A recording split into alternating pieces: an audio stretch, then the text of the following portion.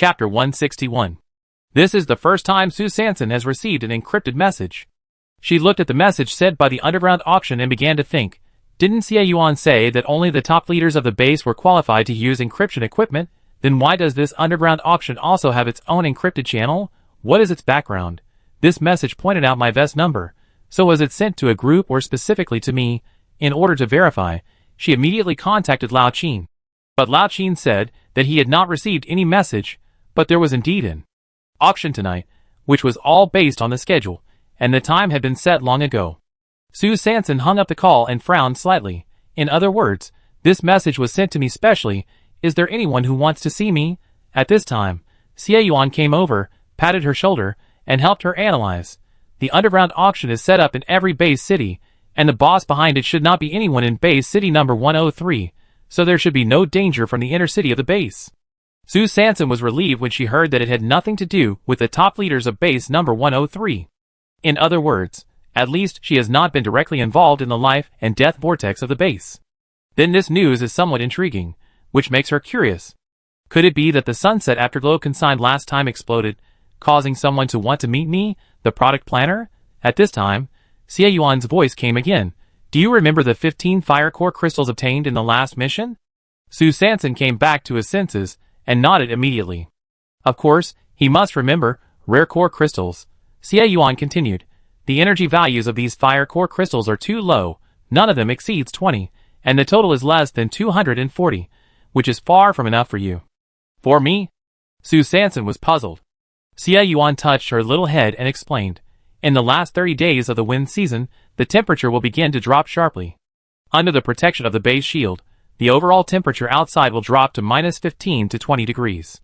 In such weather, for non-genetic warriors, they can barely survive by lighting a fire in the room, but if they want to go out, it will be difficult to move. So you need enough fire core crystals to provide heat energy.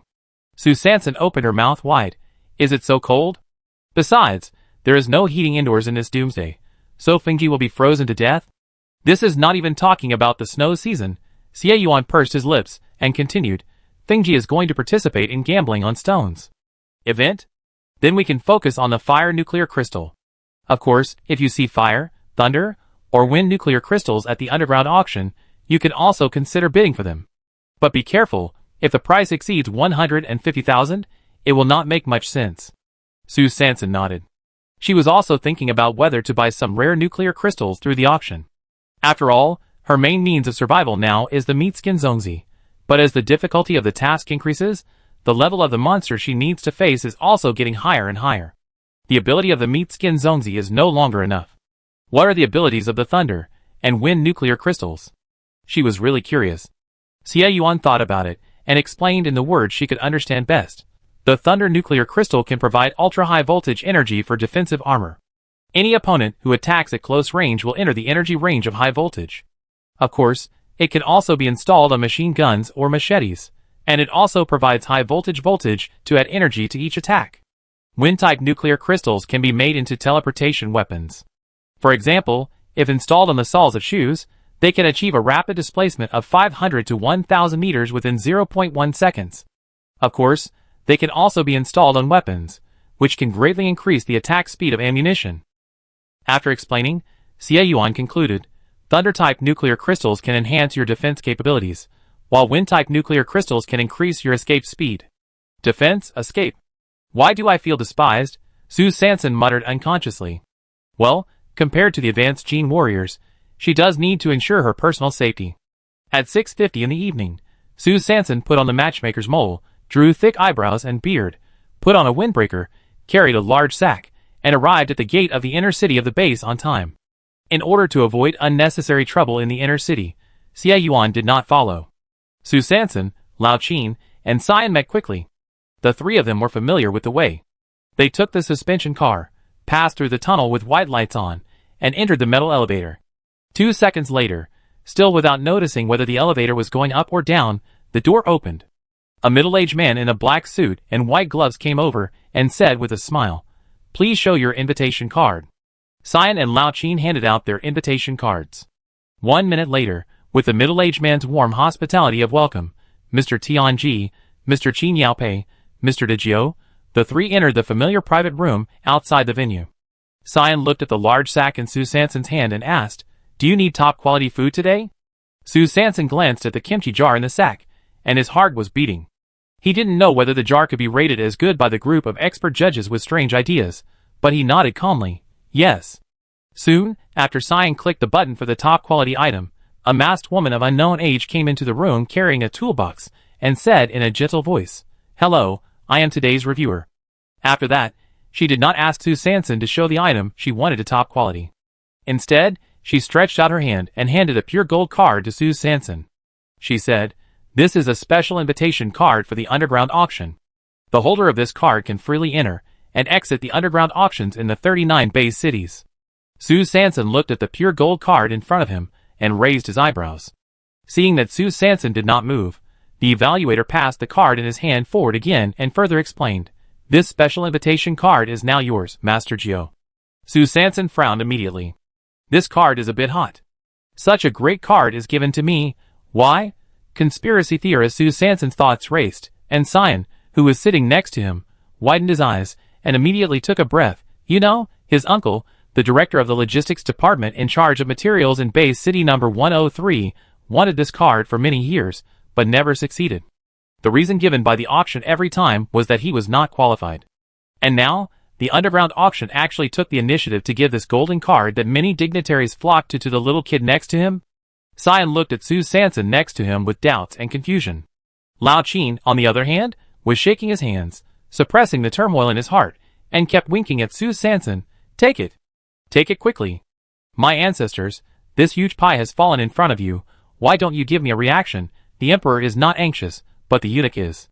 Master Geo, Sue Sanson, looked at the special invitation card handed to her, and tilted her head. This is a card made of gold.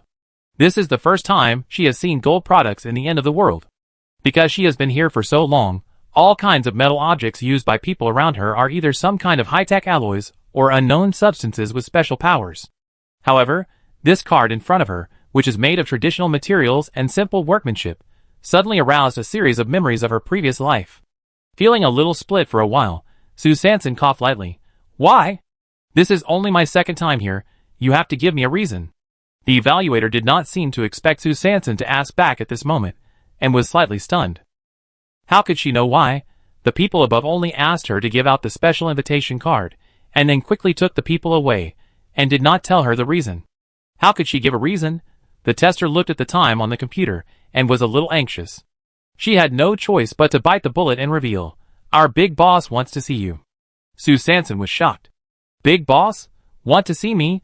Why do I suddenly seem to smell the old routine of a domineering president falling in love with me?" She took a half step back, with her hands on her chest in a defensive posture. "Who is your big boss? Why does he want to see me?" The tester glanced at the time on the computer with her peripheral vision. It was almost 7 o'clock, and it was almost time for the agreed time. Now, she hadn't even given out the special invitation card, let alone taking the people away. The boss hated being late the most. If she didn't see the people at 7 o'clock, it would definitely be considered as her dereliction of duty, and her bonus would be deducted.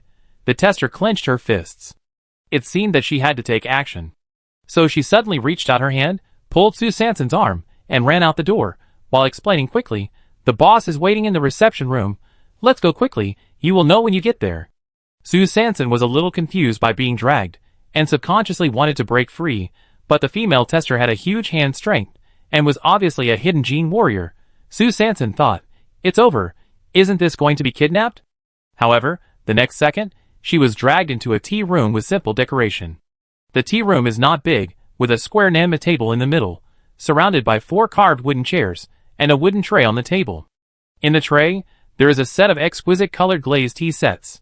There was no one else in the tea room except Sue Sanson and the tester. Soon, the tester closed the door of the reception room and left. At this time, the time was exactly 7 o'clock in the evening. A large screen suddenly rose on the white wall in front of the Nama table. Then, on the screen, a young man wearing a light blue gown and holding a folding fan appeared in front of Sue Sanson.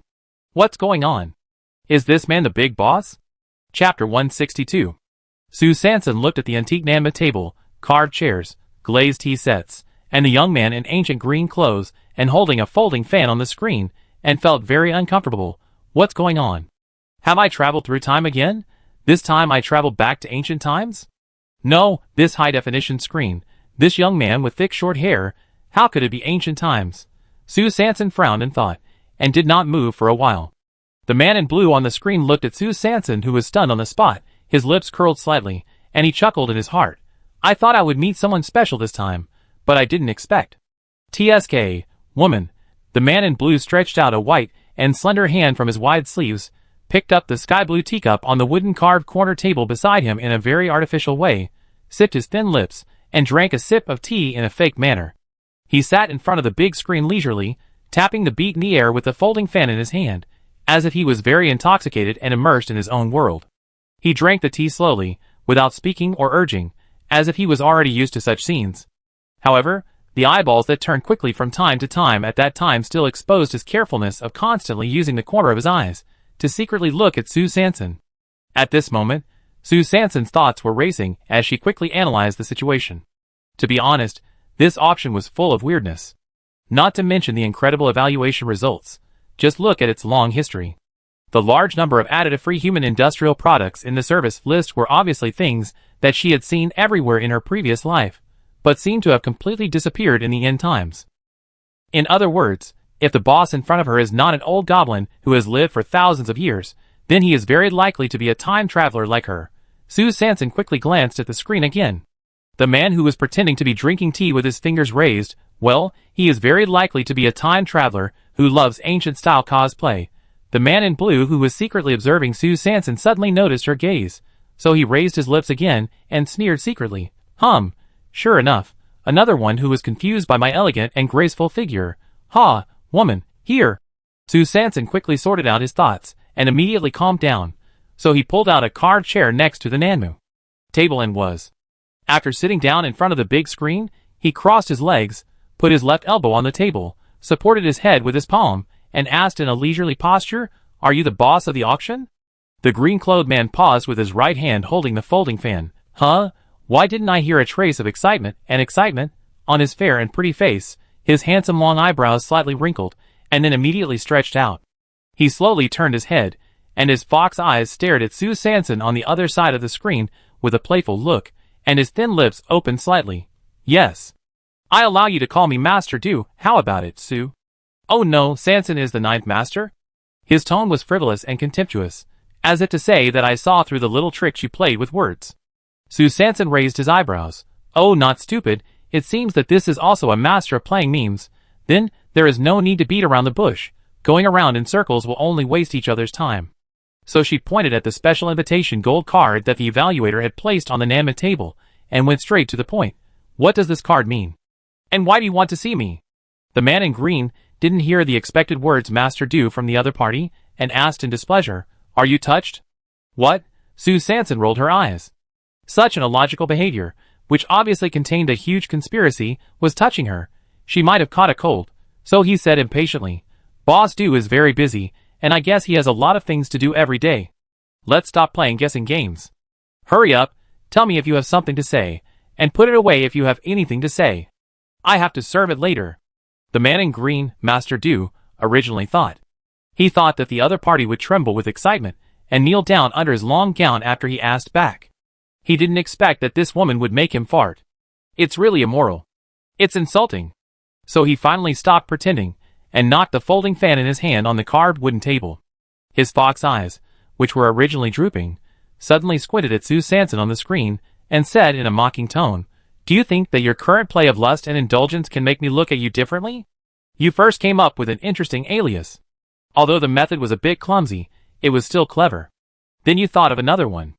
Although the name of the drink Sunset Afterglow is a bit traditional, it still has some artistic conception. Why, you went to such great lengths. Isn't it just to attract my attention?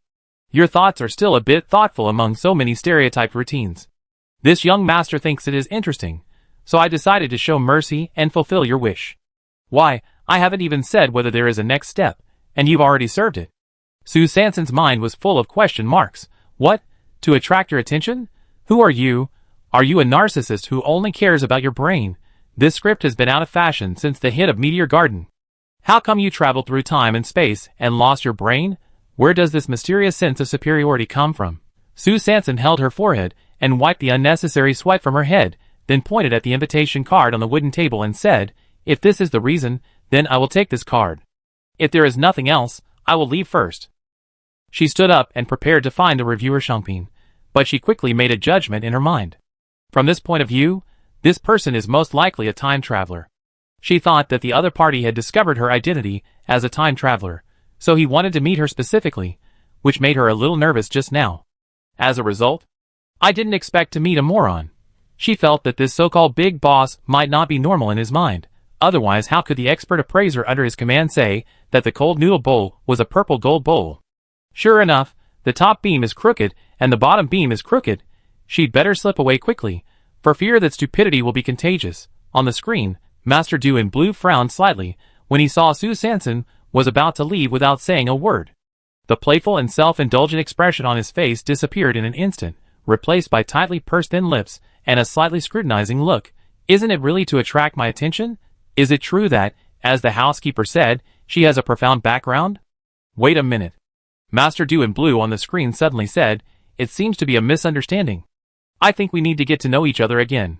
At the same time, in a room in the inner city of the base, a big hand put down a glass full of simulated beer, and a majestic voice sounded. After that time, another abnormal movement was detected. Wang's thin face was hidden under the hood, and she answered respectfully, "General, after City 505, it has not been detected again." The big hand gently tapped the glass, and after more than 10 seconds, the majestic voice came again. "It seems that it is really on Xie Yuan. Have you confirmed the personnel for the carpet search?" Wang curled his lips slightly in the shadow of the hood. The guards have been making final preparations for the wind season and snow season recently, so the personnel are tight. Then transfer other people.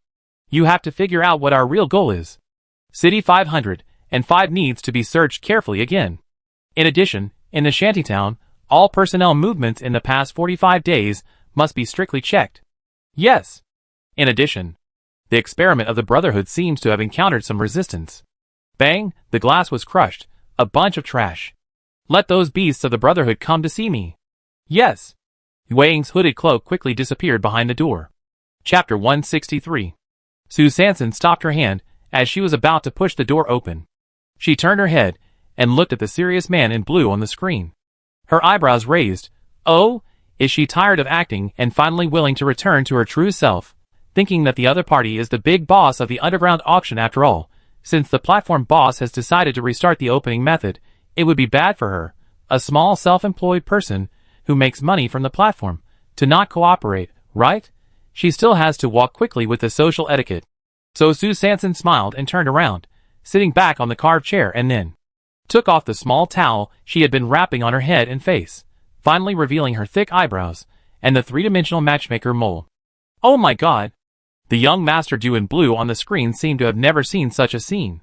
He quickly glanced at Sue Sanson's half pulled up and folded, close to his nostrils, and the other half pulled and curled, and the octagonal beard that was swaying slightly in the air at this moment, and he couldn't help but screamed, "Don't show it if it's not appropriate." With a swish, the folding fan in his hand quickly opened and blocked his eyes. Sue Sanson was calm and composed, stroking the octagonal beard under her nostrils that had lost its original shape due to the headscarf, and then glanced at the unfolded folding fan on the screen and immediately rolled his eyes. On the folding fan, there were a few big words written with a brush. 2 orioles singing in the green willows. What the hell? Sue Sanson felt that although the series of actions of this young Master Du just now seemed to have returned to normal humans, but with this brain circuit, it was probably still pure and natural. The blue-clothed Du Shao on the screen coughed lightly, as if he felt that his reaction just now was a bit extreme. Thinking of the various aliases of scavengers, he quickly calmed down. But this really can't be blamed on him. He is the mastermind behind the underground auction, the eldest son of the Du family. Everyone he meets on a daily basis wears exquisite makeup and decent clothes, and they all want to leave a good impression in front of him so that in the future, whether they want to marry into a wealthy family and become a young lady, or want to join a wealthy family as a retainer, they all try their best to show their best and most impressive side in front of him, who would go to great lengths to deliberately show the bottom line of their appearance. So, he was really caught off guard just now. Master Du calmed down, put away the folding fan in his hand, drank a sip of tea, moistened his throat, and then said, "Then tell me, the setting sun. How did you come up with this name?" Sue Sanson's eyes darkened slightly. Why, are you trying to find out about my identity and background again? So she thought about it, and quickly made up an excuse, and said vigilantly, during the hot season, the sunset is golden every day, isn't it? Master Du tapped the folding fan in his right hand gently in his left palm, and his eyes suddenly became sharper. The play was over before. He paused deliberately, and suddenly said, you recognize the poem on the fan, right? Sue Sanson's heart skipped a beat. So you were testing me just now, but her face was calm, pretending to be stupid. Huh? Poems? What do you mean? Master Du smiled contemptuously, as if he didn't want to hold on to this point, and suddenly changed the subject and suggested, are you interested in cooperating with me? Sue Sanson frowned. His thoughts jumped a little too fast. Why did he suddenly want to cooperate? She asked in confusion. Cooperation. Me? Master Du did not beat around the bush and said, to be honest, the sales of Sunset Afterglow are very good. It is not only a big hit in your base city number 103, but also in the other 38 base cities, including number 903. Now those wives and women with money and power, if they go out to socialize, if they export something like slightly polluted honey water or slightly polluted watermelon juice, they will be despised by everyone. So I want to cooperate with you to make this beverage culture trend bigger. Sue Sanson nodded. So that's it. I really didn't expect that the impromptu name Sunset Afterglow could make such a big fuss. But, she looked suspicious. You can completely leave me alone. I have no connections and no resources. You cooperate with me? What for? For me to name it? It doesn't make sense. Master Du's right hand trembled as he was about to pour tea. With a splash, the tea was tilted. This woman is really not simple. It seems that she is not easy to deceive. He called the housekeeper to wipe the wet table dry, and then pretended to ask, what do you think of the purple gold bowl or golden elixir relic auction last time? His face was calm, but there was a hint of probing in his words. Sue Sanson was nervous. Was he trying to test me directly? But he still laughed cautiously. I don't think much of it. Master Du picked up the new teacup, took a sip, and chuckled. Humph, there's nothing to hide. I'm sure you've figured it out. Those are just stories made up by the appraiser. Sue Sanson was shocked.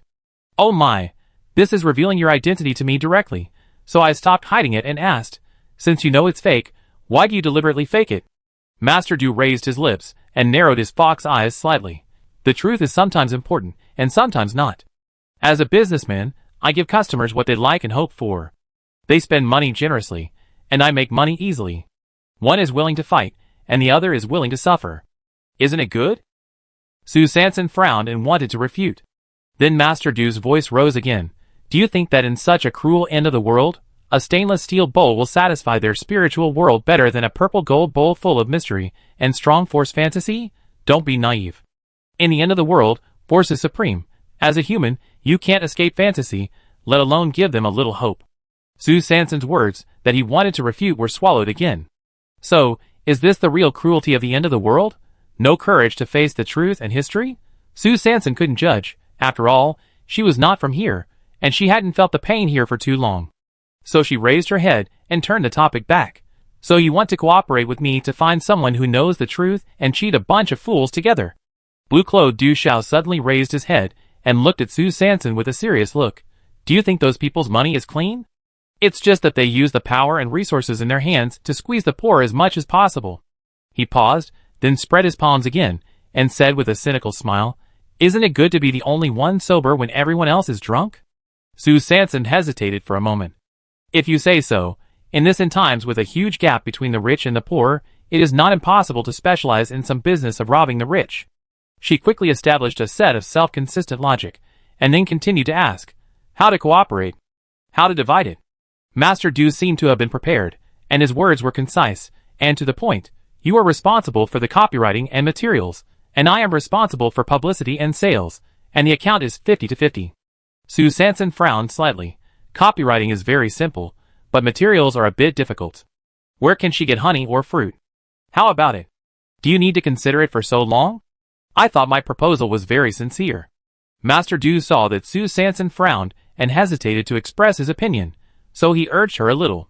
Sue Sanson thought for a moment and replied, yes, I can, but I have two requirements. This cooperation must be random. If we find the materials, we will sell them. If we don't find the materials, we will suspend the business. Okay. What's the other request? Sue Sanson rolled his eyes. Dividends. I don't want contribution points, I want nuclear crystals. Any type of nuclear crystals is fine. Give it to me at the market price. Young Master Du narrowed his fox eyes slightly. You dare to directly ask for nuclear crystals? And the market price? How dare you think so? This woman is really extraordinary. She dared to ask for such a high price in front of me. No one in this world dares to make such an unreasonable request in front of me. Young Master Du. He tooted lightly, as if he was mocking, with a little anger, and refused. Nuclear crystals are impossible. You think too much. Sue Sanson curled her lips. Sure enough, it didn't work. Well, so she made a second choice. Then pay with the currency of base city number 903. Xie Yuan, Lao Qin and the Sifang team all mentioned that base city number 903 is a large base with a long history, stable order, and the most prosperous. The risk of breaking into base city number 903 should be much lower than that of the small base number 103. As the saying goes, a cunning rabbit has 3 burrows. Since there is an opportunity to get some foreign exchange and diversify system risks, we must seize the opportunity. Master Du on the screen raised his fox eyes. He did not expect that this woman would decisively give up the nuclear crystal, and instead propose to use the points of number 903 to pay dividends. After a moment of surprise, I thought, yes, base city number 903 has always been the most desirable and sought-after place in the base federation. I guess she? Woman, could it be that she pretended to ignore my handsome appearance and deliberately relax my vigilance, so as to get closer to my wealth? Damn it, I can't be tricked by you, Master Du asked suspiciously. What do you want the points of base city number 903 for? Sue Sanson didn't think about it and answered, I don't know, save it first. Now I really don't know what it's for, but there will be a time to use it in the future. She has a deep understanding of the desperate situation of money is needed when it is needed. Master Du heard it. Just save it. It turns out that you don't want to get close to me immediately. So after a moment of hesitation, he reluctantly agreed. I can open a temporary account for you in base city number 903. Sue Sanson nodded and added, the username is Tajayui. She didn't want Sue Sanson's name to spread everywhere. Master Du pulled the corner of his mouth to indicate his agreement. After talking about the matter, the two quickly ended the call. Soon, the reviewer who led Sue Sanson into the reception room came in from the door, holding a glass of sunset in his hand, and said respectfully, the big boss ordered that this will be the exclusive private room for Master Gio from now on. Sue Sanson looked at the honey water on the table and asked vigilantly, this? I didn't order it. Do I have to pay? She is a sensible person. There is no need to cheat her own money. The reviewer choked and hurriedly explained, oh, this is a gift from the big boss. It's free. Sue Sanson this. I let out a breath, picked up the glass, took a sip of iced honey water, and muttered to myself, honey water tastes better when it's hot, and ice cubes really go better with Coke, but my thoughts quickly returned to the conversation with Boss Du just now. So what is the background of this Master Du? He could so easily agree to open a temporary account for me at base 903, so he must have a high status there. Yes, after all, he is the big boss behind the underground auction chain, so he must have some strength and connections. But why do I always feel that his purpose of cooperating with me is not so simple? Sue Sanson quickly calmed down, smiled, and casually asked the evaluator, I heard from Boss Du that he is very prestigious in base city number 903. The evaluator answered with admiration. That's right, he is one of the best golden bachelors in our base city number 903, rich and handsome. You don't know that since the day he was born with a golden spoon in his mouth, people in the base city who want to marry him have lined up. Oh, that is, people who apply for matching have lined up directly from his house to the city gate. The assessor continued to describe Boss Du's resume, while Sue Sanson was digesting the information quickly. That is to say, this young Master Du is the local rich man of base city number 903. Baby marriage? This assessor actually knew such an authentic term as baby marriage, which means that this young Master Du did not hide his identity as a time traveler from his subordinates in words. Is it because he is confident of his extraordinary strength, so he is fearless? Or is there another reason? Sue Sanson was immersed in the assessor's endless admiration for Boss Du, and looked at the assessor's eyes that were gradually turning into peach hearts, and hurriedly interrupted. She opened the sack she was carrying, and took out the pickle jar inside. Thinking of this doomsday society that advocates force value, she guided very bluntly, come and see, how much do you think this general jar is worth? Since she has revealed her cards, she will not be polite to you. At the same time, in an antique room in the inner city of base 903, Young Master Du in blue clothes hung up the video call with Sue Sanson, called the old butler beside him, and said, "Go check her information quickly, I want to know her true identity." The old butler replied respectfully, "Yes." Young Master Du immediately added, "Focus on those big families with family heritage or family learning. Don't consider those nouveau riches, who have suddenly risen by force in the past few hundred years. Always pay attention to her movements, and notify me immediately once her family background is found out." "Okay." Young Master Du snorted lightly, and immediately analyzed it by himself. This woman's naming method is too special. She only came once, and found out the trick of the auction. She has a very impressive background, and it seems that she is definitely not an ordinary person. She hides her true identity very well, and even wants to test me again and again. Such a person cannot be cultivated by an ordinary family. Moreover, she clearly knows the poem on my folding fan. So, what is her purpose in appearing at the auction, and who sent her? Du Xiao gently unfolded the fan, paused for a moment on the side with two orioles singing in the green willows, and then slowly turned to the back, only to see that there were only 4 big characters written on the back, a row of egrets, and the right side of the word egrets was a large area of blank space. He put away his folding fan with a swish, and his fox eyes narrowed slightly. He actually wanted to ask for the nuclear crystal directly. "Humph, you are still a little naive to play tricks on me." After venting his anger, he immediately ordered outside the door. "Didn't you say that the things have been delivered? Come on, bring it to me." Soon, a well-made carved wooden box was respectfully carried into the house with both hands.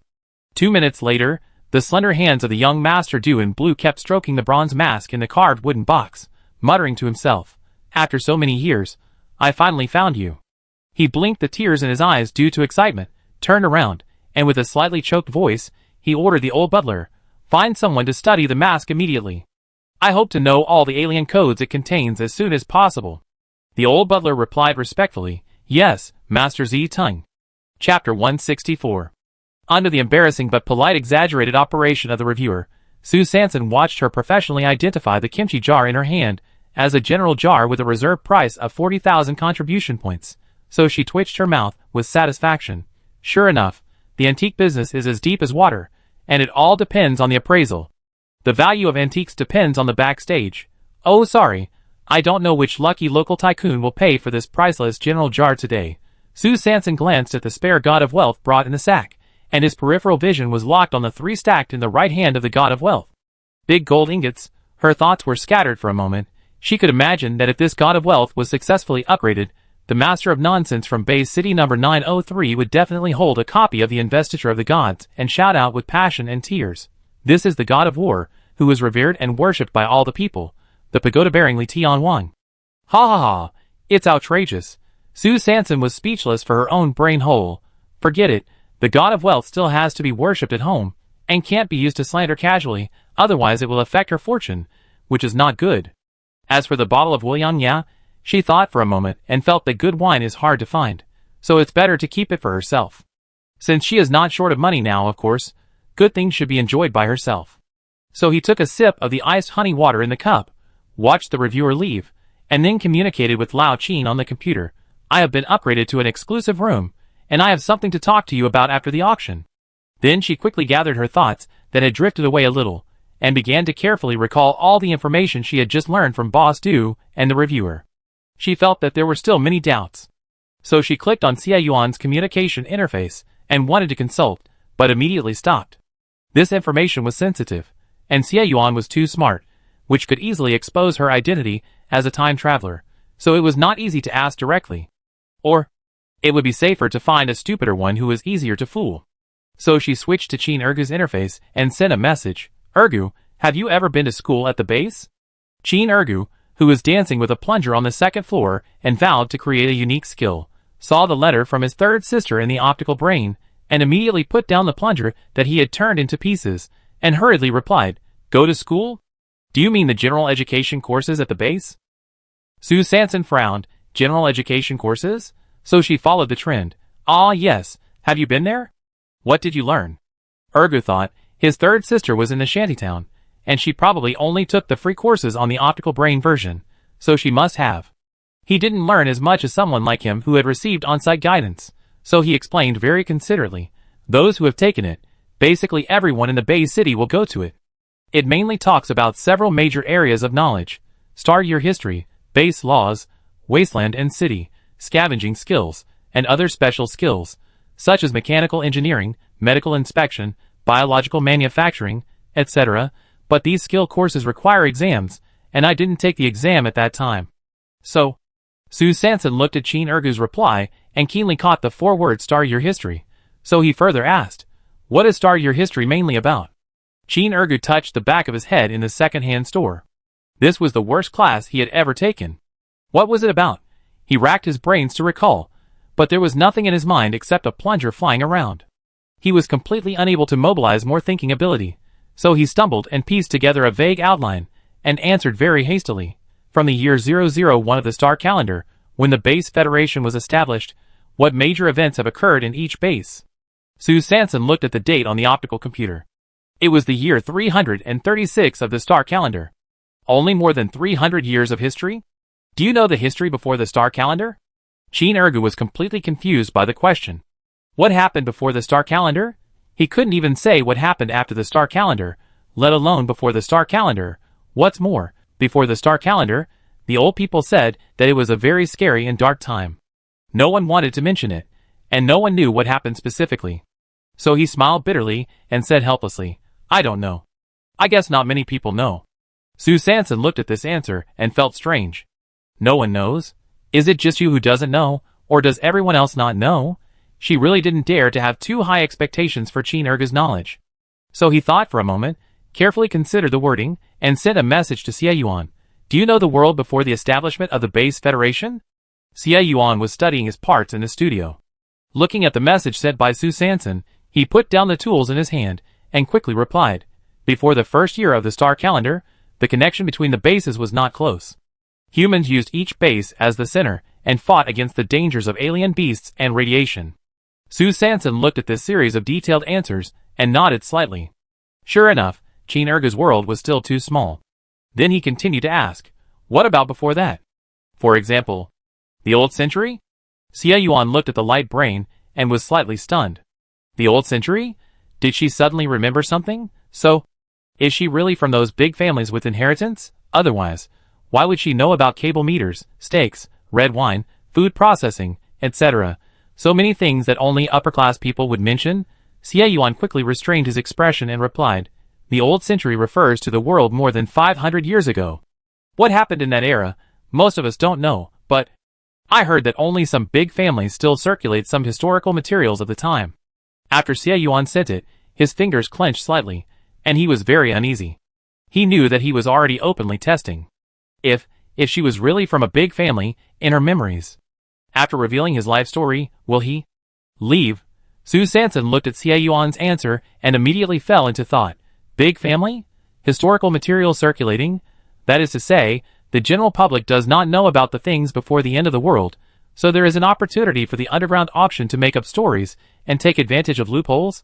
Then the question is, since the big family is circulating the so-called historical materials of the old century, why not make them public? So that boss do, is he really a time traveler, or is he just a descendant of a big family who knows the history of the old century?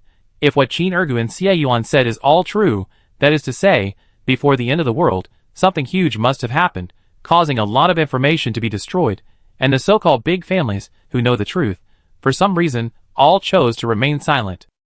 If this conjecture is also true, then is this end of the world really not some bizarre parallel world, but the real world after 2023? The more Sue Sanson thought about it, the colder she felt on her back. If all her inferences just now came true, then, on December 12, 2023, the day she traveled through time, what happened in her original world? Is that day the beginning of the so-called end of the world? The more she thought about it, the more frightened she felt. At this moment, the screen in the room suddenly changed, and a man in a black suit appeared in front of her. The auction began. Sue Sanson shook her head, letting her thoughts return, and quickly calmed down. No matter what, she is still alive now, so she must live well, live a fulfilling life, and live a happy life. Only when the water rises, can she live up to the goddess of luck's grace of rebirth for her. So she quickly replied to Xie Yuan, "Well, I know. I tell you in advance before the auction ends." Xie Yuan looked at the message in the light brain, and secretly breathed a sigh of relief. So, she just asked casually just now, and didn't recall any details about her life experience? He restrained his emotions and replied, "Okay, I pick you up when the time comes." Xie Yuan just put down the light brain and heard knock, knock. A knock on the door suddenly came. He frowned slightly and looked in the direction of the high metal wall outside the studio. Who could it be so late? He immediately stood up, walked to the back of the high metal wall in 3 or 2 steps, and deliberately lowered his voice and asked, "Who?" "Base inspection." "Open the door quickly." A man's voice came from outside the wall. "Base inspection?" Xie Yuan opened the side door on the high metal wall and quickly scanned the surroundings with his peripheral vision. In this small street, there were 4 or 5 guards standing here and there, wearing light gold combat uniforms like the man in front of him. They were members of the Golden Scale Guards of the East City Gate. The Golden Scale Guard members wearing light gold combat uniforms saw Xie Yuan open the door, looked him up and down, and said in a light tone, "Light brain." Xie Yuan showed his light brain in an orderly manner, and with a beep, the detector in the hands of the guard member sounded a mechanical sound. "Shi Yuan, refugees from Base 307. The guard members raised their eyebrows, and they turned out to be refugees, so they immediately scolded sternly, "The door is open, I need to search the room." Xie Yuan frowned slightly, and immediately pricked up his ears to listen to the constant conversations coming from the doors of several other families around. How many people are there in the family? Age of men? Let all men stand out. Has anyone moved in recently?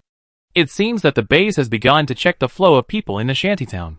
Xie Yuan calmly opened the side door on the metal wall, while quickly analyzing the situation. In other words, the base has confirmed that there are doubts about my death. Then, Lao Qin should also make some moves. The guards quickly scanned the studio with the detector, but did not find anything unusual. They glanced at the modified car parked in the corner. Wow, this guy has some money. He was calculating in his mind, thinking of a reason to extort some money to make some extra money, when he suddenly heard someone's voice coming from outside. "Why is there no one here? Aren't you staying at home so late?" Xie Yuan knew that the search had reached the next door, so he hurried to the door in 3 or 2 steps, and saw an old acquaintance he had met when he applied for a light computer identity, the captain of the Golden Scale Guard, Qi Xiu. Qi Xiu looked at Xie Yuan's familiar figure, and was a little dazed for a moment. He was habitually immersed in memories, and suddenly noticed the rag wrapped around the man's face. His thoughts immediately came back. It turned out to be that upturned nose and sausage mouth. He actually lived in a shantytown. Xie Yuan was also very upset at this moment. He didn't expect to meet an acquaintance at his doorstep. Fortunately, the Xie Daolong next door died in time and died beautifully. Otherwise, he would have to worry about whether it would be faster to use a knife or a sidekick to solve it more thoroughly. "Do you live here?" Qi Xiu obviously remembered the tall Xie Yuan in front of him very clearly, and wanted to try again to lure him to his guards, so he continued to deceive. "Hey! Living in the shantytown is not as comfortable as living in the base. Listen to me, join our Jilin." Qi Xiu was chattering at the door, and the Jilin guard member, who was still lingering on the modified car after the house search, was suddenly shocked. Is this tall guy an acquaintance of the captain? His extra money flew away just like that. Xie Yuan listened to Qi Xiu's nagging speechlessly, and did not respond, but interrupted directly, asking, "Are you responsible for the next door?" Qi Xiu was chattering about the various treatments of the Jilin guards, and suddenly heard the word next door, and immediately came back to his senses. "Do you know him?" Xie Yuan shook his head, and pretended to be indifferent. "I have only been here for 2 days, how could I know him? It's just that I happened to see her yesterday. Her husband seemed to be dead." Qi Xiu raised his eyebrows. "The husband died? When?" Xie Yuan scratched his head deliberately, and said perfunctorily, "Yesterday, everyone saw it. You can ask other people, they should all know." Qi Xiu nodded, and hurriedly called a team member next to him, who was looking regretful for losing extra money, and immediately turned to other residents' homes to understand the situation. At the same time, in the inner city of the base, Su Sanson returned to the auction site. She did not forget that she had come here with the task of bidding for rare nuclear crystals today. It was just a pity that in today's auction, apart from various exotic antiques, there were no rare nuclear crystals. Maybe it was because the wind season was coming soon. Everyone was holding the nuclear crystal resources in their hands tightly, waiting for the price to sell, and wanted to wait until it was more scarce, and then sell it directly at a high price, Su Sanson thought secretly. At 22:03 in the evening, the auction ended. Su Sanson walked out of her exclusive guest room with 130,000 auction money, holding the special invitation gold card with a style that was quite rich in the previous life. There was an exquisite plum blossom card pin in the corner of the gold card. This card pin was specially handed over to her by the reviewer before the end of the auction. It was said that this was an encrypted channel to communicate with city number 903. Chapter 165. Sue Sanson touched the plum blossom card with his fingertips out of curiosity, and quickly put the special invitation gold card into the cloth bag on his chest, and then walked quickly towards the lobby outside. Soon in the lobby, he met Lao Qin and Cyan, who had just walked out of the private room. Sue Sanson quickly exchanged glances with Lao Qin, who understood and blinked his eyes to show that he knew, and then continued to walk beside Cyan as if nothing had happened.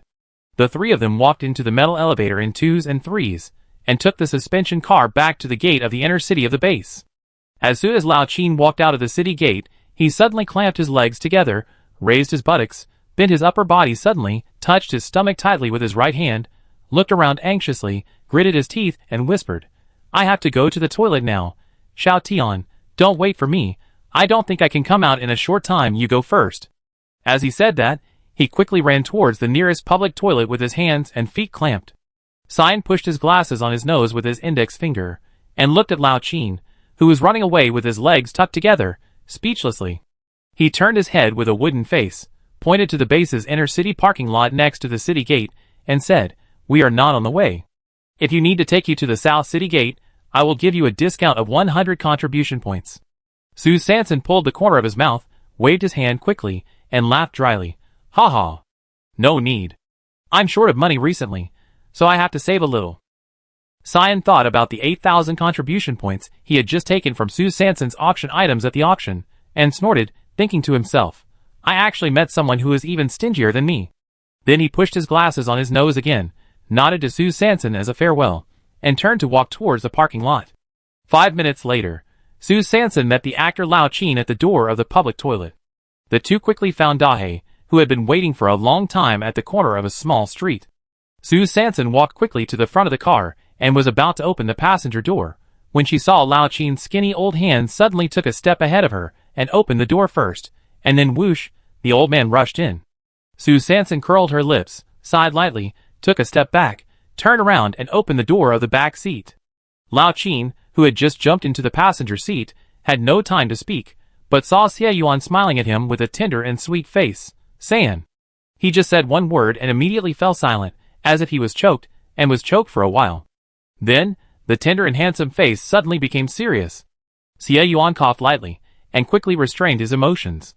Looking at the old man he hadn't seen for a long time, he would be lying if he said he wasn't excited.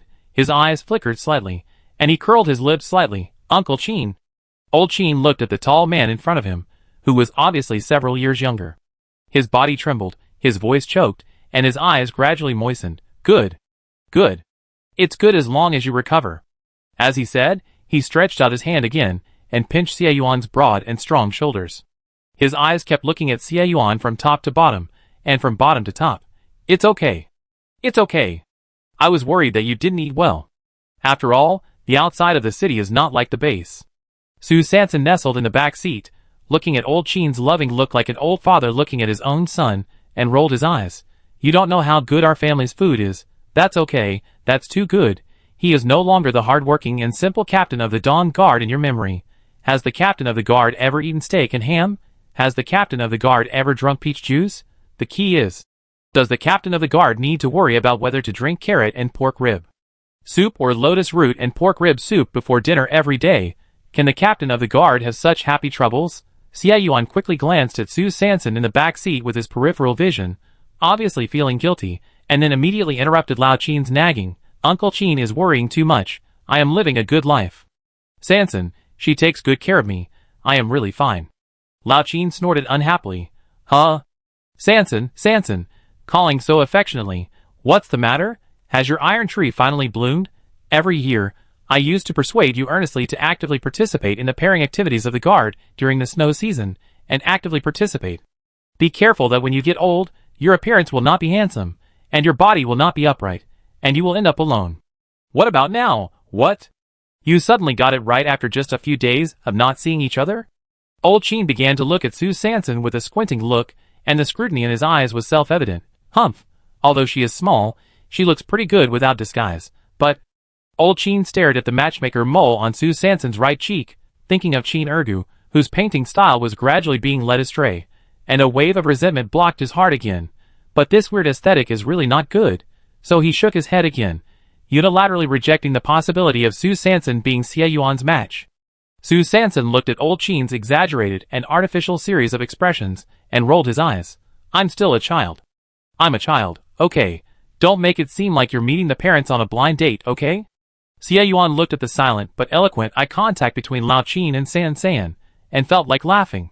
He activated the Hey, and quickly interrupted the two people's back-and-forth contest. Uncle Qin, it won't be peaceful before the wind season, so be careful in the second-hand store. Lao Qin came back to his senses, his expression slightly restrained, and nodded.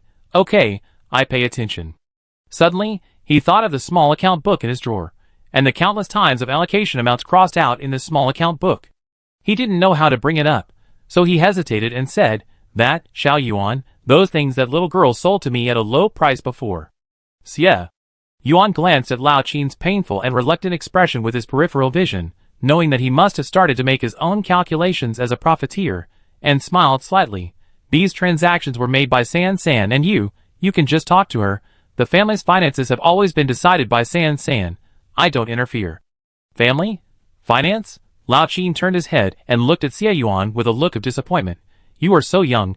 Why don't you take money seriously?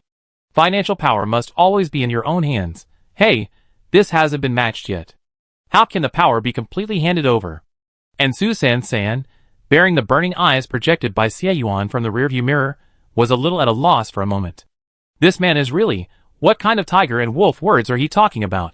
And, why are you staring at me? You are staring at the road. Driving at night. Can you be more serious? Su Sanson's cheeks flushed slightly, and her ears felt hot. She had to turn her head away to avoid the sharp edge. After leaving Xie Yuan's direct gaze, her mind immediately became clearer. Then her eyebrows raised, and she suddenly realized what Lao Qin meant by that. Was it to say that she could get back some of the mountaineering boots, salt mine crystals, and Ultraman cards that were squeezed and sold before, so her face was no longer red, and her ears were no longer hot? She crossed her arms, tilted her head, and stared at Lao Qin with a face full of hatred, as if she had better think it through before speaking. Lao Qin's eyes wandered, and he turned his head slightly to avoid Su Sanson's sight, laughing, that. Let's talk about this alone another day. Alone he had to go back and open his little notebook to carefully consider this specific number problem. Since Xie Yuan clearly said that he didn't care about this matter then wouldn't it be possible to give a smaller share? Su Sanson looked at the old man's eyes rolling around in his eye sockets, and he must be holding back something bad again, so he coughed lightly and asked casually, Ergu, how are you doing recently? I heard that he still wants to go on missions. The abacus that Lao Qin was working on in his mind fell to the ground with a snap. Hey, he actually threatened him with Qin Ergu. Hey, does the amount on this little book have to be increased? Hey, he's been completely controlled. This unfilial son. I teach you a lesson when I get back. Xie Yuan sent Lao Qin to a place 500 meters away from the Black Market Street entrance, and quickly said goodbye to him. Although he already has a brand new vest, the mobile inspection of the shantytown tonight, and the sudden removal of the eavesdropping devices from the second-hand store all indicate crisis and conspiracy, so he should not easily appear near the black market. After all, there are nails everywhere, and everyone can keep a backup plan. At the same time, in the room in the inner city of the base, a pair of big hands tightly grasped a woman's neck, and a majestic voice threatened. The holy water has been used up, and the experiment has not succeeded yet. You'd better give me a reasonable explanation. Otherwise, you don't have to go back. The woman's eyes were full of fear, her hands tightly covered her neck, and her shrill voice kept begging for mercy. General. Although the experiment did not succeed. But we found the problem. Oh, the problem? You'd better tell me some useful information. The big hand suddenly loosened, and the woman fell to the ground. Jack Su, who had been kneeling on the ground, trembled all over, and explained respectfully, report to the general. We found that ordinary people's physique is too weak, and may not be able to withstand the power of holy water. So there is something wrong with the experimental subject? Grabbing the woman's hair with a big hand, he warned. I give you one last chance, you'd better seize it. Send someone to get the holy water on the second day of the wind season. If you fail again, your brotherhood will have no need to exist. Chapter 166. The next morning, in the 336th year of the star calendar, the 111th day of the scorching season, at 9:45, Sue Sanson came to the official contribution point exchange office at the south gate carrying a large sack. She went straight to the counter for the exchange of materials. Perhaps because the windy season was about to come, many people were preparing for it, so there was already a long queue at the exchange office today. Sue Sanson chose a line with fewer people and stood at the end. At this time, a familiar greeting suddenly came from behind. "Xiao Su." Sue Sanson turned around and saw the marshal blinking his bright eyes and waving at her enthusiastically at the door of the exchange office. Hu Ba, Yugu and Xiao Jia Ba were standing next to him. If this had happened when she had just come here, she would have ignored someone who greeted her enthusiastically in broad daylight, regardless of whether she knew him or not. Not only would she ignore him, but she would have to find a chance to sneak away immediately. After all, she was still very wary of everything around her at that time, and she was weak and had no means of self-protection, so she was always afraid of enemies wherever she went. Although now, it cannot be said that she is absolutely safe, but at least her own strength has greatly improved, and she is now wearing the health data and optical brain data shield designed by Xie Yuan, so her personal information will no longer be easily stolen. Sue Sanson touched the headscarf wrapped around her face. Fortunately, she only showed her eyes. I don't know how this commander recognized her at the first time every time. She curved her eyebrows and waved to the 4 people of the 4-way team, silently greeting them. Don't make loud noises in public places. It's better to keep a low profile. The 4 members of the quartet team quickly came behind Sue Sanson and lined up at the end of the team with her. How are the supplies for the windy season prepared? Hu Ba shook his 8-cornered beard under his nostrils, with a leader's grace to comfort his subordinates. Sue Sanson pointed to the material exchange place and replied simply, "Exchange some more reinforcement nails and reinforcement plates, and it will be almost done." Hu Ba nodded, and then introduced the courtesy. "We are here to exchange nutrient solution. Although we have accumulated a lot of food recently thanks to you, we still have to make sufficient food reserves. Xiao Su, you have to think more about the next snow season." Sue Sanson has always believed in the experience of such people. So she nodded and immediately sent a message to Xie Yuan's little button. Although Xie Yuan already has an optical computer, the two are still more accustomed to using the local area network to communicate. On the one hand, it is because they are used to it, and on the other hand, the transmission between optical computers is likely to be interfered by the outside world or technically monitored.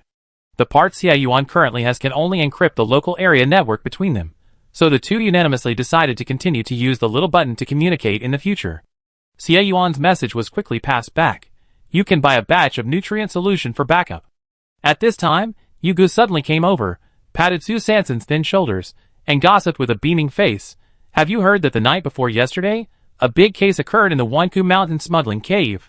The patrol team went to search the cave, but was wiped out by a mysterious person. All the nuclear crystals in the warehouse cave were emptied." "So cool." The marshal blinked his bright eyes, and came over quickly, adding with his hands and feet dancing, "It is said that this mysterious man has a special nuclear crystal in his hand, which can directly control the mechanical dog. It's so awesome." The little stutterer stretched his neck to join the gossip group and made a rare long sigh. Too awesome, awesome. Can, must, be a technical flow. The technical flow. Sue Sanson blinked his innocent eyes, and could only laugh dryly a few times, echoing the voice, hiding his merits and fame. At this time, Hu Ba sighed and complained, "This mysterious man is really good at stealing caves. It's just that the patrol team got nothing that night, and it seems that they were hit by some biological weapons. They have been patrolling and squatting in Wanku Mountain 24 hours a day these days. Now the smuggling cave has stopped all transactions. I guess we don't have to go there tomorrow. The energy problem can't be solved again, ah." The marshal also sighed. The mission rewards in the windy season and snowy season are quite considerable. If the energy problem can't be solved, our team will probably have to take a break in the windy season. The little stutterer spread his hands. We can't make money." Sue Sanson touched her nose, feeling guilty. The suspension of the smuggling trade in Wanku Mountain was caused by her and Xie Yuan. So she approached Hu Ba mysteriously, waved her hand, signaled him to lower his head, and whispered in his ear, "I have some ways to get energy nuclear crystals. 1 to 1.2, what do you think?" At this time, Yugu, Dashwai and Xiajiba, who had already consciously put their ears close to the corner and listened openly, heard the heart tremble at the same time, and their lips grew uniformly, and they talked in a silent riddle, 1 to 1.2. It's not 1 to 1.5. This is so cheap. Huba immediately shook his thick eyebrows and winked at Sue Sanson. Sue Sanson looked at his eyebrows and beard shaking up and down at the same time, and felt dizzy for a moment. This skill, without the blessing of 100,000 volts, it would be difficult for ordinary people to complete it. Huba saw that Sue Sanson didn't catch his signal at all, so he had to show a mysterious look and whispered, "Xiao Yu's way." Sue Sanson looked at Yugu uncertainly, and then showed a trace of doubt. Seeing that Sue Sanson didn't respond, Huba thought she was hiding something on purpose, so he nudged Sue Sanson with his elbow, with an expression that said, "You don't have to hide it so hard, I understand it all," and prompted, "Yuan?" Sue Sanson said "oh" silently, so it turned out to be Yuan. After thinking about it, it was indeed Xie Yuan who took her to the smuggling cave, and he also led her to find the storage cave, and he also went to make the deal with the stall owner. Okay, it can be considered his way, so he coughed lightly and nodded slightly.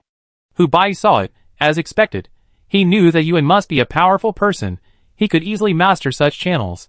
Oh, it seems that I have to find an opportunity to do some ideological work with him. It feels like a waste of talent to just be a non-staff member of the four-party team. At least, it has to be an important non-staff member. Hubai looked like he had seen through everything and immersed himself in his future recruiting plan. Yugu, Dashwai and Xiao Jiaba, who had been listening to Sue Sanson and Huba, looked at each other and began to wink at each other. He has a car. He has connections. He still has combat power. We have to win him over. The three of them finally met eyes, and came to a unified conclusion. So Sue Sanson and Huba quickly reached an agreement on the sale of nuclear crystals, but the specific delivery time was set during the wind season. After all, the Sifong team, which had never taken on a D-level mission, could not say how much nuclear crystals they would need. As the team chatted with several people, Sue Sanson soon came to the team. She spent 480 contribution points to rent 2 sets of reinforcement nails and reinforcement plates at the material exchange office, one for the cabin and one for the studio and training room next door. Because it was a rental, she also paid an additional 2,000 contribution points as a deposit. Of course, for those who cannot afford the high deposit, the base also allows them to provide their own address coordinates in the shantytown, and after on-site verification, they can rent it to them without a deposit. But for Sue Sanson, who has privacy requirements, the problem that can be solved with money should be kept at the monetary level as much as possible. No matter what, it cannot be raised to the level of personal information, and the address coordinates cannot be disclosed at will. Then, according to the suggestions of Huba and Xie Yuan, she spent 1,800 contribution points to buy 60 bottles of basic nutrient solution that expired in 150 days, 30 bottles each for her and Xie Yuan. The shelf life of the nutrient solution is long enough. If you don't consider the remaining 10 days in the hot season, it could almost cover the entire 60 days of the rainy season and 90 days of the snowy season. After everyone exchanged the supplies they needed, Sue Sanson said goodbye to the Sifong team. When she pulled the cart back to the hut, she received an urgent notice from the private army camp. Boss Sui required all private army teams to gather at the private army camp before 10:30. Sue Sanson looked at the information on the light brain and couldn't help frowning. What big thing happened? Chapter 167. Sue Sanson handed over the reinforcement nails, reinforcement plates, and nutrient solution she exchanged from the official material exchange office to Xie Yuan, and then turned around to leave. Xie Yuan quickly pulled her and put a plastic bottle full of boiled water, 2 nutrient solutions, a compressed biscuit, and a sausage in the cloth bag on her chest, and told her, "Remember to eat when you are hungry. If you can't find a chance to eat sausage and compressed biscuits, drink the nutrient solution first. I added pollution-free salt crystals to the bottle. If you feel weak, remember to drink it." After saying that, he habitually touched her little head.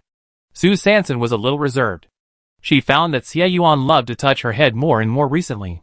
Her cheeks were slightly hot, so she didn't dare to look directly at Xie Yuan. She nodded embarrassedly and left quickly.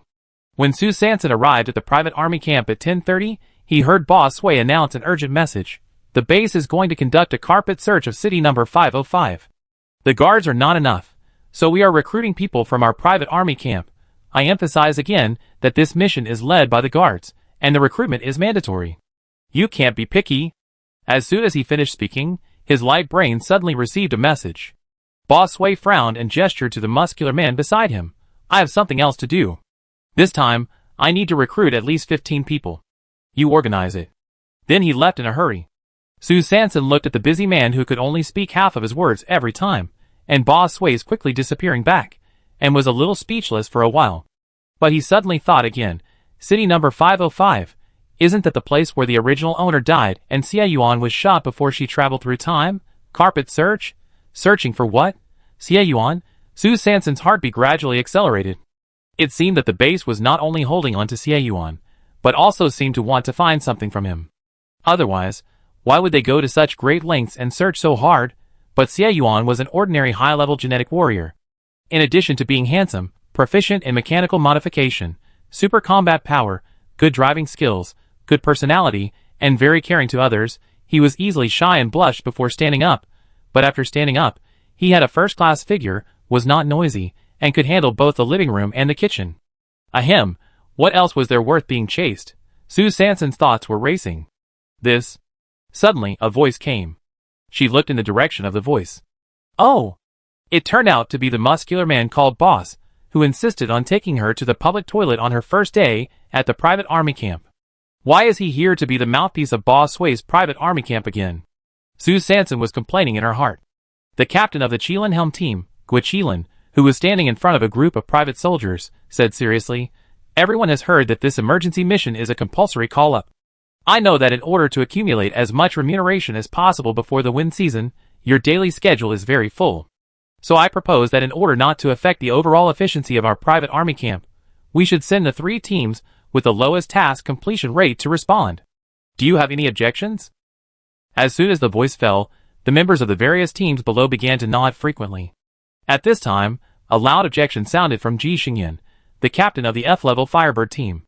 She directly retorted, what you said is clearly to push our F-level team out. I say, Captain Gua, you should not be so arrogant. Qilin did not expect that someone would come out to sing a different tune, so he looked unhappy and asked back, what? I am considering the overall situation of the private army camp. Is there anything wrong? Humph. Ji Xingyan sneered and sneered. Since it is for the overall situation of the private army camp, isn't Captain Gua worried about sending us F-level shrimp soldiers and crab generals out to embarrass ourselves? We represent the private army camp of Boss Sui. If we lose face, it will be a big loss. Ji Xingyan obviously grasped Qilin's mentality of fawning on Boss Sui, and actually hit the key point. You? Qilin choked and shouted angrily. What do you mean? Ji Xingyan glanced at everyone, spread his hands, and asked back, isn't it for the overall situation of the private army camp? Are you worried? Of course we have to send the 3 most powerful teams in our camp to support the scene, right? What do you think? The group of team members, who like to watch the fun and don't mind the trouble, started to make a fuss. Anyway, their team is ranked in the middle, and according to this logic, it will not be their turn, so they echoed with a sense of participation. Qilin didn't expect that this woman would be so eloquent and dared to point the spearhead at him, so he raised his eyebrows and wanted to divert the blame. You mean, we should go upstairs to ask the top 3 teams ranked in Class A to take on this mission? Ji Xingyan sneered and easily resolved the other party's clumsy trick. Didn't Boss Sui go upstairs? The meaning is so clear. Do you still need me to teach you to figure it out? It shouldn't be, Captain Gua. Has your comprehension become rusty recently? At this time, the captain of the Giant Bear team, Xiongda, suddenly stood up and said, it's not impossible to let the team of Group D apply. My request is very simple. If you want Giant Bear to participate, then the top 3 teams of Group D must participate together. This is fair for Group D. Jian Feng of the Qilin team looked at the current task reward ranking. The first place is the Giant Bear team, and the total reward is 500 points higher than their Qilin team. The third place is the Foursquare team, which is 1,000 points lower than their Qilin team. The difference between the 4th and 3rd place is as much as 100,000 points, which is not to be feared at all. Therefore, if the 3 teams go to apply at the same time, no one will have the opportunity to apply for additional tasks, which is relatively fair. And the Foursquare team just happened to test their current bottom line. And Su Sanson listened to the arguments of these people, and quickly glanced at the ranking on the big screen. Well, their Foursquare team is probably in trouble this time, and they will definitely be picked. But she thought again, since City 505 was the scene of the original owner's death and Xie Yuan's murder, it would be a good thing for her to go and investigate under the legitimate name of the guard recruitment, when the current situation is still unclear. Hu Ba and the other four had never participated in such a fierce verbal battle, so before they could organize their words to speak, the matter had been quickly decided. The three teams that responded to the guard recruitment mission this time were D-Level, first place Giant Bear Team; D-Level, second place Kieran Rudder Team; D-Level, third place Sifong Team. Since the guard recruitment mission was tomorrow, Su Sanson and the four people of the Sifong team stayed in the private barracks to study the relevant information of City 505 and make various preparations for tomorrow's mission. In the evening, when Su Sanson returned to the cabin, Xie Yuan had been waiting for him for a long time. He frowned and said very seriously, "The purpose of the base is obviously to search for my traces. Of course, it is not ruled out that they want to find something else. I am worried that Qiangzi and the forces behind him will also be dispatched tomorrow. You have frequent contacts with Lao Qin and Ergo, and it is not ruled out." Su Sanson shook his head, guessing what Xie Yuan was about to say, so he stopped him in advance. "So you can't show up?" Xie Yuan pursed his lips, thought for a moment, and said worriedly, "If I don't show up, who will guarantee your safety?" "I am worried." Su Sanson still shook his head and insisted, "My safety is the responsibility of myself and the Sifong team. Although your gene chain has changed, your body shape is still too obvious in the eyes of familiar people. Who will guarantee your safety?" "Dawn Guard." Xie Yuan wanted to refute, but reason immediately stopped him from struggling. Yes, he has not yet found out the real purpose of the base to plot against him, nor has he figured out the attitudes of various forces. If he showed up rashly, it would not only not help the situation, but increase the risk of being exposed, and then implicate San San and the Sifong team. Alas, a feeling of powerlessness surged into his heart again. Xie Yuan clenched his fists, as if he had made a decision, and then stared at Su San San with his eyes, and said very solemnly, "Tomorrow there will be a lot of variables, and some things must be prepared in advance." At the same time, in a basement outside the base, Wei Ying's thin face was hidden in the hood, and he said calmly, "Have you retrieved the bullet?" Qiangzi spat, and took out a metal bullet from his pocket that he had retrieved from Scar's locker long ago. The bullet contained a neurotoxin for genetic warriors. He secretly put this bullet into Scar's locker, after shooting Xie Yuan in the back in order to frame him. But he didn't expect the plan to change. Wu Feng suddenly took over and decided to win over Scar, which killed the frame-up in the cradle. Wei Ying's cold voice continued, "There is only one bullet, and I have created a chance for you. It depends on you whether you can seize it. I hope I can do it more cleanly this time, otherwise, I will not be able to explain to my superiors." Qiangzi narrowed his eyes, and showed a sinister look.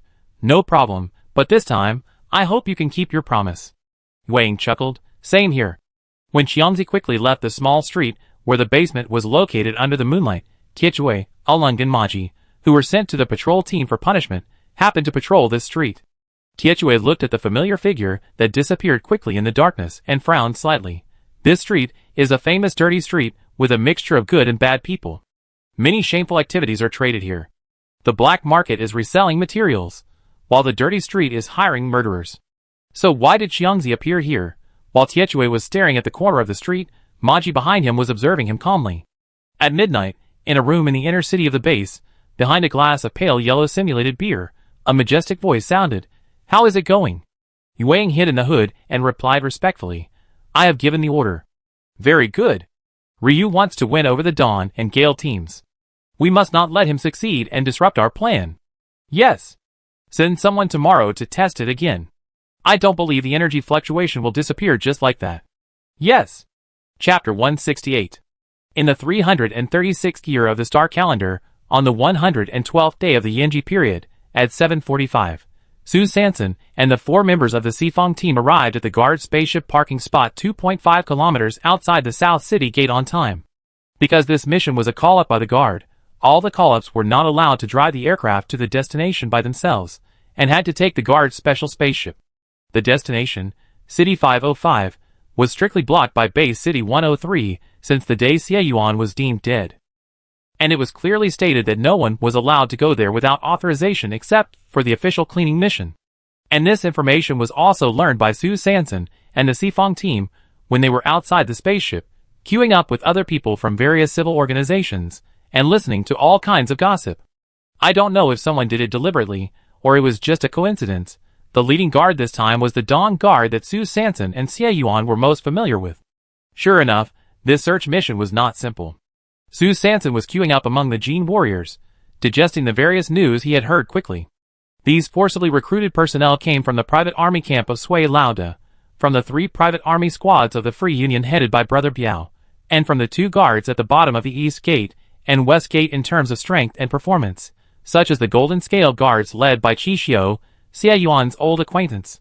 There were also some people who gathered in groups of 3 or 2, dressed elegantly, and chatted casually with a proud attitude, looking disdainful of associating with people from outside the base. According to Yuge, these were the retainers of the big shots. Su Sanson and the Sifang team quickly followed the crowd and boarded the spaceship. Qilin Helm's Jianfeng quickly glanced at Su Sanson, looked at her thin body, and sneered at himself with disdain. Just like this. She can actually get into the D-level team. I'm afraid that the Sifang team must have encountered evil to be promoted. After everyone got on the spaceship, at this time, the captain of the Dawn Guard, Wu Feng, walked to the center of the cabin and began to announce today's mission objectives. Thank you all for taking the time to respond to today's sweep mission. I believe that everyone has heard a lot of rumors about city number 505. Here, I will explain it to everyone on behalf of the official. The reason why city number 505 was banned for 45 days is mainly because we detected that the infected body, there may have some mutation. In order to ensure the safety of the lives of the residents of the base, it was temporarily banned. And today summoned. Gathering everyone is also to find out and solve the problem of infected body mutation as soon as possible. So your task today is to sweep all the infected bodies in base city number 505 and hand over the killed infected bodies to our Dawn Guard.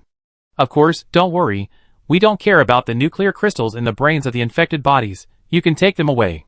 But we hope to know the type of nuclear crystals you opened. After all, this information will provide more favorable help for the base to study the cause of the infection body mutation as soon as possible. Finally, for the top 3 groups that handed in the number of infected bodies, the Guard will commend them at the summary meeting at the end of the hot season and award them medals of merit. Are there any questions?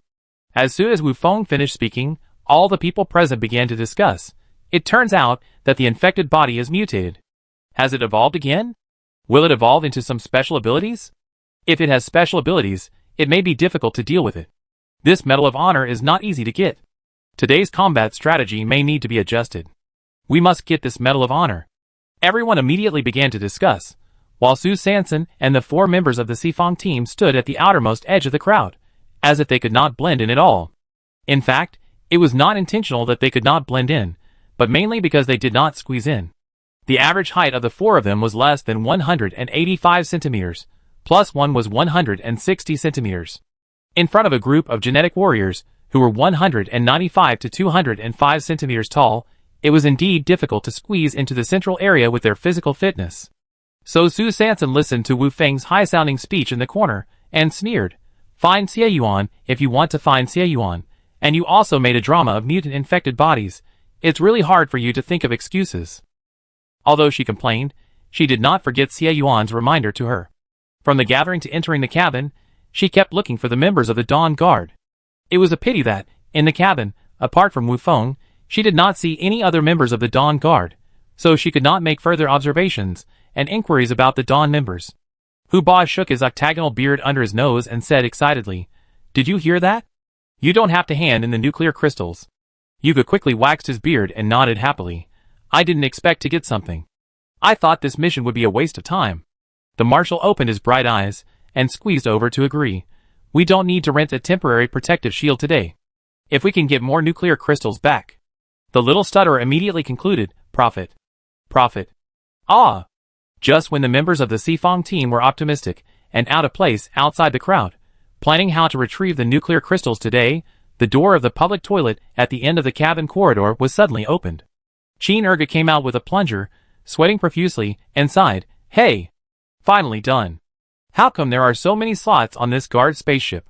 Su Sanson looked at Qin Ergu, who suddenly appeared, and was stunned at first, and then immediately. He stepped forward, covered the dog's mouth that was about to scream, and warned in a low voice, "Shh! We are on a mission. Why are you here?" Qin Erga looked blankly at the spaceship that had obviously taken off, and murmured in a trance, "I took a big job yesterday, the workload was too heavy, and I didn't finish it, so I came to continue working early this morning. Why did the logistics person only open the hatch for me in the morning, and didn't tell me that there was a mission today?" But as soon as he finished speaking, he suddenly thought of the mission, so he immediately opened his eyes again. Guang looked at his third sister with a sly look, begging, "Since we are here, how about taking me with you?" Su Sanson looked back at Hu Ba and the other four, and seeing that no one had any objections, he whispered to Qin Ergu, "Today we are going to the city. There are infected bodies. The risk factor is high. You have to follow everyone closely. Have you put on your outer armor?" Qin Ergu smiled happily, took out the mutant chestnut shell helmet from the cleaning basket behind the toilet door, put it on his head, and replied excitedly, "Don't worry, third sister. The outer armor and helmet are always here for me. All equipped." Su Sanson looked at him, and shook the plunger in his hand again. Suddenly, he caught a glimpse of the fleeting green light on the bowl. He blinked hard, thinking that he was dazzled. For some reason, he suddenly thought of the cracked double yolk egg at that time. Oh my god, this plunger was placed together with the double yolk egg at that time. Could it be that it also broke through the gene chain and fulfilled a mysterious opportunity? Su Sanson calmed down. In this strange end of the world, there are really strange things every day, and Qin Ergu is no exception. Reason quickly returned, nodded slightly to Qin Ergu, and took him back to the corner of the Sifang team. At this time, Jianfeng, who had been silently observing the Sifang team, was even more confused when he saw the frail dwarf suddenly lead another dwarf with a plunger back. The style of the Sifang team is getting more and more weird. I really don't know how they were promoted to D-level. Soon, 20 minutes later, Su Sanson saw a devastated abandoned city through the spaceship cabin. The sky above the abandoned city was covered by a thin red light. This must be the band shield set up by the base. She was popularized by Xie Yuan last night. This band shield can read the information of the optical computer in seconds and immediately report the coordinates of the intruder. Its design and production are not simple.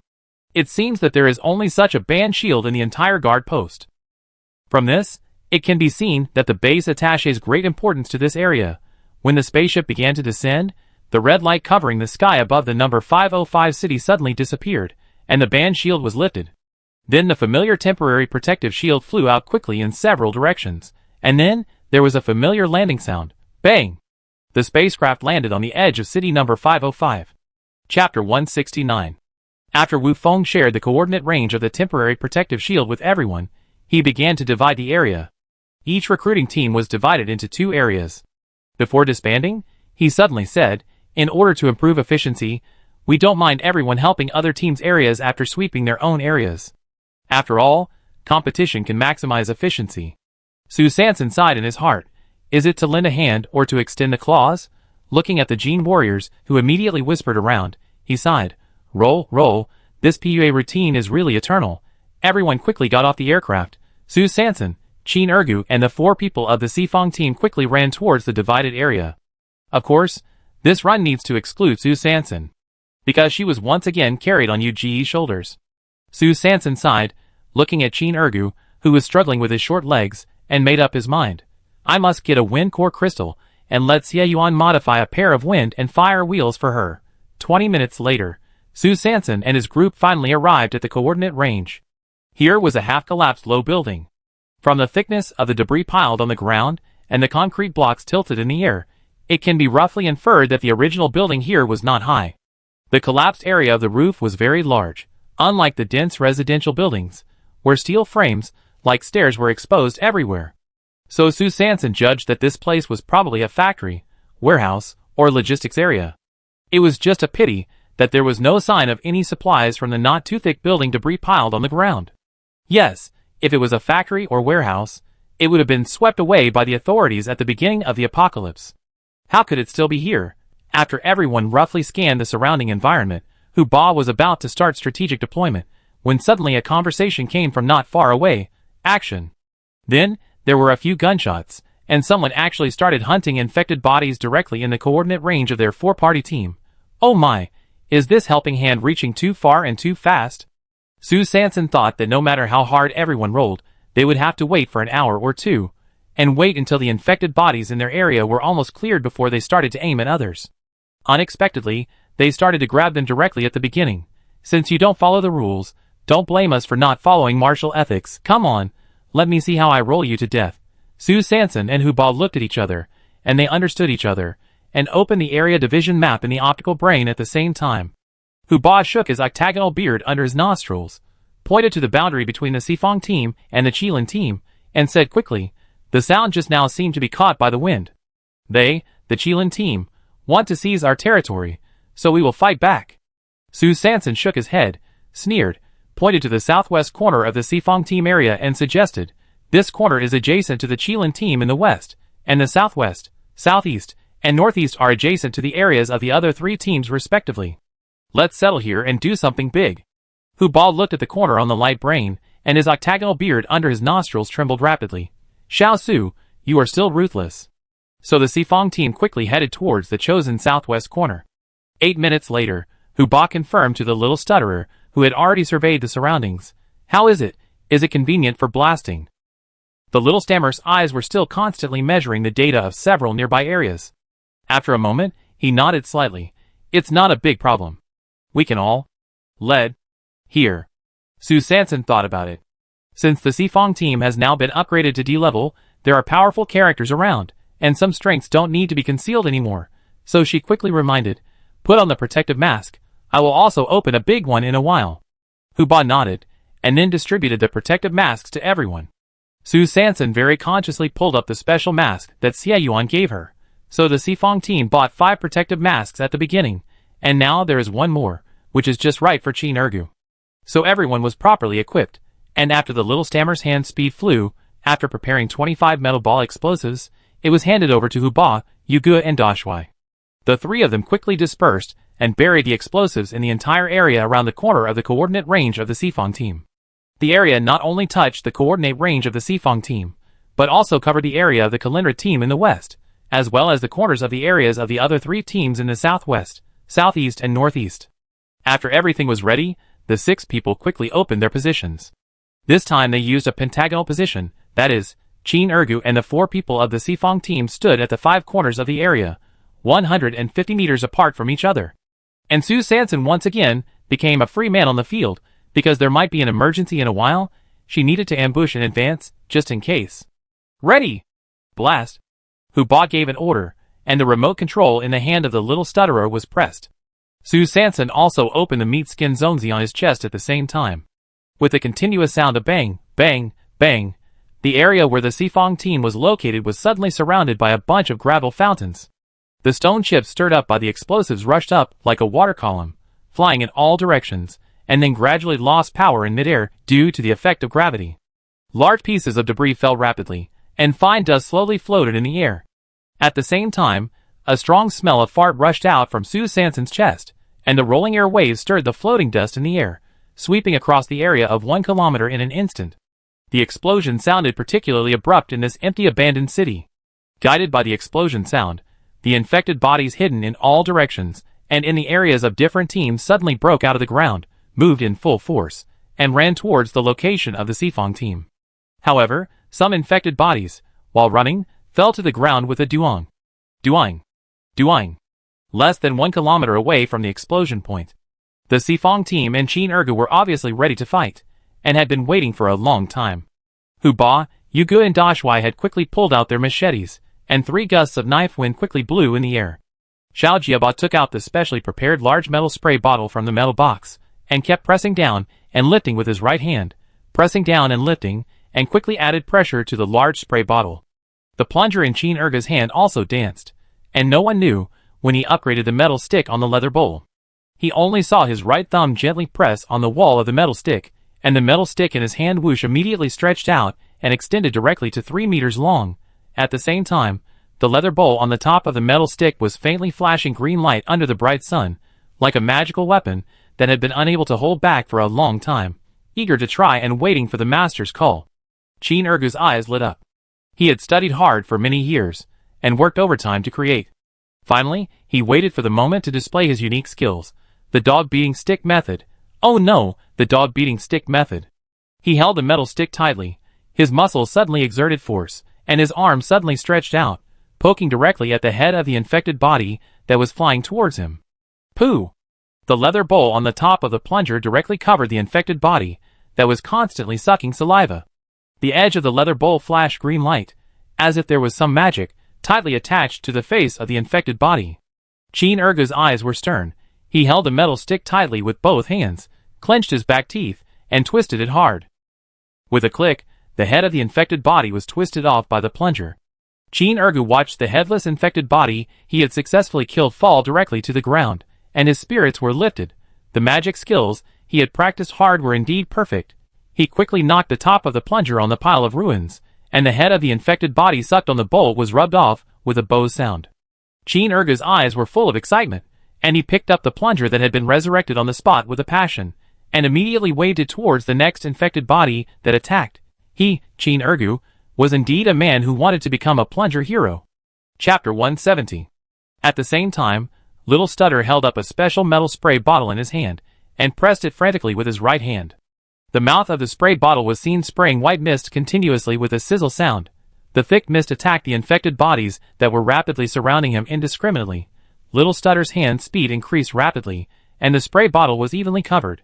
Fortunately, the infected bodies that were hit, their heads immediately began to rot and melt the moment they were touched by the mist, and they turned into headless zombies in a few seconds. Meanwhile, the other team members who heard the sudden explosions nearby and saw groups of infected bodies suddenly rushing out were all stunned. Who is the one who dares to use bombs in the city? Has he never taken the general education class at the base? He forgot the 10 major precautions of the city taboos? Oh my god! My infected body ran away. Mine ran away too. Why are you still standing there? Chase them for me. Does anyone have explosives? Blow up the infected body for me. Who the hell dares to? Bringing explosives to the city? Are you going to die? The noise is so loud, you will be drowned by the infected. Oh my god! There is poisonous gas. Bring a mask. Fuck. Someone fell. Me too. Put on a protective mask and keep chasing. So, behind the army of infected bodies that were rapidly surrounding the Chao Holy Land, there were more than a dozen other team members who were recruited for this mission. Some of them were running around behind, cursing loudly, while raising their heavy firepower guns and quickly shooting and killing those who missed. Some were running, and suddenly bang, they fell to the ground. Some were running, but they were still anxiously searching for the protective mask in their equipment bag. Some finally put on the protective mask, but they had to carry their fallen teammates and evacuate quickly. The scene was a little out of control. It was too chaotic. Jianfeng followed the Qilin Helm team, chasing the infected body in front of him, and gnashing his teeth and cursing. Who is this from the Xifang team? Little Stutter? When did he make explosives? It's no wonder that Jianfeng didn't know about Little Stutter's hidden ability, because when he was in the Xifang team was still in danger, and lived on the minimum living allowance nutrient solution. Where would the contribution points come from to buy medicine powder for Little Stutter? Is Little Stutter exploding with gunpowder? He exploded with money. So Little Stutter's true strength was gradually revealed after Su Sanson joined. Although the 4 members of the Xifang team grew up in the outer city of the base, they were basically raised in a free-range environment because of their ordinary family conditions. Therefore, they did not have the opportunity to take the general education courses of the base like Chin Ergu, and they only had a vague understanding of the so-called city precautions. The captain of the Qilin Helm team, Guichilin, suddenly raised his hand and shouted, "Stop! While these people are trying to grab the infected bodies of the Xifang team, let's turn around and rush to the next coordinate." Jianfeng nodded, picked up the team member who fainted on the ground because he inhaled the fart smell of meat-skinned dumplings because he did not wear a protective mask in time, and immediately turned around and left. Just as the Qilin Helm team suddenly turned around and left, the other 2 members of the recruiting team next to them saw that someone had voluntarily withdrawn, looked at each other silently, and smiled wickedly. It's good to leave. There is one less competing team, so they continued to chase forward with more efforts. At this time, Su Sanson was hiding on the outermost high-rise building of the Xifang team's blasting circle, silently observing the other recruits, who were still chasing the infected army, and wanted to rob their revolutionary fruits. The team was divided into 3 waves. One wave came from the southwest side, and there were 2 teams with a total of 12 people. One wave came from the southeast side, 1 team, with a total of 6 people. Another wave came from the northeast side, like 2 teams, but with a total of only 3 people. She and Huba had expected this scene, so they sent her here to wait so that they could intercept at any time. Just kidding. This time, they used up more than half of the powder inventory of Xiaojieba. If they don't take down all these infected bodies, wouldn't it be a loss to do a big order? Su Sanson quickly finished the analysis, and the strategy was also very simple. According to the number of people, first kill the 12 people on the southwest side, then deal with the 6 people on the southeast side, and finally the remaining 3 people. Sue Sanson whooshed out a spider silk glass marble, and the marble snapped and accurately wrapped around the steel bars on the top of a nearby low building. Sue Sanson pulled the spider silk and confirmed that it was tight, then held the spider silk in her hand and jumped lightly from the top of the high building where she was now, like Spider-Man, drawing a graceful arc in the air, and in just one breath, she swung over smoothly.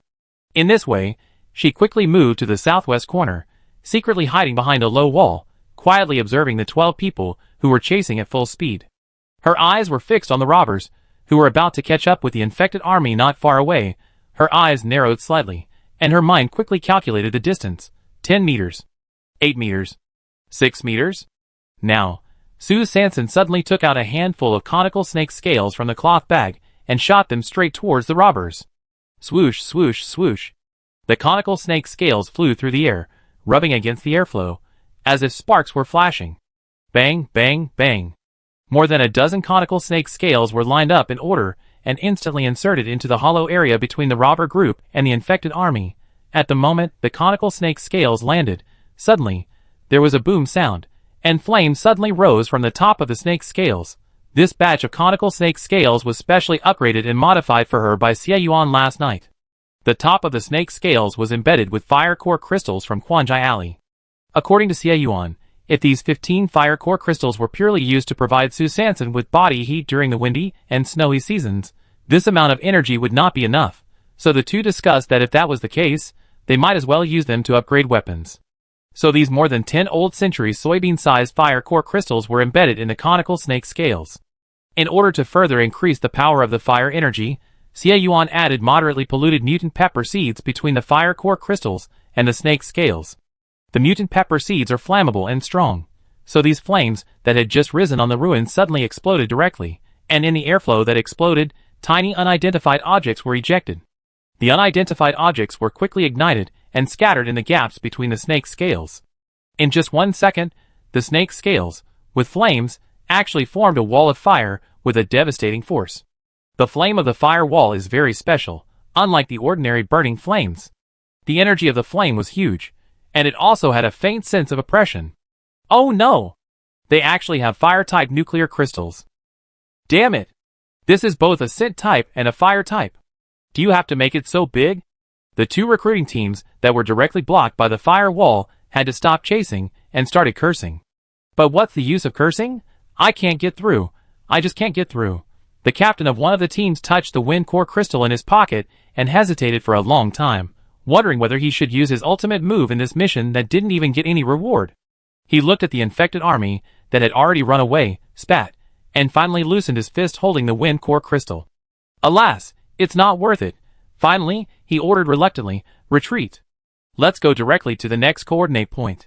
At this time, the other team saw that the competitors had begun to move to the next coordinate point, and they were worried that if their team kept chasing like this, they might end up running in vain and miss the opportunity to grab the head at the next coordinate point. In the end, they ended up with nothing, so they also hurriedly called the team members to adjust the strategy. It's better not to fight this madman who directly sacrificed 2 rare core crystals. Chapter 171. Sue Sanson saw that the 12 people finally retreated, and immediately retracted the fire snake scales, and then ran quickly towards the southeast. She did the same thing, and successfully scared away the 6 people in the southeast. However, when she moved to the next target again, she could no longer see the 3 people who had chased from the northeast. Sue Sanson frowned slightly, probably hiding. She glanced at the 4-way team that was fighting fiercely in the center circle, and didn't have time to care about the remaining 3 people. There were not many people, and even if they stole heads, it would not be a big deal. So she turned around immediately, and the spider silk marble in her right hand flew out whoosh, and the marble snapped wrapped around the steel bar sticking out from the top of the half-collapsed high-rise building in front. She held the spider silk tightly, and retreated more than 10 meters. She suddenly exerted force on her heels, and after a quick run of dozens of steps, she pulled her arms hard, tapped her toes, and the whole person flew directly into the air, with the steel bar on the high-rise building as the axis, and flew towards the center circle in a chic manner. In the northeast, the last 3 people who held on to the end and kept chasing the infected group and kept attacking, 2 of them were members of the reserve team of the guard post, and the other was actually the captain of the East Gate Golden Scale Guard, Chi Xiu. The initial combat strategies of the 2 teams coincided with each other, that is, disperse sweep. Since they don't have to kill the infected according to the coordinate area, They might as well disperse the layout from the beginning to avoid putting all the eggs in the same basket. After all, the density of infected bodies varies in different areas. The analysis is very accurate, but the actual operation is too unlucky. Ideals are full, but reality is too skinny. The three of them were hiding in a corner in a rather embarrassing manner, watching the infected bodies falling down in the poisonous gas circle in front of them, covering their mouths and noses with their sleeves, and dared not move forward. This team actually has odor nuclear crystals. Damn it, what a miscalculation. Why didn't they get assigned to a group with the equipment manager of the team? How can we grab heads without a protective mask? The Xifang team was still immersed in the torrent of infected bodies. Su Sanson held the spider silk in his hand, flew like a fly, and quickly swung back to the team, and immediately joined the battle. With a few swoosh sounds, the cart on her left arm expanded to 1 meter long, and the cone-shaped snake scales in her right hand flew out with burning flames towards the heads of the 4 infected bodies that were flying towards her. Puff! Puff! After 4 consecutive sounds, with a whoosh sound, the heads of the 4 infected bodies that were hit by the darts were directly burned into 4 fireballs. In less than 2 seconds, the flames gradually went out, and the heads turned into ashes in an instant. With 2 bangs, 2 pale yellow energy nuclear crystals fell from the empty necks of 2 of them. Su Sanson had no time to take care of the 2 nuclear crystals that fell to the ground. She raised her left hand to quickly block an infected body that suddenly flew from the left front. She pulled back her right wrist with force, and the spider silk between her 5 fingers moved the conical snake scales that had just flown out, and quickly retreated. At the same time, she pulled out the high-energy knife from her waist with her right hand, and at the moment when the shield moved down, she stabbed it steadily and accurately at the infected body that was still attacking her. Poochie! The high-energy knife flew into the head of the infected body. Su Sanson turned her right hand neatly, drew the knife quickly, squatted down suddenly, and made full use of her height advantage to dodge another infected body that suddenly flew towards her from the front. At the moment of squatting, she pressed down with her left foot to stabilize her center of gravity, and stretched out her right leg quickly. The moment her head just emerged from the crotch of this infected body, she suddenly stood up, exerted force on her waist and abdomen, and turned her body to the right and back. The high-energy knife in her hand danced an arc in the air, and stabbed back into the back of the head of the infected body that had already pounced behind her. There was another puff sound. Time passed by minute by minute. After 2 hours, the infected bodies that surrounded her had been completely cleared.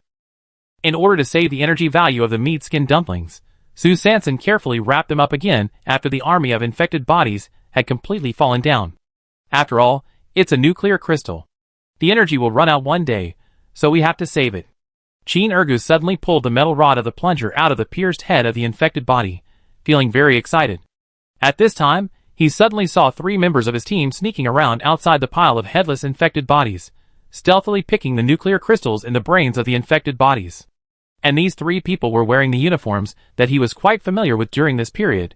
They are really shameless, and condemned by thousands of people. Qin Ergu's body froze, his face flushed, his teeth gnashed, and he thought of a quick solution. He immediately turned on the optical computer, turned on the camera function, aimed at the 3 thieves who were not wearing protective masks, waved the plunger in his hand, and started to threaten, "Oh my God, in broad daylight you dare to rob the spoils. I will publish the fact that you have hemorrhoids on your buttocks, you are constipated when you poop, you squat in the public toilet on the first floor of the guardhouse for an hour, never flush the toilet, and deliberately sneak into the toilet to slack off during work hours on the dark web. Come on, steal again. Dare to steal nuclear crystals under my nose. I will directly peel off your skin." The 3 of them suddenly stopped, looking at the short man in front of them holding a light computer in one hand and a plunger in the other, and their alarm bells rang. Could it be that the legendary toilet spirit on the first floor of the guardhouse is exposing the black material? How does he know so many of my secrets? If I had known, I would not have gone to the public toilet on the first floor yesterday. That place is really weird. It's really a big loss. I can't let him record the video and post it on the dark web. Otherwise, how can I save my face, and how can I do it later? What a bastard. Damn it. The 3 of them lowered their heads and covered their heads and faces with their sleeves, cursed in unison, and then turned around and ran away in a very synchronized manner. As the saying goes, if the sky has feelings, it will also grow old, and the toilet spirit will reveal the dark material. If you ask what the toilet spirit is? Erguzi curled his lips and smiled slightly. Su Sanson and the people of the Xifang team were speechless for a while when they saw Qin Ergu's series of coquettish operations. Oh my, As expected, there are top talents in all 36 professions. You are worthy of it. Plunger Man. Sue Sanson also heard the legend of the toilet spirit in the garrison for the first time when she asked Jean Ergo to run errands for her to deliver adhesive for the basement stairs last time. She heard it in the name of unknown internal information of the garrison. She thought that this was just a gossip that Jean Ergo had on the spur of the moment, so she just listened to it. Not only did she not take it seriously at the time, but she also stopped Jean Ergo from going further. But at this moment, she never expected that the inside information in the toilet could be used in this way, and directly go into battle to repel the enemy. Half an hour later, the four-party team harvested the nuclear crystals and piled the headless infected bodies together. Looking at the piles of infected bodies, and touching the full nuclear crystals in their respective material bags, everyone felt relieved. Oh my, I really didn't expect that the compulsory conscription mission of this guard station is also very attractive. How could it not be attractive? In just a few hours, all the infected bodies in the 5 areas were directly killed. Who would be happy? Hu Ba reported the coordinates of the pile of infected bodies to Wu Feng, and after quickly handing over to the inspectors sent by the guards, several people left quickly. This process was agreed upon on the spacecraft before. In order to improve the efficiency of the sweep as much as possible, after clearing the infected bodies, only the coordinates need to be reported. The follow-up inspection and collection work will be handled by a special person assigned by the guards, and there is no need for the recruited personnel to undertake the extra transportation work. Sue Sanson sneered in his heart. Of course there is no need to transport, but just to see if there is any trace of Xie Yuan among these dead infected bodies. After the four-party team left, they followed the nearest route and headed towards the second coordinate range they were assigned. When passing by an area with collapsed high-rise buildings everywhere, Sue Sanson's heartbeat suddenly stagnated. Then, a strange feeling suddenly rose from somewhere in her heart, as if something was calling and shouting. Boom, boom, boom. Her heart has never beat so slowly before. Sue Sanson suddenly stopped, and she seemed to have a feeling, and immediately called up the coordinate point that Xie Yuan told her in advance yesterday in the optical brain. That was the place where the original owner died and Xie Yuan was shot. Looking at the real-time cursor on the optical computer approaching the coordinate point, Sue Sanson took a deep breath. We are here. Chapter 172. Sue Sanson endured the discomfort in his heart and quickly told Hu Ba, I go over there and take a look. I be back soon. As he said that, he walked towards the coordinates in the optical brain step by step. Hu Ba looked at Sue Sanson's unusually serious expression, and his first reaction was, oh my god, this kid might have found something good again, so he quickly winked at Yugu, the marshal, the little bastard and Jean Ergo, signaling everyone to be alert around and to leave a safe area for Xiao Su. Jean Ergo, who was assigned an important task for the first time, was very excited. He picked up his plunger very well, and followed the pace of several people. He quickly dispersed and observed the surroundings with cold eyes, as if he could fight 300 rounds at any time. At this time, Sue Sanson was walking slowly towards the coordinate point, but suddenly, her heart seemed to be tightly wrapped by something, and her steps suddenly stopped. An inexplicable force seemed to be pushing her out hard. She stopped immediately, leaned against a thick concrete pillar, and gasped. She stood on the rubble, looking at the coordinate point 200 meters away from her, frowning slightly. Why did she have an inexplicable intuition that kept warning her not to get close? Never get close. Sue Sanson frowned and looked up at the pile of concrete ruins not far away. The scene in front of her miraculously overlapped with the scene in her memory. A black figure quickly shot down a fanged beast. A number plate with 1779 flashed by the waist of the figure. Then, with a bang, the girl fell heavily to the ground. The memories in Sue Sanson's mind were replayed over and over again uncontrollably, and around her body at this moment, a very faint halo gradually lit up and gradually spread out. However, under the scorching sun in the hot season, this faint halo was not obvious to the naked eye. At the same time, 3 members of the Shadow Force wearing hoods and cloaks were holding high-energy guns and ghostly walking through the 505 city. Suddenly, the touchscreen monitor on the waist of one of them issued a beeping alarm. The 3 of them immediately stopped and paused to look at the energy fluctuations on the monitor. Their eyes met, and they immediately ran towards the energy fluctuation coordinates displayed on the monitor. And the coordinates displayed on the monitor were exactly where Sue Sanson was.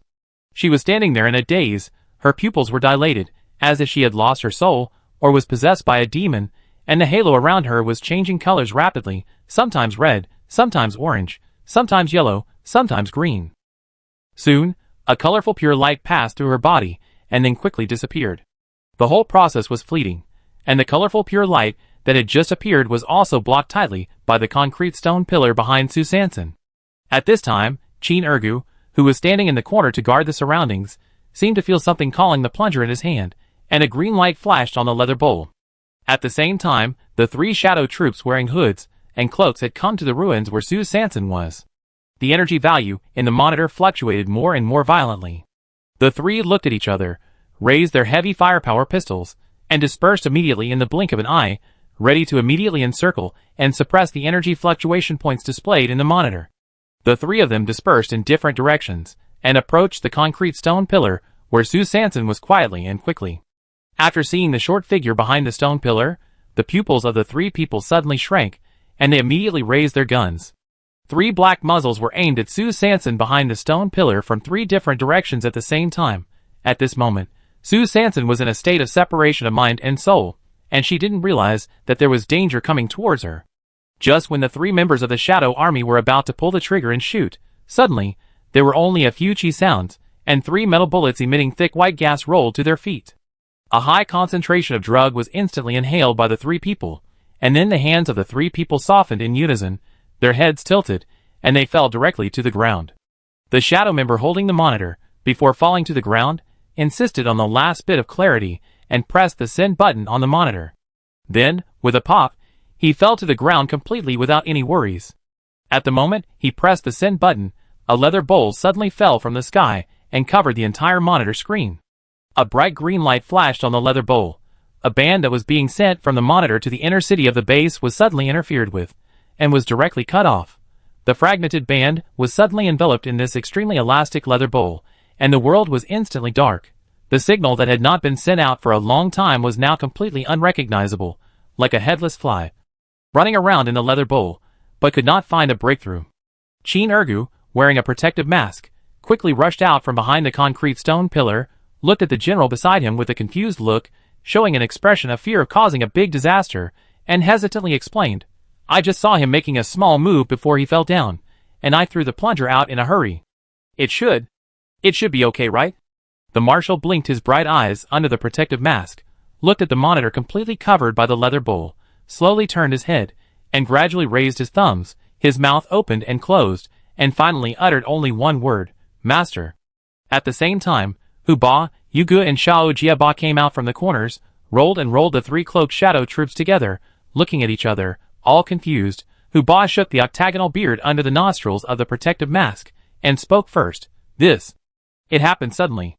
Yugu wanted to stroke his beard habitually, but found that it was blocked by the mask, so he straightened the protective mask on his head, and continued, "Who asked them to hold the gun?" The marshal and Chin Ergu came over, and they nodded at the same time, and said one thing after another, "Ghost, ghost. Susuisui," and holding a transmitter.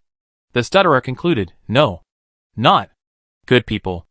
The 5 people nodded at the same time, then looked at each other, and then immediately fell silent. "So, who are they?" At this time, standing at the coordinate point, Su Sanson, who finally regained her consciousness, gradually regained her clarity. She rubbed her eyes, shook her confused head, and began to regain consciousness. "Why did I suddenly feel a strange force enveloping me just now? And this force is so familiar, as if it has appeared several times before. When I was in Quanjai Alley and the smuggling hole, I seem to have had a similar feeling, as if something was guiding me in the dark. And just now, that power seemed to suddenly become very strong, as if it was about to burst out of my body. What on earth is going on?" Su Sanson suddenly had an idea. "Oh, could it be my golden finger? Is this golden finger hidden so deep? Is it a recessive gene? How long has it been since it traveled through time? It is only now gradually surfacing. What should I do now?" At this time, Chin Ergu's voice came from a distance. Su Sanson turned her head, and saw that the 4 people of the Sifong team and Chin Ergu were surrounding the 3 infected bodies, and staring blankly. She walked over quickly and saw that it was not 3 infected bodies. Why are there 3 people? And this outfit, at first glance, is a rich man. Could it be a guest of a wealthy family? So everyone talked about what had just happened. So the 3 of them suddenly appeared and wanted to attack me. Su Sanson frowned. Could it be that these people discovered my strange behavior just now? Thinking of the base conspiracy that Xie Yuan emphasized last night, he said seriously, "Be patient, I have to ask you." And Hu Ba immediately shook his big thick eyebrows, and the octagonal beard under his nostrils, revealing an expression of as expected, and nodded quickly. Yugu, Dashwai and Xiao Jiaba also exchanged glances with each other, revealing mysterious smiles. In their hearts, they were also thinking various things. Look, this Yuan is really a big shot. Maybe he is the son of a high-ranking official in a certain base, and he was sent out to gain experience.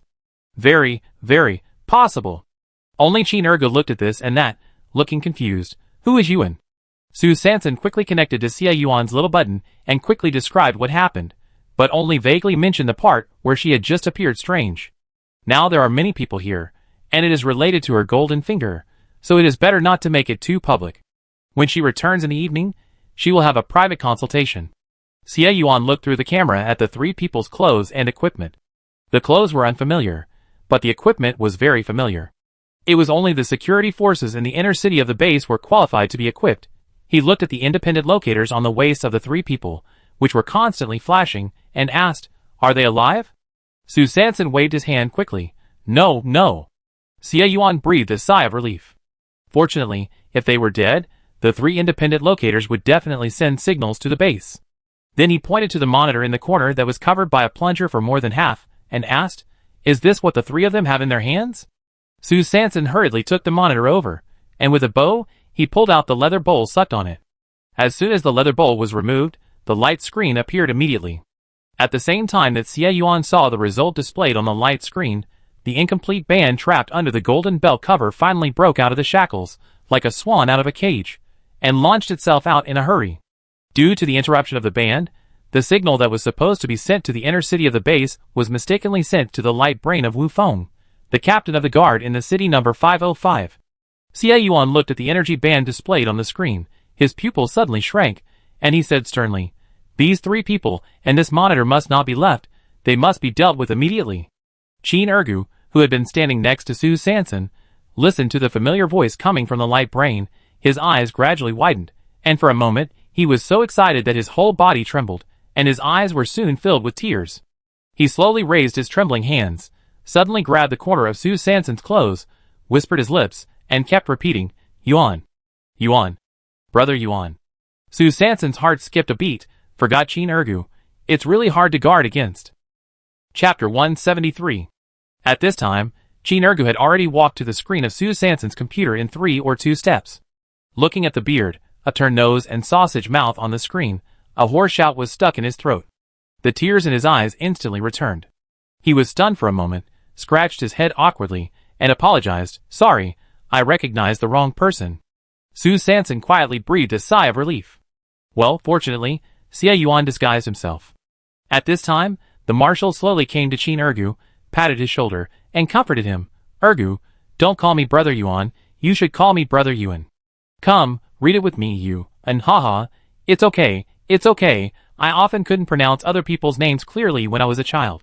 25 minutes later, Hu Ba, Yugu and the marshal, 1 in front and 2 in the back, worked together to lift a metal cart that was 1 meter wide and 2 meters long. There were 3 unconscious cloaked men piled on the cart. On top of the cloaked men, Su Sanson's small figure was squeezing in every corner with her teeth and claws bared.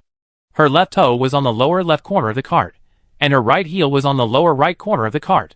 Her buttocks were high, her body was pressed down, and her left palm was struggling to support the gap on the left side of the middle of the cart. Her right hand kept swinging back and forth on the cart, and she directly performed a set of difficult aerial yoga moves. In fact, she didn't want to go through the trouble of curling her body in such a dangerous place. In fact, her cart was too small, and there was not enough space. At this moment, she was posing with a look of despair, and her only free right hand was tightly holding the jammer that was turned to the maximum power. From time to time, she had to take on the things piled up by the cloaked man, including 3 wrists tied together and 3 optical computers on the wrists, 3 heavy-fire pistols on the waist, 3 independent locators also fixed on the waist, and a monitor that was forcibly inserted in the middle. Fortunately, Su Sanson's balance ability is not bad, especially this board ability, which is passable. Otherwise, with Hu Ba, Yugu, and Dashwai running on the ruins, jumping forward, and running up and down, she has no idea how many times she has been thrown off the car. While maintaining her body balance, Su Sanson carefully ensured that the shield in her right hand was firmly in the middle of the pile of things. Alas, it's not easy. In the call just now, Xie Yuan solemnly reminded that these three cloaked men and the monitors have sensitive positioning systems. In order to solve them secretly, and not have anything to do with the Sifang team, Su Sanson needs to transfer the three people to a place far away from the coordinates of Xie Yuan's bullet, move the positioning coordinates of the three people to an irrelevant place, and then immediately turn on the shield to make the positioning devices of the three people and the monitors suddenly invalid, and then immediately go to the edge of the temporary protective cover to wait for support. But since Su Sanson's shield was tailor-made by Xie Yuan for her, and was originally intended only to shield a single person's optical brain and internal organs, the shield itself was very small, no larger than a coin in the old century, and Su Sanson usually pinned it in a cloth bag on her chest. But such a small shield, if placed directly on a cart, or sandwiched between three cloaked men, it would easily be thrown off the cart on the road.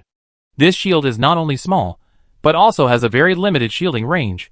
Su Sanson directly turned the shielding power to the maximum, and specially replaced the shield with a high-level nuclear crystal to ensure that it had sufficient energy. However, even so, the entire shielding range was only increased to about 0.5 square meters. What is even more incredible is that no one knows what these three cloak monsters usually eat to grow up. Each of them is as heavy metal. Even a powerful genetic warrior like Yuga cannot carry three people at once. So at this moment, there is a scene where three people carry a cart, the cart carries a cloak monster, and the cloak monster supports a yoga fanatic, and a group of 7 people are running at high speed on the ruins. However, all this should be a bit troublesome, but it should be easy. However, this cart is really a bit too bumpy, and Su Sanson specially added a lot of high-purity pollution-free salt mine crystal water before setting off, just in case. So at this time, she was really a little anxious because of the bumping. Oh, it's so embarrassing. She was embarrassed to ask everyone to stop halfway, so that she could go to the bathroom first. Time was so tight, so she had to grit her teeth and hold it in. Hu Ba and his 2 companions jumped up and down in the uneven ruins with great speed. Su Sanson, on the undulating board, tightened his buttocks, trembled, and was timid. When the cart was finally lifted to the edge of the protective shield with a gasp, another 20 minutes had passed. At this time Jin Guifeng, who had already circled over the designated coordinates, gritted his teeth and sent out the 6 code he copied and pasted on the high-end flying saucer in the wind. This city is so empty, and this little Su is so fierce. Su Sanson looked at the big flying saucer in the sky, took a long breath, and finally arrived. He replied, "This street is full of holes. Who are you working for?" Then Jin Guifeng cursed her mother and shouted, "I have to pay more money." According to Su Sanson's instructions, she put on the oxygen cylinder and got off the aircraft with a curse. As for why he was asked to carry an oxygen cylinder, it was mainly to improve the safety factor of the journey. Su Sanson opened the pork skin rice dumpling again. So when Jin Guifeng got off the aircraft, she saw a cart.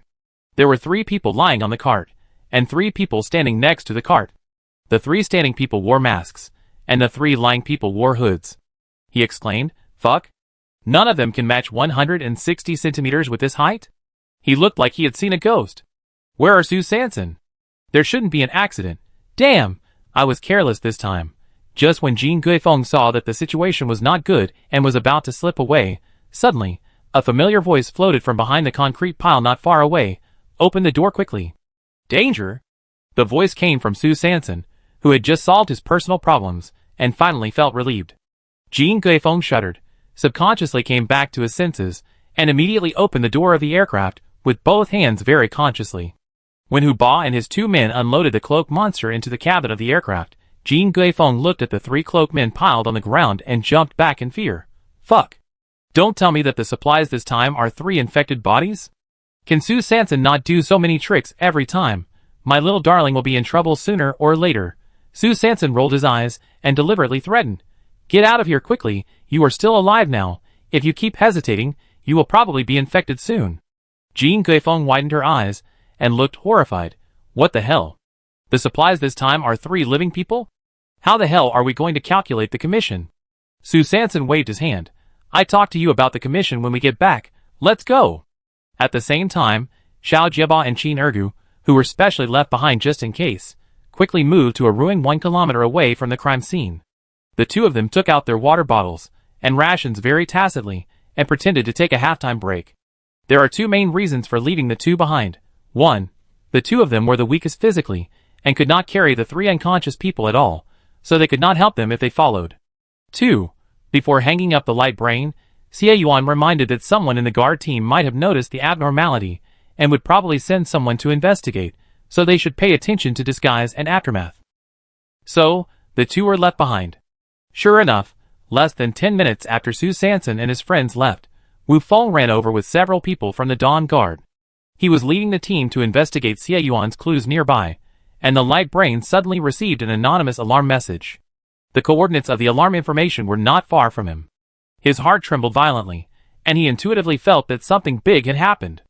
As a result, he led people to rush over and carefully check the surroundings for a long time, but did not find anything abnormal. So he decisively expanded the search range, and then saw Qin Ergu and Xiao Jiaba drinking water and resting 1 kilometer away. Wu Feng frowned and walked forward quickly to ask, "Have you met any suspicious people?" Qin Ergu hurriedly shook his head to deny, while Xiao Jiaba nodded very uncomprehendingly. Qin Ergu was stunned. Oh, he forgot to unify his confession just now. Is it too late for him to nod now? Xiao Jiaba was so depressed at this moment. His eyes were wandering, and he dared not look directly at the person asking the question. He had to quickly shift his sights, turned his head, and looked to the side. God knows, the biggest bug in his life is that he can't lie. This will be exposed immediately if he lies. He has been hiding this secret very well. He didn't expect that it would not only be exposed today, but it might also directly cause trouble. The captain and his team are now at the border of the temporary protective shield on the left rear, doing important handover work. He can't give everyone away. The little stutterer was anxious and broke out in a cold sweat. Wu Feng saw Qin Ergu shaking his head with a silly look on his face, so he turned his attention to the little stutterer, who was already anxious at this time. After the little stutterer nodded, he quickly turned his head to the right front. Wu Feng pointed in the direction where the little stutterer was looking and confirmed, "Is there a strange person going in that direction?" The little stutterer hesitated. Yes. Yes. Yes. Wu Feng narrowed his eyes, and saw that there was indeed something unusual. He ran to the right front, and soon disappeared. Little Stutter looked at the people running in the wrong direction, and finally breathed a sigh of relief, and continued to stutter. Sorry, I said a lie. Qin Ergu looked at Wu Feng, and the others who had already run away, turned his head and stared at Little Stutter, gave a thumbs up, and exclaimed sincerely, "Master." At this time, the other 3 cloaked men of the Shadow Force, who were also conducting secret inspections in city number 505, looked at the 3 positioning marks that suddenly disappeared on the shared coordinates, and immediately stopped. They looked at each other, and felt that something was wrong. So they rushed to the location where the coordinates disappeared. Chapter 174. When Jin Guifeng hurriedly drove the aircraft to another coordinate point, he looked down through the cockpit. The ground was rugged and rocky. What the hell is this place? How can he land with such uneven terrain? He clenched his fists, spat, and cursed. Su Sanson, you are always looking for trouble for me. He glanced at the 3 infected bodies lying in the cabin, which was really scary. So he quickly called up a strange name in the light brain, Shi Yuan, and sent a message. I need you, I am a donkey. Xie Yuan leaned against a strange rock, looked at the message in the light brain, and quickly replied, the air in the sky is your stubbornness and stubborn temper. He quickly installed the temporary protective shield from the Demon Wolf squad in his hand, and his sword-like eyebrows and starry eyes exposed outside the black combat mask stared closely at the black flying saucer in the sky. Jin Guifeng gritted his teeth and cursed inwardly. What kind of broken code did Su Sanson give me? I must write it myself next time. Then he cursed again and complained unceremoniously in the optical brain. I can't stop. I can't get down. Who chose this crappy place? If I don't give you a show of strength and dampen your spirit, I will no longer be named Jin. I don't know whether the show of strength was given or not, but the optical brain quickly received a reply. Set the altitude data on the instrument panel to 200 meters, you don't have to come down. 1 minute later, when the flying saucer was hovering 200 meters above the ground, there was a sudden bang sound, and the bottom of the cabin seemed to be hit by something. Jin Guifeng immediately stood up from the driver's seat, and was about to check the source of the sound. Then, through the cabin, she saw a tall, broad-shouldered, narrow-waisted, and agile man, who quickly climbed out of the cabin along a metal chain, and then, there was a dong-dong-dong knock on the door. Jin Guifeng pressed the button with a dull look on her face, and with a chi sound, a strong air wave immediately rolled into the cabin door. Jin Guifeng's face was crooked and her mouth was crooked, so she quickly closed the cabin door. The moment the cabin door was closed, she saw a man in black clothes, pulling out a metal object from his waist, and quickly replaced a small device sandwiched between the 3 cloak monsters. Then he quickly took out a chain and tied the 3 cloak monsters together in a few seconds. Xie Yuan stood up, took the replacement shield that originally belonged to Su Sanson, handed it to Jin Guifeng, and ordered, "Send this thing back to Sanson as soon as possible." Then he squatted down and carried the bundle of cloak monsters and prepared to open the cabin and leave. Jin Guifeng was struck by lightning, and her body split directly. "What? You want to go back again? Do you think I am the legendary fairy? You have to pay more."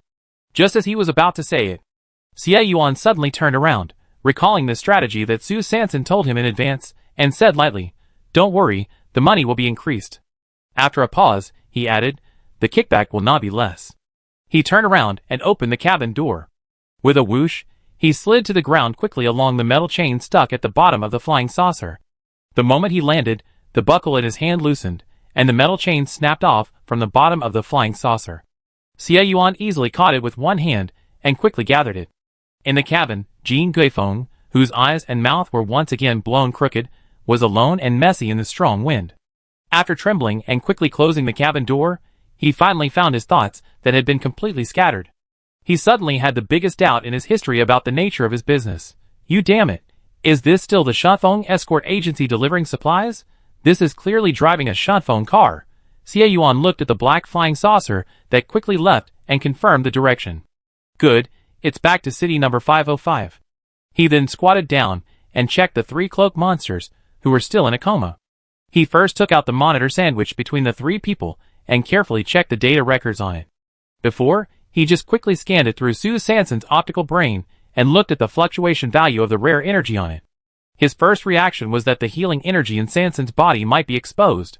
In order to ensure Sanson's safety, these 3 insiders and the monitoring data in their hands must not be transmitted to the base.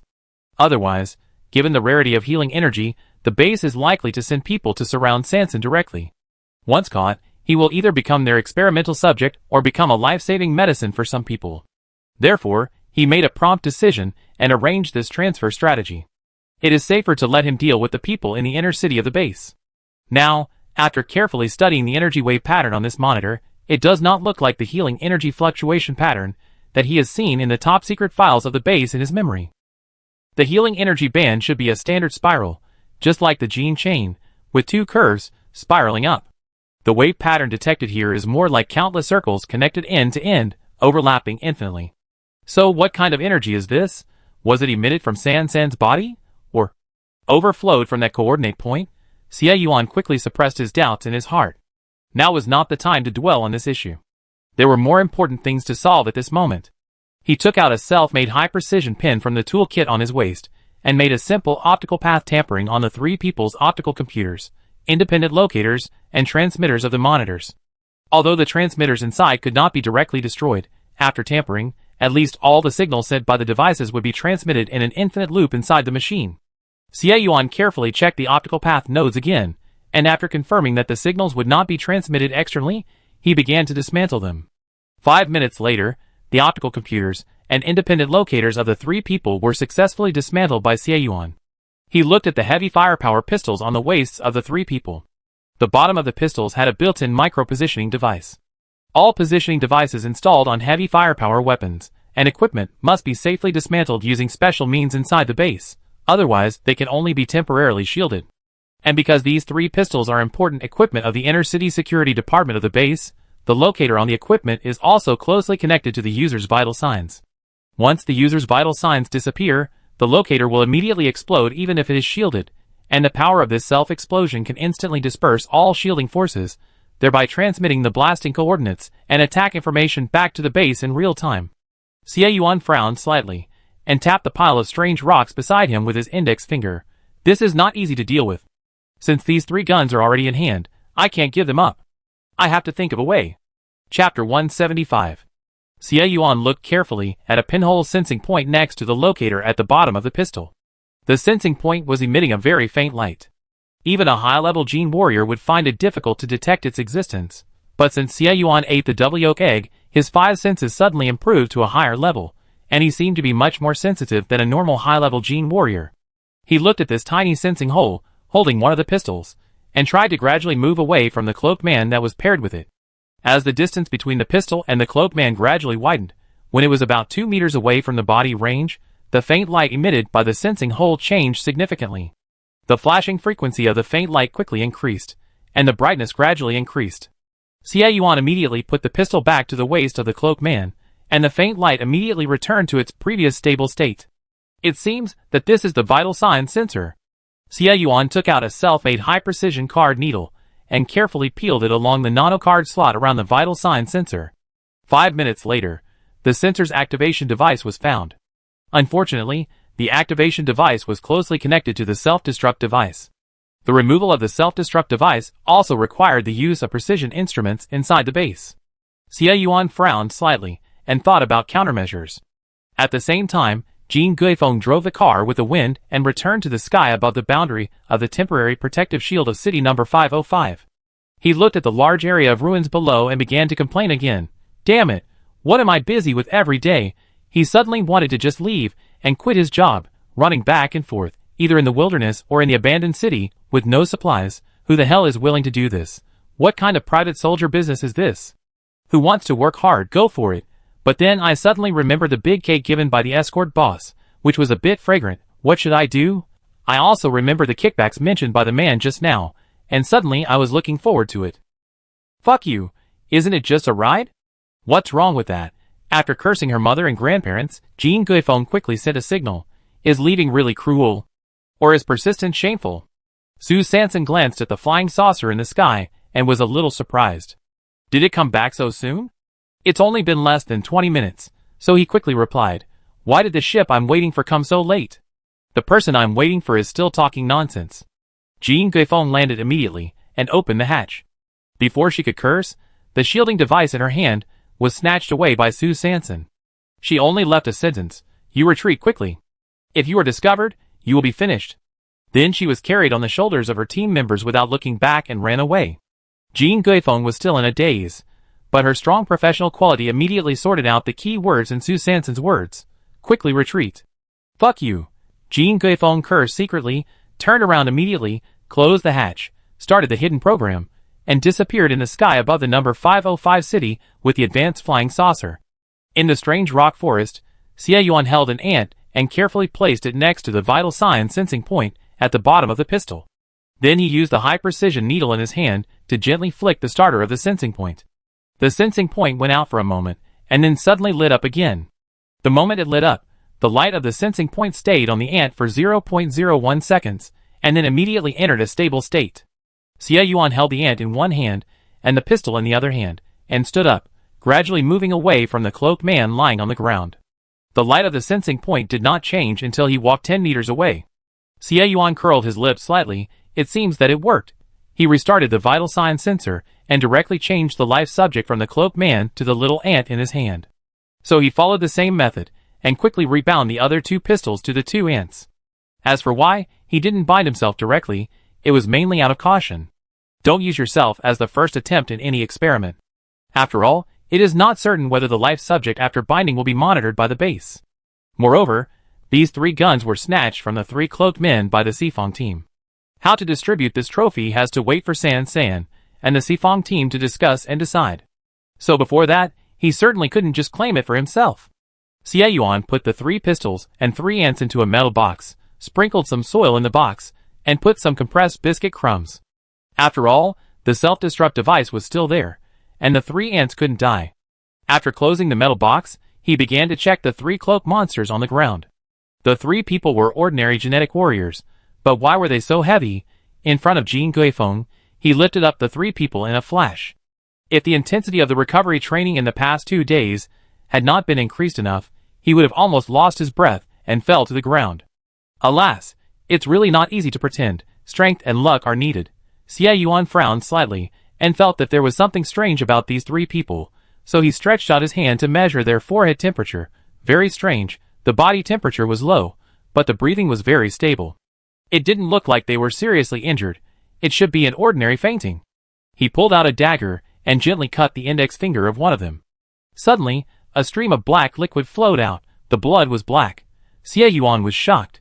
I saw that the blood that flowed out made a sizzling sound under the sunlight, and then quickly turned into a wisp of black smoke and disappeared. At this time, the cloak monster whose finger was cut suddenly shook, as if there was a sign of awakening. Xie Yuan didn't wait for him to open his eyes, and directly stabbed his heart with a knife. However, a strange thing happened. This stab not only did not kill the cloak monster, but also stimulated his awakening. Xie Yuan's hands were so fast that he pulled out the dagger and thrust it into his brain without waiting for him to open his eyes, then turned it 180 degrees out of habit. It was only then that the cloak monster finally stopped moving and stopped breathing. An infected body? Or is it some kind of experimental body?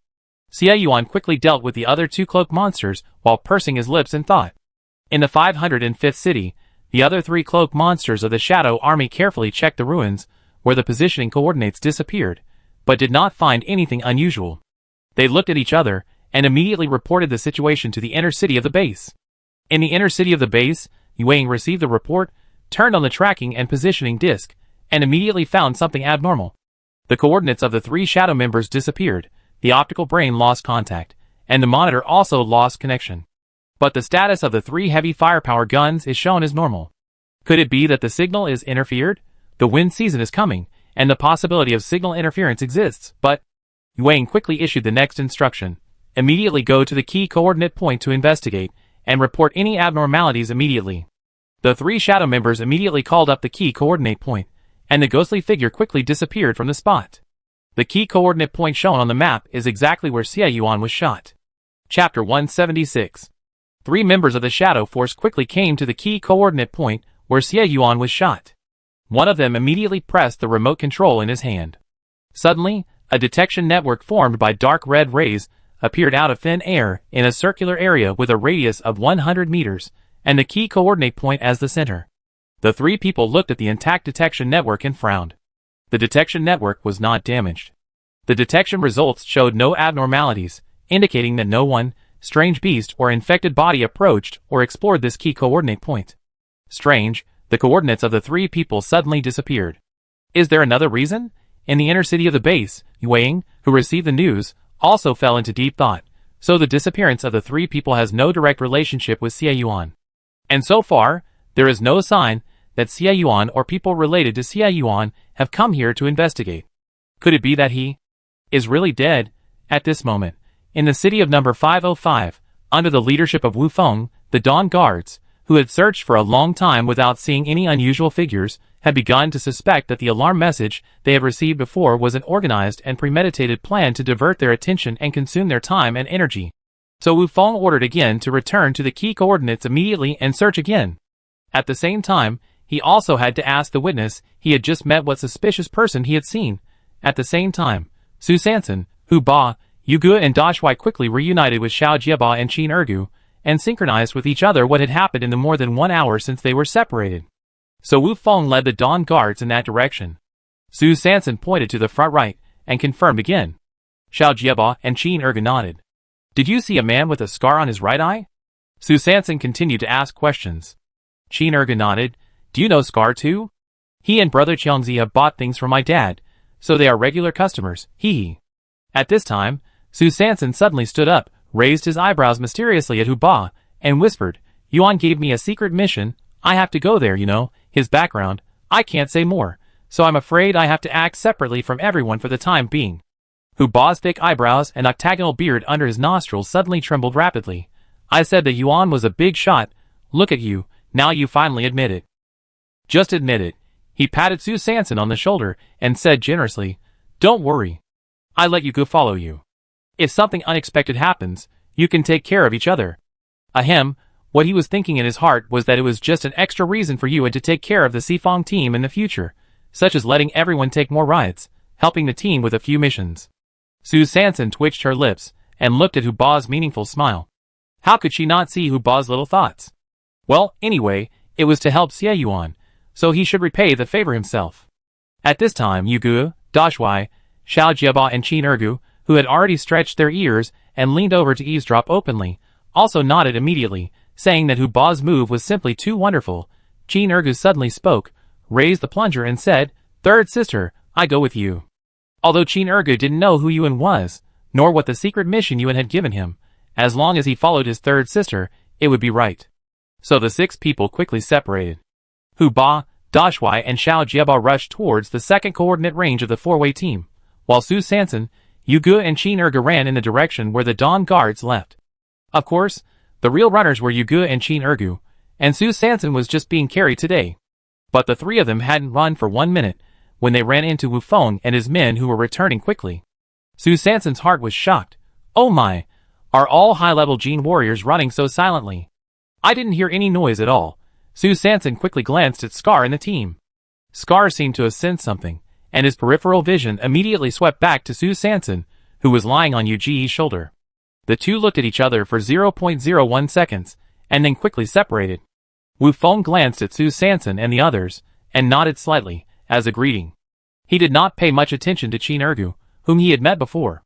After all, when he asked if he had found any abnormal people, Qin Erge's reply was a decisive shake of his head. Wu Feng led a few people, and passed by Su Sanson and the other three, and continued to head to the key coordinate point. After Su Sanson and the other members of the Dawn Guard disappeared completely, he immediately turned around and hurriedly caught up with them secretly. Su Sanson and the others did not dare to get too close, so they could only follow from a distance, keeping a distance of at least 800 meters from them. After all, the five senses of advanced Jin warriors were too strong. At this time, Wu Feng and the others who were rapidly approaching the key coordinate point suddenly saw a flash of red light in front of them, and behind the red light, three figures flashed by. Wu Feng immediately went forward to check. The detection network had been opened by someone, and there was no abnormal report, indicating that it was open normally. The three figures just now seemed to be wearing hooded cloaks, which was very similar to the outfit of Yueying mentioned by Ryeo. Were they sent by him? The anonymous alarm was indeed a trick to lure the tiger away from the mountain. So the abnormal people mentioned by the witnesses before were these three cloaked figures. Wasn't it agreed that the Dawn Guard would be solely responsible for the city exploration of number 505? What did Yueying send people to do again? Can't hold back so soon. Are you going to make a trick? While Wu Feng's brain was spinning, and he quickly sorted out the situation, Qiangzi hid in a half-collapsed high-rise building near the key coordinate point. He hid in an angle formed by two high walls, by chance. On the low wall outside the angle, there was a mirror that was broken into several large pieces. The shattering of the mirror was very natural, and did not seem artificial. Through the broken mirror, Qiangzi hid in the corner, and could clearly see all the situations within 50 meters around the key coordinate point. And about 800 meters away from the high-rise building where Qiangzi was hiding, behind a broken concrete stone pillar, a sniper rifle with a remote controller on the trigger was quietly aiming at the center of the key coordinate point. As long as he pressed the button in his hand in the hiding corner, the bullet with neurotoxin in the sniper rifle would be aimed and fired mercilessly. This mechanism was designed and built by him with great effort to plot against Xie Yuan. Because the five senses of high-level Jin warriors are very sharp, once they are targeted at close range, the murderous aura in their eyes can be easily detected by them. So if you want to assassinate high-level Jin warriors unexpectedly, you can only use the double bonus of accidents and traps. Of course, it is not so easy to find a flaw in Xie Yuan. Qiangzi laid out no less than 10 times before finally catching the opportunity in city number 505. Today, at the same place, he was going to perform it again for Scar. Wu Feng and his companions were surrounding this place, doing the final cleanup and exploration work, while Scar, looking at this familiar place, could not help but walk towards the center of the key coordinate point. Qiangzi stared at the figure in the mirror, raised his lips slightly, narrowed his eyes, and pressed the button in his hand without hesitation. Chapter 177. Just as Scar entered the shooting range and Qiangzi pressed the switch, Su Sanson, who had been hiding behind the concrete pillar for a while, watched the sniper rifle in front of her suddenly click and fired at Dud. Holding the metal bullet that she had just asked Yu Ge to pull out of the gun barrel, she immediately turned on the shield on her body to the maximum. Walan waved her palm to Qin Erge, signaling him to stop watching the fun and retreat quickly. So the three of them immediately turned around, quietly left the crime scene, and ran to the second coordinate range of the Sifang team. Su Sanson was once again carried on Yu Ji's shoulders. She held the shield that was once again turned to the maximum power in one hand, and the sniper rifle that was just kidnapped in the other hand. Her heart was beating fast. This sniper rifle came from the guard station, not the equipment of the inner-city security department of the base, so there was no live feature detector and self-destruct device installed next to the locator. Su Sanson only needs to block the positioning system to take him away safely. As for how to deal with the positioning device in the future, let Xie Yuan study it slowly when he returns. Although she was unable to observe Scar at close range, the direction the sniper rifle was aimed at just now, and the metal bullet taken out of the gun by Yugo were enough to explain many problems. She basically had an idea of what Xie Yuan asked her to pay attention to. Su Sanson remembered this bullet very clearly, and it was exactly the same as the one she took out of Xie Yuan's abdomen at that time. And this mechanism was obviously aimed at advanced genetic warriors with super 5 senses. So Xie Yuan's previous cold gun was most likely caused by this mechanism. And today, this mechanism was actually aimed at Scar. At the same time, Wu Feng and his men who were doing the cleanup work near the key coordinate point also noticed the movement 800 meters away. The distance was a bit far, and although they couldn't hear it clearly, it was obviously the sound of the trigger being pulled. But why did it feel like a blank shot? Wu Feng frowned and immediately sent 2 team members beside him to check. Scar stood at the key coordinate point, looking at the familiar direction, his lips tightly pursed. The direction of the trigger sound was exactly the same as the direction of the bullet when Xie Yuan was shot. It seems that someone can no longer hold back. Qiangzi, who was hiding in the corner and staring at the broken glass, frowned tightly, looking at Scar, who was still moving freely, and bit his back teeth harder and harder. The fingers holding the remote controller clenched tightly. Damn it! Who destroyed the mechanism? 40 minutes later, Su Sanson, Yugu and Qin Ergu successfully joined forces with Hu Ba, Dashuai and Xiao Jieba. Seeing the bitter faces of the 3, Su Sanson roughly guessed the situation. It was nothing more than that the infected bodies in the second coordinate range of the 4-party team were divided up by other teams, and they didn't even get any soup. Dashuai opened his bright eyes and stared at the sniper rifle in Su Sanson's arms, opened his mouth wide, and turned into Xiao Jieba again. This thing, can't it be the secret mission assigned by Xiaoyu? Hu Ba shook the octagonal beard under his nose, and his face, which was originally a little disappointed because the infected body was robbed, became excited, and immediately began to wink at Su Sanson mysteriously. Is this really Xiaoyu? Su Sanson glanced at the expectant look in the eyes of the stutterer again, and sighed secretly. How could the plot go off the track? If the misunderstanding continued, Xie Yuan's image in the minds of the others would probably become more and more mysterious and majestic. Alas, she didn't know what was going on. She and Yugu and Qin Ergu had been sneaking behind the Dawn Guards. The 3 of them hid here and there, and she somehow chose a concrete stone pillar that didn't look special. Unexpectedly, as soon as she sneaked behind the stone pillar, she saw a sniper rifle mounted behind the stone crack. At that time, Yugu looked at her, then at the sniper rifle, and immediately showed an expression of I see. Qin Ergu looked at his 3rd sister with surprise, and gave her a thumbs up without hesitation. Su Sanson pulled the corner of her mouth. Well, since everyone has thought about it differently, let's just go with the flow and follow everyone's wishes. She nodded slightly and coughed softly.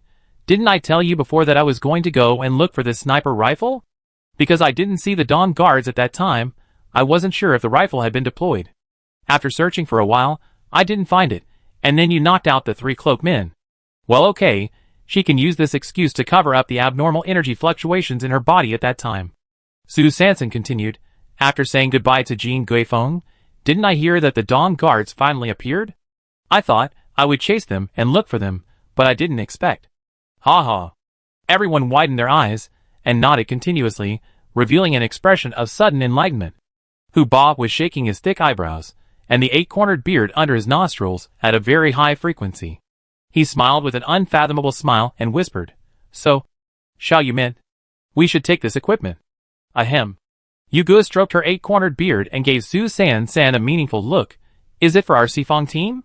The marshal blinked his bright eyes and added, to expand the weapons and equipment? The little stutterer clapped his hands and concluded, Great. Great justice. Su Sanson laughed. She had never thought about what to do with this sniper rifle. It was just that the incident happened too suddenly, and it was linked one after another, and it was all lies. How could she continue to make up stories? So she changed the subject and quickly brought up a new contradiction to attract attention. The most critical issue now is this sniper rifle, where to hide it. She pointed at the sniper rifle in her arms, which was 20 centimeters taller than her, with a worried look on her face. This thing is so eye-catching. How can it be hidden from others? At this time, Qin Ergu suddenly poked his head out, immediately took over the sniper rifle and the shield from Su Sanson, and disassembled the sniper rifle into 5 components no longer than 40 centimeters in length in a few seconds. His honest voice sounded at the same time, I know this gun. Brother Yuan and Brother Qiangzi taught me how to use it before. Su Sanson blinked fiercely and praised in his heart, Ergu, you are really a genius. Qin Ergu quickly disassembled the sniper rifle.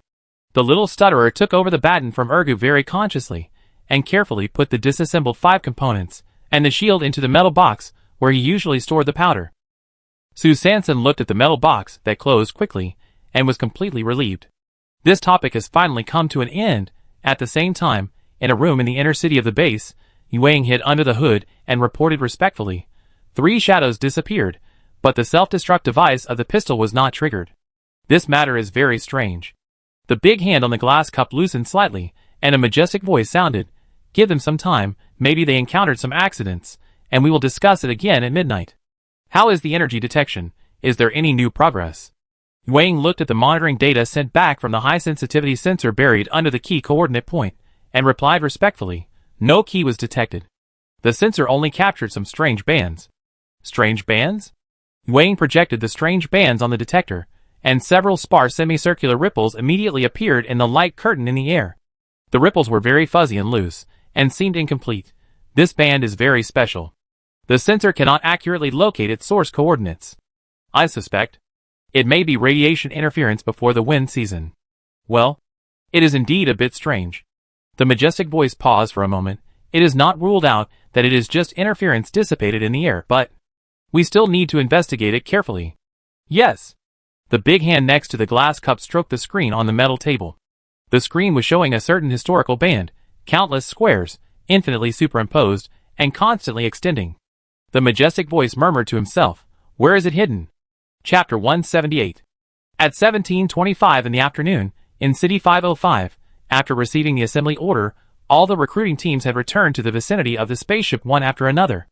Jianfeng of the Qilinhelm team was so angry when he saw the people of the Sifong team walking over, with a smile on their faces, and talking and laughing. He complained with gritted teeth, "Damn Sifong team, they ignored the warning of the base, and used explosives in the city without authorization." Qilinhelm team Captain Guichilin spat, and narrowed his eyes slightly, staring at the stutterer, who was carrying the metal box, and raised his chin to Jianfeng. "Is it him?" Jianfeng bowed his head, and took the responsibility. His grandfather was a herbalist. I didn't expect that he actually inherited his grandfather's true teachings. My information was wrong, and I am willing to be punished. Guichilin rolled his eyes, and waved his hand. "No need to blame yourself. Since he is a rare explosives master, we can win him over. In this day and age, money talks." The captain of the giant bear team, Xiongda, who was also paying attention to the Sifong team, shook his majestic chest muscles, turned his head, and whispered to Xiong Er, "I see that the dwarf in the Sifong team is not simple." Xiong Er's eyes fluttered back and forth between Su Sanson and Qin Ergu, and finally asked in confusion, "Which one?" Xiongda shook his left chest muscle and replied, "The one on the left with the plunger." Xiong Er looked at Qin Ergu, who was waving the plunger and upgrading the dog beating stick method, and continued to ask, "Why do you think so?" Xiongda glanced at the plunger in Qin Ergu's hand, and said meaningfully, "I heard that going on missions with the Sifong team is just his side job, and his real main job is still being investigated." 5 minutes later, Wu Feng quickly sent today's search report back to the base, then stood at the front of all the teams, looking at the people who had gathered next to the guard spaceship, and announced, "Thank you all for your efforts today. I hope everyone has not returned empty-handed." He glanced at the bulging bags of supplies, and sighed softly. Everyone seemed to have gained something, but his search was fruitless. Wu Feng coughed lightly and continued, "Open the cabin and prepare to return." With a chi sound, the cabin door opened, and everyone squeezed and started to board the spaceship one after another. At this moment, Su Sanson was pulling Qin Ergu up, taking advantage of their height advantage, running around in the crowd, and finally squeezed to the back of the Dawn Guard team. Qin Ergu showed a happy face, and was very happy to squeeze towards his most familiar brother Qiangzi first, and greeted him enthusiastically, "Brother Qiangzi." Qiangzi was frowning, and repeatedly reviewing the scene of today's failed mission, and suddenly heard Qin Ergu's harsh voice. Xiangzi quickly restrained his emotions, pulled a stiff smile at the corner of his mouth, and asked back, "Ergu? Why are you here?" As soon as he asked the question, his heart trembled. Could it be he was specially sent by Xie Yuan? Qin Ergu touched his head, raised the plunger in his hand, and smiled innocently. "I took the job of cleaning the toilet of the aircraft, and I was too devoted to it, so I was brought on the mission together." Ha ha. Xiangzi's doubts gradually disappeared after seeing the plunger in Qin Ergu's hand. It is true that he heard that the logistics department recently invited a toilet expert who was in the limelight, But he never expected that this expert was Qin Ergu. Qiangzi raised his chin slightly, his tone seemed casual, but in fact he was testing. Toilet work is not easy, right? Qin Ergu heard it. Was this for him to elaborate? Since the last time he gossiped with his third sister about the various inside information he heard in the toilet, he was ordered that this so-called inside information could only be shared once a day from now on, and there was no need to repeat the content that had been said. And his sharing quota for today had been used up shortly after he met his third sister in the morning. Now, he was worried about not being able to find anyone to share the toilet stories he had accumulated in the past few days. This brother Qiangzi actually took the initiative to pass on the topic, so Qin Ergu's eyes lit up, and he began to talk endlessly with a beaming face. It is a bit difficult, but you know. Brother Qiangzi, I found that the 8 pits in your Dawn Guard spacecraft are arranged very carefully, and there are mysteries in them. Qiangzi raised his eyebrows. What mystery? Qin Ergu continued to describe vividly. There are only 8 pits in your toilet, but there are 16 toilets, you say. What does this mean? Qiangzi frowned slightly. What does this mean? Ah no, he just tried a little to see if Qin Ergu really had enough toilet cleaning experience, and to evaluate whether he was a spy sent here. But he didn't want to hear about the secrets between the pits and the toilets. However, Qin Ergu had no idea what Qiangzi was really thinking at the moment. He just glanced around, as if he had discovered some shocking secret, and continued to whisper with a beaming face. 2 of the pits actually have 4 toilets arranged at the same time. What does this mean? This shows that your logistics designer is quite humane. Knowing that Liming's team members are under time pressure and love to attend meetings, they made this design very considerately. How efficient. While solving personal problems, they could also solve the guards' problems face to face. Isn't it super awesome? Qiangzi lowered his head and looked at Qin Ergu, who was still chattering in front of him. He suddenly felt that he was really out of his mind to suspect that he was a spy. With this kind of brain circuit, as a spy, I'm afraid I will never grasp the key points and can only pass on some misleading information from the corners. At the same time, Su Sanson quickly squeezed past Scar, and quickly returned to the team of the Sifong team. Su Sanson and Qin Ergu had already agreed that she was only responsible for sending Qin Ergu to the outskirts of the Dawn team. After arriving at the place, she would observe and leave in advance. Of course, her reason was also very simple and crude, just to take a look to see if there were any unusual movements in the Dawn Guard after the sniper rifle was stolen. Although Qin Ergu was simple, he was not really stupid, of course. He knew that his third sister must be cautious and try to be as stealthy as possible, so as soon as he arrived at the place, he began to get close to acquaintances to attract everyone's attention and help his third sister explore the creation. To create conditions. After all, he is also the son of the movie emperor Lao Qin. Not to mention that he inherited 100% of his acting skills. He only needs to use this 3-point ability to catch him off guard. Qiangzi, who was bombarded with Qin Ergu's news, was full of black lines on his head. He coughed lightly and interrupted quickly. Ergu, we have to have a meeting later, you go back first. Qin Ergu glanced at Su Sanson, who had already disappeared in the crowd, then touched the back of his head and smiled honestly. Hey, brother Qiangzi, I'm leaving. Let's talk later. Qiangzi twitched his mouth, and let's forget about talking later. He is now. I'm already worried about the toilets on the aircraft. How can those 2 toilets be specially designed? It's obvious that the partition between the toilets was demolished due to disrepair, and there has been no funding to install a new one. How can he call it a private meeting room? Each toilet faces a door separately. Can't he see it? I'm speechless. After everyone got on the spacecraft, Scar sat in the corner of the Dawn Guard's exclusive cabin, his right hand stroking his trouser pocket, the thing that Su Sanson had just secretly stuffed into his pocket. It was a plastic empty tube of nutrient solution. The expiration date on the tube was 40 days from today. Chapter 179. Scar's face was calm, but he laughed in his heart. Xie Yuan, you are still alive. It's good to be alive. It's worth it that I helped you clean up the mess and left you this nutrient solution. And this nutrient solution was the reward Xie Yuan paid to Su Sanson to thank her for helping him move out of District 9. Time goes back to the 336th year of the star calendar, the 67th day of the Yenji period, which was the day when Xie Yuan was shot. When Xie Yuan was shot, Scar happened to be nearby. He saw with his own eyes the bullet that suddenly flew over and hit Xie Yuan's abdomen directly. Scar's first reaction at that time was that there was a traitor in the Dawn, so he ran towards the place where Xie Yuan fell at a high speed, worried that someone would continue to shoot. But when he got close to Xie Yuan, he suddenly found that there were several sights sweeping from the dark around him. He thought it was not good. This might be a chain of tricks, so he staged a finishing move. He pretended to be gloating and taking advantage of others' misfortune, just to get himself out of this trap. After all, he had accidentally found out something before, and was worried that the people hiding in the dark had a trick up their sleeve, so he had to protect himself first before secretly saving Xie Yuan. So he punched and kicked Xie Yuan, deliberately beating him into an unrecognizable pig head, and took away all the weapons with positioning devices on him to prevent someone from locating him based on the weapons, and in order to make it more realistic, he also took away the long knife that Xie Yuan usually used. Then, Scar deliberately ran in the direction of those sights, wanting to use himself as bait to lure away those who might continue to make tricks. However, when he successfully led everyone away and came back again, he found that Xie Yuan had disappeared.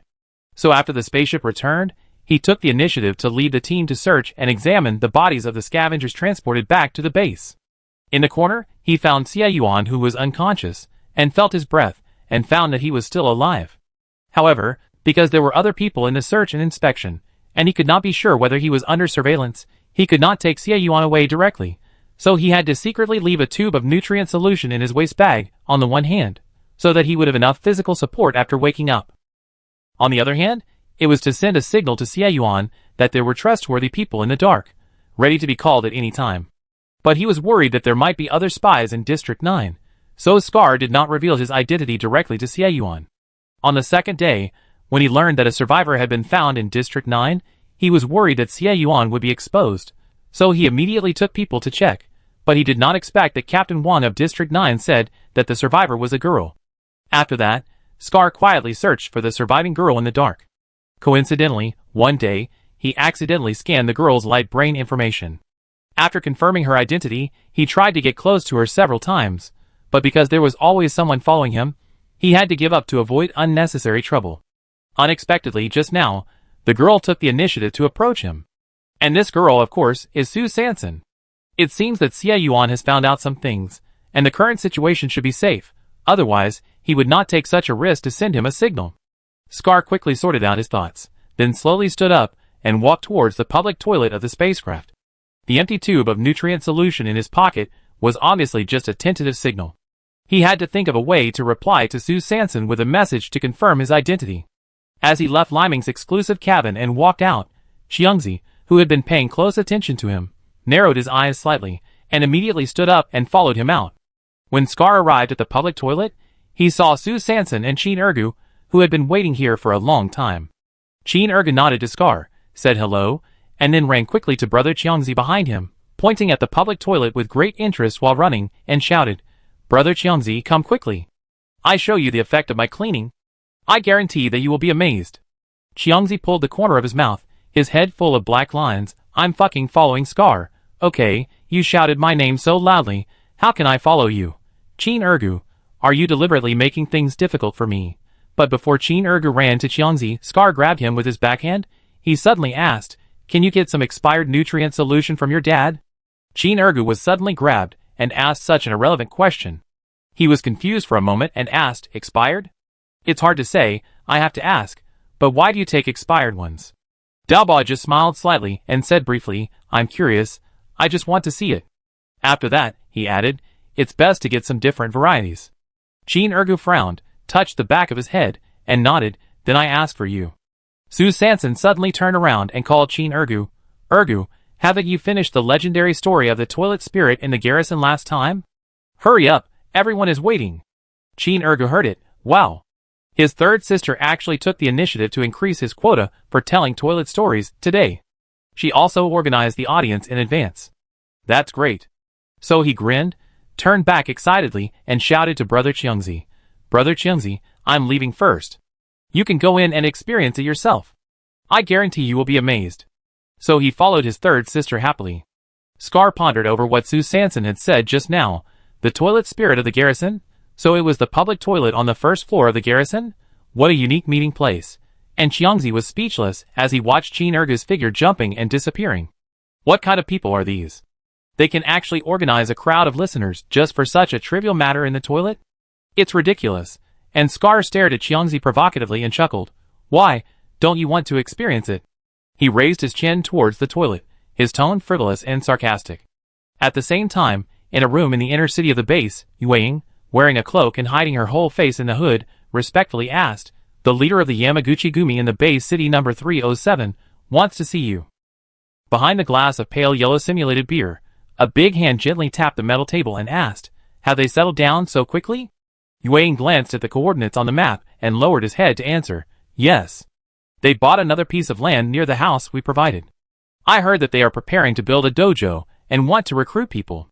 The fingers tapping the table paused slightly, and the majestic voice chuckled, "Huh. The land is not yet familiar, but the heart is wild. You go tell Yamaguchi Io that the shelter is not provided for free. Before meeting, I want to see their sincerity first." Chapter 180. On the Dawn Guard spaceship, Wu Feng came to the center of the cabin with a display screen, and the originally noisy crowd immediately quieted down. The members of the recruitment team had been waiting for this moment for a long time. Wu Feng coughed lightly, glanced at the data on the display screen in his hand, and announced, "According to our statistics, the first place is the Rose Shu family's retainers team, which has cleared a total of 1,749 infected bodies. Congratulations." As soon as the voice fell, the surroundings whispered, "Oh my god. 1,749 infected bodies. They are so awesome." "That's right. That's the Rose Shu family. I heard that they have the support of a general in the inner city, and their background is strong. No wonder. They can't compare. They can't compare." Wu Feng. After the discussion of the crowd gradually subsided, he continued, "The second place is the Thanos team from the South Gate Free Union, which cleared a total of 1,475 infected bodies. Congratulations." "Oh my god. The second place is from the Free Union. Haven't you heard that the Thanos of the Free Union is the A-level team of the Dark Web? Super strong. Wow. A-level team. No wonder. Incomparable. Incomparable." Wu Feng's voice sounded again. "The third place is from the South Gate Private Army Camp at this time. The Qilin Helm and Giant Bear of the Private Army Camp were all excited, and their hearts were raised to their throats. However, immediately afterwards, there was a bad news." Wu Feng announced calmly. "The quartet team cleared a total of 1,286 infected bodies. Congratulations." The cabin suddenly ushered in a moment of silence, and after a moment, there were all kinds of noisy voices. "The quartet team? Who is it? I haven't heard of it. Isn't it said to be from the South Gate Private Army? Oh my god, where is justice? An unknown team can actually kill more than 1,000 infected bodies. Why do I not believe it? There must be something fishy going on. Shoo! Keep your voice down. How dare you openly suspect that they are operating behind the scenes on the Dawn spaceship? No, no, no. I heard that this Sifong is not simple. They not only have sent and fire nuclear crystals. The equipment is powerful." At this moment, the glass hearts of Qilin Du and the Giant Bear team had been ruthlessly shattered to the ground, and they were all shocked, looking at each other in disbelief. Jianfeng spoke first. "How could it be? Their second coordinate point has been divided up by everyone, so there shouldn't be such a high number of kills?" And Xiongda of the Giant Bear team shook his chest muscles, sneered, and said sarcastically, "How is it impossible? I heard that they directly swept the infected bodies in 5 areas at the beginning. Some people don't be weird all day long, and quickly reflect on themselves." After the provocation, Xiongda immediately turned his head and whispered to Xiong'er next to him, "How is it? How is the background of that dwarf? Is it possible to dig him over?" Xiong'er was a little speechless and smiled bitterly. His main job seems to be a toilet cleaner. And the captain of Qilin Helm, Gui Qilin, was also conspiring with the team members in charge of accounts and personnel in their team. How is it? How many contribution points can be used in the account now? Make sure to dig the explosives master from Sifong over as soon as possible. While everyone was discussing the ranking results, the 4-way team was once again squeezed into the corner of the cabin due to their height. Everyone was listening attentively to Qin Ergu sharing his legendary toilet story, when suddenly someone announced that they had won the 3rd place in this mission. Hu Ba's thick eyebrows and octagonal beard trembled again at the same time, and he asked uncertainly, "Is it our 4-way team?"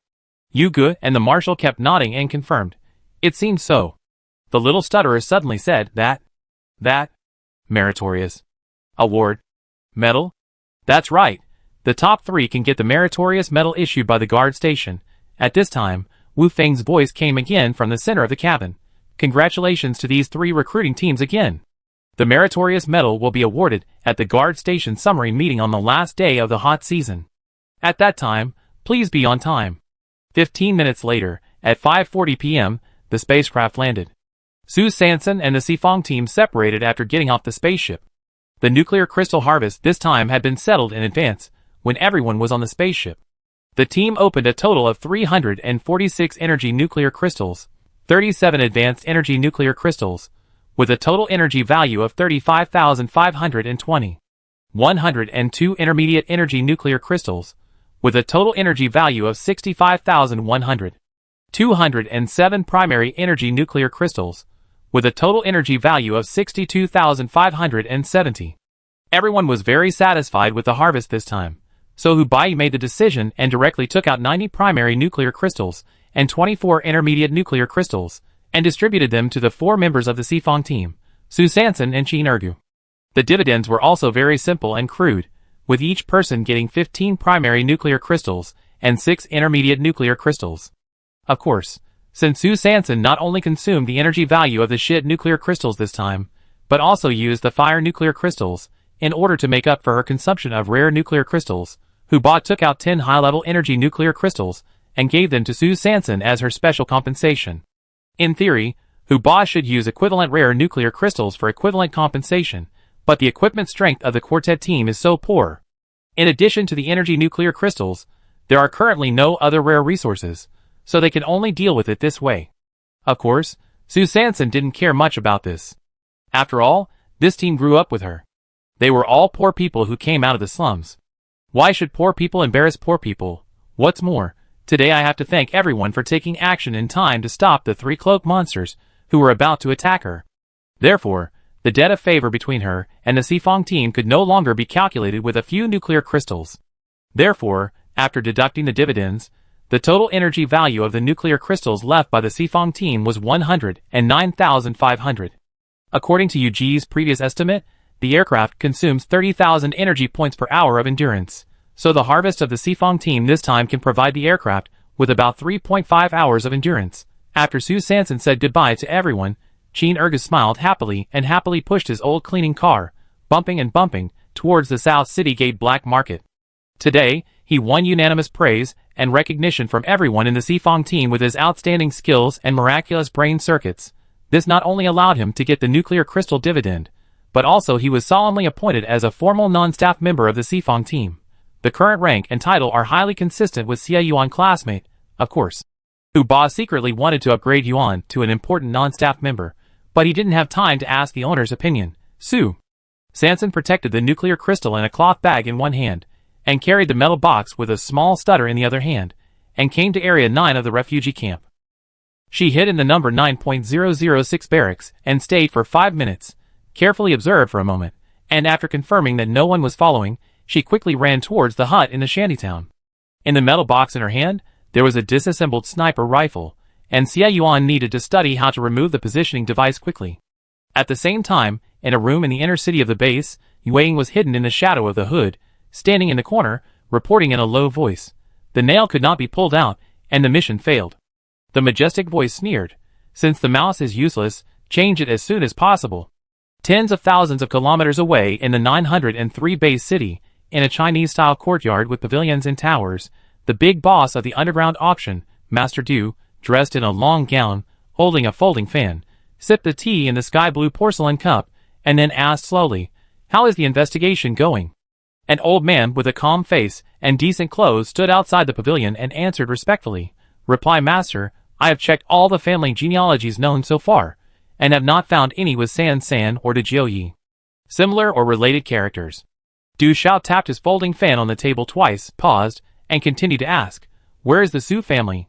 The old man looked up suddenly and asked uncertainly, "Which Su family?"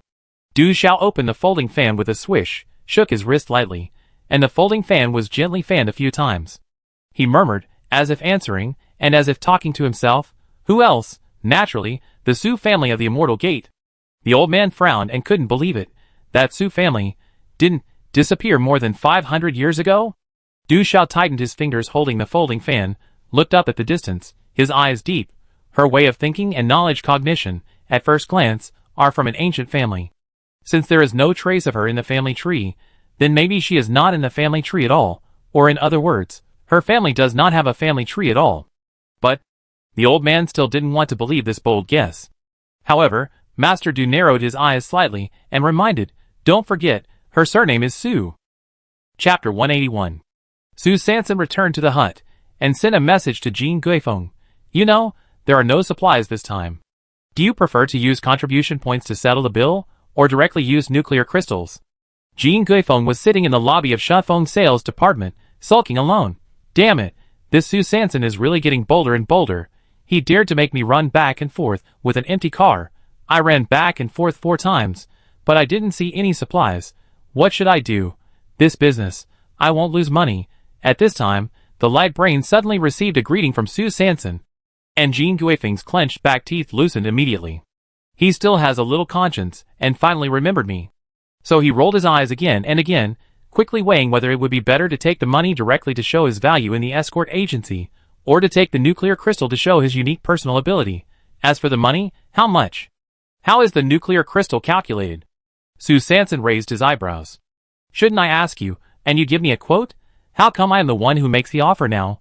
Isn't this relationship a little bit upside down?" So she resisted the bad taste of reporting 1 contribution point and 1 small nuclear crystal, and objectively evaluated the cooperative relationship with Jean Guifeng. She still had to maintain it well, so she replied, 2,000 points or 7 low-level energy nuclear crystals. Su Sanson deliberately gave a price slightly lower than the psychological expectation, mainly to give Jean Guifeng a bargaining space. Sure enough, Jean Guifeng's counteroffer came back soon, 9 low-level energy nuclear crystals. Each energy value cannot be less than 200. Su Sanson thought, okay, Huba gave her 12 low-level nuclear crystals as shipping fee, each with an energy value of more than 200. So she readily accepted Jean Guifeng's counteroffer. After receiving Su Sanson's reply, Jean Guifeng immediately regretted it. "Damn you! Such a quick reply, it must be a loss. I should have reported 10 earlier."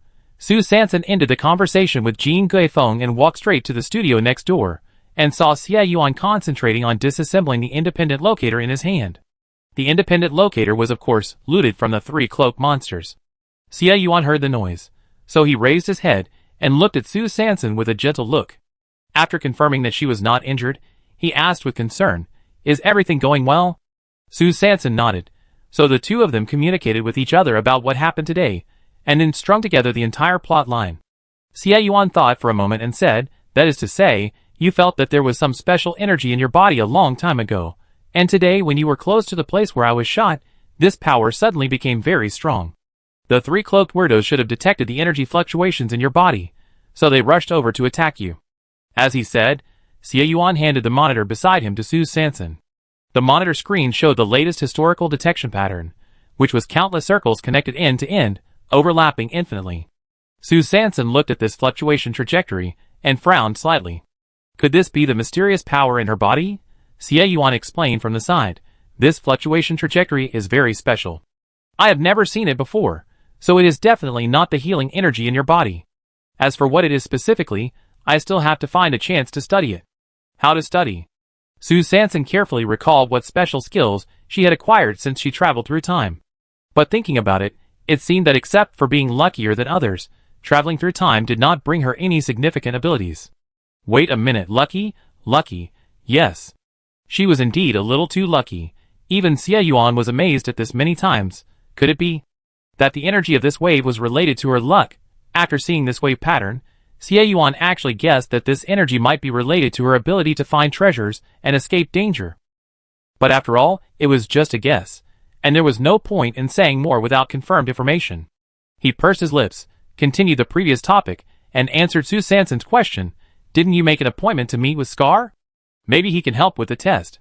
At the same time, the Qilin Helm and the Giant Bear squad, who had been sneaking behind the Xifang squad and Qin Ergu's 5 people, since they got off the spaceship, finally separated after entering the South City Gate.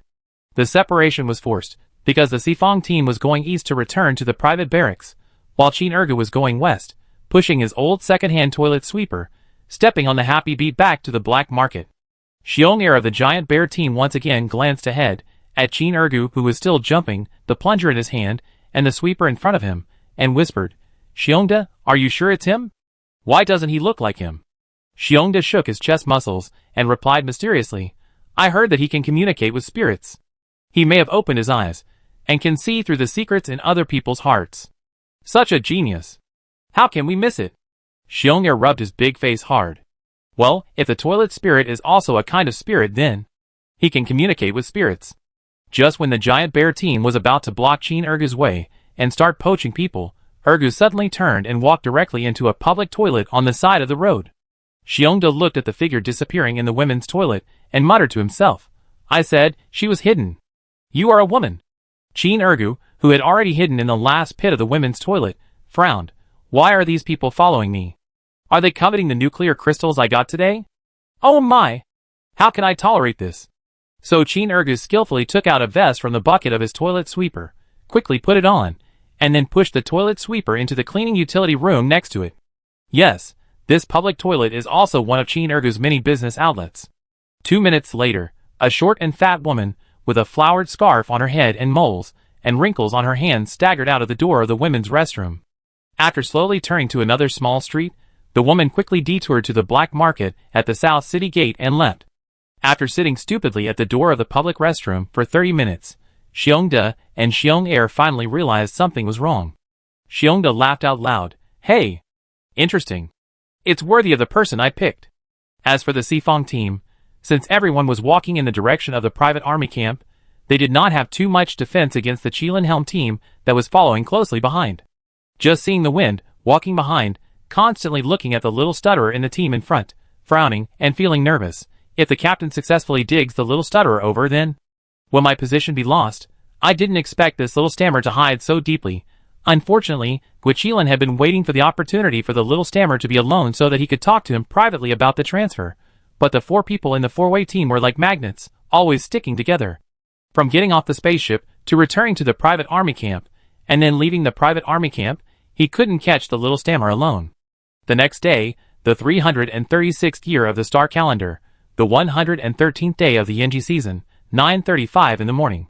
Qin Ergu pushed the toilet cleaning car, and under the guidance of the logistics staff, he passed through the security check of the guard post and came directly to the door of the public toilet on the first floor. The logistics staff apologized. I'm sorry, the flushing system here has not been working well, and I have to trouble you every 2 or 3 days. Qin Ergu waved his short hand. It's not happening. This is an important task assigned to him by his third sister. How can it be troublesome or not? He even thinks that the frequency of twice in 3 days is not high enough. He picked up the plunger in his hand and swaggered into the public toilet on the first floor of the guard station, where the toilet spirit was said to appear. 5 minutes later, Scar carried a bucket of tap water and went downstairs from the special lounge of the Dawn Guard on the 2nd floor. When he went downstairs, he met a few acquaintances. Yo! Captain Xiao is going to bravely break into the public toilet on the 1st floor. Scar pulled the corner of his mouth. Who on earth decided this meeting place? He cursed in his heart, but he forced a smile on his face and replied awkwardly, Hey! There's no way. The seats at Dawn are all full. The acquaintance teased, Haha. I know. You have to bring enough water. Scar smiled casually, which was considered to end the topic. When Scar carried a large bucket of water and turned into the public toilet on the 1st floor of the health center, he saw that the doors of a row of toilets were tightly closed, except for the 5th one in the middle. This 5th pit is well known in the garrison. The flushing device is completely broken and has never been repaired. Scar was speechless.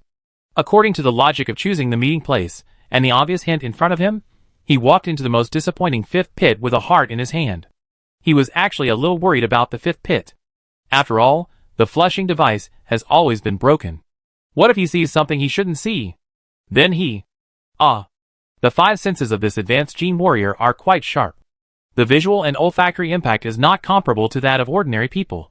And just when Scar walked into the 5th pit with a bucket and closed the door, Xiangzi, who had been monitoring him and looking for opportunities to continue assassination, also came to the public toilet on the 1st floor. Xiangzi rolled his eyes. Does Scar have a serious illness? Can't he wait upstairs for a while? What did he eat that he couldn't even hold it in for a few minutes? Why did he have to go to this toilet on the 1st floor that everyone avoided to suffer? Damn it! After Scar closed the door, he searched inside for a long time, even the toilet tank that had been in disrepair for a long time, but he didn't find any clues. Does it mean he really has to go to the toilet? So he calmed down and looked at the bucket in the corner that was almost full. Well, this big bucket of water should be enough. Then he closed his eyes, sat on the toilet, and the fake play became real. 10 minutes later, when he casually pulled off a large section of toilet paper from the roller fixed on the right partition, he looked at the coordinate points written in very light ink on the back of the toilet paper, and finally curled his lips speechlessly. That works too. You are amazing. So he quickly wrote down the coordinates, flushed the toilet in a few strokes, and walked out of the public toilet on the first floor. At this time, Qiangzi, who had been staying next to him, and had been fumigated for a full 10 minutes, finally opened the door, with gritted teeth, and immediately followed him. The two of them quickly left the gate of the guardhouse, one in front and one behind. Qin Ergu, who had been waiting silently at the gate, saw that Scar was following Qiangzi as his third sister said. So he immediately entered the role without saying a word, and ran towards his brother Qiangzi. His third sister said that his important task after going to the toilet to add paper was to tell Qiangzi all the toilet stories he had found out at the gate of the guardhouse. However, just as Qin Ergu was walking towards Qiangzi, suddenly, a sturdy figure rushed out from nowhere and blocked him directly. A pair of rough hands, whoosh, pulled off the flowered scarf wrapped around the man's head and face.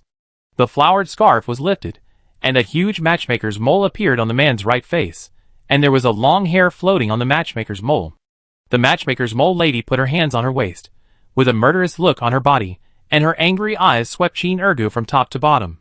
She opened and closed her lips, saliva splashed, and a loud curse burst out. Great! It turns out that you, a fake, have taken away most of my business in Nanchangmen. Look at your matchmaker's mole. You even clicked the wrong side. You don't even need to be careful when plagiarizing. You dare to cheat in broad daylight. You must explain yourself clearly today, otherwise, I will never let you go. Chapter 182. Qin Ergu was scolded by the matchmaker mole, who suddenly appeared. He saw that brother Qiangzi was about to walk away, and turned to the side road. Qin Ergu was about to cry anxiously. He stamped his feet, and quickly raised his hand to pull away the lady in front of him, shouting anxiously, Auntie, you recognized the wrong person. But the lady was not a fool. Looking at the plunger in Qin Ergu's hand, and listening to the perfunctory words, she was even more furious. She immediately grabbed Qin Ergu's unique magic weapon, the plunger, and said sternly, What do you mean? You dare to do it but not to take it. You want to escape? Qiangzi was about to disappear at the intersection at this moment. Qin Ergu was extremely anxious and sweating. His first reaction was to quickly pull his plunger back from the matchmaker mole's hand, and then chase him out immediately. At the moment when the two were pulling, an auntie who was also short, with a flowered scarf on her head and a huge matchmaker mole on her right cheek, suddenly jumped between the two.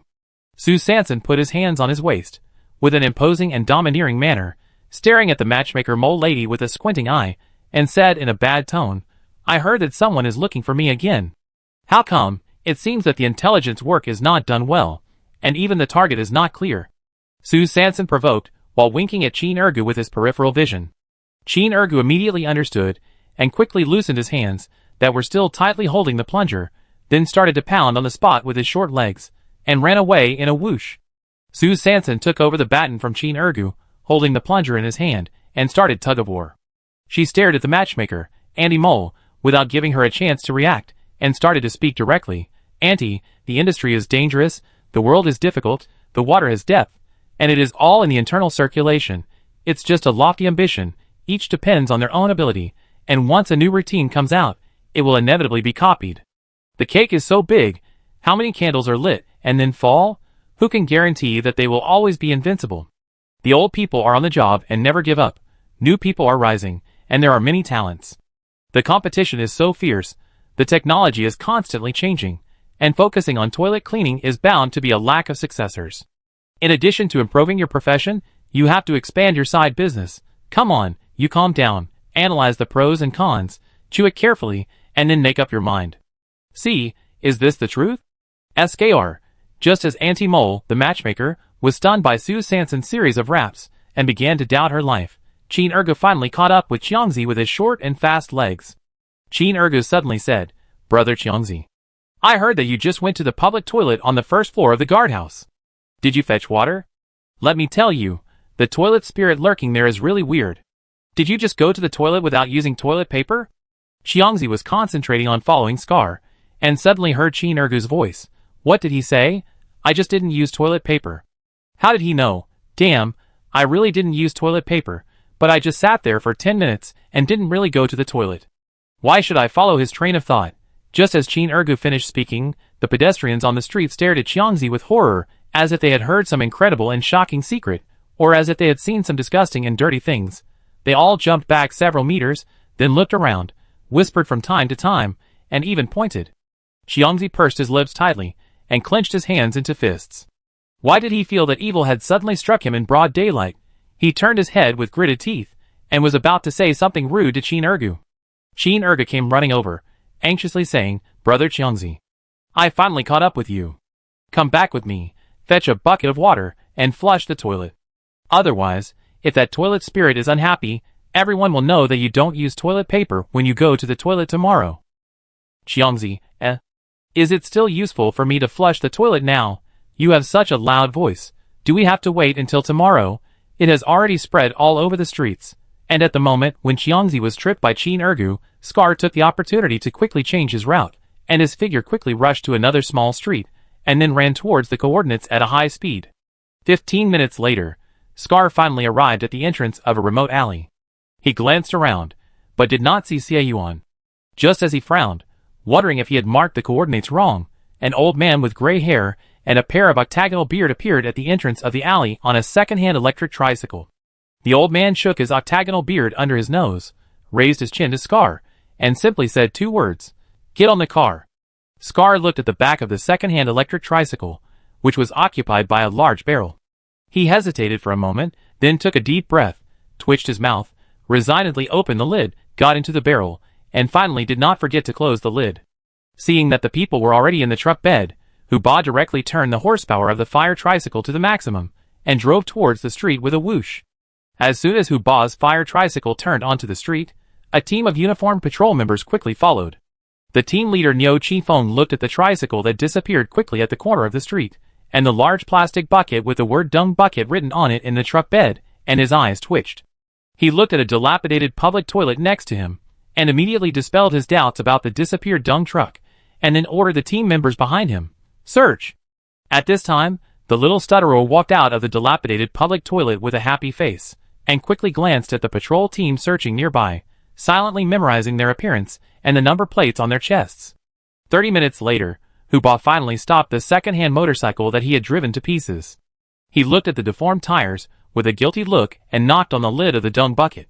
Scar came out of the bucket with no desire to live, and saw Huba handing him a jammer and a small piece of paper with coordinates written on it. He took the shielding device speechlessly. In an instant, a warning popped up on the optical computer positioning display screen in a room in the inner city of the base. Positioning failed. Scar quickly opened the small note and looked at a coordinate point outside the West City gate on it. He glanced at the quiet street in front of him, which was obviously located at the East City gate. He took a deep breath and finally raised his question with resentment. "Since it is outside the West City gate, why do you have to go to the East City gate first? I have to run over there later. Xie Yuan, you can do it." Huba shook his octagonal beard under his nose and replied with the lines that Xiao Su had prepared with him in advance. "Since it is to lure the tiger away from the mountain, it should be moved farther away to gain something. Time is running out. You should leave quickly." So, when Scar's figure quickly disappeared in the alley of the East City gate, Huba then leisurely rode on the second-hand fire tricycle, and slowly drove towards the metal recycling station in the southeast corner of the base. He borrowed this car from One-Eyed Zhang. He had to return it. He looked at his laptop, and it seemed that he had exceeded the time limit. He would definitely have to pay more. It would be better to drive slower, lest the wheel collapses again, and he would have to pay for it. Just after Huba and Dao Ba left, less than 10 seconds later, Tiechui, Alung and Ma Ji, who were patrolling at the East City gate, appeared at the entrance of the alley. At the same time, the 4 members of the Gale Guard, who were previously sent to the patrol team with Tiechui and his men, also hurried over. Chapter 183. Tiechui and the other 2 were the first to arrive at the entrance of the alley. Ma Ji quickly glanced at the coordinates received in his brain and quickly scanned the alley. The alley was very narrow, with old cement bungalows on both sides. The bungalows were ordinary households registered in the base. The doors of these bungalows were locked, and did not look like they had been violently destroyed. Ma Ji's eyes quickly noticed a piece of plastic sheet spread on the ground at the entrance of the alley. He walked over quickly, and found piles of insoles piled on the plastic sheet. Next to the insole stall, an old lady with a broken leg was blinking her bright eyes. Under the scorching sun, she held up a thin silver needle, and tried to thread the needle into the tiny needle hole. Seeing the old lady fail to thread the needle again, Ma Ji's eyes twitched. He couldn't wait any longer and asked directly, "Old lady, did anyone pass by here just now?" The marshal paused with his finger holding the silver needle. Why is there still a dialogue? He just changed his body, but he couldn't change his voice. Wasn't it exposed by opening his mouth? I should have changed into an old man earlier. This damn Chin Ergu, I don't know where he got so many old lady costumes, and the only old man vest costume was snatched away by the captain. It's okay to dress up as an old lady, but this skirt is too short. After he puts it on, his whole calf can't be covered, so now he has to curl up his knees and pretend to be disabled. The marshal turned his head, blinked his bright eyes, stared at Ma Ji innocently, and had to wave his hands and point to his throat. Ma Ji frowned. I actually met a mute. Looking at the other person's eyes again, he even suspected that the old lady was a little blind. But there was no one else around to ask. So he took a deep breath and asked again, "Has anyone else passed by before?" If yes, nod. If not, shake your head. The marshal blinked his bright eyes and nodded. Ma Ji was excited and asked quickly, "Which direction did he go?" The marshal blinked again and pointed in the direction of the East City Gate Black Market, according to the script he had rehearsed before. Ma Ji frowned. Black Market? At this time, the four-member team of Jifeng finally arrived. They first saw Ma Ji, Tiechui and Ulung. Then the four of them quickly scanned the area and found no target, so they quickly ran towards the insole stall and challenged them in an unhappy tone. Yo! It's really a narrow road for enemies. Why, the south gate is too small to accommodate 3 big Buddhas, and you have to cross the district and run to our east gate to join in the fun? Tiechui couldn't be provoked the most. He clenched his fist and immediately stepped forward to confront the 4 members of Jifeng. What? Do you want to be beaten again? Ulung pulled Tiechui and quickly persuaded them. They were already being punished and couldn't bear the punishment again. Ma Ji frowned slightly. These people from Jifeng were still haunting him. Why, the territory of the East City Gate has changed its name to Jifeng? We ordinary patrol team members can't come here? After he casually replied, he quickly pulled Tiechui and Ulung and prepared to run towards the black market. Before leaving, he narrowed his eyes and glanced at the old lady's broken leg covered by linen, deliberately threatening her. Old lady, this is an intersection. The base does not allow stalls to be set up casually. Leave quickly. The marshal's heart trembled. He would not be exposed. His knees curled up under the sackcloth stiffened, and he quickly nodded to Ma Ji, then typed a message on the optical computer. 5 seconds later, Yuga pushed a shabby cart and turned from the street next to him. He rolled up the insole on the plastic cloth, then picked up the marshal with his legs curled up, put him on the cardboard, and then lowered his voice and nodded to the patrol team members in front of him. Oh! Sorry, sir, we will withdraw the stall now. After that, he pushed the cart and disappeared at the entrance of the alley. Ma Ji glanced at the cart that had completely disappeared with his peripheral vision, and immediately turned and ran towards the direction of the East City Gate Black Market. The 4 people of Jifeng looked at each other, and immediately followed. 50 minutes later, he finally ran out of the West City Gate, turned east and west, and came to a barracks in the exile area closest to the outer area of the base's protective shield. He saw a hardcore black Jeep parked in the shadows. At this time, a familiar voice came. Get in the car. Scar pulled the corner of his mouth and exhaled. Finally arrived. Then he opened the door and jumped in. At the moment when Scar opened the door, Xie Yuan couldn't help it and almost jumped. He quickly pulled on the combat mask to filter out the unknown stench in the air, then opened the temporary protective shield and stepped on the accelerator. Dahe rushed quickly towards the west of the Bay City. Xie Yuan turned his head and looked at Scar with a look of disgust. Where did you roll around? Why do you smell so bad? Scar was speechless. He had originally organized a lot of things to discuss with Xie Yuan, but he didn't expect that the first topic after the two met was the smell of shit on his body. How can he explain this? Didn't you arrange this? You actually took the initiative and blamed him? Xie Yuan certainly didn't know what Doba had experienced along the way. Yesterday, he just told San San about the possible dangers, hidden dangers and precautions. Then San San nodded frequently and told him confidently not to worry, everything was up to her. 35 minutes later, Dahe finally drove to the vicinity of a hill that Xie Yuan had chosen in advance.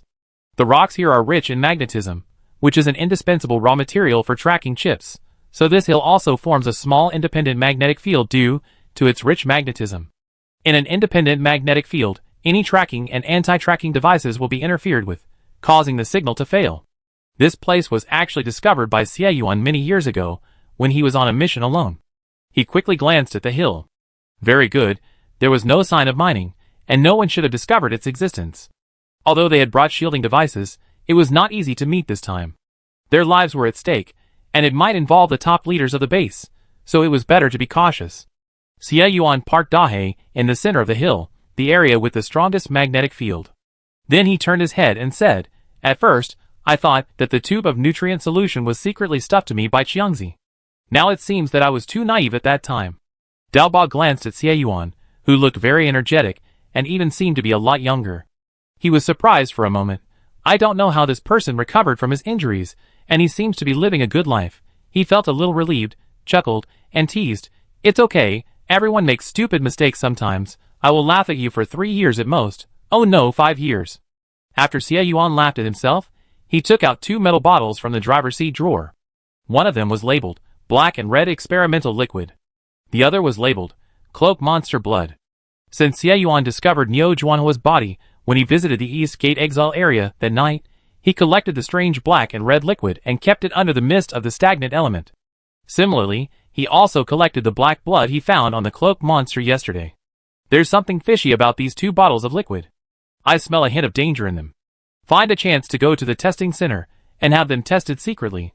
Scar nodded, took the 2 bottles, and then called up the results he had found in the mission archive room of the guard post in his light brain, and said seriously, "You should have noticed that Ji Feng started to play tricks on Liming this year, and it was not a personal grudge. Ji Feng's tricks and Liming's team members suddenly started to get into trouble frequently, get injured, and receive medical treatment. They all started at the beginning of this hot season, when we carried out the number 01 sweep mission specially assigned by the base." Xie Yuan pursed his lips and thought for a moment. "Yes, I have repeatedly recalled all the details of that number 01 mission, but it was just an ordinary cleanup of the primitive wilderness, and there was no abnormality at the time. Unless someone discovered something and covered up the abnormality in time," Scar added. Xie Yuan frowned, shook his head, and denied. If someone deliberately concealed something, they should be interrogated one by one immediately, but why did they frequently attack the members of the Dawn team? Some time ago, the base also tested everyone's blood, right? Is it possible that the top leaders of the base are looking for something, and this thing may cause changes in the owner's blood? Scar continued to speculate along this line of thought. So the base was not sure who took the thing at first, so they said Jiefling to start testing. Later, for some reason, they thought it was you who took it, so they decided to get rid of you first, and then take the thing away. But after you died, the thing still disappeared, so they started a comprehensive blood test again? Xie Yuan tapped his fingers on the steering wheel a few times, and nodded slightly. This possibility cannot be ruled out. And this thing may need to recognize the owner. Once it is owned by someone, it must be after the original owner dies, before it can recognize the owner again. Otherwise, it cannot explain the motive and reason for the base to send someone to assassinate me. Scar did not comment. At the same time, in a room in the inner city of the base, next to a glass of pale yellow simulated beer, a pair of big hands gently stroked the energy ripples on the display screen. The ripples were composed of countless squares, constantly superimposed and infinitely extended. A majestic voice suddenly sounded. "What is the recent monitoring situation?" Yuang stood in the corner with a hood, reporting to the general. "The fluctuation of the key has not been detected yet." The majestic voice murmured to himself. "It has not been found yet." "Where did it go?" Xie Yuan. "Where did you hide?" Chapter 184. I found a very strange thing in the archives of the guard post. Scar called up the archive photos he had stored in the optical computer and continued. I found that the base would order the guards to clean up the primitive wilderness corresponding to Mission 01 every 30 years. The cleaning frequency of other primitive wildernesses is not so strict. Xie Yuan looked at the archive records on the optical computer screen and frowned slightly.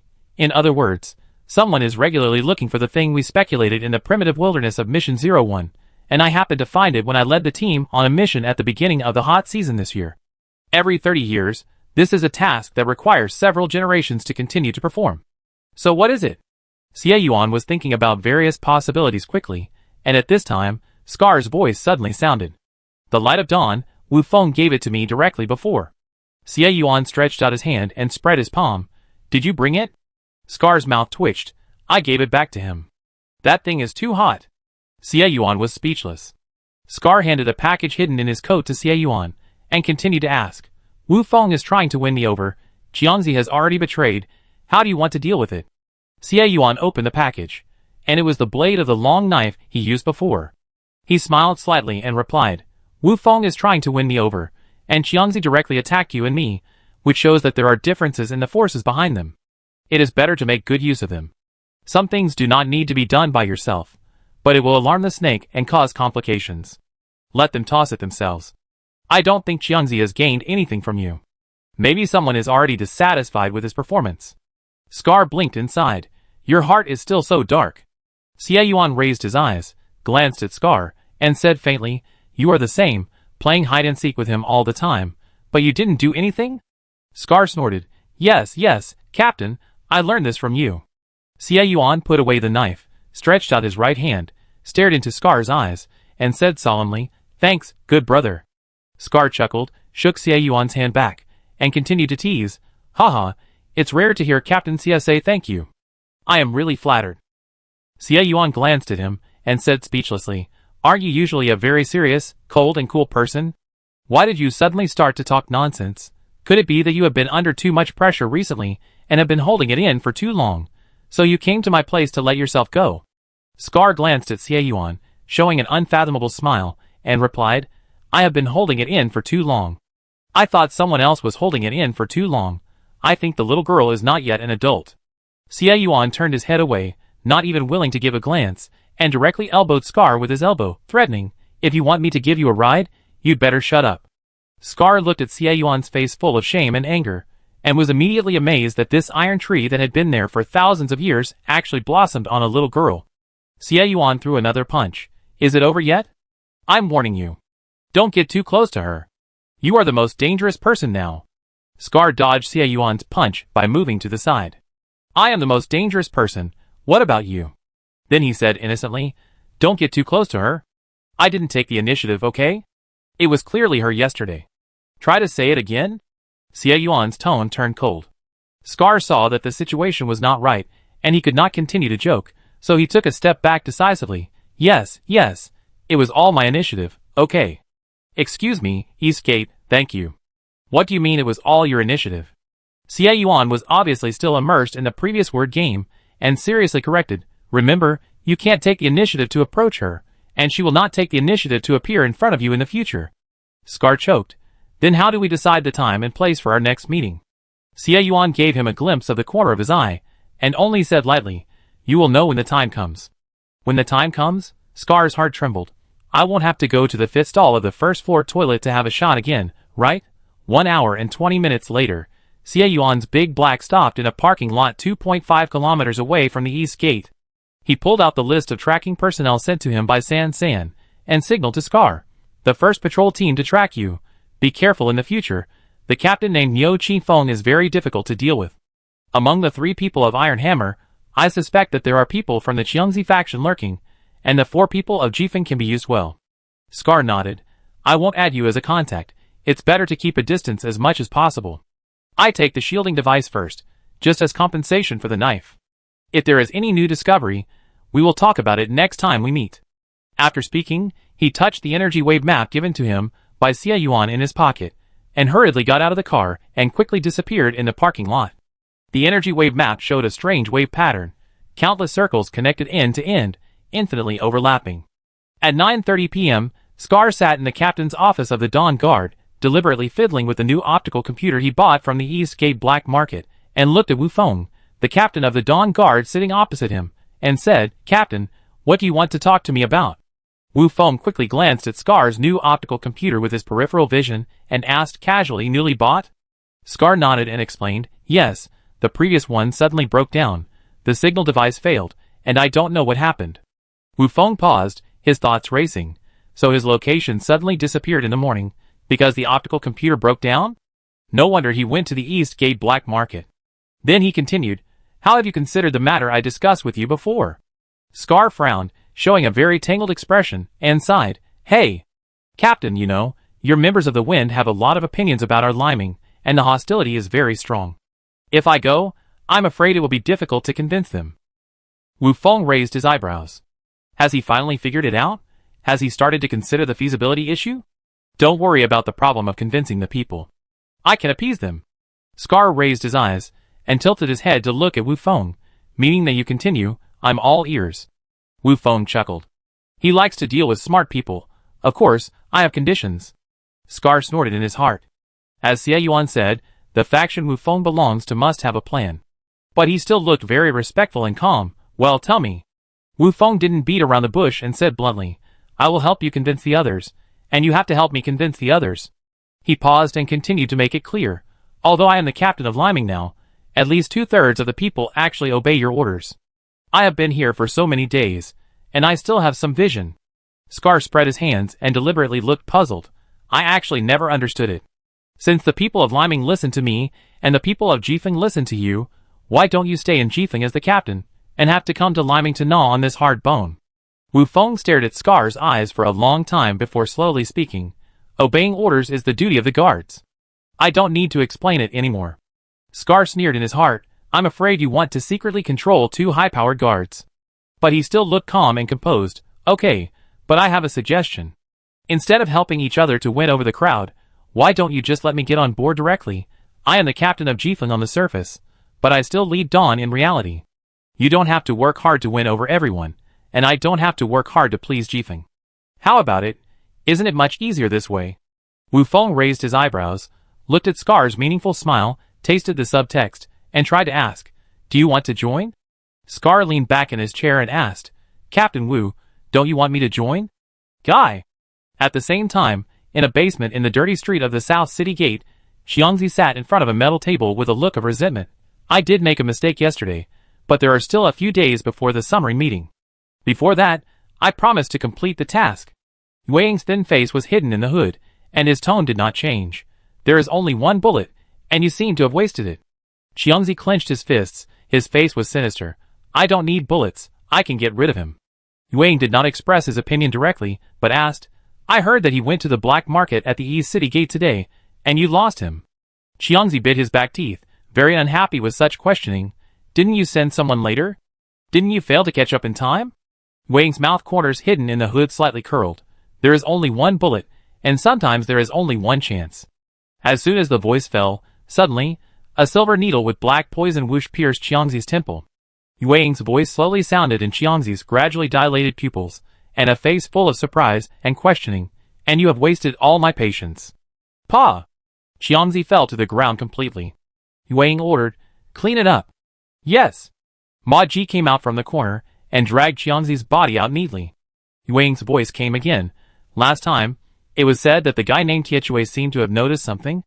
Ma Ji lowered his head, and replied respectfully, yes. He saw Xiangzi nearby. Wei Ying's voice suddenly became cold. Then find a chance to get rid of it, and it must be clean. Yes. In the shanty town, Su Sanson was looking at the insoles all over the floor, and was a little worried. This was because the marshal had found an old lady to buy all the goods on the stall this morning for a play, and the money for the purchase was of course borne by Su Sanson, the financial officer of classmate Xie Yuan.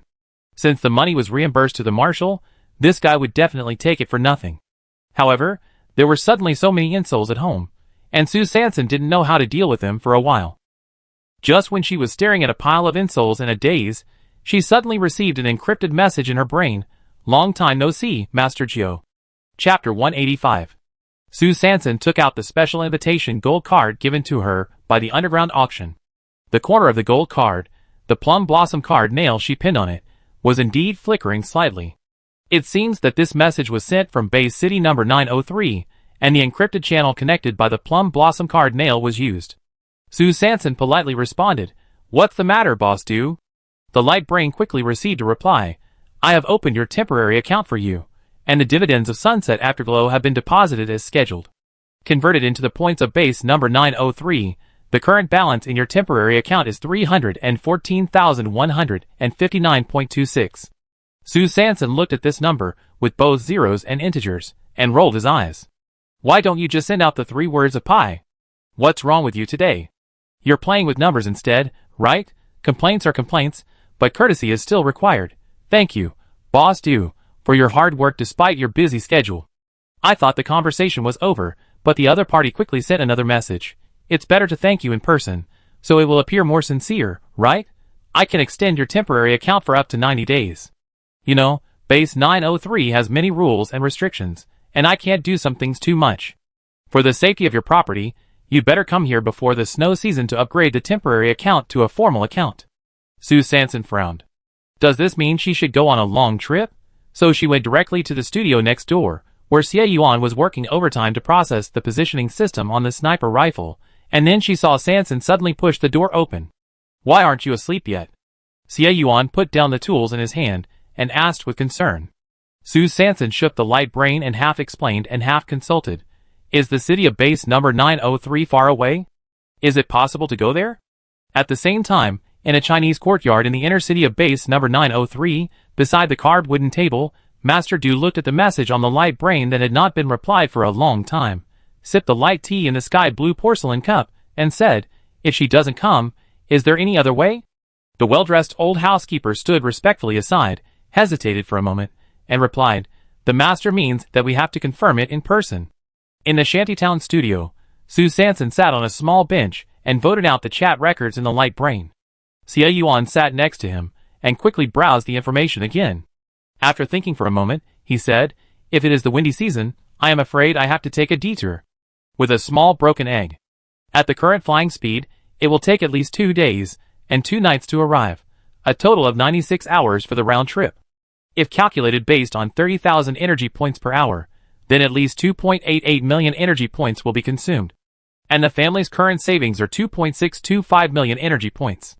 Oh my, is this so deceptive? Is she going to go bankrupt to open an account? After hesitating for a moment, Xie Yuan continued, however, there are often merchant ships traveling between bases, and you can also consider taking these merchant ships. Cargo ships? Sue Sanson turned around suddenly and raised her head. Her big round eyes kept blinking and staring at Xie Yuan. She was very curious about all new knowledge. Xie Yuan lowered his eyes and looked at the little face of the girl in front of him. There seemed to be stars twinkling in her big eyes. Under her pretty nose, a pink-red lip was slightly open, like his favorite peach, and her half-dry hair was casually spread out. She loved to let her hair down like this every time she took a shower. Xie Yuan's Adam's apple moved slightly, and he resisted the urge to raise his hand to gently touch her cheek. The tip of his ear unconsciously turned red again. He coughed unnaturally, nodded, and continued to answer the girl's question with strong reason. Yes. The trade between our base and base number 903 is mainly nuclear crystals and nutrient solution. Our base uses energy nuclear crystals as a consideration in exchange for the nutrient solution produced by base number 903. Sue Sanson tilted his head. Isn't the nutrient solution produced by the base itself? Puzzled. Doesn't our base produce nutrient solution itself? Xie Yuan stared at her pink lips that opened and closed. The two sat side by side on the plastic bench, very close. So close that Xie Yuan could clearly smell the faint fragrance coming from her body. But the two seemed to be very far away, so far that Xie Yuan felt that he had to wait at least 2 years and 12 days before. Damn it! He suddenly thought of the conversation with Scar in the morning, and his body suddenly changed awkwardly. Xie Yuan took a few deep breaths, suppressed a certain desire in his heart, and just reached out to touch San's little head, and further explained, nutrient solution is also food. All bases are short of food, except for base city number 903. Sue San's little head was gently rubbed by Xie Yuan's big hand. Listening to his low, magnetic, and slightly hoarse voice, she suddenly realized that the distance between the two seemed to be very close. Her arm was now pressed against the outside of Xie Yuan's thigh, which was standing high next to the small plastic stool. I don't know when it started, but every time they talked, they seemed to unconsciously lean against each other. Sue San was burned by Xie Yuan's scorching eyes, and her little face suddenly became pink. Finished, this feeling again. Why every time Xie Yuan stares at her like this, she will unconsciously feel a little hot. Sue Sanson quickly lowered her head and cut off the eye contact with Xie Yuan, and quickly analyzed every word he just said in his mind so that he could calm down in time. So what did he just say? Why can't I remember it at all? Xie Yuan looked at the blush that suddenly spread on the girl's face, and saw that she deliberately avoided it, knowing that she was about to start changing the subject. So he curled his lips, coughed lightly, and repeated the previous words very considerately. Sue Sanson kept reciting the Qingqing mantra that she had created recently in her heart, and listened to Xie Yuan's considerate explanation. This time, she finally came to her senses. That is to say, base 103 is equivalent to an energy power in the previous life. similar to the UAE, with mined nuclear crystals as the main trade export, while Base City 903 is equivalent to an agricultural power, using the export of nutrient solution as a consideration in exchange for other important materials it needs, such as nuclear crystals. No wonder everyone says that Base City number 903 is rich and advanced. In this end times, there is a lack of food. It is a base that can provide all other base cities with nutrient solution for survival. It is really awesome. But why can it produce nutrient solution, but other base cities can't? Is its material supply very rich and food sufficient? Su Sanson no longer dared to look at Xie Yuan, but lowered his head and continued to ask questions in a depressed tone. Xie Yuan looked at the awkward girl in front of him, smiled softly in his heart, and sighed. This is a base secret. How can it be spread outside? Just like the mines in our base, not everyone knows its exact coordinates. Oh, that's right. Su Sanson nodded to herself.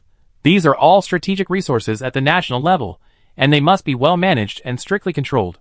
So, after understanding the background of the base's foreign trade, she fled again in a hurry, ran back to the cabin, away from the studio that made her cheeks slightly hot and her body hot. After finally calming down, after a moment of consideration, Su Sanson replied to Boss 2, I will try my best.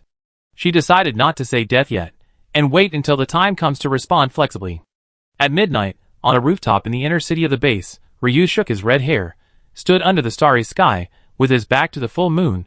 Not bad, you did a good job. Being able to let Scar join us directly is equivalent to the entire Dawn's combat power being able to back you and me in the future. I believe that before the general election in the snow season, we can win enough votes from the Conservative Party. Wu Feng lowered his head, put his right hand across his chest, and bowed respectfully. I am willing to serve the general. Ryu waved his hand.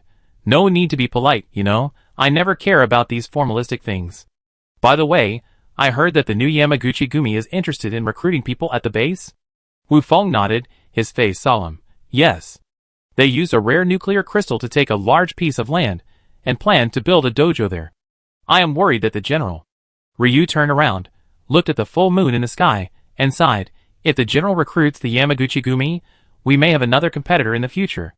This election will not be easy. At the same time, in a room in the inner city of the base, next to a glass of pale yellow simulated beer, there was a gray mysterious nuclear crystal. From time to time, a purple-blue light would appear on the surface of the gray nuclear crystal. The light suddenly appeared, like lightning, cutting the gray nuclear crystal surface directly into several pieces.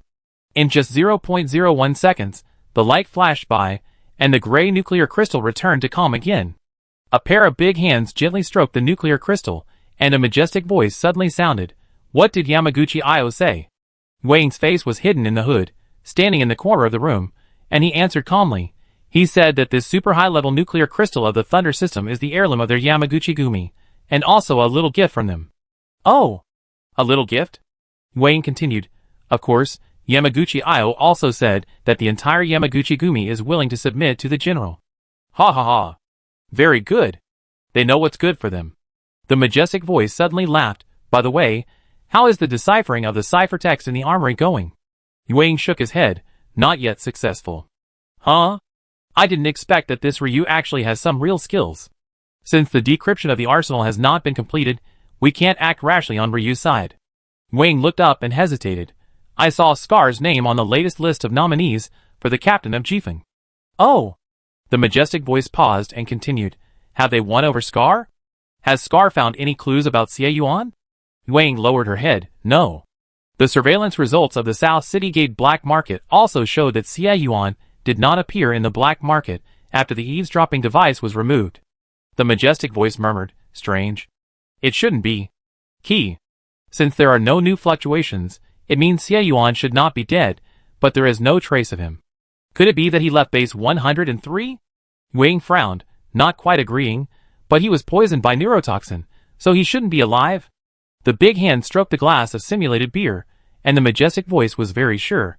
As long as the fluctuation of the key does not appear, Xie Yuan must be alive. Continue the search, behave properly, so as not to be bitten by the old guys of the Conservative Party. Before we get the arsenal in Ryu's hands, we still need to act cautiously. Yes. Chapter 186. In the next few days, Xie Yuan was busy in the studio, dealing with the positioning system of the sniper rifle as well as the life detectors and self-destruct devices on the 3 heavy firepower pistols he had brought back. Sue Sanson was sweating in the training ground next to her, and started the devilish special training that Xie Yuan tailored for her. As for the people of the Sifong team, apart from going to the private army camp to punch in every morning, they were busy preparing for winter, and had no sense of being in the top 3 teams of Class D. Chelan Helm Captain Gui Chelan came out of the settlement office, and saw that his team's balance had risen several levels in the past few days. Looking at the Sifong team on the big screen, whose total remuneration remained unchanged, he suddenly doubted whether his decision to poach their explosives master, Little Stutter, was too hasty. Is it really worth spending a lot of money to recruit people from such an unreliable and casual team? Gui Chelan was very puzzled. What do you think of this Sifong team? Why haven't they taken on any missions in so many days? Jianfeng heard this, and began to doubt the strength of the Sifong team. Does that mean that the idea of recruiting people has also wavered? If this little stutterer can't come, then his position will be stable, right? So he was very decisive, and began to expose the black materials of several people in the Sifong team with all kinds of exaggerations. The thinking of these 4 people is indeed different from that of ordinary people. You see, they punched in early in the morning and left immediately. From what I know about them, these people are probably either looking at houses at the rental center or shopping in the black market. Gui Chelan frowned, not understanding why. Why do you think so? Jianfeng pulled the corner of his mouth. When poor people suddenly become rich, they either change houses or go shopping. Because he was hired by Chelan Duo with a high salary, he did the same thing. It must be said that Jianfeng is indeed an experienced person. Because the 4 members of the Sifong team are now in the corner of the hall of the housing rental center, gathered around a trading screen discussing. Hu Ba shook his octagonal beard under his nose and spoke first. The apartment we shared before was pretty good. We just renewed the lease, which was worry-free and convenient. 100 points/day, and the renewal for 1 year is 36,500 points. On average, each person is a little more than 9,100. Yu Gu stroked his waxed beard, frowned, and disagreed. The space is still a little small. She was a woman. She had to squeeze with 3 big men, because she was really poor before, but now that they are rich, how can they still live together? The marshal blinked his bright eyes, and shook his head. The apartment is indeed a little small. I am planning to start practicing shooting in the next few days. He really likes that sniper rifle. If the positioning system can be successfully dismantled, he believes that with his title of the best eyesight in the team, this sniper position must belong to him. The little stutterer also pursed his lips, and said nothing, obviously disagreeing with Hu Ba's proposal. Because he has decided to use all the contribution points he has been allocated to equip powder to upgrade his newly researched explosive bombs. So he is really poor now. He didn't even want to spend money to rent a house. Hu Ba saw that everyone seemed not satisfied with his plan, and suddenly said, how about moving to the shantytown, and being closer to Xiao Su and Xiao Yu? Yu Gu paused, stroking his beard, turned his head to look at Hu Ba, and nodded slightly. That makes sense.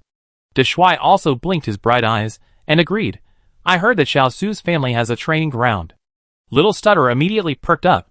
The house in the shantytown was free, so he continued to add, You can get a ride. So the 4 people quickly dispersed in the rental center, within 2 hours, after the resolution was unanimously passed. They need to find those shantytown residents, who have suddenly become rich, and are ready to move to the outer city of the base, and then use some small benefits to lure them to hand over the coordinates of their current residence in the shantytown, so that they can naturally and ostentatiously replace them. So when Su Sanson saw Hu Ba and his 4 companions again, they had successfully moved to the shantytown, and were only 2 streets away from Su Sanson's hut. When the 5 people, each carrying a plastic bucket, suddenly met outside the public toilet near the shantytown water room, Su Sanson's expression could be described as dumbfounded and unexpected. Su Sanson was even more stunned when he learned that the 4 people had coaxed and deceived, and obtained the coordinates of 3 shantytowns from 3 families 2 streets away in exchange for 300 contribution points, and occupied the 3 coordinates that night. The 3 families found by the Sifong team were neighbors.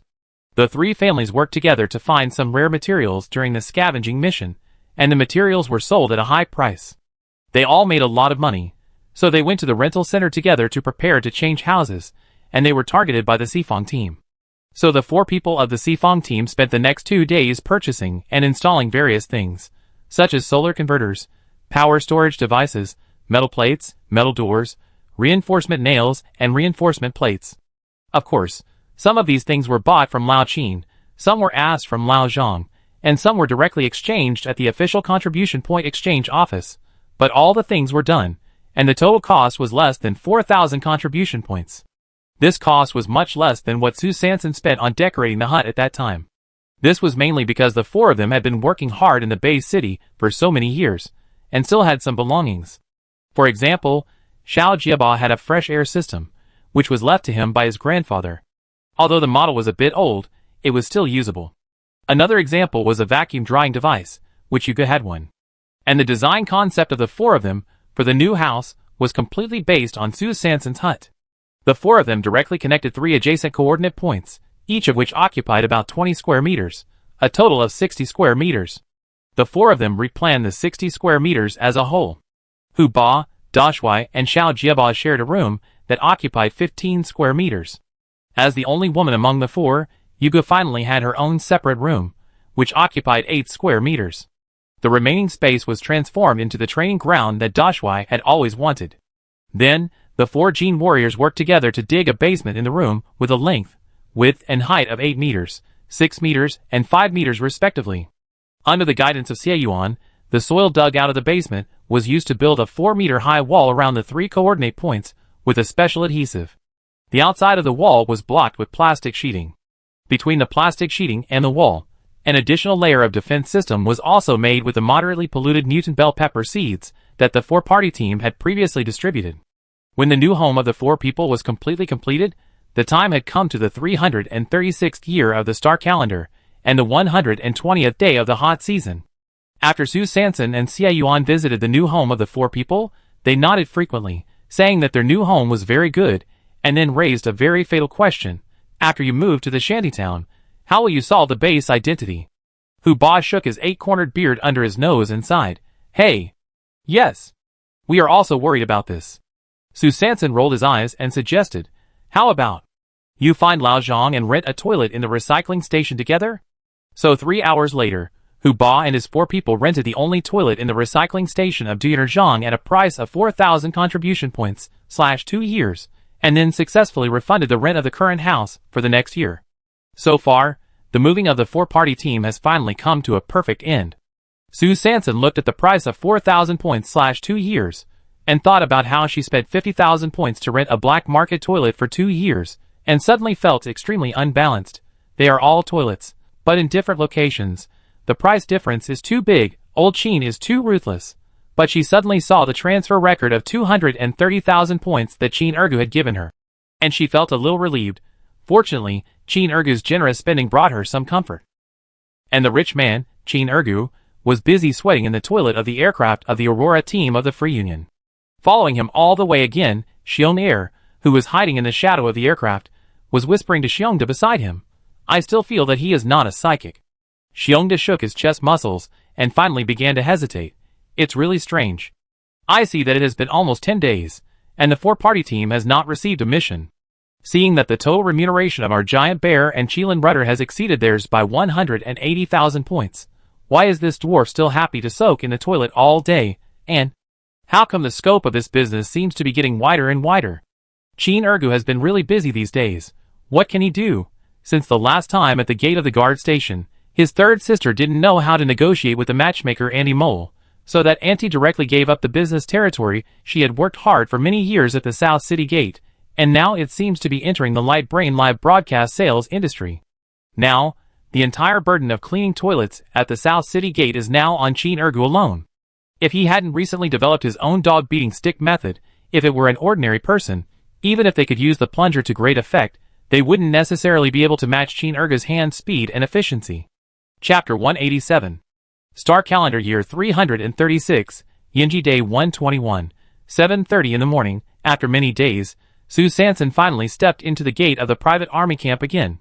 She quickly passed through the fitness area in the center of the barracks, holding her breath, passed by a group of performance artists who squeezed pimples and picked their feet, and finally came to the corner where the 4-way team was. Good morning. Xiao Su. The commander blinked his bright eyes, saw her first, and greeted her warmly. Su Sanson also waved and walked quickly to the front of the crowd. Hu Ba clicked and cut off the last piece of gray nails, put away the nail clippers, and waved to Su Sanson. Xiao Su, come! We are discussing taking the mission. Hu Ba's voice was not loud, but for the genetic warriors in a barracks, as long as you don't deliberately lower your voice, such a volume is still enough for people around to hear clearly. At this time, Jianfeng and Guiqilin, who were lifting dumbbells in the fitness area, suddenly turned their heads and looked in the direction of the Sifang team. At the same time, Xiongde, who was crushing stones with his surging chest muscles, also raised his head and glanced at the people in the corner intentionally or unintentionally. Su Sanson and the marshal turned back together and glared at the Qilin duo and the giant bear team in the fitness area. Su Sanson narrowed his eyes and responded with a threat of be well and don't eavesdrop. The marshal attacked directly without distinction. His eyes were wide open, and his bright eyes seemed to be able to generate electricity. He sent a broad eye-to-eye warning to the central area. The main thing was that it was really hard to tell who his unfocused black eyes were targeting. So no one knows whether the two glares have any specific effect, but the attitude has been conveyed anyway. Yugu stroked his waxed beard, then quickly put away the plastic box with burrs, and continued Hu Ba's words, deliberately lowering his voice. We were busy moving a few days ago, and didn't take any tasks. Look, although we are still ranked 3rd in D level, the total reward is only 800 points away from the 4th place, and we will be caught up soon. The marshal nodded and continued to add, we are also nearly 200,000 points away from the first giant bear team and the 2nd Qilin rudder team. Contribution points. Su Sanson looked at the latest ranking displayed on the screen, understood it in his heart, and asked back, do you want to be promoted to C level? If you don't want to be promoted to C level, just stay in D level, be an idle D level team, earn some extra money, and live a comfortable life. Isn't it good? Little Stammer suddenly spoke to explain. Promote to A level, can be free. Free? What does it mean? Hu Ba shook the beard under his nose, blinked his eyes, and signaled Little Stammer to shut up quickly. This matter is a taboo in the private army camp. Boss Sui doesn't let everyone spread it everywhere. If someone knows about it and reports it, the whole team will be in trouble. Yugu patted Hu Ba and winked, meaning that Xiao Su is not an outsider. Aren't temporary workers also members of the private army camp? It shouldn't be a taboo to reveal a little. Hu Ba frowned, thought for a few seconds, and felt that what Yugu said made sense. So he briefly explained to Su Sanson the rule that the private army camp was not allowed to leave the team without permission. Su Sanson was stunned. So the price of joining the private army camp was so high? Isn't this equivalent to signing a contract to sell yourself? What about herself? The commander was the first to see Su Sanson's worries and comforted her. Don't worry, you are a temporary worker, and your name can't be found on the bottom list of the private army camp, so you are free. Hey. After saying that, he blinked his bright eyes again, revealing an envious look. Su Sanson still frowned. So, if you can be promoted to A level, you can regain your freedom? This is the guarantee given by Boss Sui? Is it credible? The little stutterer nodded. It should be true. Hu Ba shook his 8-cornered beard under his nostrils, and further explained, whether it is true or not, it is still a hope. Since there is hope, I still want to give it a try. Su Sanson nodded slightly. No wonder the team of the private army camp is trying their best to upgrade. It turns out that Boss Sui has dropped such a big carrot in front of everyone. As expected of the management, he has completely controlled people's hearts. So she changed the subject. This matter is so important, why didn't you tell me earlier? Moving now directly wastes 10 days. What can we do? Yugu sighed. We only learned about this news today, and it was the old man in the settlement office who secretly revealed it to us in order to get close to us. Hu Ba, Da Shui, and Xiao Jiaban nodded in agreement at the same time. What? Such important news was deliberately hidden. This information is too opaque. Although Su San and the other 3 seem to be free agents at present, who knows what the underlying operating logic of the private army camp of Sui Laude is? What if one day he suddenly says that although the temporary workers are not on the list, they are also an indispensable member of the camp, and then directly puts her on the record? Wouldn't she be completely finished? What's more, she and the 4 people in the 4-way team have now established a deep friendship, and in the last mission, they even had a life-and-death friendship. This friend is in trouble, and she stood by and watched, which is too ugly. It's not her style. Alas, now it's good. There are less than 5 days left. If she doesn't take a big job quickly, how can she overtake and counterattack? We have to think of a way. So several people began to study various tasks on the dark web in a corner. Their team is now ranked relatively high in the D level, so there is no situation of not receiving tasks. Therefore, the focus of several people was on those alternative tasks with extremely high amounts of money and great difficulty. Su Sanson looked at the task in front of him with a reward of 360,000 points, and hesitated to say, "How about just this one?" Hu Ba, Yugu, De Shui and Shao Jiaba raised their heads from the tasks worth 210,000, 220,000, 230,000 and 240,000 respectively, and looked at the task worth 360,000 that Su Sanson pointed to, and took a breath. If we talk about cruelty, it has to be Xiao Su. Hu Ba shook the octagonal beard under his nose, and hesitated. But this task needs to be carried out at night, and the jungle at night is very dangerous. Su Sanson was also a little nervous, so he quickly sent a message to Xie Yuan's little button to ask for his opinion. After all, when it comes to mission experience, the hidden boss of Dawn has more say. Then she said a few words, and implicitly expressed that everyone wanted to do a mission with a high enough reward. Not long after, Xie Yuan's reply was received on the light brain. I remember that many years ago, there was a mission with a dangerous level on the dark web, and the location was in the desert. After it was posted that year, many private soldiers were killed and failed to complete it. This mission is very famous, and it even alarmed the guards at that time. See if this mission is still posted. If no one takes it, you can consider it. So, at Xie Yuan's suggestion, the people of the four-party team directly searched the keywords dangerous and desert on the dark web. Sure enough, the system immediately popped up a search result that met the conditions. This is a mission with a reward value of 860,000, and the mission was posted 4 years ago. Mission target, desert flower fruit, slightly polluted, 5 pieces. Mission location, Lost Desert. Mission details, desert flower blooms in the hot season, but no one has ever seen it, and its authenticity is unknown. It is said that its fruit only appears at night. Because of the unknown color, size, and appearance, the mission target cannot be pictured. But legend has it that the fruit of the desert flower has a bright red skin, many seeds in the flesh, and a general taste, but it has enough energy, and can provide sufficient heat for the human body in the windy and snowy seasons. The Xifang team quickly browsed the mission details, and then you looked at me, I looked at you in astonishment, staring blankly. 860,000, desert, it only appeared at night.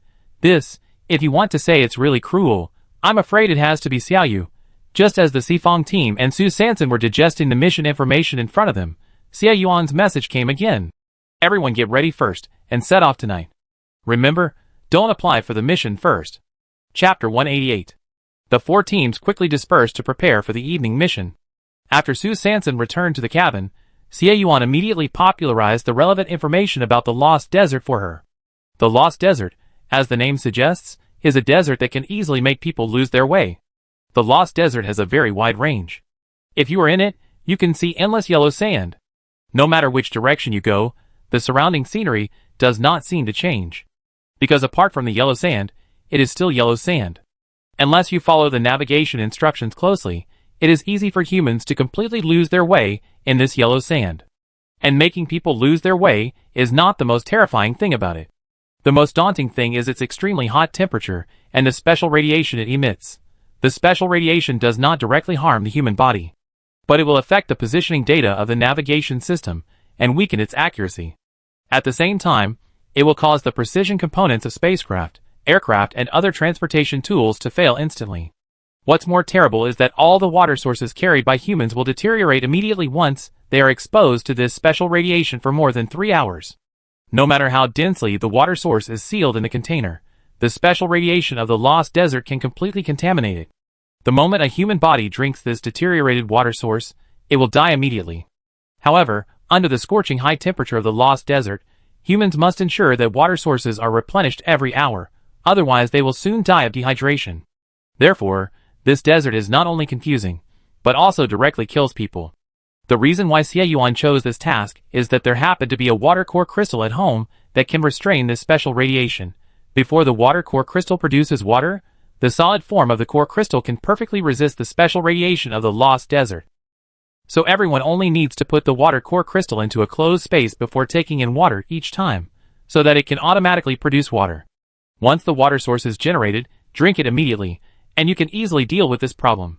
As for the problem of deviation in the navigation system, it is not a difficult task for Xie Yuan, an experienced driver with sufficient mission experience. Because whether it is through the sun during the day or the galaxy at night, he can quickly determine the direction. The reason why Xie Yuan did not let everyone apply for the task first was mainly to cover up the secret that he had a water core crystal at home. Because the water core crystal is not like the fire, thunder, or wind, although it is rarer than the energy core crystal, but in the past few years, it can still be obtained from time to time through various channels. The last time the water core crystal was discovered by humans was more than 80 years ago. In other words, the water-type nuclear crystal that Su Sanson took out from the Golden Triangle Advanced Storage in her cabin is older than her and Xie Yuan combined. Therefore, the scarcity of water-type nuclear crystals, if not ranked first in the list of rare nuclear crystals, must be ranked in the top 5. And to complete this task, it will take at least a whole night, and if you are unlucky, you may have to stay for several days. In this way, if they stay in the Lost Desert for more than 3 hours and can come back alive, then those who know the business can easily guess that they must have a water-type nuclear crystal in their hands. In this case, not only will the quartet team become the target of many forces, but Sanson and him may also be exposed to the evil schemes of those who have ulterior motives. But if they don't apply for the mission, according to the latest management rules of the private army camp after the Demon Wolf team defected, the Xifang team cannot rent a temporary protective shield, and the aircraft cannot be driven out of the base city. But due to the generous donation of the Demon Wolf team, the temporary protective shield is no longer a problem for Su Sanson and Xie Yuan. It's just that the problem of the aircraft is indeed more difficult. So Su Sanson turned on the optical brain and pressed the dial button. Soon, a familiar voice came. "Hello, this is Shufeng Escort Agency. Jean Biao is dedicated to serving you." Su Sanson went straight to the point. "Don't you always want to expand new business? Now there is an opportunity. Do you want to consider it?" Jean Guifeng's eyes lit up. Is this a relationship with Boss Sui that allows him to directly enter the private army camp to attract business? So he was so excited that he asked quickly, "What opportunity?" Su Sanson didn't say anything and was concise. "It's the same as the last time I took the car. The business is similar. Instead of transporting goods, transport people. Do you want to accept it?" Jean Guifeng touched the big bald head. Although she had gradually become immune to Su Sanson's weird requests, but why is there no order for supplies again? This is fucking it. Then, is his future business direction really going to gradually transform from logistics to human traffic? So he further probed, "Who are you transporting? Let's make it clear first. I refuse infected bodies and the like." After saying that, he felt a little regretful. This is fucking it. If it is really transporting infected bodies, he directly refused, wouldn't the order fly? How careless. Su Sanson chuckled. "Oh, don't worry. They are all living people." Jean Guifeng breathed a sigh of relief. Fortunately, the order was not lost. Okay then. At 8:30 p.m., when the Xifang team, Su Sanson, Xie Yuan and Qin Ergu, who had just come out of the public toilet, gathered outside the South City gate, at the dedicated parking spot for the wind, they saw Jean Guifeng, who was indignant and felt that she had been deceived, complaining non-stop. "Hack you. You actually set off in the middle of the night? It's dark. Too dangerous. Why didn't you say it earlier?" Su Sanson rolled his eyes. "You didn't ask? Besides, it's not like you don't have experience in driving at night." Jean Guifeng opened the hatch of the advanced flying saucer and continued to pester. "How can this be the same? I want to come back empty-handed this time." "Empty-handed? I am a weak man. How can I go on the road alone?" Su Sanson followed behind the crowd, paused on the aircraft, turned his head, and showed a horrified expression. "Are you going to go on a mission with us? And then go back together?" Jean Guifeng choked. Is that what he meant? He was clearly paving the way for more money. Just as she was about to speak, she was suddenly blocked by Xie Yuan, who was walking beside Su Sanson. "I know. Add money. I will add it." Qin Ergu was alone, holding a plunger, silently following Xie Yuan. He frowned, and his eyes kept looking up and down at the tall man in front of him. This figure, like. Too much like. This voice, like. It's exactly the same, but why is he called Yuan? For the first time, Qin Ergu's intuition and hearing produced such a strong conflict. Suddenly, he had an idea and remembered what his father said not long ago. You don't have to say what you think of or discover. You have to learn to observe and analyze more. Not everything you see or hear is the truth. These may just be tricks used by the enemy to confuse you. So, this Brother Yuan in front of him, could it be? Could it be that he is a die-hard fan of Brother Yuan? That's why he deliberately imitates Brother Yuan in his behavior? Qin Ergu widened his eyes, took a deep breath, and felt that he was a genius. He accidentally saw through the little secret deep in Brother Yuan's heart. So he immediately calmed down and pretended that he hadn't discovered anything. His father said that you don't have to say what you think of or discover. Well, after all, this is personal privacy. He has to learn to be calm and composed even though he knows it well. Everyone boarded the aircraft one after another. Jin Guifeng looked at the coordinates Xie Yuan gave him, curled his lips, and muttered to himself, "What a hell of a place, a barren wasteland with nothing. I really don't know what these people are doing." Although she complained, her hands were efficient and neat. Soon, the high-level flying saucer flew out of the number 103 base city with a whoosh and disappeared in the night sky in an instant. 1 hour and 20 minutes later, with a puff, the flying saucer landed on a barren land. After Xie Yuan opened the temporary protective shield and shared the protective shield range with him, as the center point with everyone, the four-party team, Su Sanson and Qin Erge got off the flying saucer one after another. Xie Yuan pushed his little black out from the cargo door of the aircraft, then waved to Jin Guifeng.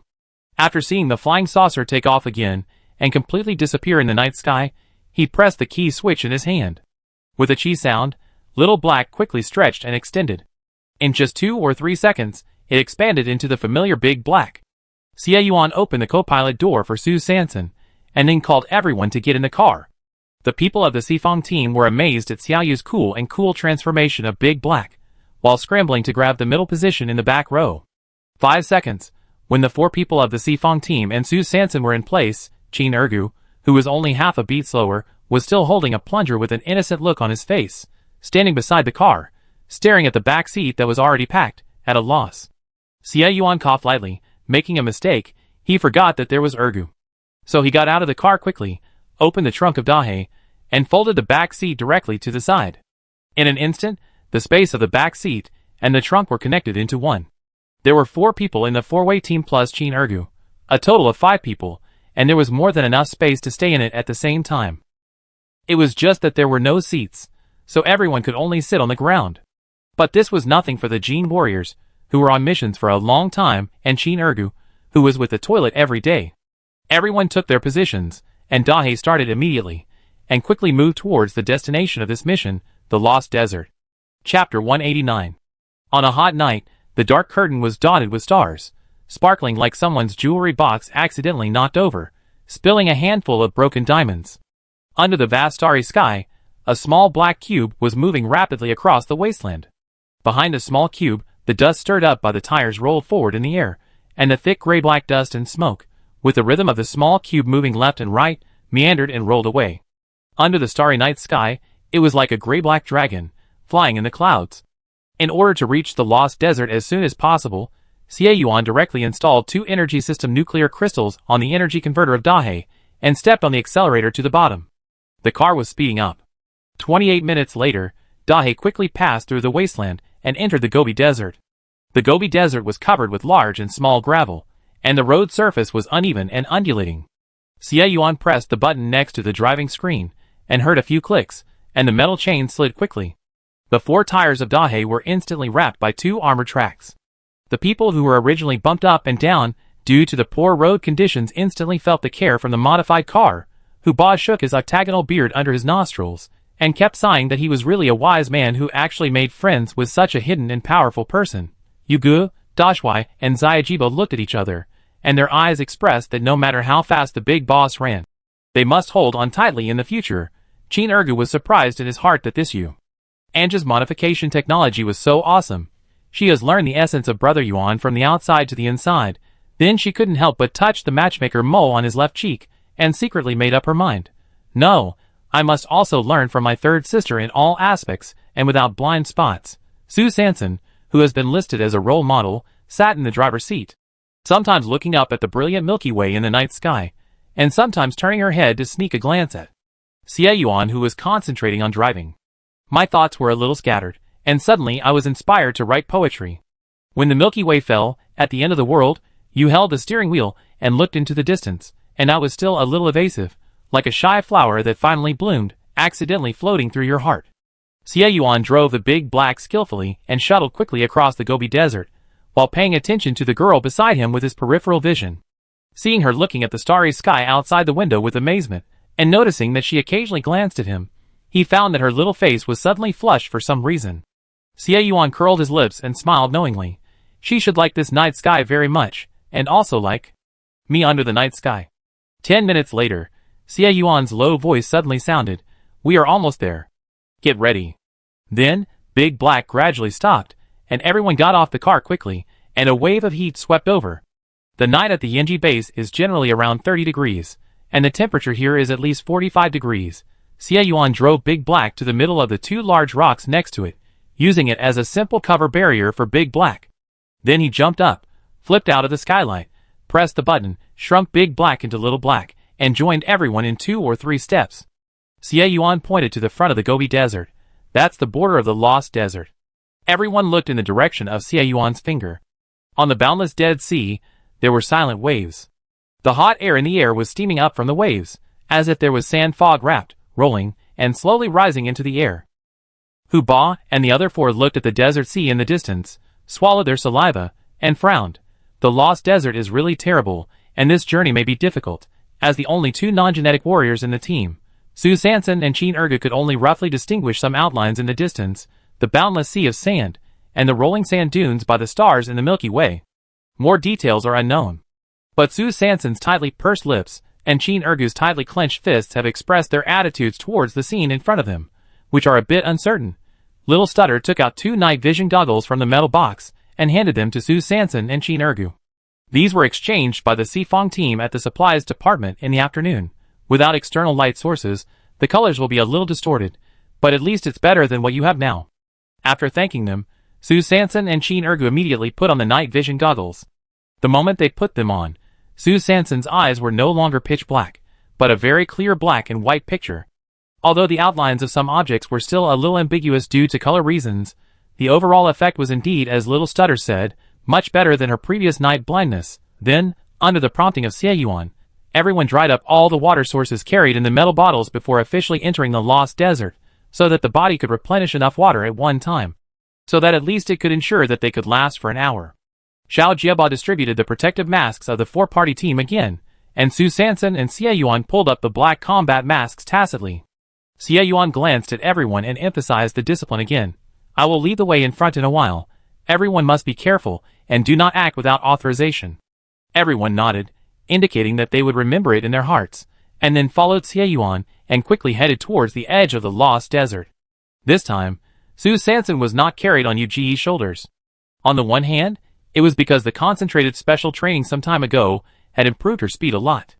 On the other hand, it was because the Lost Desert was full of dangers, and there were often dangers under the sand layer. Everyone needed to try to keep their steps stable, and to avoid suddenly falling into the sand pit or being pulled into the sand by unknown desert beasts. Therefore, everyone should not carry too much weight, so Yuga had better not carry Su Sanson to avoid increasing the pressure on the soles of his feet. Although Su Sanson was not directly carried by Yuga, her speed after the increase was still slower than the average speed of the large group, so she was wearing a belt around her waist. There was a buckle in front of the belt, and a thin chain was connected to the buckle. The other end of the chain was tied to the belt around Xie Yuan's waist. How to say it? It was a bit like the anti-lost artifact tied between children and parents that could be seen everywhere in the amusement park in the previous life. In this way, Xie Yuan could not only add a boost to Su Sanson's short legs by pulling the chain, but also ensure that he was tied to her at any time and anywhere to prevent Su Sanson from getting lost alone in this man-eating Lost Desert due to any accident. 5 minutes later, everyone quickly arrived at the edge of the Lost Desert. Xie Yuan immediately raised his hand and signaled everyone to stop first. He took out 9 spider silk marbles from Su Sanson's cloth bag, and saw him wave his arm forward neatly, and 3 of the marbles flew out with a whoosh. Pa, pa, pa! The marbles fell one by one at 10 meters, 20 meters, and 30 meters away from the edge of the desert. As soon as the glass marbles fell, the sand layer suddenly rose and fell, and then a rustling sound suddenly came from the air. Everyone was startled, and saw that along the direction where the 3 glass marbles fell just now, the sand layer suddenly seemed to be blown up by the wind and began to roll into the desert. There is something underneath. Chapter 190. Xie Yuan seemed not surprised by the scene in front of him. He shot out 3 spider silk marbles in another direction. This time, the pa-pa-pa sound had not yet ended, and the sand layer in the direction connected by the 3 newly shot spider silk marbles suddenly surged, and the sand waves instantly rolled up the effect of a 1,000-layer cake skirt, layer upon layer, crisscrossing and surging, and quickly surged towards the depths of the desert. There is more than one in this direction. Hu Ba shook his octagonal beard under his nostrils, and quickly came to a conclusion. Xie Yuan nodded and confirmed Hu Ba's statement. Without stopping the action of his hands, he shot out 3 spider silk marbles again, and this time the direction was exactly in the middle of the first and second times. Pa pa pa! The glass marbles fell in response. However, this time, 10 seconds after the glass marbles fell, the sand layer did not make any movement, as if it had suddenly returned to dead silence. Xie Yuan nodded silently, expressing satisfaction with this expected result. Then he raised his hand and called for everyone to follow. He lowered his voice and briefly explained, "The sand layer is under the Gobi rock snake. They are active in the Gobi desert during the day and hide in the edge of the desert at night. Everyone follow my pace and must not deviate from the path. Don't turn on the lights. It will attract flying insects that are attracted to light." Everyone nodded and soon formed a straight line, following Xie Yuan's trajectory, and took the first step in the lost desert. As the proposer and temporary captain of this mission, Xie Yuan walked at the front of the team, stopping from time to time, shooting a few spider silk marbles into the distance to explore the way, and from time to time he used his peripheral vision to look at Su Sanson, Qin Ergu, and the people of the Sifang team behind him. Su Sanson followed closely behind Xie Yuan because of the anti-lost artifact. Following behind her was Qin Ergu, the plunger who was determined to learn from her in all aspects. Behind Qin Ergu were Yu Ge, Da Shui, Xiao Jiaba and Hu Ba. As the captain of the quartet, Hu Ba was naturally willing to take on the important role of the rear guard. The sand in the lost desert was very fine and soft, but also very hot and deep. If you step on it, your whole calf will easily sink into it if you don't pay attention to the strength. The hot air waves lingered around everyone, like a possessed female ghost, always lingering, and like a tangled sorrow, making you extremely anxious and helpless. Su Sanson stepped on the yellow sand one by one, and the sweat flowed quickly on her forehead, cheeks, neck, and back with the rustling sound of everyone's feet. Everyone was like ants on a hot pot, lined up in a row, and kept evaporating the water in their bodies on the stove. This mysterious desert is indeed a place that can eat people. Su Sanson wiped the sweat on her forehead, and was very worried that she might die of dehydration after being steamed for less than an hour. Just when everyone was dizzy and looked gloomy due to the waves of air, Xie Yuan suddenly stopped and looked ahead with great vigilance. At the same time, his fingers changed quickly, and made a tactical gesture to the people behind him, saying, "There is a situation, be careful." The next second, the desert, which was originally silent, suddenly blew up all over the sky with yellow sand. Around the people of the four-way team, the sand layer rolled, and the air waves were surging. Is it a Gobi rock sand snake? Everyone was shocked when they saw the surging sand waves around them. They were listless and looked like they were about to faint, but suddenly they changed. They were alert and nervous, holding their weapons tightly, ready to fight the enemy at any time. The sand waves surrounding everyone rolled for less than 2 minutes, and suddenly stopped, as if someone had forced them to press the pause button. When the sand and dust gradually settled, the surroundings returned to calm again. Except for the heat waves that were still steaming up, the desert fell silent again. It was dead silent. Just when everyone thought the crisis was over, and they could continue to move forward, suddenly, a rustling sound came from behind them. The sound became louder and louder, and the frequency became faster and faster. Then the rustling sound disappeared immediately, and was replaced by the rustling sound of sand grains rubbing against each other. Everyone immediately turned around and saw a huge black and red mutant centipede sliding its long legs with sharp spikes quickly out from under the sand. The pair of sharp jaws on the mutant centipede's head, like a sharp knife, stabbed straight at the four-way team. Snap! Snap! Hu Ba and Yu Ge, who were standing at the back, took the lead in pulling out the metal machetes on their backs, and directly met the mutant centipede's rapidly stabbing jaws. One on the left and one on the right, they turned around and blocked it. The black and red mutant centipede saw that it missed the first attack, and did not want to fight. Its body stagnated, and its 20 pairs of long legs swung quickly under the sand. In a flash, it immediately dived into the sand again. Yu Ge and Hu Ba looked at each other, and they had a bad feeling. They glanced at the sand around them with their peripheral vision. They were about to remind the little stutterer to be careful, when they heard crash. With a sound, the mutant centipede suddenly emerged from under the sand layer, and its sharp jaws pierced the back of the little bastard's head. Bang! The metal box on the back of the little bastard helped him successfully resist the sudden piercing, but the metal box was also snapped, and was directly picked up, and flew out by the mutant centipede's jaws. Medicine powder. The little bastard didn't care about his own safety, and his first reaction was to rush out to save his medicine powder. That was what he spent a lot of money to equip. Just when the little bastard's brain was twitching, and he wanted to rush out to save the medicine powder without hesitation, Chin Ergu's plunger whoosh extended to 3 meters. With a pop sound, the leather bowl of the plunger was accurately sucked on the surface of the metal box. Chin Ergu held the metal stick tightly with both hands. His biceps suddenly bulged, and he performed the dog wagging its tail move he had just created. The leather bowl tightly sucked the metal box, and the metal stick tightly stuck to the leather bowl. The entire leather plunger immediately drew an arc in the air, with Chin Ergu's body as the center. Very timely and perfect, the metal box that was about to fly away was forcefully sucked back into the team of the 4-party team. At the same time, the mutant centipede that suddenly jumped out, rubbing against the back of the little stutterer, had completely rushed out with its entire body. Su Sanson widened his eyes, and through the night vision goggles, with the help of the starlight, he could see clearly that this mutant centipede with gradient colors not only had sharp spikes on its jaws, but also had 20 pairs of long legs on its trunk, which also had metal blades that could cut through iron like mud. In addition, at the road where its long legs connected to its trunk, it had mutated into a spherical armor like a gold saint. These 21 pairs of spherical armor were like the external joints of the mutant centipede, firmly protecting both sides of its trunk. The spherical armor was like steel, shining with the unique cold light of metal under the starlight of the night sky. As the mutant centipede's long legs swung back and forth, the armor kept making a rubbing sound of metal friction. This mutant centipede's outer armor was really fierce. But shouldn't centipedes grow in a damp and cold environment? How could it appear here? Chapter 191. Su Sanson didn't have time to think deeply. Xie Yuan had already issued the latest order. The 4 teams immediately dispersed and stood in a fan shape, surrounding the mutant centipede. In order to prevent the mutant centipede from drilling under the sand layer again and attacking everyone by sand escape, Hu Ba, Yuge, and Da Shui waved machetes and rushed towards it, wanting to seize the opportunity when it appeared and directly attack it head-on. Ping-ling pang-clang.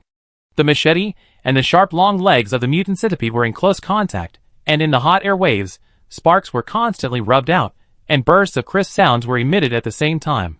Su Sanson took the opportunity to immediately open the meat-skinned dumplings in the cloth bag, and a strong smell of farts suddenly sprayed out from her chest. Unfortunately, the mutant centipede did not seem to notice the fart smell that kept rolling out of Su Sanson's body.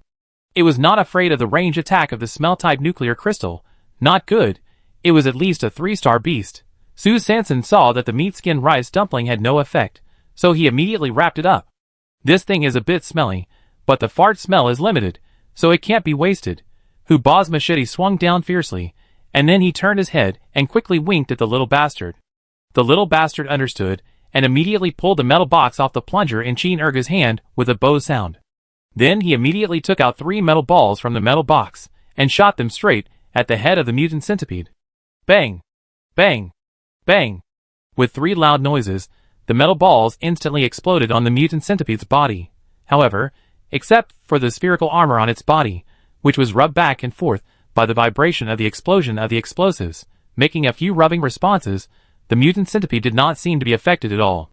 When the dust from the explosion gradually faded, the black and red mutant centipede suddenly raised its trunk and stood up in the encirclement of the 4-way team. Su Sanson looked up, and with the faint starlight from the night sky, she looked at the giant trunk covered with dark and light stripes, and couldn't help sweating, although the stripes were black and white in her sight. She was very sure that the color of this mutant centipede must be extremely bright through the light difference. With such a significant contrast between light and dark, poisonous, highly poisonous, she had a bad feeling, this kind of stripes. The more colorful the mutant insects are, the more toxic they are. Instantly, the 2 bright red mandibules on the top of the mutant centipede's head suddenly began to vibrate up and down frequently, and then an unknown black liquid gushed out from its head.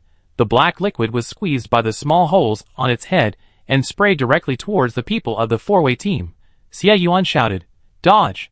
It's corrosive!" As soon as he finished speaking, he tightened his left hand on the chain around his waist, and pulled it back suddenly, directly protecting Su Sanson behind him.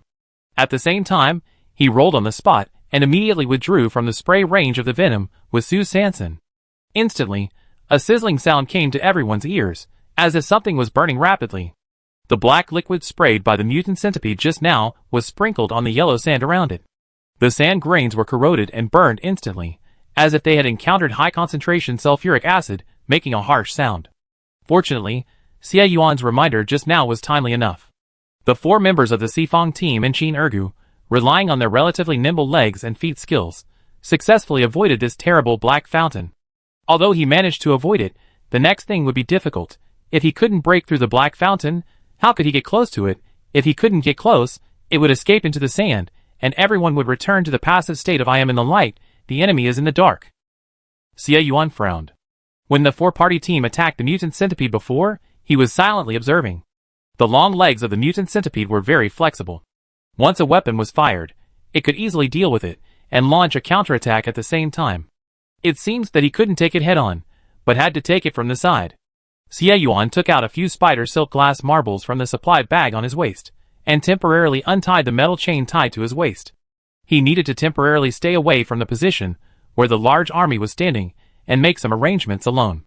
Xie Yuan quickly made a tactical gesture to the crowd, tapped his toes lightly, and quickly retreated to the back of the crowd. Su Sanson understood what he meant, and quickly pulled out 4 conical snake scales from the snake skin layer, and shot them straight at the mutant centipede's trunk. At the same time, Xiao Jiaba also threw 5 plum blossom darts according to the instructions. The mutant centipede seemed not afraid of the sudden air attack weapon. It just bit a few pairs of long legs casually, and the long legs and the spherical armor at the root of the long legs easily resisted the long-range attack of Su Sanson and Xiao Jiaba. Bang bang bang. The snake scales, darts, and the mutant centipede steel knife and armor sparked, and made a harsh friction sound when they touched. At the same time, Xie Yuan retreated behind the people of the Sifong team, and his figure flashed quickly around the mutant centipede under the cover of the night. As he kept flashing, the spider silk glass marbles in his hand also fell one by one, according to a special formation, accurately under the sand layer where he had stayed.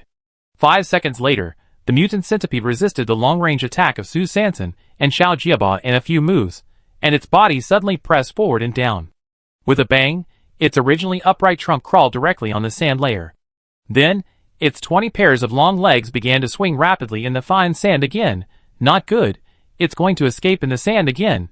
It was said that at the moment when the mutant centipede was about to escape in the sand, Xie Yuan's voice suddenly came from behind. Retreat. As soon as the voice fell, he immediately pinched the spider silk wrapped in his palm, and his right hand suddenly exerted force. With a whoosh sound, several spider silks were quickly pulled back by him.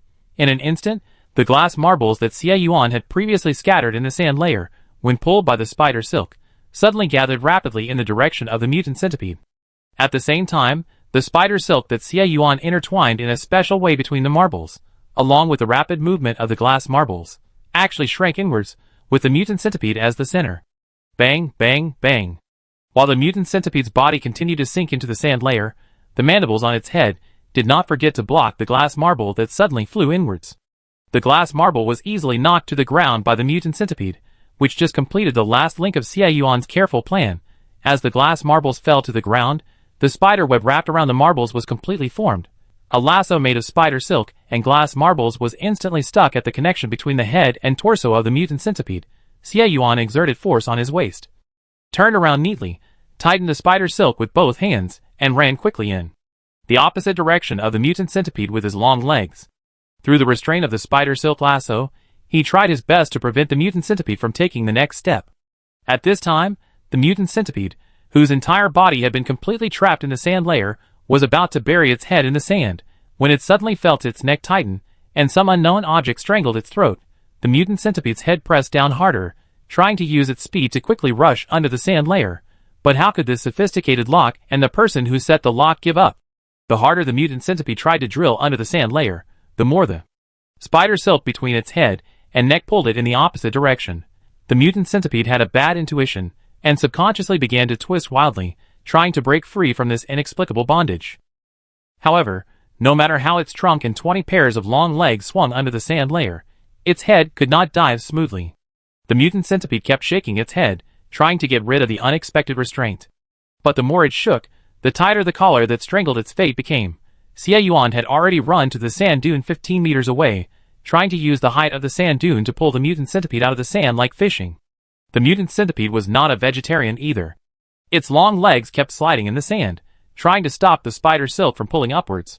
At the same time, its head still suddenly exerted force from time to time, trying to drill under the sand layer unexpectedly. Xie Yuan stood on the sand dune and closely observed the mutant centipede's body language. As long as the mutant centipede's head began to droop slightly, the spider silk in his hand would instantly pull back tightly, and the next second, the mutant centipede would immediately raise its head again. Sue Sanson retreated not far away, watching the mutant centipede's body twisting and swaying, and its head nodding, and suddenly had the illusion of watching a puppet. It has only been 10 seconds since Xie Yuan's lasso was formed. He suddenly raised his arm, and pulled the spider silk to the top of his head. He was going to raise the rod and fish the mutant centipede out of the sand.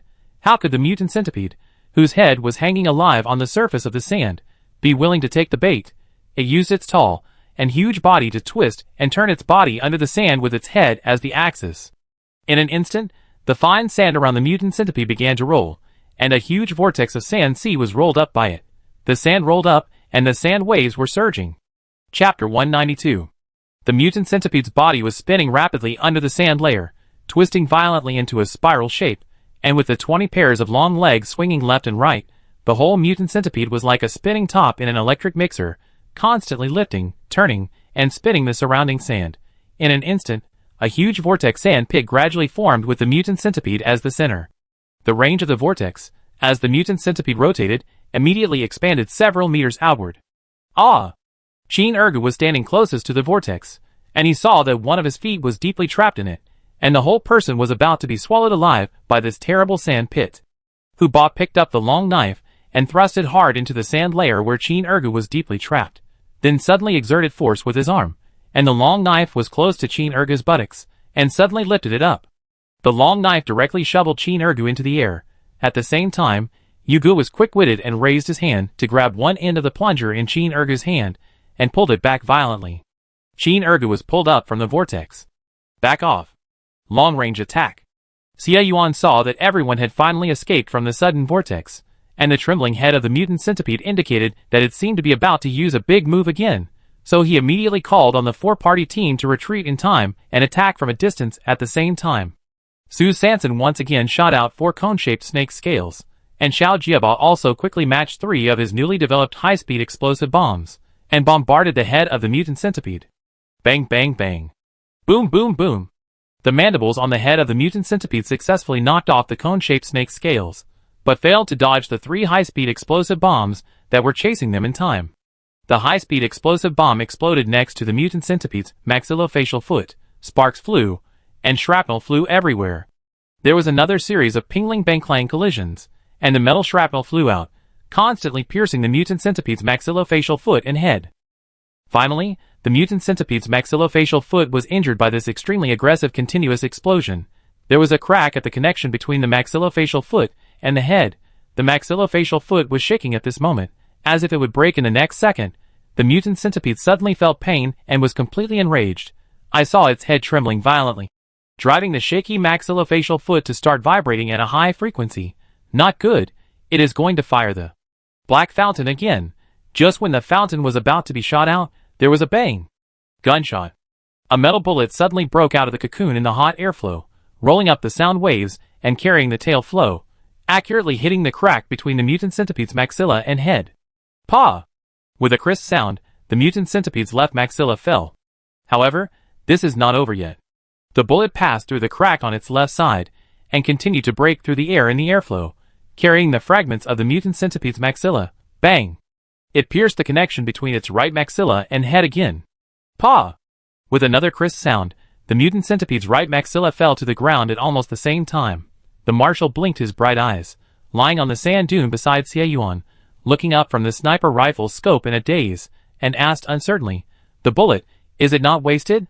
Xie Yuan slightly curled his lips and praised generously, killing 2 birds with 1 stone. Very good. The mutant centipede that suddenly lost its jaws was completely crazy at this moment. It was no longer obsessed with sand escape and creating whirlpools. It raised its head and neck, and its entire body suddenly stood up. Then, with a crash, the mutant centipede suddenly flew out of the sand layer and leaped into the air. Its head was shaking wildly, and its 20 pairs of long legs kept swinging left and right in the heat wave airflow. Its body was like a clockwork, and it was spinning rapidly in the air. Suddenly, an extremely rich and highly corrosive black fountain sprayed out from the top of the mutant centipede's high-speed rotating body. The fountain was scattered in all directions at a high speed, under the centrifugal force generated by the high-speed rotation. In an instant, The area where the four-party team was located seemed to be covered by a giant shower. Sue Sanson immediately unfolded his card shield and put it on his head. At the same time, the two short legs immediately started to attack and quickly retreated backwards. Crackle. Countless black thick liquid splashed directly on the car plate, and with a sizzle sound, the car plate was burned and corroded. Fortunately, Lao Qin's coffin plate was of high quality. The flexibility of the deformed metal was good to begin with, and the obvious dents were soon diluted evenly by the fluid molecules of the deformed metal. Although the overall thickness became a little thinner, it was harmless from a functional point of view. The spider silk in Xie Yuan's hand was constantly pulled by the mutant centipede's struggles. He looked up anxiously and saw that San San had safely retreated outside the range of the shower, so he slowly breathed a sigh of relief. The heat wave in the desert swept all the creatures around without reservation. The four teams in the desert stood scattered around the mutant centipede, and time suddenly became quiet for a moment. The bright red head of the mutant centipede began to vibrate at a high frequency again.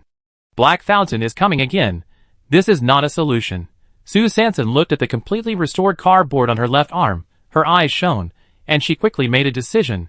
In this case, let Lao Qin's coffin board send this mutant centipede on the road. She immediately raised the card shield and blocked it in front of her head. She suddenly exerted force with her feet, moved her body suddenly, and rushed directly in the direction of the mutant centipede. At the same time, her resolute and powerful voice echoed in the heat wave. I will attack. Everyone cover. Hua la la. The corrosive mucus of the mutant centipede once again flew out in all directions. Crackle. Z-law. Z-law. The black mucus sprayed on the cart like rain, and Lao Qin's coffin board was instantly burned, making a continuous harsh sound. Seeing Sue Sanson holding the cart, and actually withstanding the mutant centipede shower attack, everyone immediately understood, and launched a long-range attack on the mutant centipede to create an opportunity for Sue Sanson. The metal dart in the little stuttering hand whoosh broke through the air, and shot straight towards the mutant centipede's chest and abdomen. Hu Ba and Yugo waved their swords, and shoveled the yellow sand in front of them towards the mutant centipede's lower abdomen with great force. The marshal opened his bright eyes, and pulled the trigger again at the mutant centipede's head. Xie Yuan also pulled the spider silk in his hand tightly confining the mutant centipede's range of movement. Qin Ergu, on the other hand, held the plunger tightly in place, ready to fight. He carefully observed the weapons in everyone's hands, ready to lend a hand unexpectedly at the critical moment, just like saving the metal box of the little stutterer before, to see if there was a chance to salvage the weapons that others accidentally dropped somewhere. Sue Sanson's petite figure, and the cardboard that kept making sizzling sounds above her head moved forward quickly in the black fountain of the mutant centipede again. She listened to the burning sound above her head, stepped on the fine sand that was constantly corroded into smoke under her feet, and her heart kept beating wildly in her chest. Bang, bang, bang. Faster, faster. She dodged left and right, trying to avoid areas with thick mucus as much as possible, and kept advancing in the black rain. Finally, 10 seconds later, taking advantage of the chaos created by the four-way team, she successfully approached the mutant centipede's body. In order to avoid the weapons flying from the air, the mutant centipede once again swung its long legs to block. Sue Sanson looked at the mutant centipede's trunk in front of her through the black and white image of the night vision goggles, and couldn't help but feel a chill on her back. The trunk was neatly arranged with stripes of varying depths. The stripes were also covered with dense spikes.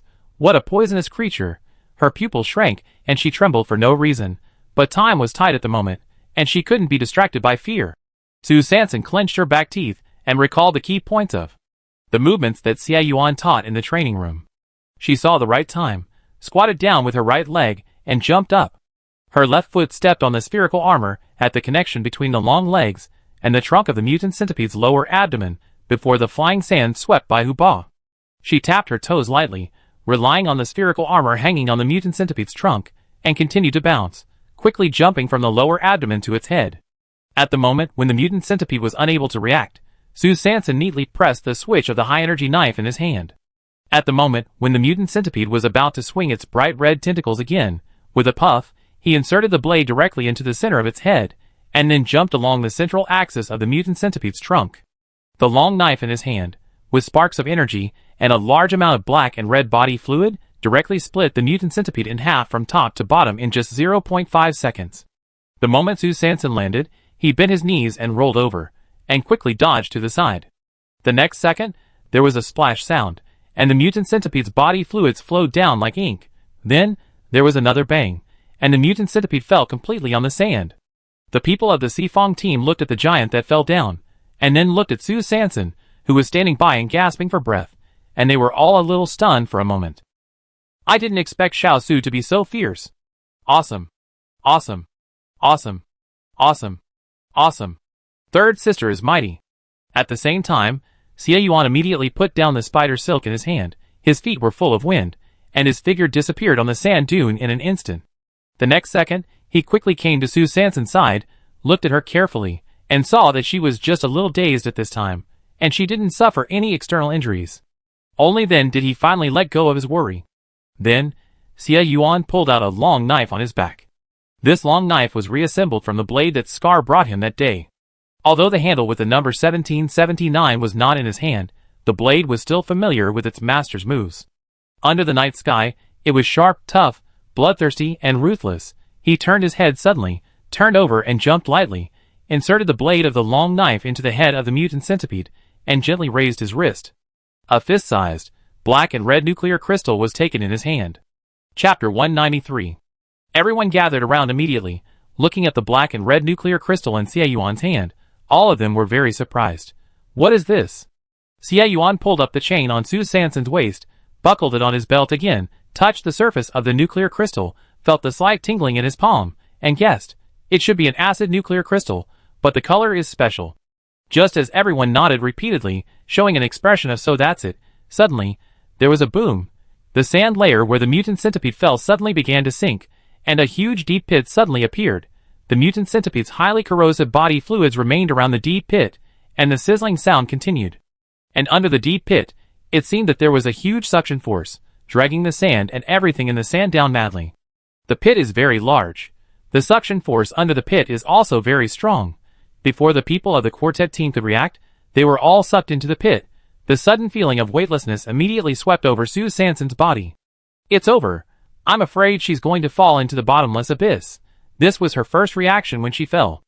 As for Xie Yuan, he was quick-witted and pulled the chain around his waist, and pulled Su Sanson into his arms, using his broad back to build a protective barrier for her. At the same time, Su Sanson's second reaction was to quickly raise her hand and hold Qin Ergu, who had been studying and observing closely beside her. Old Qin loves this son so much, he must not get into trouble. If Ergu encounters any accident, she and Xie Yuan may not be able to explain it. Qin Ergu, holding his plunger tightly, first reacted to help Xiao Jiaba and save his metal box that flew into the air again. Qin Ergu tightly grasped the metal rod of the plunger, and the leather bowl on the top of the metal rod was tightly sucked on the metal box. Needless to say, Xiao Jiaba's first reaction was to stretch out his arms and rush towards his precious metal box without hesitation. As the captain, Hu Ba naturally had to take care of Xiao Jiaba, who had the worst physical fitness among the four people, so his first reaction was to pick up the big knife and put it directly on Xiao Jiaba's belt so that he could hook him to his side later. As for Yuguo, she had developed a habit during these missions. As long as an accident occurred, she would subconsciously carry Su Sanson and run away, so her first reaction was to stretch out her arms and take the lead in salvaging her target. As for the marshal, he held the machete tightly in one hand and held his sniper rifle tightly in the other hand. He habitually followed Yu Ji's movements and quickly rushed towards the direction of Qin Ergu, the person assigned to help him. The people of the Sifong team, along with the yellow sand around them, fell rapidly in the increasingly dark pit. 3 seconds later, there was a bang. Xie Yuan landed directly on his back and hit the bottom first. He closed his eyes, groaned softly, and hugged the girl in his arms tightly, fearing that San Sen's fragile body would be hurt at all. However, when he stretched his arms towards his chest, he felt something was wrong. Why was the feeling different from what he imagined? He opened his eyes suddenly, and saw Qin Ergu's big head with a confused face, facing him without any focus. At this time, Su Sanson's petite body was completely sandwiched between Qin Ergu and Xie Yuan. Xie Yuan's breathing stagnated, and he hurriedly pushed Qin Ergu's big head away, trying to lift Su Sanson in front of him. At this time, there was another muffled pop. Yugo hit Xie Yuan's waist directly from the side. Well? Xie Yuan groaned again, and his arms quickly picked up Qin Ergu's body and rescued Su Sanson. However, before he could do half of the action, he heard another pop. Pop! 2 more sounds. The moment the little bastard pounced on Qin Ergu, he finally succeeded in hugging his precious metal box. Almost at the same time, Hu Ba hooked the belt of the little bastard's pants and followed closely. However, the moment the two landed, there was a slight click sound, as if something broke. Xie Yuan took a deep breath. While enduring the collision between the two, he protected Su Sanson with his arms to prevent her from being hit. Before he could breathe in the last breath, he finally encountered the last blow of free fall. Bang! The marshal held a knife in one hand and a gun in the other, and spread his limbs wide, and covered the top of the Arhut in a chic big character. Xie Yuan was pressed at the bottom, and his peripheral vision looked at the sniper rifle that hit the ground on the left side of his head, and the machete that chopped on the stone crevice on the right side of him. He groaned and finally let out a breath. What could he say? Everything happened too fast, and he didn't know who to talk to. He had to bear it all silently. He wanted to complain a few words, but didn't want to swear in front of San San. The corners of his mouth twitched, and he finally took it all by himself. When the four-way team members pushed each other away, and finally got to their positions and stood up, they suddenly realized that the surroundings were extremely cool. Not only was there no heat wave, but there seemed to be a trace of moisture in the air. The little stammerer suddenly frowned. Why did he not only feel extremely cool all over, but also felt a slight breeze passing through the base of his thighs? Especially his buttocks, which felt particularly cool. Fuck. Yuga cursed loudly, turned his back quickly, and pointed at the little stammerer's empty buttocks and howled. Are you perverted? The little stammerer looked down. Damn. His little face suddenly turned red, and he quickly pulled up his pants and explained. Sand, desert, hot, less where. His high-end and classy image of an explosives master was ruined. Ba shook his octagonal beard under his nostrils, looked at the belt hanging on his machete, and felt a little guilty for some reason. He didn't feel guilty about it, but secretly breathed a sigh of relief. Fortunately, it wasn't me who lost my pants. I didn't wear them on purpose. Then he silently tied his belt into a knot. The commander standing next to him blinking his eyes couldn't help but touch his smooth buttocks, and checked his belt, secretly happy in his heart. Fortunately, my belt is fastened very tightly. Otherwise, I will be the one who is doomed. It seems that next time, no matter where I go, I can't wear less. Xie Yuan stared at this group of strange-looking team members speechlessly. After seeing that the little stutterer finally tied his belt again, he slowly put the night vision goggles that he had just quickly taken off Su Sanson's face back on her. Su Sanson secretly pursed her lips. Everyone was very involved, but she was the only one who was blind. Although she was immersed in the darkness just now, and couldn't see her hand in front of her, her gossipy heart that had been looking around for a long time, watching the fun, was already curious to death. She carefully recalled the conversation between Xiao Jiaba and Yugu, and roughly guessed it. For a moment, she couldn't help but laugh secretly. Xie Yuan looked down at Su Sanson, who was trying to hold back a smile, and suddenly he doubted whether she really couldn't see it. The episode actually delayed only 3 to 4 seconds. When everyone slowly came back to their senses, they heard hua la la. At this time, a sound of rolling sand suddenly came from above their heads. Su Sanson looked up suddenly, and saw that the night and the starry sky on the top of the cave were gradually disappearing. The sand on the surface of the pit was flowing rapidly, and after 2 or 3 seconds, the sand layer completely covered the top of the pit. Su Sanson frowned slightly, wondering how the sand layer covered the top of the pit, and fell down without being affected by gravity. She was just feeling strange. And suddenly heard the sound of dripping water, as if some liquid was falling. Suddenly, there were deep breathing sounds beside him. The 4 members of the quartet team took a breath at the same time, followed by a series of exclamations, one after another in his ears. Oh my god! Are these Gobi rock snakes? Oh my god! Why are there only snake bodies, but no snake heads? Oh my god! There is water here. River. There is a river. Xie Yuan immediately looked around, and found that this seemed to be an underground cave. The wall of the cave was very smooth. There was a narrow crack at the top of the wall, and water drops were falling from the crack. The water drops fell on the stone slab at the bottom of the cave, and then gradually gathered into a secret passage next to it through the grooves on the stone slab. The water drops in the secret passage accumulated little by little, forming an underground river. Xie Yuan quickly looked around. Although there was water here, and a lot of strange beast corpses were piled up in the cave, it didn't seem like there was any sign of life in the current situation of the stone cave. Xie Yuan signaled to Su Sanson and Qin Ergu that they could try turning on the lighting function of the optical computer.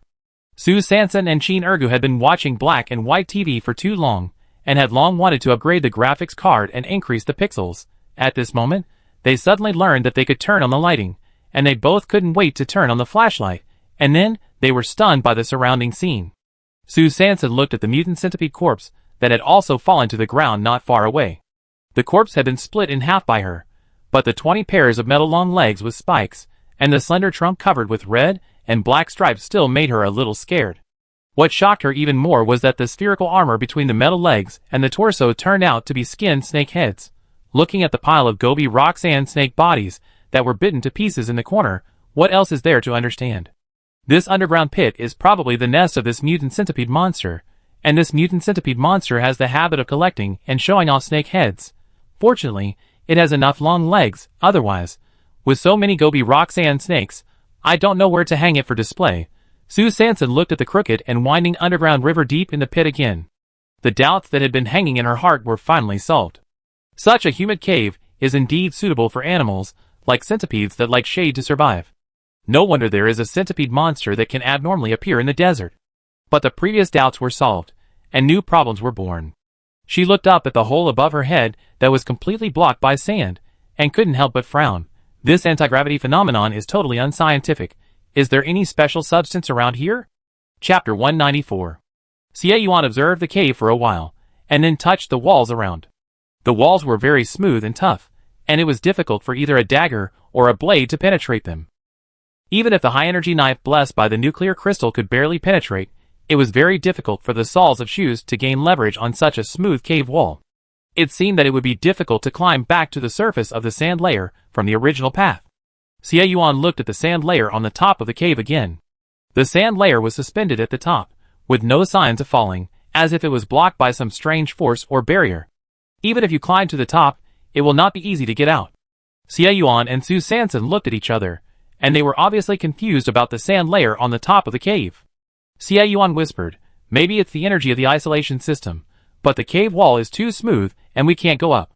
I'm afraid it's difficult to explore it at close range." Sue Sanson nodded.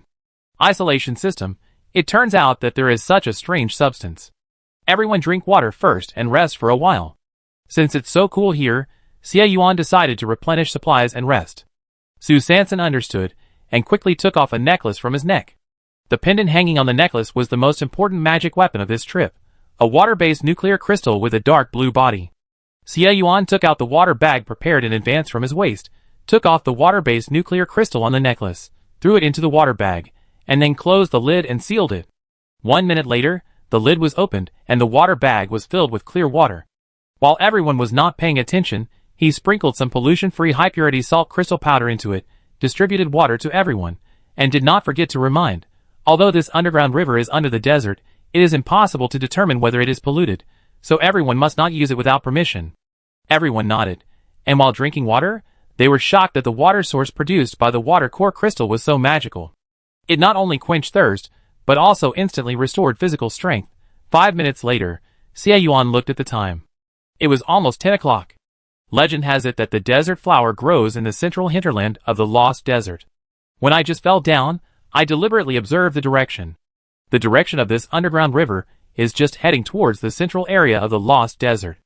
Everyone should have noticed that although this cave is humid, it does not feel stuffy, which means that the air is circulating and there is an exit in the cave, and this exit is likely to be downstream of the underground river.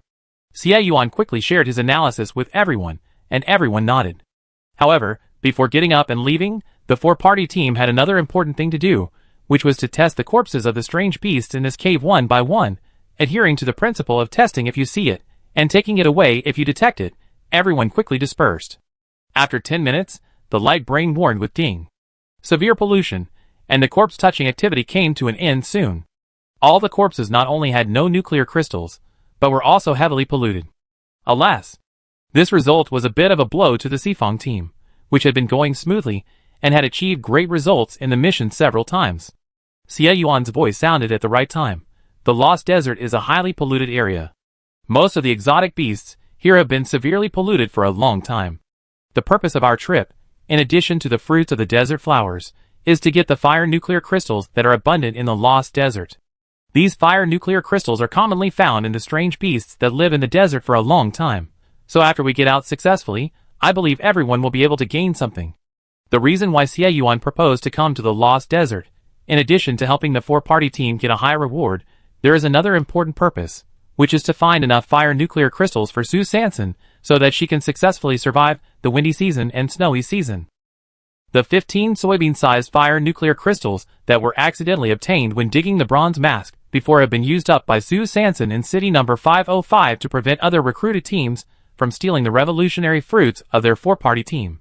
As a non-genetically modified person, Sue Sanson must have enough fire energy to maintain her body temperature if she wants to be able to move freely in the middle and late windy season and the snowy season. Otherwise, she could only stay by the fire or in the temporary shelter for the invaders. It must be said that Xie Yuan is worthy of being the captain for many years. In just a few words, he painted a big cake for everyone. Everyone in the Sifong team said that this cake tasted really good. Their team just needed rare nuclear crystals, so everyone quickly became energetic and followed the previous formation. Xie Yuan led the way, and Hu Ba was the rear guard. In the cave, they moved quickly along the direction of the underground river. Sue Sanson used the lighting function of the optical brain to look at the various corpses and shells of strange beasts piled up beside the stone cave, and silently sighed in his heart. Is this mutant centipede so edible? The amount of corpses here is probably enough for it to eat for 2 lifetimes. Is it really a centipede spirit that has lived for more than 1,000 years, so it eats so much food? Sue Sanson complained while being pulled forward by the anti-loss chain and quickly followed Xie Yuan. 20 minutes later, I suddenly felt a stream of heat coming towards me. Xie Yuan immediately slowed down and gestured to everyone, and Sue Sanson and Qin Ergu immediately turned off the lights. It seems that we are about to reach the exit. Everyone followed the heat flow and moved forward slowly. Soon, at the end of the dark river, they saw a stone wall made of countless rocks. The rocks were large and small, standing in front of everyone in a staggered manner.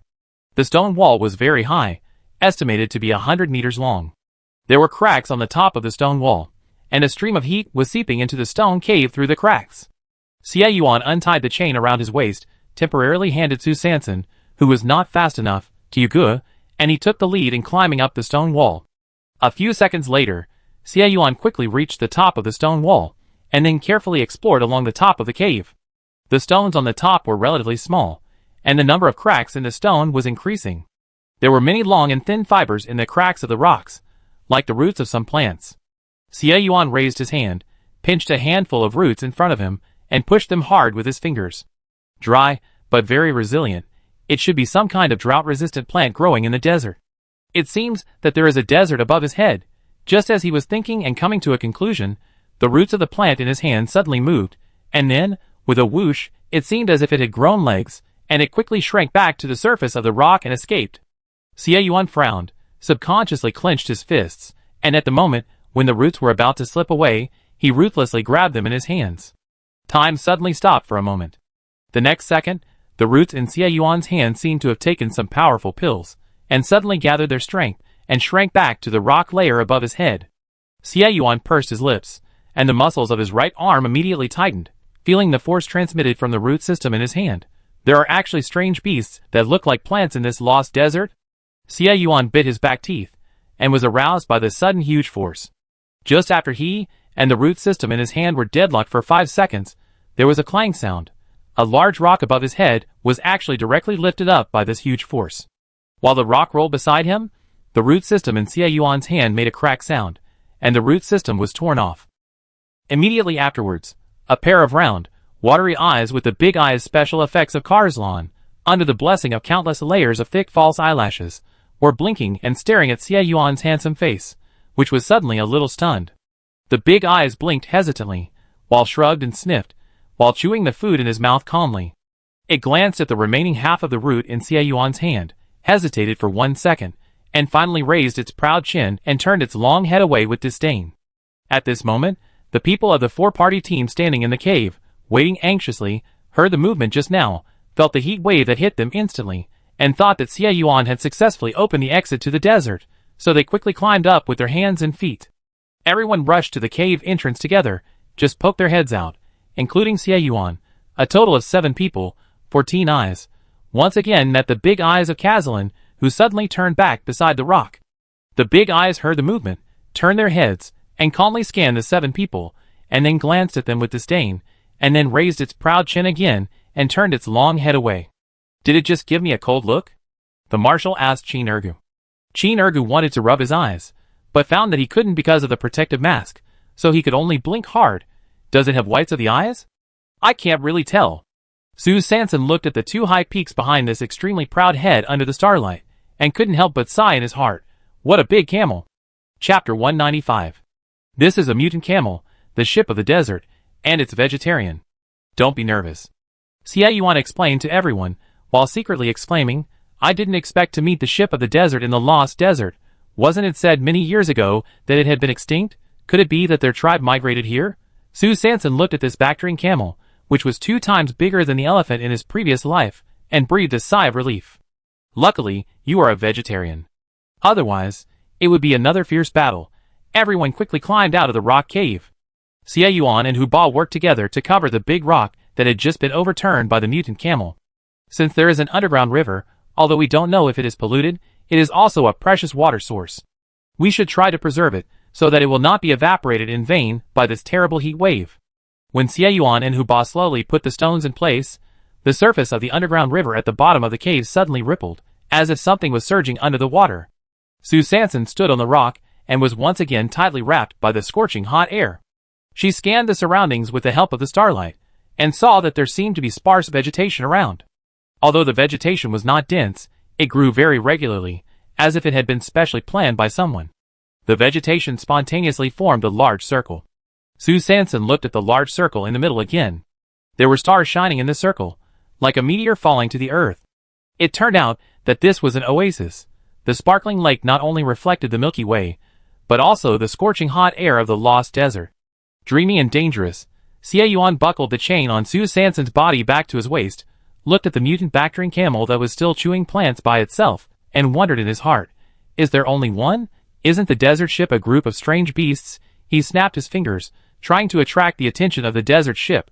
However, the proud camel didn't even look at him, and continued to eat the plant roots in the cracks of the rocks. Xie Yuan sighed in his heart. Forget it. It's better not to provoke it too much, so as not to cause unnecessary trouble. He looked at the starry sky, rejudged the direction, and then called on everyone to continue to go deeper into the heart of the Lost Desert. Before leaving, he looked back again. It was strange that on the rare oasis in the Lost Desert, except for a mutant camel eating grass, there was no trace of other strange beasts. This is very abnormal. Xie Yuan suppressed his doubts, and continued to walk on the yellow sand with everyone, but he walked more cautiously. After crossing a sand dune, Xie Yuan suddenly raised his hand, and signaled everyone to stop. Su Sanson stood behind Xie Yuan, looking at the endless sand layer in front of him, and did not notice anything unusual except that the feet seemed to become extremely hot, as if there was a ball of fire burning. Xie Yuan squatted down, grabbed a handful of yellow sand at his feet, and threw it forward. The yellow sand in his hand immediately flew out like water, covering the area more than 10 meters ahead. The sand grains scattered on the sand layer with a rustling sound, and then tongue. The moment the sand grains touched the sand layer, a raging fire suddenly ignited on the sand layer. The fire burned fiercely, and the flames all over the ground immediately illuminated the surroundings red. Su Sanson widened his eyes, and with the help of the fiery red light, he looked at the flames that kept rising between the sand layers in front of him. The flames jumped very high, about 1 meter, and the range of the flames was very wide. Just after Xie Yuan's yellow sand triggered the raging fire in the area of more than 10 meters in front of him, less than 3 seconds later, with this area as the center, to the left, to the right, and to the front of the 100-meter range, fires also ignited one after another. The fire lasted for more than 10 seconds before it gradually went out. The moment it went out, the world seemed to return to silence again. Su Sanson seemed to see something black rolling under the sea of fire in the few seconds before the fire went out. It seemed to be covered with a layer of magma, and it seemed to be sprinkled with a layer of coal. At this time, Xie Yuan's voice sounded, "There are a large number of fire ants ahead. Don't touch them with your hands. Fire ants are small in size, have high body temperatures, and secrete flammable oils on the surface of their bodies. These oils are their unique protective armor. Once they touch foreign objects, they will immediately self-ignite. Don't worry, the fire ants are too small, and have no nuclear crystals inside." Su Sanson blinked his eyes. The firepower is so fierce, but there are no fire nuclear crystals. Then they rely purely on oil and body temperature to ignite by friction with foreign objects? So primitive and traditional? After Xie Yuan quickly explained to everyone, he led everyone to take a detour to avoid these guys who love to play with self-ignition. However, As he walked, his brows were getting more and more furrowed. In his memory, the secret information of the guard station specifically mentioned that fire ants basically live deep in the sand layer of the lost desert. But why did they appear on the surface of the desert tonight? This is not normal. Everyone be careful, I think it's a bit strange. As Xie Yuan led the way, he shared with everyone the anomalies he had discovered since the oasis. On the one hand, this was to remind everyone to pay attention to their surroundings, and on the other hand, it was to gather ideas. After all, the power of the masses is always strong.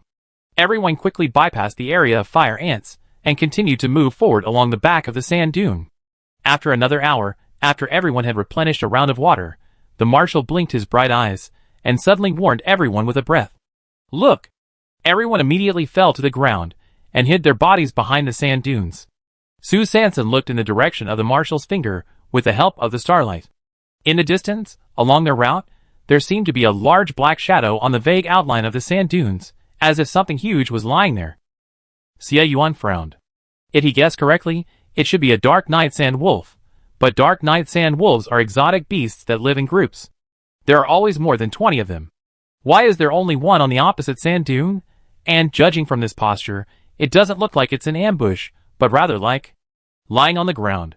Xie Yuan made a gesture, signaling the marshal to fire a shot first to test the water.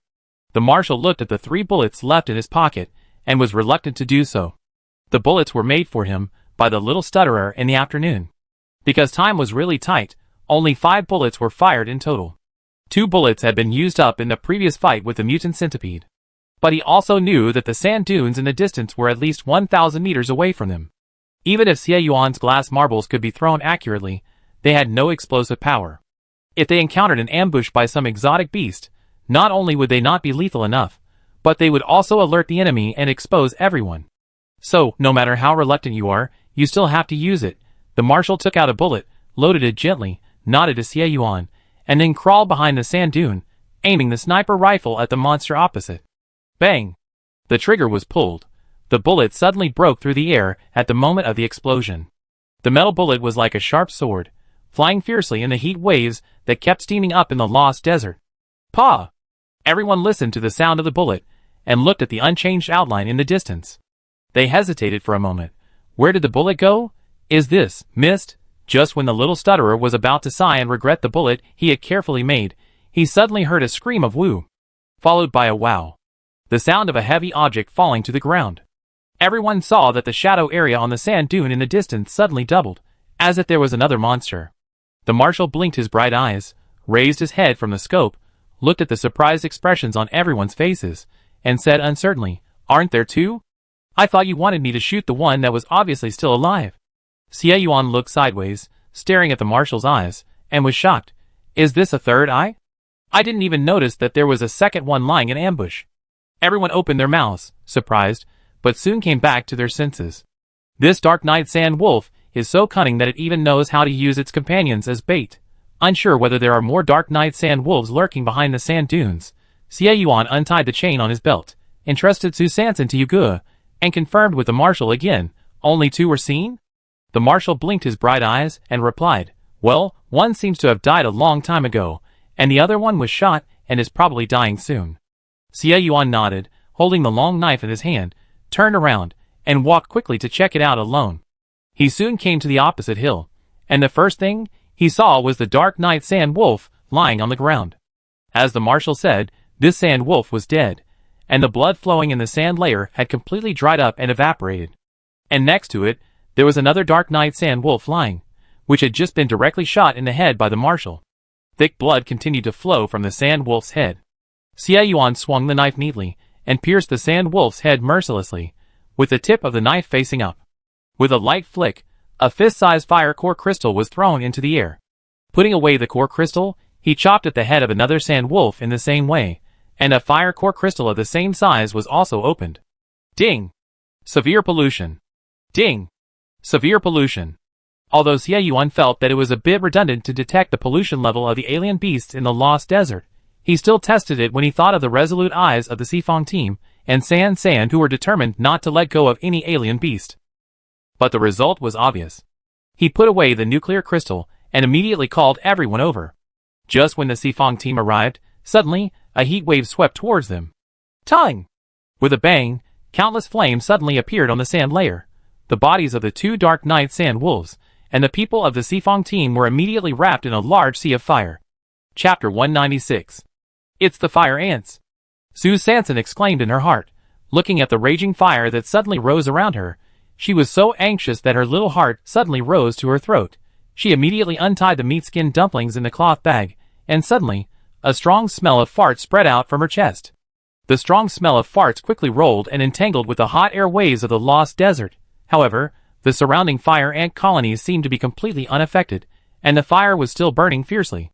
Xie Yuan looked at the fire ant colonies that suddenly surrounded them and frowned slightly. Direct spontaneous combustion. Is this a demonstration or a provocation? While thinking secretly, he drew out the long knife on his back and chopped off the 4 long legs of a Dark Knight Sand Wolf next to him very simply. Seeing this, Hu Ba immediately understood, and together with Yu Ge, he also chopped off the 4 long legs of another Dark Knight Sand Wolf.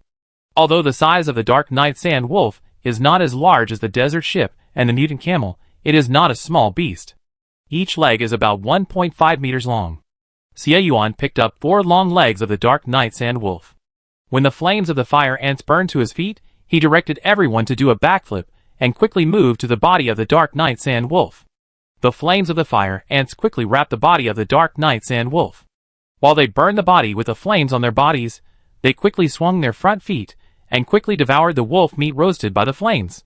The next second after Xie Yuan landed on the body of the Dark Knight Sand Wolf, a long leg in his hand whooshed into the sea of fire.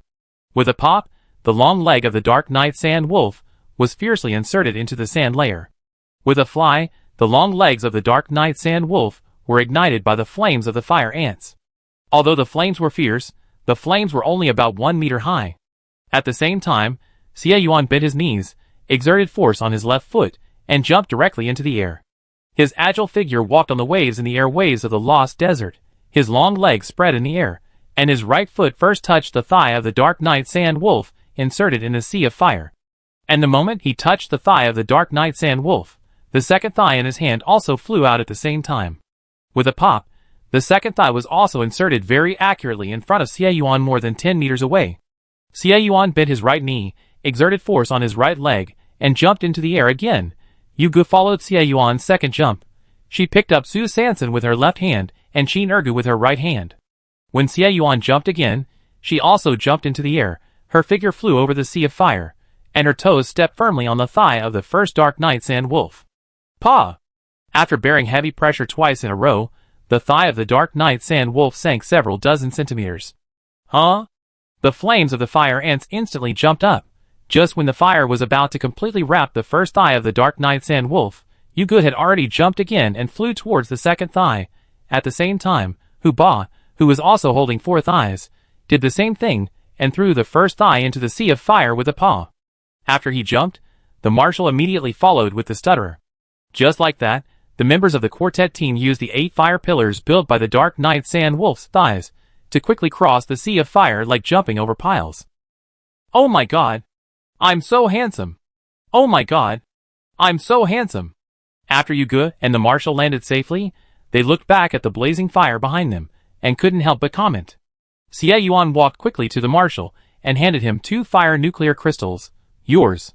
The marshal blinked his bright eyes and looked at the 2 rich and bright red fire nuclear crystals. He knew at a glance that the energy value must be very high. He was very happy, but he only took one of them and said, I only killed one. Xie Yuan looked at the other fire nuclear crystal that was returned to him, and he was not pretentious. The energy value of this nuclear crystal was not low, and San could use it. So he nodded, and without saying anything more, he put the nuclear crystal directly into the supply bag on his waist. Everyone looked at the sea of fire in front of them again. The bodies of the 2 Dark Knight Sand Wolves had been completely engulfed by the flames.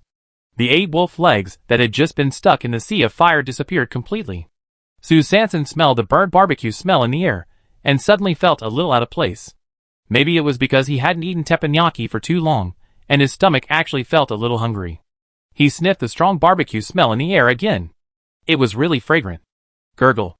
Qin Ergu was the first to lose control, and swallowed his saliva. Well, it seems that she is not the only one who is distracted. Sue Sanson patted Qin Ergu on the shoulder, and comforted him perfunctorily, and then, under the leadership of Xie Yuan, continued to move towards the heart of the Lost Desert. Less than 10 minutes later, the group climbed over a sand dune, and suddenly, they saw a huge shadow standing not far ahead. Xie Yuan narrowed his eyes slightly, and looked at the outline. It should be a mutant ostrich. But the posture of the mutant ostrich. Why does it feel like it is lying on its side? Before everyone can determine whether there is only one mutant ostrich in front or a group of mutant ostriches are ambushed, a raging fire suddenly ignites behind them again. It's the fire ant again. The sea of fire is moving rapidly towards the mutant ostrich in front at an astonishing speed. Oh my! I'm afraid this fire ant still wants to eat roasted ostrich meat. Jean Ergu is obviously still obsessed with the smell of barbecue just now. It doesn't matter whether it's barbecued or not. Yu Gu frowned. Nuclear crystal. The little stutterer immediately added the second half of Yu Ji's sentence. Xie Yuan untied the chain on his belt again, and ran quickly towards the mutant ostrich in front. The flame ant colony next to him seemed to have noticed Xie Yuan's movements. The 6 ant legs were swinging rapidly in the sand, and they suddenly sped up. Xie Yuan felt that the heat wave behind him seemed to be getting hotter and hotter. He glanced with his peripheral vision. The sea of fire that was just a few dozen meters away was now less than 10 meters behind him. What's wrong with these flame ants? Are they afraid that I will steal their food? Xie Yuan sighed softly, and his legs suddenly exerted force, and his steps became bigger and faster. In just a few seconds, the sea of fire was thrown 30 meters away. The flame ants in the sea of fire looked at the two-legged beast getting closer and closer to the mutant ostrich, and they felt unbalanced. They were as anxious as ants on a hot pot. Their antennae touched each other slightly, as if some instructions were quickly transmitted among the group. The next moment, the fire sea, which was originally a whole piece, suddenly seemed to be torn open in the middle by someone. The fire sea was actually split into two, with Xie Yuan in front, and the mutant ostrich in front as the central axis, and quickly split to the left and right sides. Not good. This fire ant wants to double-team Xiao Yu. Hu Ba clenched the big knife in his hand, eager to try, ready to go to support at any time. While walking, Xie Yuan also caught this change with his peripheral vision. He raised his arm, and made a gesture to the people of the four-party team behind him not to act rashly. Then he directly drew out the long knife behind him, and shot it towards the head of the mutant ostrich less than 30 meters away from him. Crack! The blade flashed coldly under the starlight, and the head of the mutant ostrich was broken. Xie Yuan frowned. The knife just now was purely a test to verify a certain conjecture in his mind. The result of the test was just as he guessed. The mutant ostrich showed no signs of struggle or avoidance, indicating that it had died before this. Xie Yuan walked faster, and came to the body of the mutant ostrich in a few seconds. He picked up a big knife, and picked out a fire core crystal from its head. His eyes quickly swept over the body. There were obvious scratches on the abdomen, but not enough to kill it. There were a lot of dried blood in the sand layer, so did it die of excessive blood loss? Xie Yuan quickly analyzed the cause of death. At the same time, the sea of fire of the fire ants was about to come. Chapter 197. Xie Yuan threw the fire core crystal into the bag of supplies on his waist as the optical brain detected heavy pollution, then picked up the big knife and rushed towards the weakest direction of the sea of fire. Because the fire ant sea of fire soldiers were divided into two groups, and the two groups wanted to form an encirclement at the very periphery. The limited number of fire ants was evenly distributed to a larger area, which directly led to the thickness of the encirclement being greatly reduced. The sea of fire, which was originally about 100 meters wide, was immediately dispersed to less than 30 meters. Xie Yuan took long steps, and rushed quickly towards the narrowest side of the sea of fire encirclement. At the moment when he was about to step into the flames, he saw his right leg suddenly exert force, and the whole person jumped directly towards the sea of fire. Like a moth to a flame, he was reckless. Xie Yuan's figure flew out in the air like a sharp sword. He held the long sword in his right hand high, and as his figure gradually fell, he stabbed it into the sea of fire with a snap. He used the reaction force of the long sword in the sea of fire to once again soar into the air, and fly out to the outer edge of the fire circle. Due to inertia, he held the handle of the long sword tightly in his right hand, and while crossing the sea of fire in the air, he swung his arm forward, and the long sword was pulled out of the sea of fire again. Snap! Xie Yuan turned over in the air, and landed on one knee. Because of the excessive force, a layer of sand waves was directly stirred up. He did not dare to stay, worried that the sea of fire behind him would still chase him. The moment his knees landed, he immediately ran towards the people of the four-way team. Everyone watched Xie Yuan perform a pole vault, and all silently praised him in their hearts. TSK. He's so good at pretending. I want to pretend again. Yuga and the marshal continued to comment in whispers. Xie Yuan quickly returned to the main force of the Sifang team, and Su Sanson hurried forward to look at him carefully. She said anxiously, "How is it? Are you injured?" Xie Yuan looked at the anxious little girl, the corners of his lips curled up, and he quickly comforted her. "It's okay." He thought about whether to add "I'm so good, how could I be in trouble?" but suddenly felt that such words should not be said easily. What if? Wouldn't it be embarrassing? So he just patted Su Sanson's shoulder, indicating that she didn't need to worry. The stutterer frowned, opened the metal box, and quickly prepared the powder. When Xie Yuan approached, he pointed to the sea of fire not far away, and said concisely, "No, can't, stay." Xie Yuan smiled, shook his head, and told everyone his discovery. The Dark Night Sand Wolf is a social species. The two we just found, if I am not mistaken, should have been abandoned by the tribe. The one that had already died had obvious scratches and bite marks on its body, and this mark was most likely caused by the mutant ostrich. The other Dark Night Sand Wolf was probably its partner, and didn't want to leave, so it left the tribe together. And this mutant ostrich had been dead for a long time before I approached, and the cause of death was excessive blood loss. There were obvious wolf claw marks on its body. So, before we arrived, the two tribes of Dark Night Sand Wolf and Mutant Ostrich should have fought. As far as I know, fire ants feed on carrion, so where they appear means that the strange beasts have died, which is not a bad thing for us. Keep it as a radar? Hu Ba shook the eight-cornered beard under his nostrils, and finally understood what Xie Yuan meant. Xie Yuan nodded and explained. From the first appearance of fire ants to now, their route is almost the same as ours. This means that we may encounter many strange beasts on the way to the heart of the Lost Desert. The movement of fire ants can help us avoid danger. Yuga touched her beard and confirmed. In other words, wherever they go, there will be dead beasts for us to pick up. The little stutterer frowned and said the key, we have to grab them. But Su Sanson was thinking, from this point of view, it means that a large number of beasts are heading towards the heart of the desert. And why is this? Xie Yuan saw her doubts, thought for a moment, and speculated, maybe it has something to do with the fruit of the desert flower. Everyone quickly discussed the next battle plan and quickly lined up, continued to move forward. The further you go into the hinterland, the thicker the sand layer, and the higher the dunes. Everyone walked along the back of the dune, struggling forward in the heat wave. While being alert to the surroundings, they kept paying attention to the movements of the fire ants behind them with their peripheral vision. After walking for another 40 minutes, Qin Erga looked through the night vision goggles at the dark mass in front of the right, and suddenly pointed to the bottom of the dune. Look, there is a big thing there. Everyone turned their heads and looked in the direction of Qin Erga's finger, but they only saw the night and the dunes, and did not see anything. Xie Yuan frowned slightly, and looked at Su Sanson behind him. Su Sanson could also see a large area of black at the bottom through the night vision goggles. She nodded to Xie Yuan, indicating that she could see it too.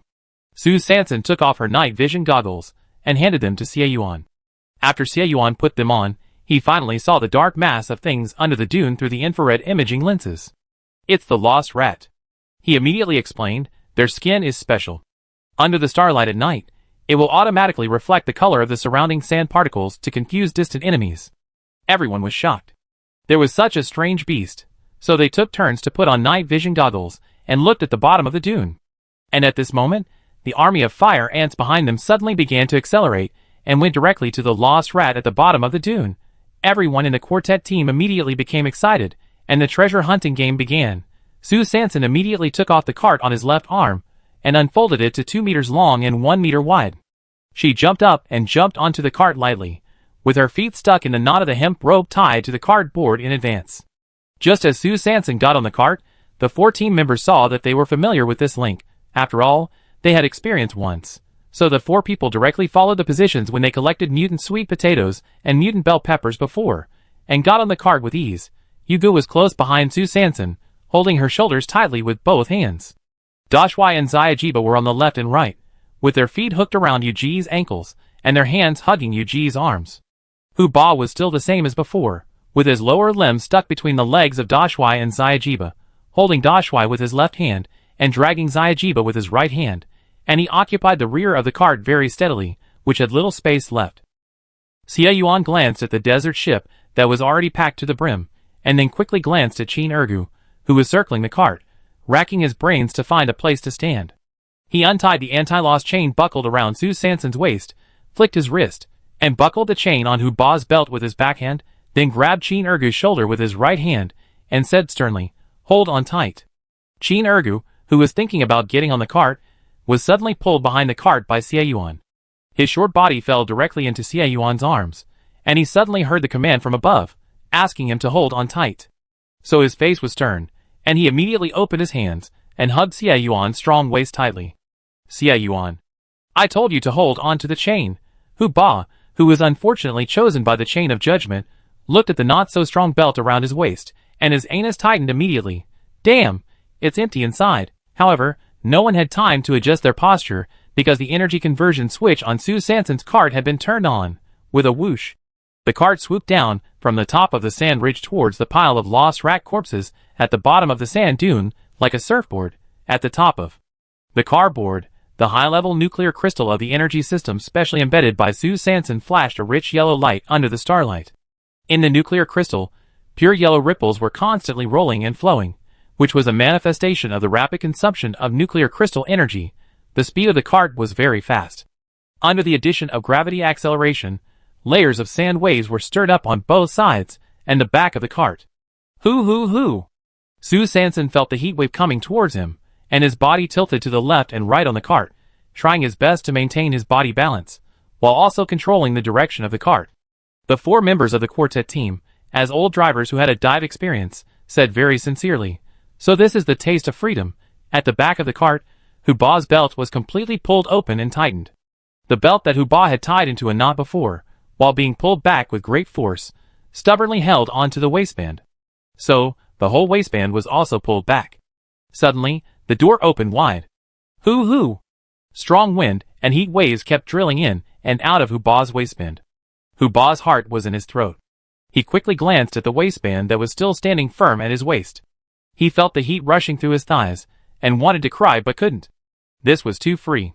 It was better not to have it. Is there any difference between this completely open waistband and a broken one? It can only be said that it is better to have it not broken at this time.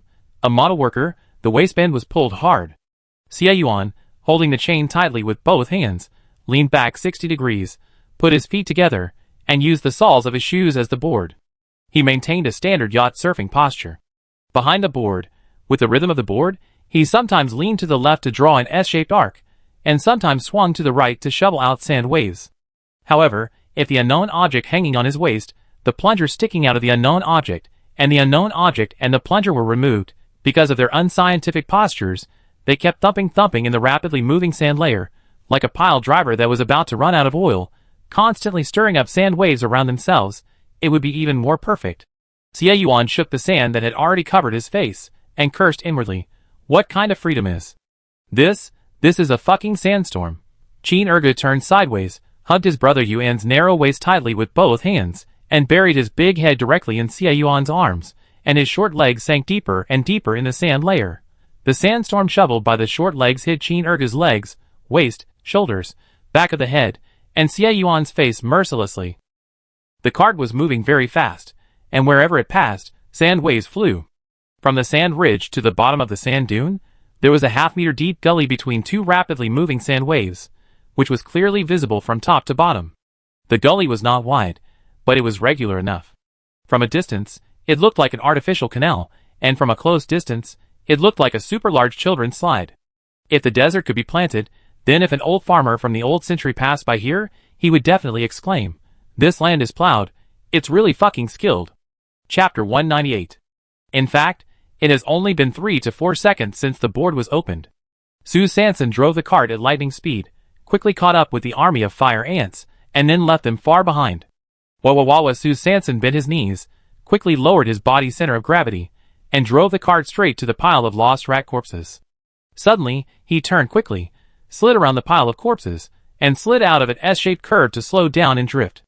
At the same time, the Sifong team and Xie Yuan, who were not wearing night vision goggles, finally saw the pile of lost rats in front of them. Hundreds of half-human high gray-brown rats were stacked in all directions at the bottom of the hill. There was a hole as thick as a finger on the neck of each of these lost rats, and black and red blood was constantly flowing out of the hole. It seemed that they were injured by some poisonous weapon, and they had just died. Everyone got off the board immediately, and Xie Yuan pulled Qin Ergu out of the deep pit, and quickly untied the chain on Hu Ba's belt. At the moment, when Hu Ba's belt released the force, it rebounded with a snap, and magically locked him tightly around his waist before his pants fell. Huh? Hu Ba secretly breathed a sigh of relief. Fortunately, his captain's dignity was finally preserved. The members of the Xifang team did not stop for a moment, and their hands flew up, while taking out the nuclear crystals and testing them quickly. For the lost rats that had been opened and tested as heavily contaminated, the Xifang team members handled them in a very consistent manner. He lifted up his rat tail and swung it towards the army of fire ants that were rapidly approaching them. Paw! Pop! Pop! The moment the 7 bodies of the first round of lost mice fell into the sea of fire, the flame suddenly burst into flames. The fire ants probably never expected that pie would fall from the sky, and this was the first time they were fed by someone. They didn't react for a moment, and after the sea of fire stopped for a second, they immediately surrounded the fallen pie. So in the next few minutes, the 4-party team had a lot of fun opening the nuclear crystal at the bottom of the sand dune, and the fire ants, as if they had encountered a barrier, stayed where they were, and didn't move forward a single step. Of course, this is also thanks to the pie that falls from the sky from time to time in the sea of fire. If you lie down, you can eat it, and the fire ants don't want to work hard. 10 minutes later, when the last corpse of the lost mouse was completely engulfed by the sea of fire, the members of the Xifang team weighed the heavy bags of supplies on their bodies and quickly boarded again, still standing in the same position as before, but this time Xie Yuan put Qin Ergu's palm on the chain hand by hand, and then emphasized word by word. Hold the chain tight. With a whoosh, everyone disappeared at the bottom of the sand dune in an instant, leaving only 2 gradually falling sand waves and the fire ants that suddenly lost their target, spinning in place in the heat wave of the lost desert. After the surfing board car jumped in the air, the Xifang team once again returned to the sand ridge. In theory, in fact, the board car can be used to rush into the sand next, so that the whole team can directly start the rhythm of full speed forward. However, considering the various uncertainties beneath the sand layer of the lost desert, it is best not to make any big noise before receiving the radar alert from the fire ant colony, so as not to attract the attention of other exotic beasts. So after everyone replenished their water source, they once again arranged their formation, with Xie Yuan leading the way and continuing to move towards the heart of the desert. At the bottom of the sand dune, the fire ant colony, which was originally at a loss, gradually reorganized and quickly regrouped, and also moved forward to the heart of the desert. 25 minutes later, suddenly, on the ridge of another sand dune not far away, there seemed to be a light in the night sky, twinkling with stars. It was like countless fireflies flying in the low sky, and it was like a large number of stars suddenly falling to the earth. The yellow-white light flickered and flickered. What is it? The people of the Xifang team stopped immediately, shocked by the strange scene in front of them. At the same time, the army of fire ants, which had been at the bottom of the sand dune and the Xifang team, and had been moving forward, suddenly stopped moving. Then, a cloud of sand mist rose from the bottom of the dune, and the next second, the flame ant colony disappeared. They dived into the bottom of the sand layer. Xie Yuan crawled behind the sand ridge, observing the light that was still flashing in front of him, and quickly explained to everyone, "It seems that there are living things ahead, and they are very dangerous." Everyone also hid behind the sand dune, listening to Xie Yuan's analysis, and was thinking about whether to take a detour. In an instant, the light in the distance suddenly went out. The desert fell into endless darkness in an instant. Su Sanson frowned slightly. She inexplicably had a bad premonition. "Get up quickly, stand in a circle." As soon as Xie Yuan finished speaking, the surroundings of the 4-party team, Tung, actually lit up directly. Thousands of lights, countless small round lights that flickered formed a big circle, instantly surrounding the 7 of them. It was the group of living creatures on the opposite sand dune. Su Sanson finally saw the group of strange beasts that were gradually surrounding them with a flickering yellow-white light. They were half a person tall, with a bright red metallic shell, and wielding large sawtooth-like pliers. The tail of the mutant scorpion was raised high from the back to the front, and there was a transparent sphere on the tip of the tail that was constantly flashing. On the yellow-white light ball, a thin and long metal tail needle flashed a cold light, and was aimed at the people of the 4-way team. Everyone couldn't help but take a breath of cold air. This was the first time Xie Yuan encountered such a mutant scorpion, and he couldn't determine their attack methods. In addition to the tail needle that was obviously poisonous, what other abilities did it have? The balls of light kept lighting up and disappearing under the tail needle. He always felt that there seemed to be great danger hidden in it. Moreover, they moved too fast. It took only 1 second from the light on the opposite sand dune suddenly going out to them being surrounded by the balls of light. Even the surfing scooter can't reach such a speed, so how did this group of mutant scorpions do it? Be careful of the poison needles, I suspect they can teleport. Although this conclusion is too incredible, in the absence of other clues, Xie Yuan had to guess the worst. Teleport. Everyone was shocked when they heard it. The 4 teams stood back to back, forming a small circle, holding their weapons tightly, staring at the mutant scorpions that were gradually closing in on them. Little stutter. Xie Yuan suddenly issued an order. This was not a solution. They had to find a way to break through, and they had to find out the details of the other party in advance. Little Stutter listened to the order, and immediately threw several explosive bombs forward. Bang! Bang! Bang! The explosive bomb exploded instantly in the mutant scorpion group, and the shrapnel flew in all directions, stirring up layers of sand waves in the rising air waves. However, at the moment when the explosive bomb exploded, the lights of thousands of houses surrounding the 7 people of the quartet team suddenly swish and went out completely. The surroundings fell into darkness again. Chapter 199. Not good. Is this teleportation? The 7 members of the quartet immediately frowned, recalling the moment when the mutant scorpion disappeared out of thin air, and were extremely shocked. Everyone was carefully on guard against the surroundings, especially the sand layer under their feet, fearing that if they were not careful, a poison needle would pierce through the sand layer. However, several seconds passed, and the surroundings were still silent and dark. Strange. Where is the mutant scorpion? Such silence is too weird, always giving people a sense of calm before a storm. However, the more cautious everyone was, the quieter the surroundings became. Boom, boom, boom. Except for the sound of their own heartbeats that kept accelerating, there seemed to be no sound at all. Who? Qin Ergu suddenly waved the plunger in his hand, and used a fierce dog-cupping move behind him. Pooh! The metal rod of the plunger instantly extended to 3 meters long. Everyone clenched their weapons in their hands, turned their heads immediately, and prepared to fight. Only the little bastard lowered his head in surprise, looking at his left chest completely covered by the bowl, and suddenly he was struck by lightning. I just tightened my belt just now. Why are you overreacting so much? He really lost his integrity tonight, and while losing too much, he seemed to have exposed more. Everyone looked at the little bastard's left chest, which was obviously sucked up, and suddenly felt uncomfortable. Su Sanson and Yuko both crossed their arms around their chests, quietly moved a meter to the side, and quietly moved away from Qin Ergu and his plunger. Qin Ergu realized that he had been injured by mistake, so he touched the back of his head, hurried forward, and touched the left chest of the little bastard. Finally, with a pop sound, the leather bowl was pulled off.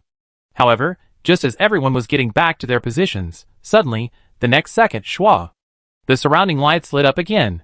The 7 members of the quartet team were once again surrounded by the mutant scorpions. Su Sanson looked at the light balls that began to flicker in front of him, and frowned slightly. It's so strange. The darkness just now could have launched an attack. Why didn't anything happen? Could it be that they just wanted to scare us? This group of mutant scorpions wouldn't be so evil, right?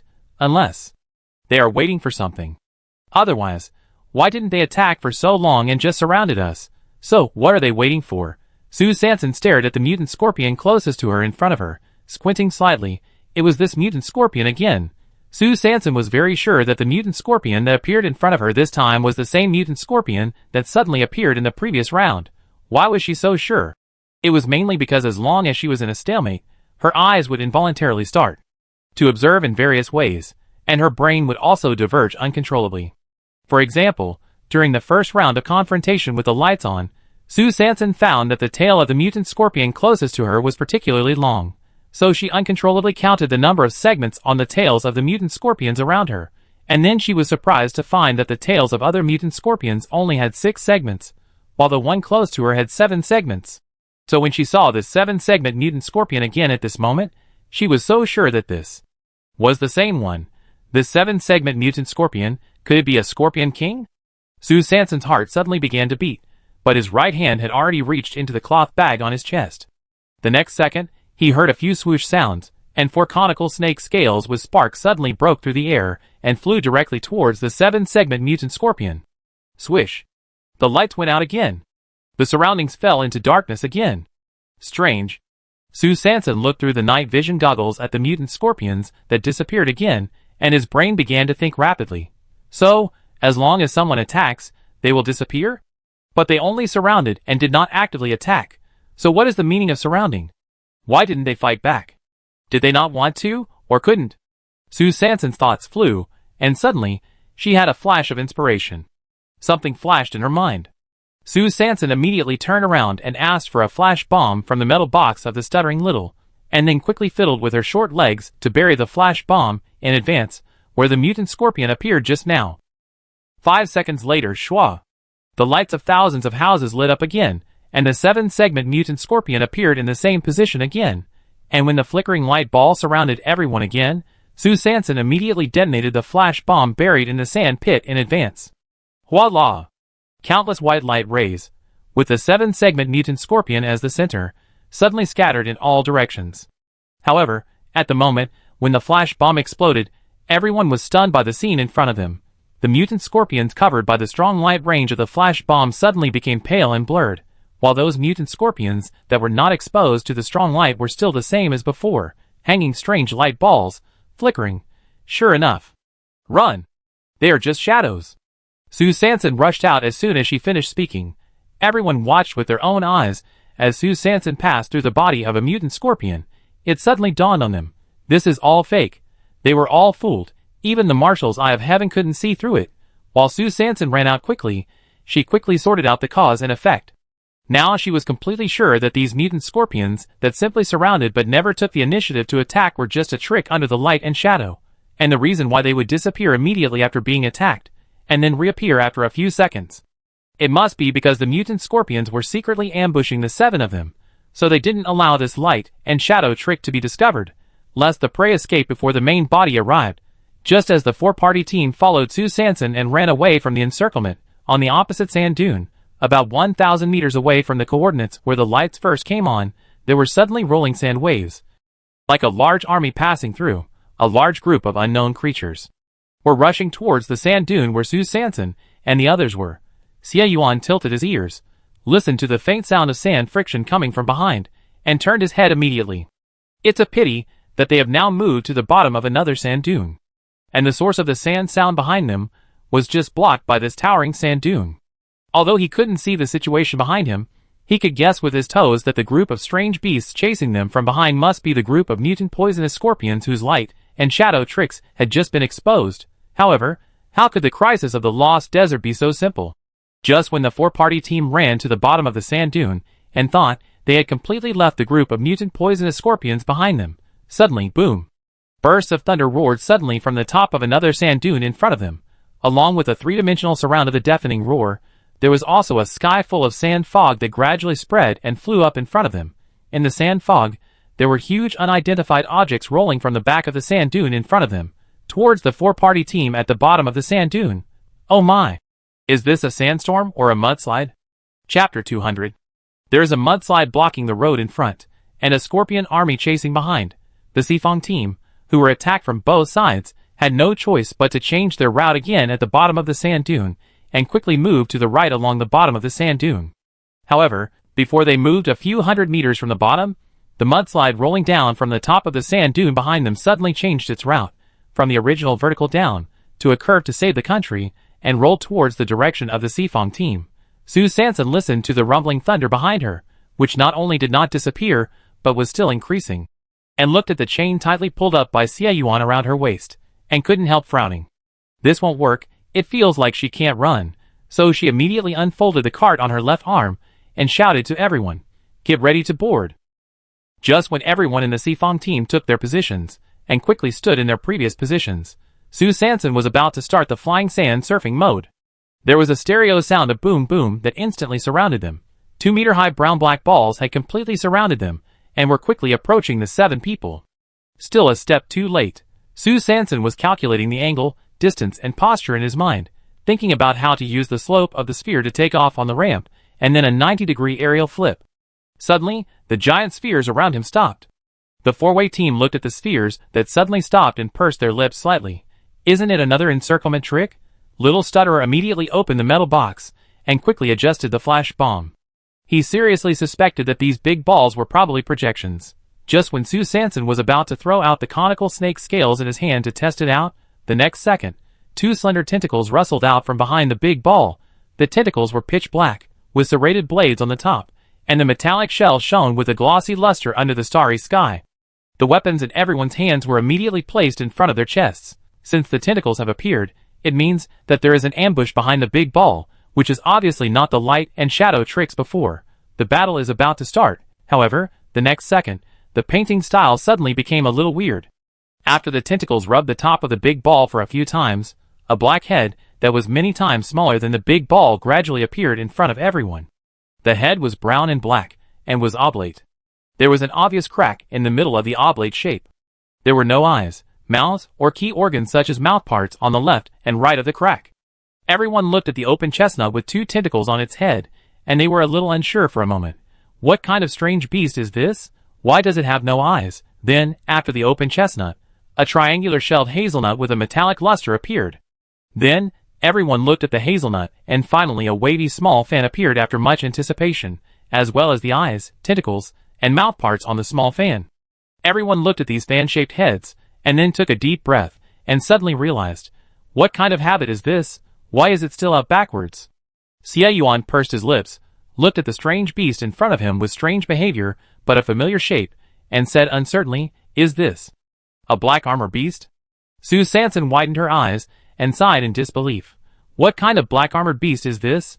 This is clearly a group of dung beetles. She glanced at the large balls piled up in 3 layers around her. She couldn't bear it any more. Finally, she stretched out her hands tremblingly, and quickly pulled up the combat mask on her face. Oh my! She really couldn't hold it anymore. Who would have thought that they were surrounded by circles of dung at this moment, the last second? The mysterious mudslide with thunder and thunder has now turned into a stinking mud and shit flow with thunder and thunder. If you don't wear a mask to filter the air, you will be killed by the smoke. Su Sanson looked at the huge, brown and yellow shit balls around him, and his heart was in turmoil, and the dung beetles on the dung balls around him finally turned around and revealed their true colors. They tilted their heads, and stared at the people of the Xifang team silently. Their fan-shaped heads swayed left and right on the top of the dung balls, like radars constantly detecting, wondering and puzzled in the heat waves of the lost desert. The people of the Xifang team held weapons, and saw the black armored beasts surrounding them, just shaking their heads left and right, and did not see any next move. They were a little at a loss for a while. After all, this mysterious species called black armored beast by Xie Yuan was also the first time they saw it. Xie Yuan had only seen related pictures by chance in the garrison's database, and at this moment, he could only roughly guess the name based on its appearance features, but he knew nothing more about the black armored beast. Among the audience, Su Sanson, the only one who had a deep and comprehensive understanding, was still struggling desperately in the mud and shit in his mind. At this time, the middle school boy Qin Erge finally couldn't bear it anymore, waving the plunger in his hand, ready to attack the black armored beast closest to him. But just when his plunger just whooshed and extended 3 meters long, and was about to stab forward in the air, all the black armored beasts suddenly raised their fan-shaped heads in unison, and the pair of tentacles on their heads were very demonically aimed at the leather bowl that was being held in the air by the metal stick. Qin Erge was stunned by this sudden scene, and he turned his head habitually to seek help from his third sister. Su Sanson's eyes were wide open, looking at the leather bowl in the air, and then looking at the army of dung beetles around him. Suddenly, a magical, outrageous, but reasonable and bold guess slowly rose in her heart. She immediately said, "You swing the plunger slowly." Qin Erge blinked his eyes in the protective mask. Although he didn't understand why, he just had to obey. So his arm slowly swung from left to right in the air. The next second, a magical thing happened. The army of dung beetles on the dung ball seemed to be possessed by evil spirits. The fan-shaped little heads actually swayed with the shaking of the leather bowl in the air. Oh my god! Su Sanson opened her mouth wide. She didn't expect that her wild guess just now would come true.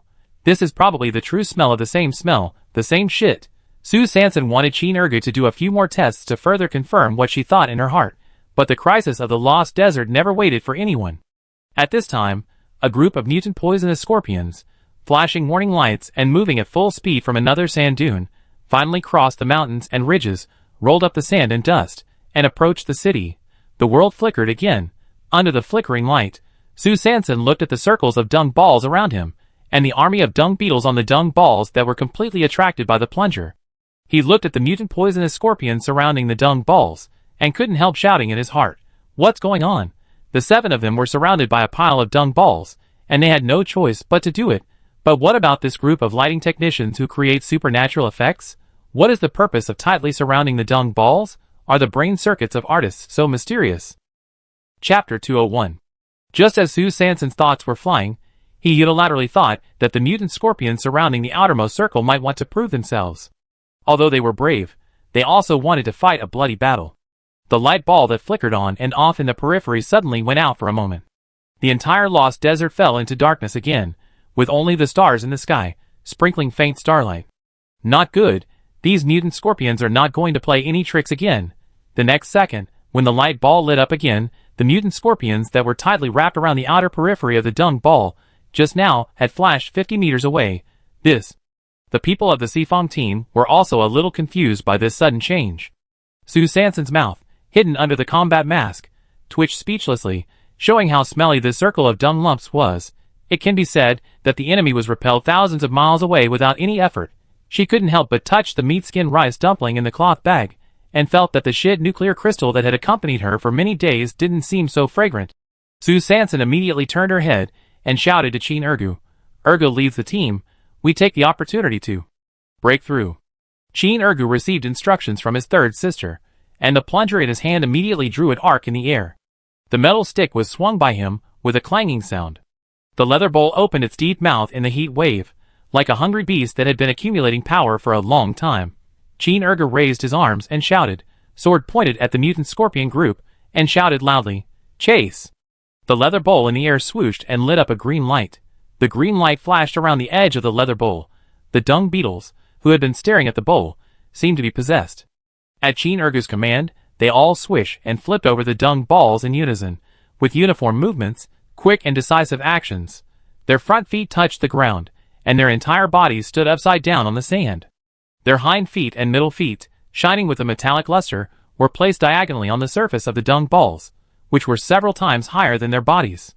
The moment their hind feet and middle feet touched the surface of the dung balls, they immediately kicked like a wind and fire wheel, with short and fast kicks. Boom! The next second, the dung balls rolled towards the mutant scorpions 50 meters away, chasing them. In an instant, thunder rumbled and dust filled the sky. The people of the Seafong team were stunned for a moment, and then they immediately jumped on the cart, swooshed, passed through the rolling sand and dust, and also chased the dung balls and mutant scorpions. The mutant scorpions 50 meters away obviously did not expect that these extremely smelly dung balls would roll towards them. They were not careful enough to react immediately, causing the dung beetles to kick their hind legs vigorously and move in the sand layer. After a few seconds, they heard the sound of piercing. The dung balls were pierced directly on the poisonous needles of the mutant scorpions before they rolled a few steps. Although the poisonous needles of the mutant scorpions were long, the dung balls of the dung beetles were even bigger. Each dung ball pierced on the tail needles of the mutant scorpions not only swallowed the entire poisonous needle, but also had extra space. Under the rolling acceleration inertia, the light ball on the tail needles of the mutant scorpions was also pierced. The flickering light disappeared again, but the lost desert only extinguished for a moment this time, and then it lit up again the next second. However, the light this time was not as bright and pure as the previous light ball, but like a flash bomb that was about to be peeled off, with strands of yellow and white beams piercing through the tiny holes in the dung ball. It was like the ray light specially designed to create an atmosphere in a disco, or like fireflies that were deliberately covered in a cloth cover and could not find the exit. Alas, it was just that it could not find the exit. Everything happened too fast. Before the mutant scorpion could use its big move, its two hardcore weapons were all locked up. The two huge pincers of the mutant scorpion kept waving in the air, trying to scare the enemy who attacked without knowing what was good for him with its arrogant and ferocious metal serrations. However, the enemy was still on the other side of the dung ball, desperately practicing yoga handstand, and its brave and mighty metal pincers were completely invisible. It has to be said that the brain circuits of this group of dung beetles are too stubborn. When the dung ball suddenly slowed down and completely stopped because of the scorpion's tail needle, they not only did not turn over and look at the road conditions ahead, but continued to stare at the hind legs, trying to force the dung ball over. The other three pairs of long legs of the mutant scorpion kept sliding quickly in the sand, trying to retreat quickly and pull the poison needle and light ball out of the big dung ball. However, as soon as it retreated, the dung ball immediately stuck to it. It retreated 1 meter, and the dung ball immediately rolled 1 meter. The light ball and poison needle of the mutant scorpion were constantly being pulled out, poked in, pulled out, and poked in an infinite cycle. The four-way team, who had been watching several rounds of this and that, could not help but look at each other as the colorful light effects kept on and off, then suddenly exploded and went off, and then on and off again. Xie Yuan, Hu Ba, Yu Ge and the marshal pulled out the machetes behind them and attacked first. Four figures flashed quickly between the dung ball and the claws of the mutant scorpion. Crack, crack. The blade was ruthlessly chopped off the moment the light ball and the poison needle appeared. Pa! Pa! Pa! Countless light balls, with the poison needles on them, fell to the ground. Qin Ergu was quick-witted and wielded a plunger. When the dung ball was about to crush the light ball in the sand layer, he immediately reached out and sucked the light ball in the sand layer, which was still flickering, to his side with a pop. Su Sanson and Xiao Jieba immediately gathered around, pulled out their daggers, and stabbed at the light ball. Puff! It was as if something was punctured, and then a magical small ball fell out. The small ball was the size of a fist, and its appearance was similar to a nuclear crystal. The only difference was that it was flashing spontaneously. The light flickered, like a timed light spot on a detector.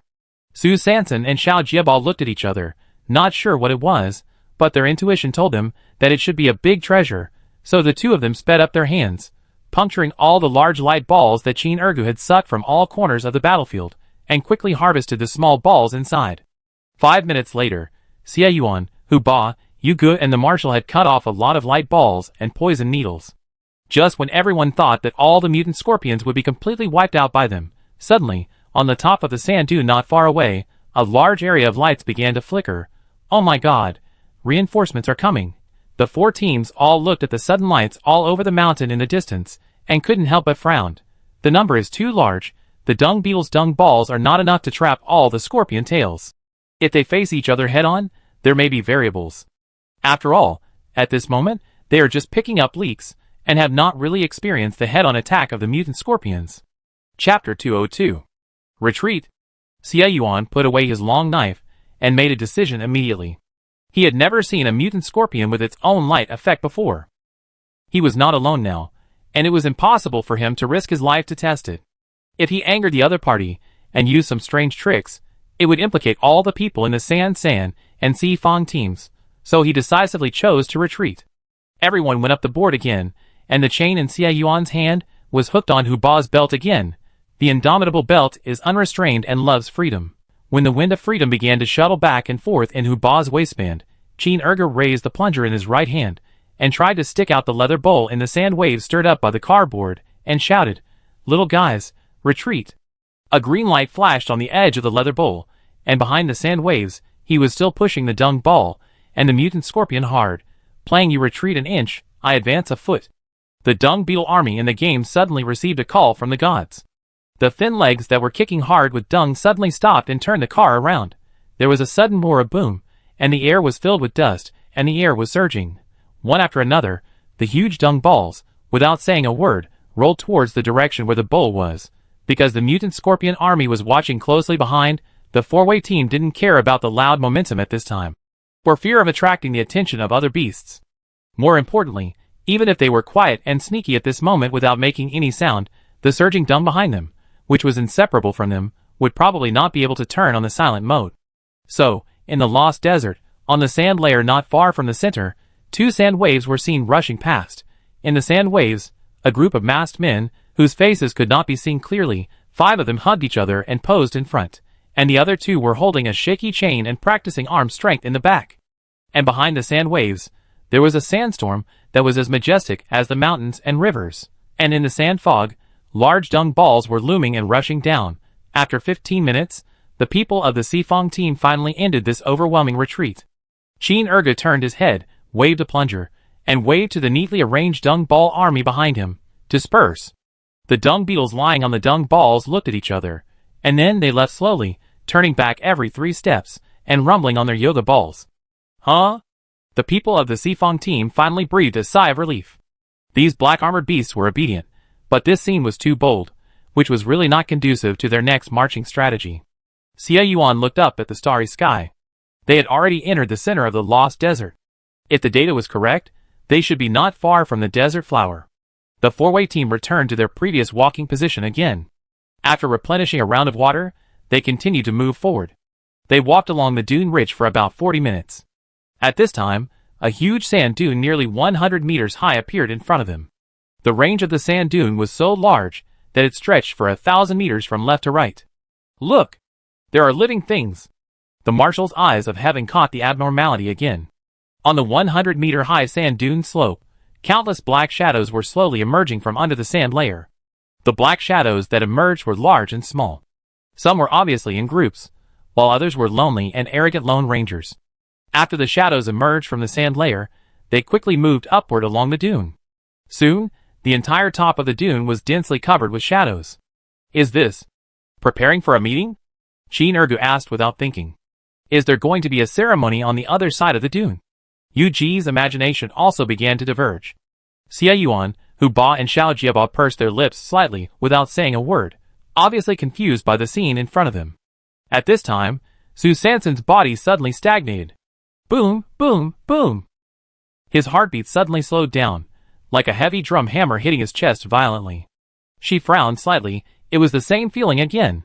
She had also had this palpitation before near the key coordinates of City 505. Then, a vague voice suddenly appeared in her mind. Come, come, come. The illusory voice was ethereal and mysterious, and it kept calling Su Sansen with magic. Su Sansen's pupils were dilated for a moment, and suddenly she felt that there was some inexplicable force pulling her to a place behind the sand dunes in front. She closed her eyes hard and suddenly said, I feel that behind the sand dunes is the desert flower. Everyone turned their heads when they heard it. Su Sansen sighed, just a feeling. She did have a strong premonition that she would find what she wanted after crossing the sand dune in front. Xie Yuan turned his head and stared at Su Sansen. Everyone else's eyes were completely attracted by the shadows on the hills in front, except him.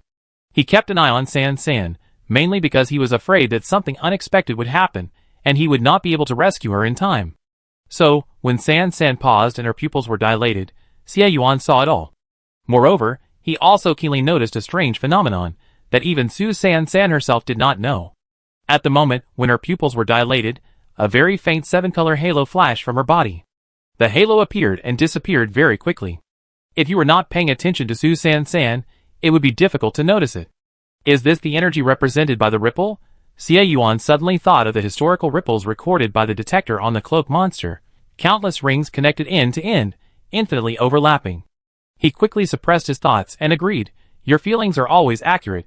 Look at those black shadows on the sand dunes. Maybe they are all here for the desert flower. Xie Yuan continued to analyze calmly.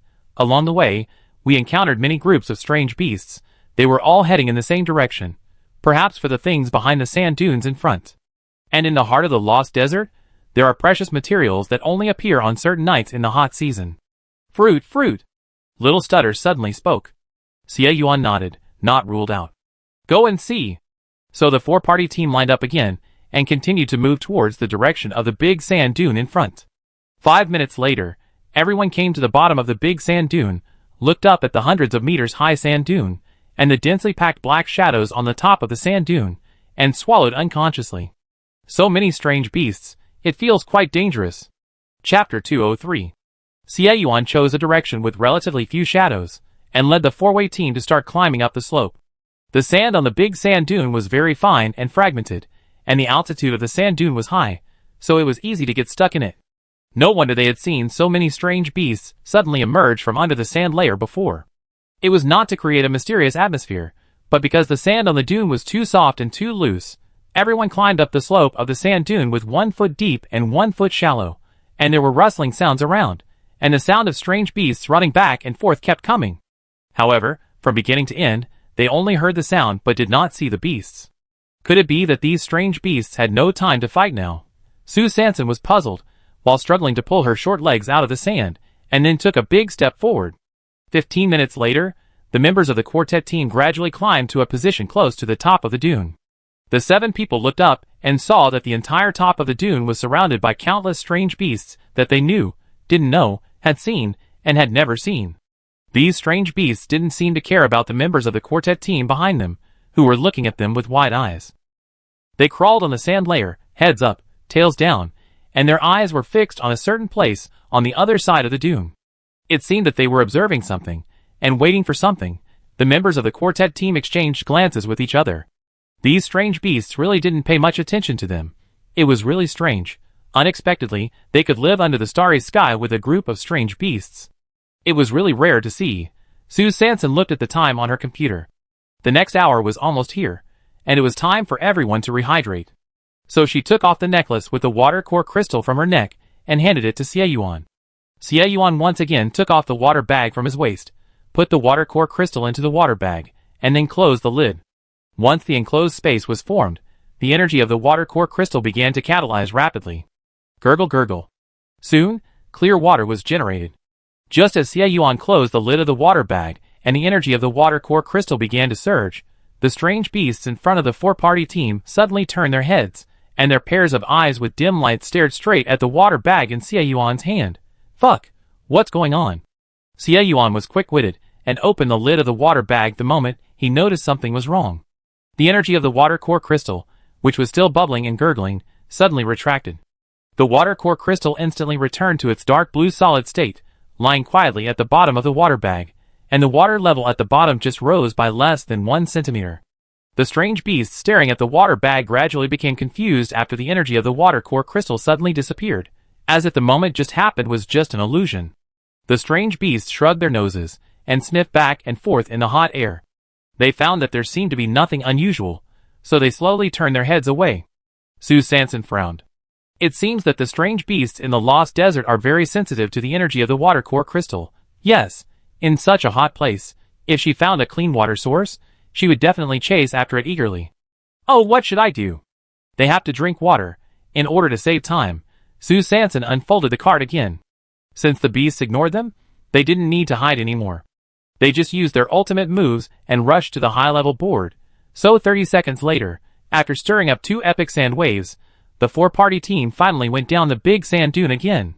Ah, as the saying goes, it takes half an hour to climb a mountain and 30 seconds to go down the mountain. Xie Yuan chose a remote and quiet place, put the water core crystal into the water bag again, and closed the lid. This time it was very smooth, and soon the water bag was filled with clean water.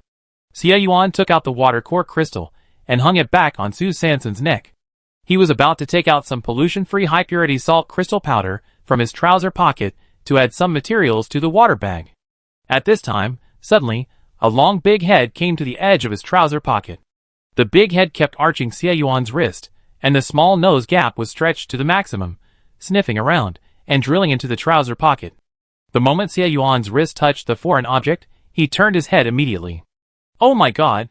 Xie Yuan was shocked when he saw the desert ship suddenly appearing beside him. When the desert ship suddenly stretched its neck out from the small sand pile next to it and began to look around, the people of the quartet team were already stunned.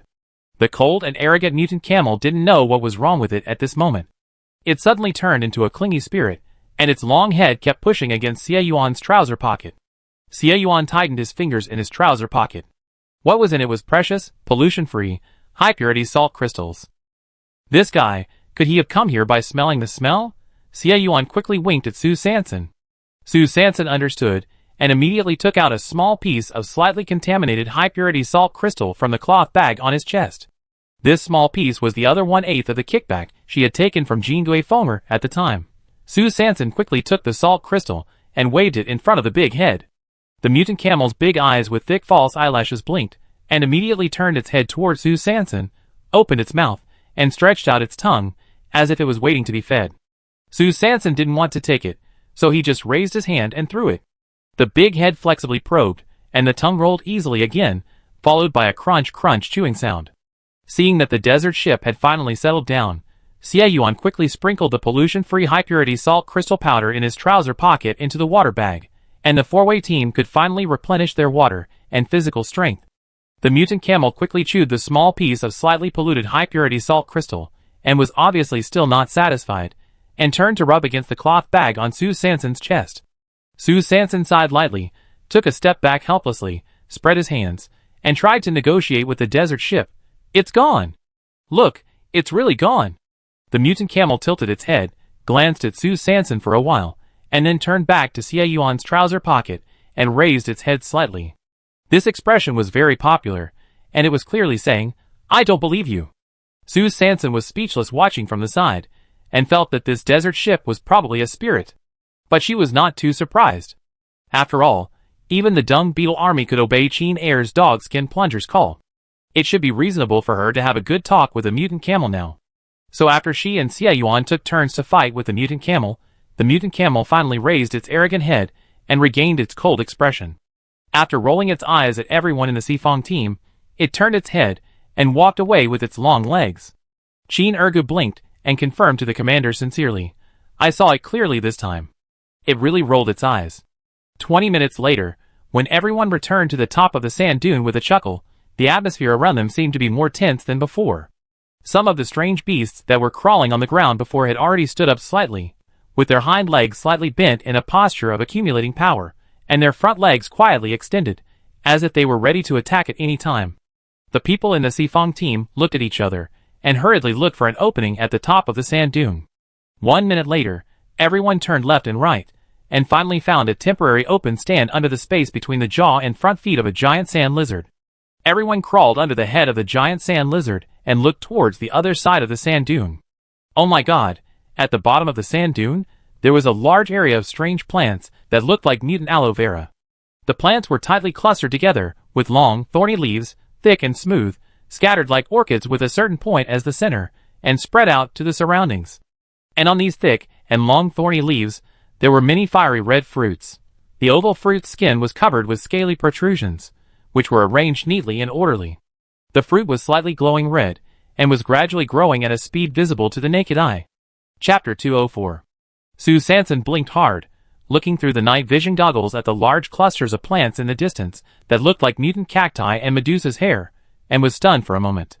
She had never seen such strange-looking plants in her previous life, but she stared closely at the fruits that looked too familiar, but were now glowing red and getting bigger, and muttered to herself, "So, this is how dragon fruit grows?" She thought of the description in the mission details. The skin was bright red, the flesh had many seeds, the taste was average, but the energy was sufficient. So, the fruit of the desert flower was the large cluster of mutant dragon fruit in front of her. At this time, not only did Su Sanson secretly come to a conclusion, but the people in the four-way team also had guesses when looking at the glowing bright red fruit. Xie Yuan quickly scanned the situation of the surrounding strange beasts. As the desert flower fruits gradually grew larger, the strange beasts also stood up and took action. It seems that everyone is waiting for the fruit to ripen. By then, there will be a bloody struggle here. Xie Yuan also found the dark night sand wolves, mutant ostriches, lost rats, and mutant scorpions that were staring at him not far away. It turned out that the strange beasts encountered along the way were all for the fruit of the desert flower. It's not easy. They are all powerful characters. Xie Yuan put the temporary protective shield into Su Sanson's cloth bag, then summoned the four-party team and quickly formulated a treasure-grabbing strategy. Time passed by minute, and just when the desert flower fruit flashing red in the distance had grown to the size of an old-century watermelon, the red light suddenly became brighter. The strange beasts surrounding the top of the big sand dune stood up one after another, exerted their hind legs suddenly, and issued waves of threatening sounds from their throats. Time is up. Xie Yuan immediately closed the lid of the water bag, and the energy of the water core crystal that he had put in Advance suddenly activated, and countless water waves surged out from the surface of the core crystal. Xie Yuan rolled to the side and jumped, and flipped neatly onto the back of the giant mutant sand lizard that had been providing a stand for the four-party team. He pulled out the long knife on his back, hung the spider silk knot tied to the water bag and advanced on the back of the long knife, grasped the bulge on the back of the giant mutant sand lizard with one hand, and raised the long knife with the water bag hanging on it to the nostrils of the sand lizard with the other hand. The attention of the giant mutant sand lizard and other desert strange beasts instantly shifted to the water bag. The mutant sand lizard whoosh stretched out its long tongue, trying to roll the water bag directly into its stomach. Xie Yuan raised his hand and retracted it. The water bag brushed against the mutant sand lizard's long tongue and dodged backwards. The long tongue hit nothing in the air. After the long tongue hit nothing, Xie Yuan once again put the water bag in front of the mutant sand lizard's nostrils. The mutant sand lizard rolled its eyes, thinking that it missed because of the insufficient distance, so it opened its feet and tightened its leg muscles for a moment. In an instant, it suddenly released energy like a spring, and its body suddenly soared into the air and leaped into the air. Just as the mutant sand lizard jumped in the direction indicated by the water bag, the group of strange beasts that had been attracted by the surging energy of the water core crystal also rushed towards the position where the mutant sand lizard was before. At the same time, Hu Ba, Yugu, Dashwai and Xiao Jiaba had already ambushed below the top of the big sand dune in advance, waiting for the moment when the strange beasts would attack. Xie Yuan used a water bag to hang the giant mutant sand lizard and quickly moved away from the location of the desert flower. He quickly calculated the coordinate range and tried to move the mutant sand lizard to the edge of the temporary protective shield. The army of alien beasts, deeply attracted by the energy of the water core crystal, also swarmed up, chasing behind the giant mutant sand lizard. Where there is chasing, there must be fighting. Where there is fighting, there must be crowding. Where there is crowding, there must be trampling. Where there is trampling, there must be accidental injuries. If there is accidental injury, then of course you can pick up the leak. Hu Ba and the other four looked at each other and immediately followed the army of alien beasts silently. 3 machetes danced in the air. Hu Ba, Yu Gu and Dashwai frantically finished off various alien beasts that fell due to accidental injuries, while Xiao Jiaba was salvaging the nuclear crystals with his hands flying. At the top of the sand dune, at the moment when Xie Yuan rode the mutant sand lizard and led a large group to leap, the cart on Su Sanson's left arm immediately expanded to 2 meters long. She jumped lightly and got on the board skillfully. With her feet stuck on the hemp rope at the top of the cart, carrying Qin Ergu, who was finally lucky enough to get a seat on the cart, whooshed from the top of the sand dune to the dragon fruit planting base below. The high-level nuclear crystal of the energy system on the board was surging with yellow light, and the energy was rapidly converting kinetic energy. Su Sanson leaned forward slightly, bit her knees, and the wide lenses of the night vision goggles were like wind and snow goggles in a storm. While blocking the air waves, they also blocked the sand flying in the air. Qin Ergu held his third sister's shoulders tightly with both hands, imitating Su Sanson's movements, sometimes lifting his legs to the left, sometimes sticking his butt to the right. Although the posture was unsightly, the effect was still good. In just a few seconds, under the impact of 2 sand waves, the cart slid out an S-shaped tail and stopped suddenly. Su Sanson and Qin Ergu lifted their legs and jumped, and the postures of getting off and collecting the board were familiar, coherent, and neat. Su Sanson and Qin Ergu did not dare to delay for a moment. Starting from the outermost part of the dragon fruit planting base, they immediately took out the optical computer and conducted a test. Ding! Slightly polluted. Ding! Slightly polluted. The two were overjoyed. They never expected that this lost desert, such a polluted place, could actually produce slightly polluted fruits. Su Sanson and Qin Ergu, with their hands flying, kept picking the fruits of the desert flower that had just matured. In less than a minute, the sacks they had prepared in advance were already full. Just as Su Sanson was about to take out the third sack to continue harvesting, suddenly, there was a rustling sound behind her and Qin Ergu, and a cloud of sand smoke suddenly rose. The next second, with a whoosh sound, a long scarlet tongue flew towards the two of them. Snap! Su Sanson subconsciously pulled out the high-energy knife, turned around immediately, and stabbed at Yu Guangzhong's flying shadow. Puff! The high-energy knife pierced into the long tongue quickly and accurately. Su Sanson continued to exert force on her wrist, and habitually turned along the trend. The high-energy knife instantly stirred a blood hole. At this time, the flying sand in the air gradually settled. Su Sanson and Qin Ergu turned around, and finally saw the strange beast in front of them. It was a mutant gecko that was 2 meters tall and 5 meters long, with a body that was like a mutant dragon fruit and glowed with the same bright red light. The mutant gecko's red eyes suddenly turned black, and the red light on its body suddenly retreated. In an instant, it disappeared on the spot and merged directly with the sand dunes in the distance. Is it another magician? Su Sanson's heart beat fast. Through the night vision goggles, he looked at the outline that suddenly appeared in the dark in front of him. No! This is not a mutant gecko. This is a chameleon. Chapter 205. This chameleon's IQ is obviously not low. It was not lured away by Xie Yuan's trick. Su Sanson frowned slightly, staring at the giant chameleon in front of her, which was constantly turning its eyes towards her and Qin Ergu. The two sides were deadlocked for a second. The left eye of the giant chameleon on the opposite side turned forward 180 degrees, while the right eye turned backward less than 90 degrees. Su Sanson stared at the giant chameleon that was only concerned with turning its eyes, and was a little stunned for a moment. What's going on? You move. If the stalemate continues like this, won't it be a waste of time for both sides? Now is the stage of rushing to harvest. Time is money. Su Sanson gave Qin Ergu a look and handed him the high-energy knife, meaning that you are responsible for watching this eye-turning monster, and I will continue to pick the fruit. Qin Ergu took the high-energy knife, nodded, and then raised the plunger in one hand and gestured with the high-energy knife in the other hand, threatening the giant chameleon in front of him. Come on. Let me show you how powerful I am. The giant chameleon standing not far away, and not taking any further action, was also full of question marks. It had already changed its skin color to pure sand color. It should have completely merged with the sand dunes behind it, but how come these two bipeds seemed to be able to see itself? It kept turning its eyes, puzzled.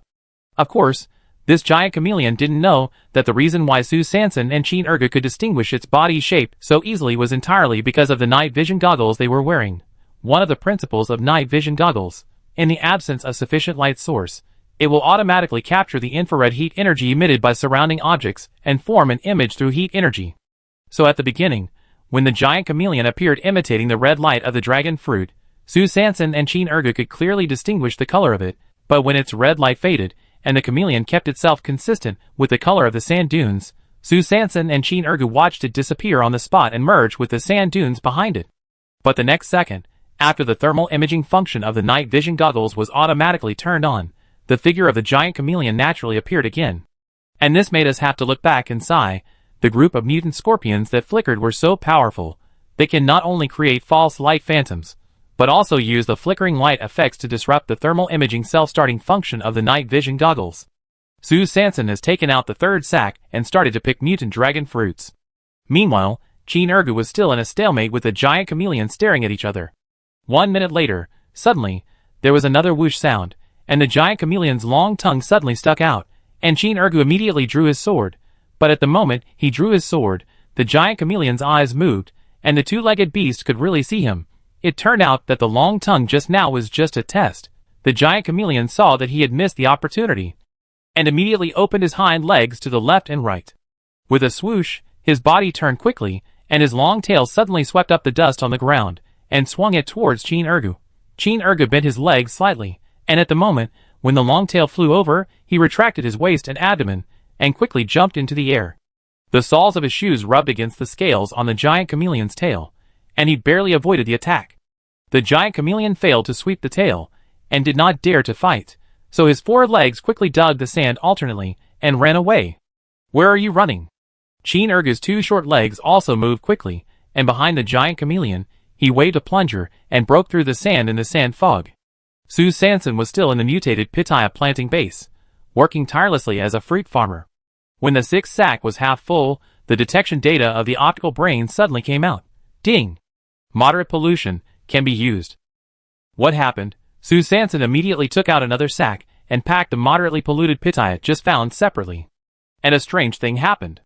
In the next 5 minutes, all the mutant dragon fruits detected in the optical brain were moderately polluted, and there was not even a single lightly polluted one. Could it be? Because after ripening, they will be immediately polluted by the lost desert, causing the light pollution to gradually become moderately polluted, and then become... Sue Sanson was boldly guessing, and then the warning sound of ding. Severe pollution suddenly came from the optical brain. The mechanical sound immediately confirmed her inference. Sure enough. Has it all become heavily polluted? She was still a little unwilling, so she continued to test in the center of the dragon fruit base. Unfortunately, the miracle quota for tonight has been used up. The mutant dragon fruits tested next, without exception, were all heavily polluted. Well, Sue Sanson looked at the 5.5 bags of lightly polluted mutant dragon fruits tied on the cart, and quickly estimated the number. On average, there were about 6 to 7 in one bag, a total of more than 30. Excluding the 5 that needed to be handed in for the task, there should be about 30 left. Well, although there aren't many of them, they are big enough. Sue Sanson nodded, satisfied with the harvest. At this moment, her breathing suddenly stagnated, and her heart suddenly contracted. Boom, boom, boom. Her heartbeat began to slow down again, her pupils were dilated, and a faint voice in her mind called out softly, "Come on! I'm here, come on!" Sue Sanson blinked her eyes, and refocused her eyes. She frowned and stared at the center of the dragon fruit planting base in front of her. A strong curiosity rose in her heart. Who is calling me? What is inside? She followed the strong attraction, pulled the cart, and walked quickly through the dense dragon fruit forest. The thick leaves of the dragon fruit with thorns overlapped from the 3-meter-high root column. The dragon fruit forest, which was originally blocked by thick leaves, should not be easy for the cart to pass through. But the magical thing is that when Sue Sanson was alone and stepped deeper, a very faint colorful light suddenly appeared around her. The moment the colorful light lit up, the pitaya leaves piled up around her, as if they were under a spell and hypnotized, rustling, and they all rolled up on their own initiative, leaving a more than 1 meter wide trail for Sue Sanson and the cart behind her. Sue Sanson pursed her lips tightly, looking at the strange scenes around her. Her mind was flying, and she became more and more uneasy but excited. God, this is the treatment that a time-traveling girl should get. Okay, when she took anxious small steps, and finally came to the center of the guide, looking at the still rolling leaves around, and the tightly gathered spikes on them. The evil-smelling sentence "stand up" was about to come out of her mind. Suddenly, a golden light flashed. She stared at the ground below, and there were wisps of golden light overflowing, as if the sand was buried with rare treasures. She couldn't help but widen her eyes. At the same time, far above the oasis that the four-party team first encountered, a large rock that was covered by Xie Yuan, and who Ba at that time had been overturned. Under the sand layer, there was a rustling sound, and a huge black and red figure was running through the big sand dune at a high speed, rushing towards Sue Sanson, who was still standing there in a daze at the center of the dragon fruit. Chapter 206. Xie Yuan rode on the back of the giant mutant sand lizard, quickly took the water bag filled with clear water from the long sword, and immediately opened the lid. If he didn't open the lid, he was worried that the bulging water bag would explode directly. The giant mutant sand lizard suddenly lost the energy of the water core crystal. Its hind legs, which were constantly accumulating energy, suddenly loosened, and the whole lizard was stunned for a moment. Huh? Where is the water energy? And behind the mutant sand lizard, a group of strange beasts that were chasing closely and fighting each other all the way suddenly stopped. Like a tracking missile that suddenly lost its target, it was hesitant and hesitated for a while, with a scattered look and a little confused. It had to look around mechanically, and kept sniffing back and forth in the heat wave, and distinguishing. The movement of pulling monsters suddenly stopped, and the world was instantly quiet for a moment. Xie Yuan, who was riding on the giant mutant sand lizard, quickly took out the water core crystal, and quickly put it into another spare empty water bag. As soon as the lid of the empty water bag was closed, the energy of the water core crystal once again reacted violently. Xie Yuan hung the new water bag in front of the nostrils of the giant mutant sand lizard with one hand, and the switch to pull the monster was pressed again. The world is boiling again. While Xie Yuan led the pursuit route of the monsters, he quickly put the bulging water bag to his mouth and gulped it down. He only had 3 water bags on him, which was enough for him to fiddle with. The energy reaction speed of this water core crystal was too fast. This water bag was filled in less than 1 minute. He led the team in battle for more than 10 years, and never thought that one day he would dislike the energy activation speed of a core crystal too fast. Really, it's really a ghost. This water source is so precious, he really can't bear to pour it out directly. God knows, he has already drunk the water of 8 water bags in a row. If he drinks more like this, he is afraid that he will not be able to hold it. Don't let his bladder explode before the water bag explodes. At this time, the giant mutant sand lizard, which was summoned by the energy of the water core crystal again, kicked its hind legs and suddenly jumped up. After flying 10 meters in the air wave, it landed vertically with a snap.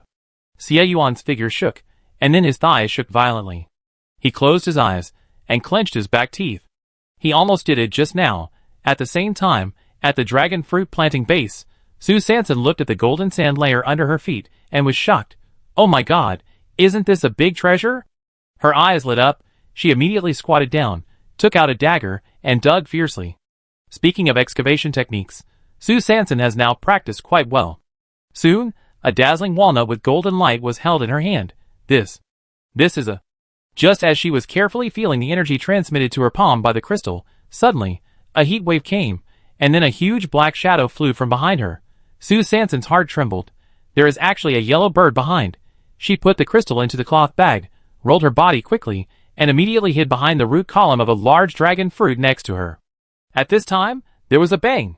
Something heavy fell to the ground. Sue Sanson quickly got up and looked back. Oh my, it turned out to be a mutant centipede. Oh my God, why is there another mutant centipede? The mutant centipede missed its target, and its 21 pairs of long legs immediately began to swing. The sharp long legs instantly crushed the thick dragon fruit leaves with thorns all around. The mutant centipede turned its head, and the metallic shiny jaws on its head were facing the pillar where Sue Sanson was hiding. Not good.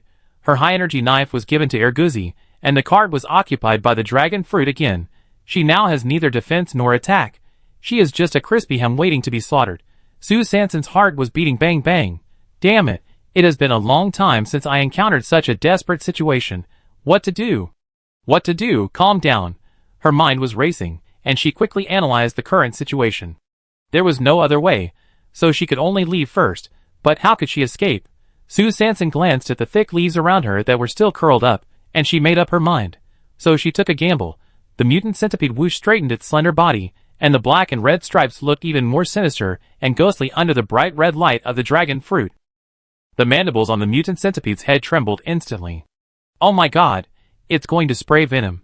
Sue Sanson didn't dare to delay, and pulled down the snakeskin hood on her head fiercely, holding her head, and immediately rolled to the side, quickly returned to the cart, and pressed her right hand under the cardboard, and the cart's energy conversion device started immediately. She turned sideways, and lay directly on the pile of sacks filled with mutant dragon fruits. With a whoosh, the cart flew out like the wind. At the same time, the mutant centipede behind him, Puff, had already sprayed out a strong corrosive black water. Black water shot out in the air waves, like hot molten iron, and it even sizzled with black gas. The moment Sue Sanson got on the board, the mutant dragon fruits around her immediately rolled up their thick and long branches, and leaves folded in the sand like fully automatic rolling doors, and in an instant, they made an escape route for Sue Sanson and her cart. Sue Sanson looked at these dragon fruits that were so in tune with each other, and secretly breathed a sigh of relief. It seemed that the bet was right. These branches and leaves seemed to be able to think what she thought, and what she could reach. Amazing. Just as the black water behind her was chasing the cart and flying towards her, Sue Sanson immediately turned over, and her whole body was hanging diagonally on the left side of the dragon fruit sack pile, and her body pressed down hard. After the cart felt the sudden increase in weight from the left side, the wheels unconsciously tilted to the left, driving the entire cart to quickly deviate to the left. The black water shot at a very fast speed, and the speed of the cart was not slow either. Sizzle! The pile of sacks on the cart brushed past the flying black water and flew away towards the left front. The two waves of sand stirred up behind the cart hit the thick leaves of pitaya on both sides with a swoosh, as if expressing sincere gratitude or enthusiastic cheers. Sue Sanson kept tilting left and right on the pile of sacks, dodging the venom attack behind him, while advancing left and right in the pitaya planting base. 2 minutes later, the cart stepped on the sand waves, passed through the last thick leaf, and rushed out at high speed, rushing out of the pitaya forest directly. Sue Sanson lay on the pile of sacks, turned back, and quickly glanced at the mutant centipede that was still chasing him. My heart tightened. Next is the real moment of decisive battle. At the same time, on the top of a newly built tower in the inner city of the base, in a room full of precision detection instruments, a band suddenly flashed on a huge screen. The wave band appeared suddenly and disappeared quickly. The instrument did not capture it clearly. There were a few sparse circular waves arranged in sequence. If Sue Sanson was present, he would definitely roll his eyes. Isn't this the Audi logo? What the hell is this? Chapter 207. In the desert next to the dragon fruit planting base, on a cart speeding by, Sue Sanson quickly took out the conical snake scales from her cloth bag, and her brain was thinking quickly about the next strategy to deal with the enemy. And the mutant centipede behind her, 21 pairs of long legs were stirring rapidly. The mutant centipede was chasing after her, as if for revenge. It had identified Sue Sanson and bit her tightly. The mutant centipede swung its long legs and raised its slender body again. When it was about to spray another wave of black water at the two-legged beast in front of it that was busy escaping, suddenly, the drums were beaten and the dust was flying. Boom, boom, boom. On the big sand dunes in the distance, the yellow sand rolled and the sand waves were surging, as if thousands of troops were coming like a tidal wave. The next second, huge dung balls, with long momentum, broke through the waves and swooped down from the top of the big sand dunes in an instant. The incident happened suddenly, and no one could react, including the mutant centipede that was preparing to use its ultimate move. The mutant centipede had not had time to escape to avoid the stinking long-range attack, and heard a crack. A crisp sound. The mutant centipede's body was just raised, and was ruthlessly crushed by the first big dung ball that arrived on the battlefield. Paw! The mutant centipede was caught off guard, and rolled directly to the ground. The big dung ball came quickly, and left quickly. In less than a second, the big dung ball rolled quickly over the mutant centipede's body. The mutant centipede thought it could finally use its ultimate move again, but before it had time to stir its long legs, the next moment, the second big dung ball followed. Crack! Crack! Crack! The mutant centipede, who had been seamlessly connected to countless large dung balls, had its entire body rolled in the opposite direction, as the roller pressed it over and over again. And in this dung ball army with its own sandstorm special effects, suddenly, a huge shadow was hidden in the sand fog. The sand waves were surging and stirring. The huge shadow gradually outlined in the sand fog, and it turned out to be an extra-large dung ball. After a group of younger brothers volunteered to show off their dung courage, this extra-large dung ball finally came with great momentum and rolled up the sand. On this extra-large dung ball, an unknown creature about 160 centimeters tall was holding a green glowing plunger in his hand, and his two short legs were rapidly tossing around on the rolling dung ball. This person is none other than practicing the will of shit, the guardian of the dung ball, the attacking plunger Chin. Dung Beetle Knight. Ergu. The oversized dung ball rolled up the airways in the dust, calling for the shit to come out. With a click, the unusually huge roller of the oversized dung ball pressed hard on the body of the mutant centipede, and it actually rolled up the mutant centipede. The whole body of the mutant centipede was like a fried crispy shrimp strip that was forcibly bent, and it was directly attached to the ball surface of the big dung ball with an extremely elegant arc. Chin Ergu's feet kept moving, and the high-energy knife in his right hand was directly open to the maximum. At the moment when the head of the mutant centipede was rolled to his feet, with a puff, the blade pierced the head of the mutant centipede mercilessly. Chin Ergu held the knife still, but his two short legs kept moving back and forth, and the dung ball rolled the mutant centipede's body quickly.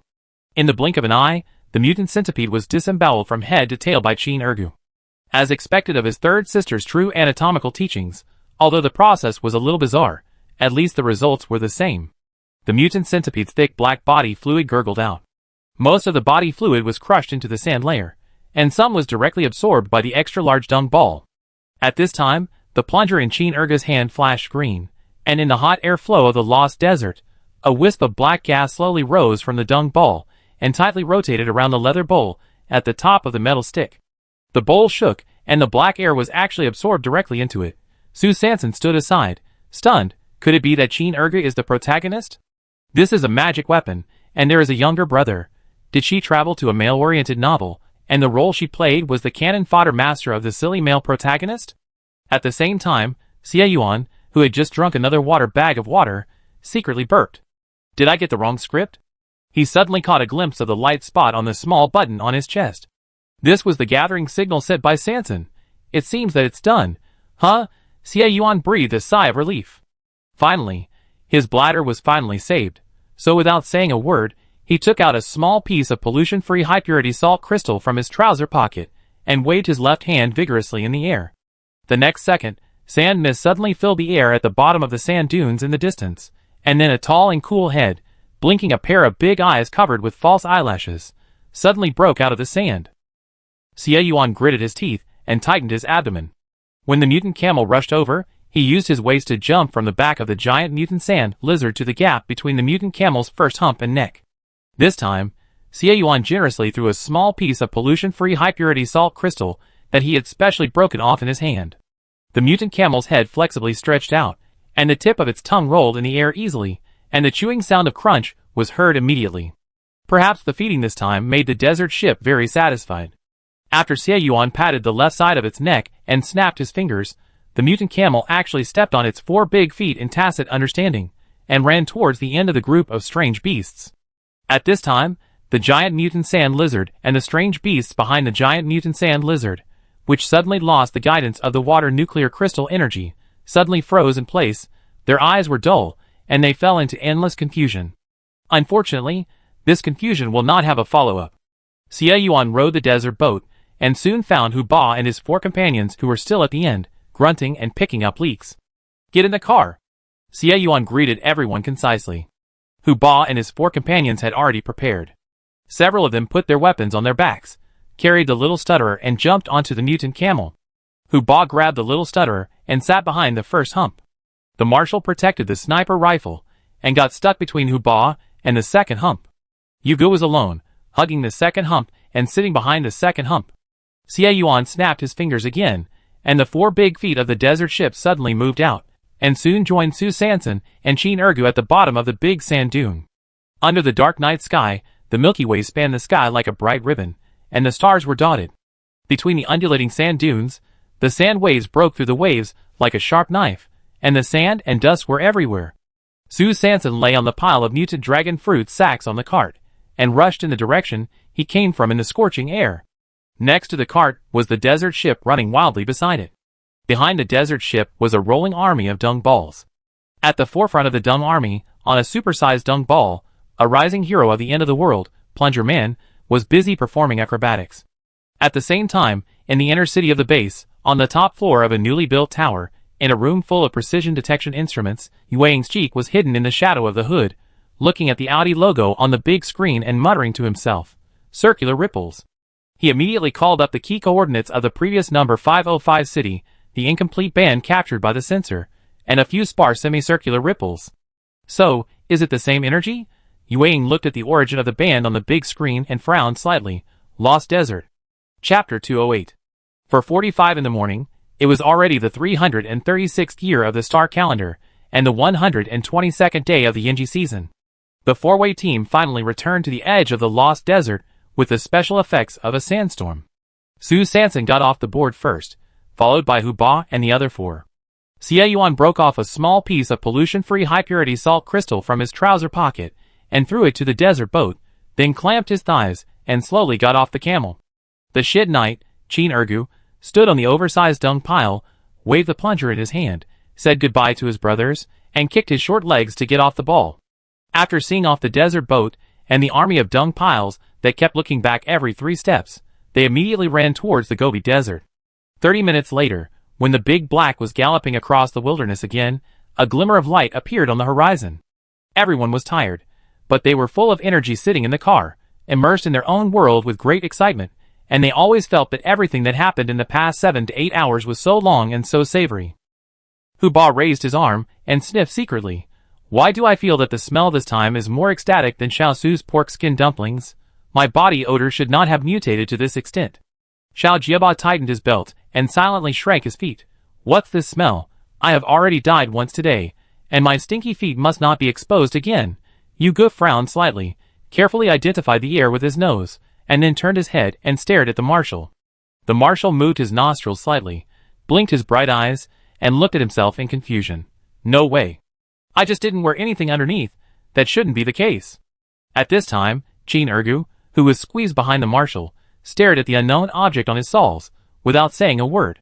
Su Sanson, the only one who knew the truth, glanced at the mixed shit on Qin Ergu's soles through the rearview mirror, and rolled down the window silently.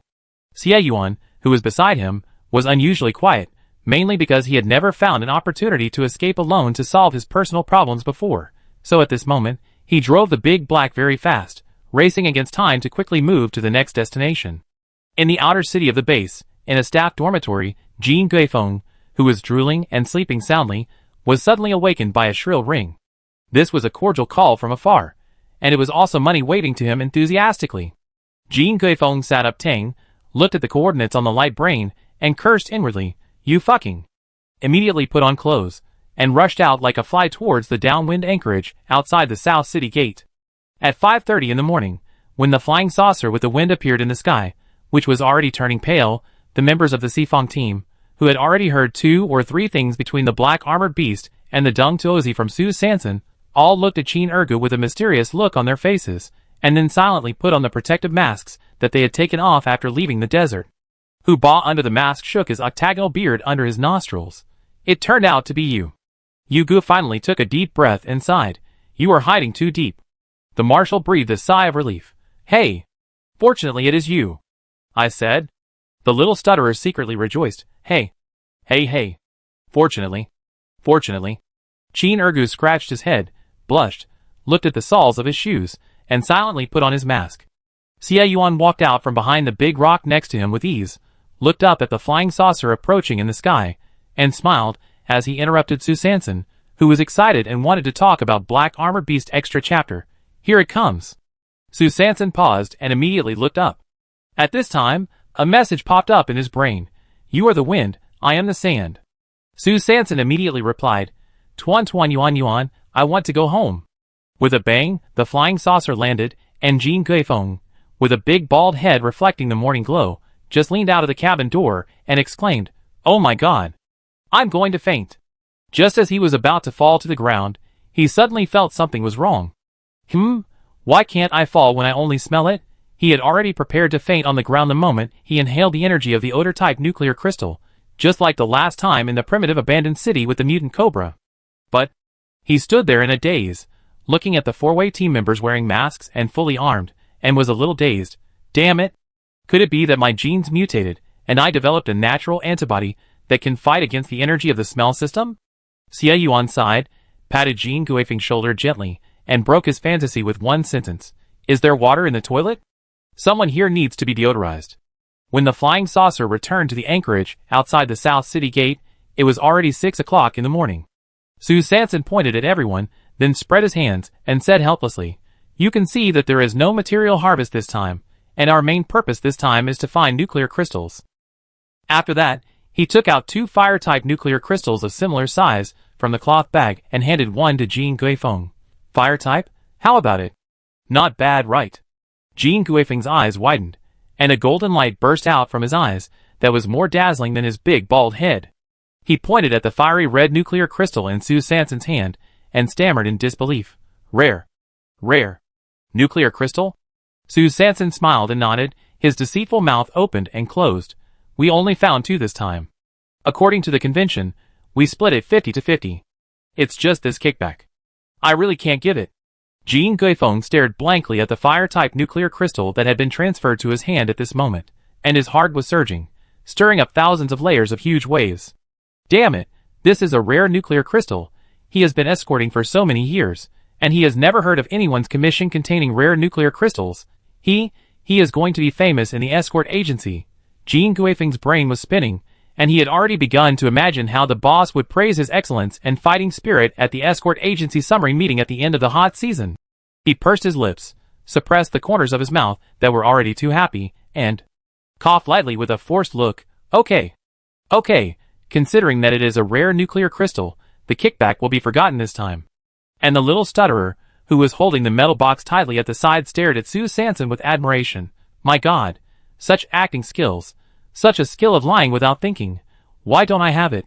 And the metal box in the little stutterer's arms was filled with 78 fire nuclear crystals. Xie Yuan squinted his eyes and stuttered. What kind of look is that? Why are you staring at San again? At the same time, in a room in the inner city of the base, Yuang stood in the corner with a hood on. The newly built energy signal tower has captured some strange fluctuations. A majestic voice sounded. Oh? Is it related to the key? Yuang lowered her head, with doubt in her tone. Looking at the waveform, it should have nothing to do with the key, but it may have some connection with the strange semicircular band last time. The big hand stroked the screen next to the glass of pale yellow simulated beer. The screen was showing a certain historical band, countless squares, infinitely superimposed, and constantly extending. Since it has nothing to do with the key, you don't need to worry about it yourself. Leave it to the Yamaguchi Gumi. It's just right to see their sincerity. Yes. Yuang hid in the hood and answered respectfully. Chapter 209. Xie Yuan pushed Dahei off the high-level flying saucer in the wind, and waited until Jean Guifeng's figure disappeared completely. Then he opened the trunk and put back the several large sacks of mutant dragon fruit hidden in advance, as well as the various bottles and jars in the metal box of the small stutterer. The people of the 4-party team got on the car one after another, and Dahei rushed towards the new home of Huba and his 4 people. It was exactly 6:15 in the morning. The base spacecraft to the Wasteland had already set off, and the spacecraft to the city would not take off until 9 o'clock. So the shantytown was still quiet at this time. Everyone moved the supplies directly into this large training room of about 30 square meters, looking at the 6 large bags of desert flower fruits piled on the ground, a whole box of fire nuclear crystals, and 26 unknown nuclear crystals wrapped in layers of plastic cloth, which were still flashing white light, and they all took a breath. I'm afraid we be rich this time. Let's not talk about the reward for completing the mission. Just this box of fire nuclear crystals is enough for everyone to lie down for several years. Oh my goodness. In the distribution of materials, the 4-party team still continued their usual fare and just style. The 5 desert flower fruits belonged to the mission target. The rewards for the mission, excluding the public retention of the team, will be evenly distributed to the 7 people at that time. The remaining 32 desert flower fruits, each person will get 4 on April 7th on average. 80 fire nuclear crystals, 1 was given to Jean Guifeng, and there were 79 left. Considering that Xie Yuan not only contributed Dahei during this desert trip, but also contributed force and experience, so Xie Yuan took 19 of them alone, and the remaining 60 were equally divided among the other 6 people, 10 each. Of course, these 80 fire nuclear crystals do not include the one that the marshal got when he hunted the Dark Knight Sand Wolf at the beginning, and the one that Xie Yuan got alone when he took the risk to pick up. 2 acid nuclear crystals, one obtained by Su Sanson when he killed the first mutant centipede, and one obtained by Qin Ergu when he crushed the second mutant centipede, so the 2 acid nuclear crystals were directly distributed to the 2 of them. As for the last 26 unknown luminous bodies, everyone unanimously decided that the knowledgeable hidden boss, Yuan, would study their characteristics first, and then make specific distribution. Finally, Su Sanson used the acid nuclear crystal in his hand as a consideration to exchange all the desert flower fruits in the hands of Huba, Yuge, De Shui and Shao Jiaba. To be honest, the desert flower fruit is actually of no use to Huba and the other 4, except for selling it for money. They are genetic warriors, and do not need to use this thing to replenish heat energy during the windy and snowy seasons, but the acid nuclear crystal is different. After all, it is a rare nuclear crystal. After getting it, it may have some unexpected military effects. For Su Sanson, the mutant dragon fruit is very important. After all, she is still cooperating with Boss Du of base city number 903. This sunset afterglow has been sold for quite some time. Seeing that the wind season is coming, she has to launch a new product quickly. Of course, it doesn't mean that the acid nuclear crystal is not important to Su Sanson, but Qin Ergu still has one. What the little apprentice has, rounded up, is equivalent to what her fake master has. Before parting, Su Sanson and Xie Yuan quickly confirmed their eyes. After Xie Yuan nodded, Su Sanson pulled Qin Ergu and whispered, "Have you been to other bases?" Qin Ergu was obviously still immersed in this great harvest. He couldn't come back to his senses for a long time. Suddenly, he heard his third sister's question, and was stunned for a moment, shaking his head woodenly. "Ah? Other bases?" "No." Su Sanson curved his cunning eyes, and continued to deceive. "Do you want to go?" Qin Ergu suddenly raised his head, and his eyes widened. "Yes." "Can I go?" So, just like that, Su Sanson exchanged all the mutant dragon fruits that Ergu had obtained with a promise of "I will take you to other bases in the future." So far, the remaining 32 mutant dragon fruits have all gone into Su Sanson's pocket. When Dahe came to the public toilet 200 meters away from Su Sanson's hut, Qin Ergu suddenly spoke and took out a strange thing from his pocket. The moment Qin Ergu took it in his hand, it suddenly merged with Qin Ergu's palm. Su Sanson widened his eyes. "From that chameleon?" Qin Ergu nodded innocently. "It's just... I don't know what it is." Xie Yuan was startled. "This is... the legendary... hidden nuclear crystal?" After returning to the hut, after moving the supplies to the basement and putting them together, Su Sanson mysteriously took out a piece of stuff wrapped tightly in 3 layers of plastic cloth from the cloth bag. "Let me show you something." Su Sanson deliberately lowered his voice to create an atmosphere. Xie Yuan looked at the girl with a face full of money and lively expression, smiled faintly in his heart, and responded very cooperatively. "What good thing is so mysterious?" Su Sanson quickly untied the hemp rope tied on it, and peeled off the layers of plastic, while he couldn't help but make a homemade thump-thump-thump sound effect. Suddenly, a golden light shot out from under the plastic sheet, and the already dim basement instantly became golden. "What is this?" Xie Yuan's pupils shrank suddenly, his eyes fixed on the golden walnut in front of him, his mouth opened in disbelief. Su Sanson tilted his head. "Is this familiar?" he hurriedly asked. "So what is this?" Xie Yuan kept taking deep breaths, trying his best to calm himself down. The hidden nuclear crystal that Qin Ergu suddenly took out just now had already made his heart beat faster. Now Sanson's hand suddenly turned into something more legendary. This... How can he stay calm again? The little man in Xie Yuan's brain was frantically piecing together the 3 views of the end of the world that had been completely shattered. Although he had experienced this many times, but this time, it's really different. "Found it. In the desert flower?" Su Sanson nodded repeatedly. "No wonder." Xie Yuan took the golden walnut from Su Sanson's hand, observed it carefully for a while, and then took out the optical computer to test it. Ding! Out of the detection range. Sure enough, Xie Yuan took a deep breath and closed his eyes hard. He felt that everything in front of him was too unreal. After suppressing the turmoil in his heart, he slowly turned his head, stared at the little girl's big round eyes, and said excitedly with a trembling voice, If I'm not wrong, this should be the legendary Eternal Source Core." Eternal Source Core? Su Sanson looked at the bumpy golden walnut in front of him, very puzzled. Xie Yuan picked up her high-energy knife and stuck the golden walnut into the nuclear crystal slot. The next second, the high-energy knife suddenly glowed all over, and a strong energy instantly overflowed from the blade. What abundant energy! So, Yong Yuan means inexhaustible energy? Xie Yuan took another breath, recalled the information he had seen in the secret archives of the guards a long time ago, and explained word by word. Legend has it that the Yongyuan Corps was born in a catastrophe more than 500 years ago. After that catastrophe, the Doomsday World officially began. This Yongyuan Corps was first owned by an ancient big family. Later, that family disappeared completely in a war of alien beasts before the first year of the star calendar, and the Yongyuan Corps disappeared with it. Catastrophe? More than 500 years ago. So, humans really experienced some major changes, and the world has become what it is now. Su Sanson's thoughts were flying, and he quickly digested the information he heard. At the same time, a giant white spaceship took off from the spaceship dedicated parking point outside the east gate of the base. At the bottom of the white spaceship, a huge red solid circle was sprayed with special paint, like the sun, and also like a fireball. On the spaceship, 15 men wearing dark gray wide-sleeved robes, clogs, and with their hair in a Mediterranean style, and a small bun at the back sat cross-legged in the cabin in silence. The leader, Io Yamaguchi, looked at the energy waves and detection coordinates received by the optical brain, and said sternly, "This is our first mission after our surrender. I hope everyone can go all out." "Yes." The white spaceship quickly moved towards the Lost Desert at a high speed. In the basement of the inner city of the base, beside a huge pool covering an area of about 200 square meters, members of the Shadow Force, wearing cloaks and hoods, were carrying giant metal cans one by one to the metal wall beside the pool and stacking them neatly. The metal cans were filled with bright red blood. This blood came from the ruins of Base 307, which was destroyed not long ago. Wang stood in the corner, looking at the bloody metal cans, and the corners of her mouth hidden in the hood slightly raised. There are still 3 days before the ceremony begins. Make sure the blood quality is guaranteed.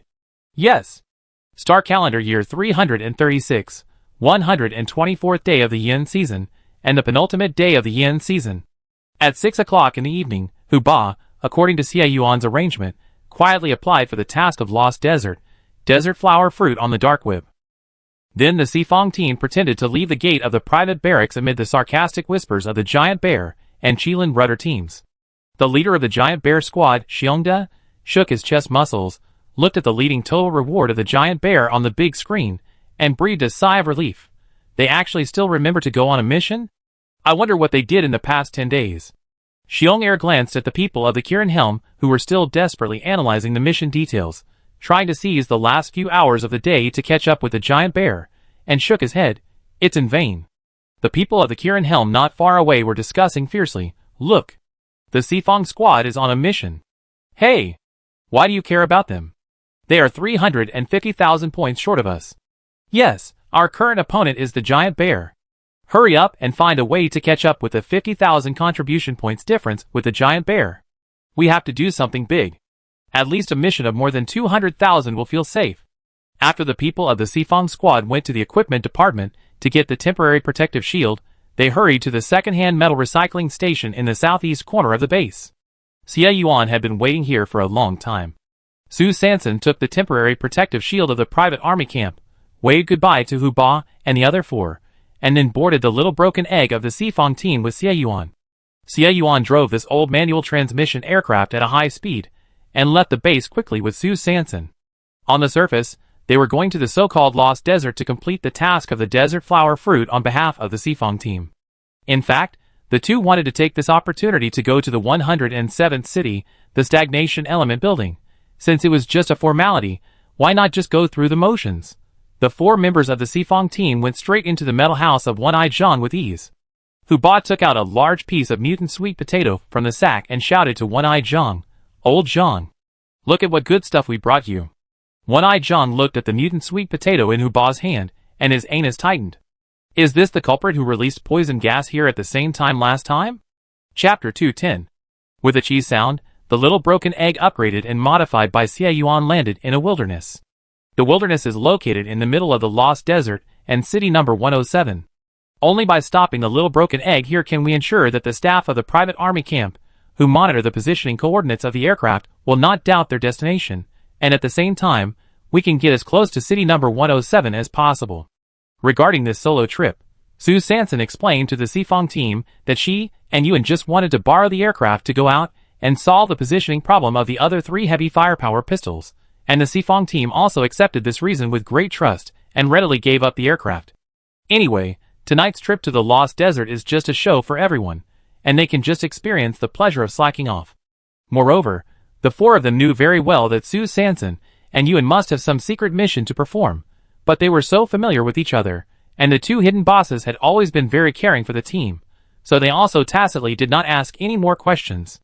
After all, if you want to live to old age, the less you know, the better. Xie Yuan left the temporary protective shield of the Sifong team on the little broken egg and turned the shield to the minimum gear, so that the positioning signal on the temporary protective shield of the Sifong team would appear and disappear from time to time, pretending that the signal was interfered by the overflow energy on the eve of the wind season. Then he opened the temporary protective shield of the Demon Wolf team and pushed Little Black out of the cargo door he specially upgraded. 3 seconds later, Little Black successfully extended into Big Black. Xie Yuan stuck the Eternal Source core directly on the energy converter of Dahe, and suddenly a golden light flashed around Dahe. After Sue Sanson sat firmly in the passenger seat, Xie Yuan stepped on the accelerator to the bottom, and Dahe whizzed through the wilderness like a flying arrow. In the wilderness, the hair on the heads of a group of mutant alpacas was suddenly blown aside by a gust of wind, and the killer-style hairstyle immediately covered the right eyes of the alpacas. The mutant alpacas blinked their exposed left eyes, and felt that their domineering and majestic appearance was destroyed. Without saying a word, they turned their heads at the same time, looked at the black dots getting smaller and smaller in the distance, and immediately spit saliva in the front. The saliva flew out like bullets in the direction where Dahe disappeared, and a hail of bullets shot straight to the rear of Dahe very quickly. The saliva bullets that broke through the air, in the afterglow of the setting sun, flashed a dazzling light with the resentment of the camels. Sue Sanson looked through the rearview mirror at the rain of bullets that were chasing him, and his mouth twitched. This ability to spit saliva was comparable to Mei Chaofeng spitting out date pits. Xie Yuan turned the steering wheel slightly, and turned Dahe to the deserted road next to him. I heard a crackling noise from the left rear the next second, which was the sound of saliva bullets hitting the ground. Dozens of holes were smashed into the ground in an instant. Although the power was great, it was a pity that it could not turn. At about 7:20 in the evening, Dahe crossed the wasteland and finally arrived at the edge of city number 107. The sky gradually darkened. The city at night is much more dangerous. Be careful of the infected body. Xie Yuan reminded him while pressing the track button on the driving screen. With a few clicks, the 4 tires of Dahe were instantly wrapped by 2 armored tracks, and the car quickly entered the city area. Hiss cough. Hiss cough. Sue Sanson sat in the co-pilot's seat, and soon heard a series of faint saliva slurping sounds in his ears. There are infected bodies around. There are quite a few. Suddenly, there was a sharp sizzle sound, as if metal was scratched by a sharp knife. Then, Dahe shook violently a few times, and it was the infected body's claws that hit the car body. Xie Yuan's peripheral vision switched back and forth between several rearview mirrors, paying close attention to the movements around him, and he fiddled with the steering wheel in his hand. Dahe danced on the ruins of city number 107, which was covered with rocks, and climbed mountains and crossed ridges. The infected bodies lurked in the dark corners around them, playing sneak attacks unexpectedly. 30 minutes later, the sun completely set, and the city immediately fell into darkness. Sue Sanson hurriedly put on night vision goggles. Through the car window, she could clearly see countless figures flashing by, like a sudden evil wind blowing. The speed was so fast, and there were so many figures. Is this the speed of the infected body at night? Too fast. Except for the constantly flashing black shadows, she could hardly see anything. Sue Sanson suddenly felt a little uneasy. At this speed, even high-level gene warriors might find it difficult to deal with it. No wonder, the spacecraft bound for the city always departs after 9 a.m. and must return before 6 p.m. The city at night is really crazy. Xie Yuan tried his best to control the steering wheel of Big Black and avoid the dark night shadow coming from all directions. But Big Black climbing up the ruins with difficulty, the speed can't match the speed of the wind like shadow. Sue Sanson was dodged back and forth by Big Black and felt like he was about to jump. She quickly smoothed her chest and said in embarrassment, I might. Xie Yuan glanced at the pale-faced girl next to him and comforted her. Hold on for 2 more seconds. Sue Sanson took a deep breath and swallowed hard, complaining in his heart. 2 seconds. I'm afraid it won't solve the problem, right? Xie Yuan glanced at the situation in the rearview mirror and immediately operated a series of commands on the driving screen. With a boom, the outer wall of Dahe suddenly supported a metal net, and a raging fire suddenly ignited on the metal net. This is a layer of fire defense armor that Xie Yuan added to Dahe using the fire core crystal of the Lost Desert. The moment the defense armor of Dahe ignited, countless black shadows were directly ignited in an instant. On the originally dark ruins, bursts of ghost fire suddenly sprang up. It looked like countless Neza riding on windfire wheels in the air, or like a large-scale torch festival held by the infected body, with demons dancing wildly and in jubilation. The wisp was seen spinning and jumping around Dahe. It closed its eyes and fell to the ground with a duong. The infected body was soon burned to ashes under the blessing of fire energy. Su Sanson looked at the wisp that kept falling down beside him and sighed softly. What a pity. I can't go to open the nuclear crystal. Xie Yuan controlled the steering wheel and continued to move forward in a straight line without any worries. Hey! Don't worry, you are the boss with the eternal source core.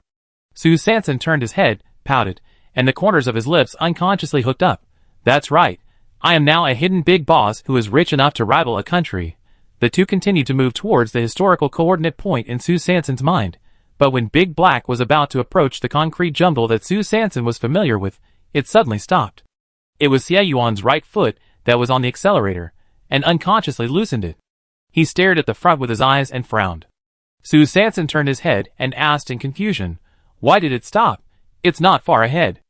I can see the steel bar net where I was squatting and jumping with great effort. Xie Yuan pursed his lips, pointed at the steel jumble in front of Dahe, and asked uncertainly, You mean, the small building of the stagnation element is in front? But there is nothing in front, only a dark abyss. Su Sanson's heart skipped a beat. He looked at the steel jumble in front through the night vision goggles, and immediately turned his head to stare at Xie Yuan's eyes. At this moment, Xie Yuan's pupils gradually lost focus, and his consciousness began to fade. Chapter 211. What's going on? Su Sanson was shocked and quickly unbuckled his seat belt, adjusted Xie Yuan's driving seat backwards, and then jumped onto the driver's seat, shifted the gear to reverse with one hand, and stepped on the accelerator with one foot. Big Black retreated dozens of meters backwards with a grunt. Su Sanson quickly turned around and stared at Xie Yuan anxiously. At this time, Xie Yuan's pupils gradually became focused, and his consciousness finally began to return. I just seemed to have fallen into an endless abyss. Xie Yuan rubbed his forehead and seemed to have a headache. Su Sanson frowned. Do you feel shortness of breath? Xie Yuan twisted his neck and shook his head. No, I just suddenly saw a dark place in front of me, and then my body was dragged into the abyss by a force. Falling. As if I could never reach the bottom. Su Sanson turned his head and looked in the direction of the stagnation element building dozens of meters away. Through the night vision goggles, the tangled concrete jungle was still clearly visible. So, Xie Yuan couldn't see the stagnation element building at all. Is this the reason why this building has not been discovered so far? But why can mutant cockroaches and infected bodies break in? Are only humans unable to see? But why can I see it? Su Sanson suppressed his doubts and tried. How about you close your eyes and let me drive to see what it feels like? Xie Yuan nodded, then switched to the co-pilot and closed his eyes. Su Sanson stepped on the accelerator, and Big Black was emitting flames all over its body and moved forward slowly. As they approached the place where the accident happened, Su Sanson asked anxiously, How do you feel now? Xie Yuan's deep voice came from the side. Everything is normal, but I can vaguely feel that there is a huge vortex not far away, trying to swallow everything. Su Sanson frowned slightly. Perhaps, this is the five senses of a high-level genetic warrior. This time, Big Black successfully drove to the concrete jungle where Su Sanson was previously chased and attacked by mutant cockroaches. Through the night vision goggles, she could still see the scattered plant fibers in the ruins under the steel bars. That was her small backpack that was damaged in the battle. Near the backpack, there were some supplies that fell at that time. Seeing all this now, it seemed like a lifetime ago. At that time, she was in a life and death situation every day. Now that she has revisited the old place, although only a few dozen days have passed, Su Sanson still has a lot of feelings in her heart. How is it now? Su Sanson was concerned about Xie Yuan's condition again. Everything is normal. Xie Yuan still closed his eyes. He had a premonition that once he opened his eyes, he would be completely lost in the abyss from which there would be no return. Su Sanson felt relieved and drove the Big Black forward, bypassing this concrete jungle and stopping directly beside a crooked small building.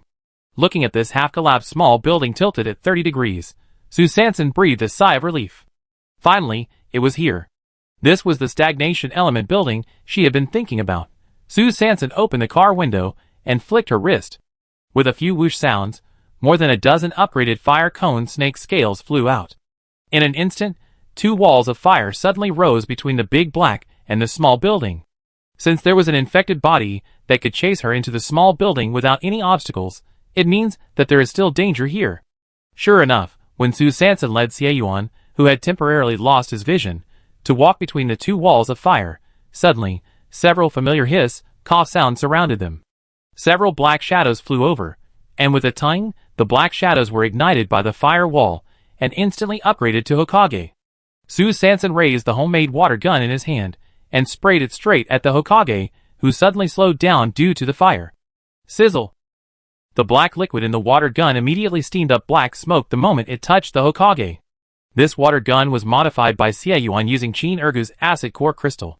He was originally going to find an opportunity to give it to him tomorrow, but it was reasonable to try the power in advance today. The moment the Hokage was sprayed by the black water, it immediately corroded into a pool of mud.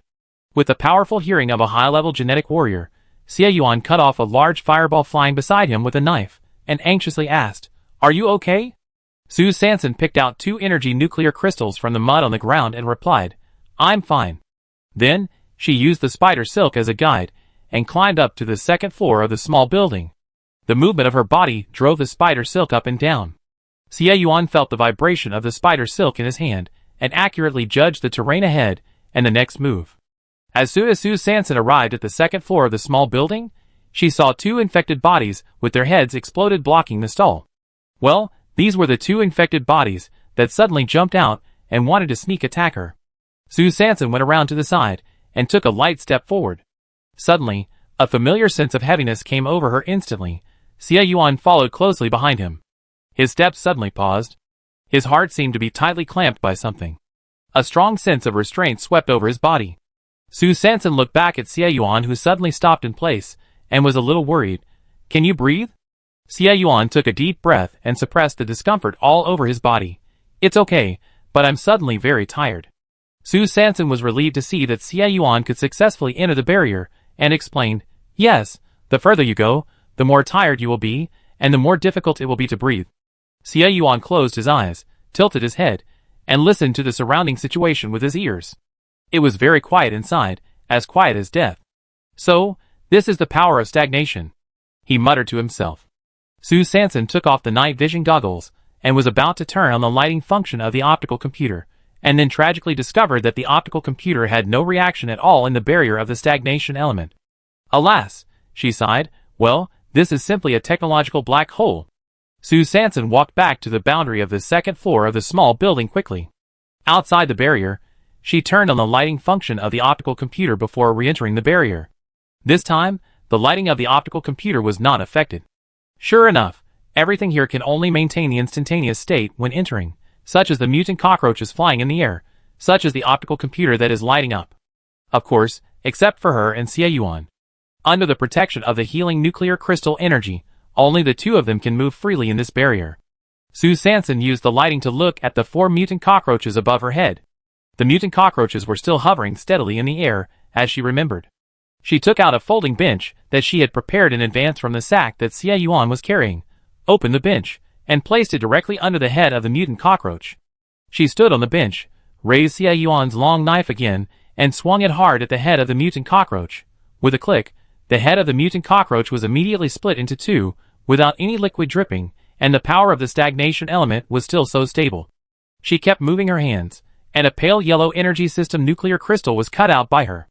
The nuclear crystal was not big, probably just a low-level nuclear crystal, but no matter how small the nuclear crystal was, it was still energy, so it was not worth wasting.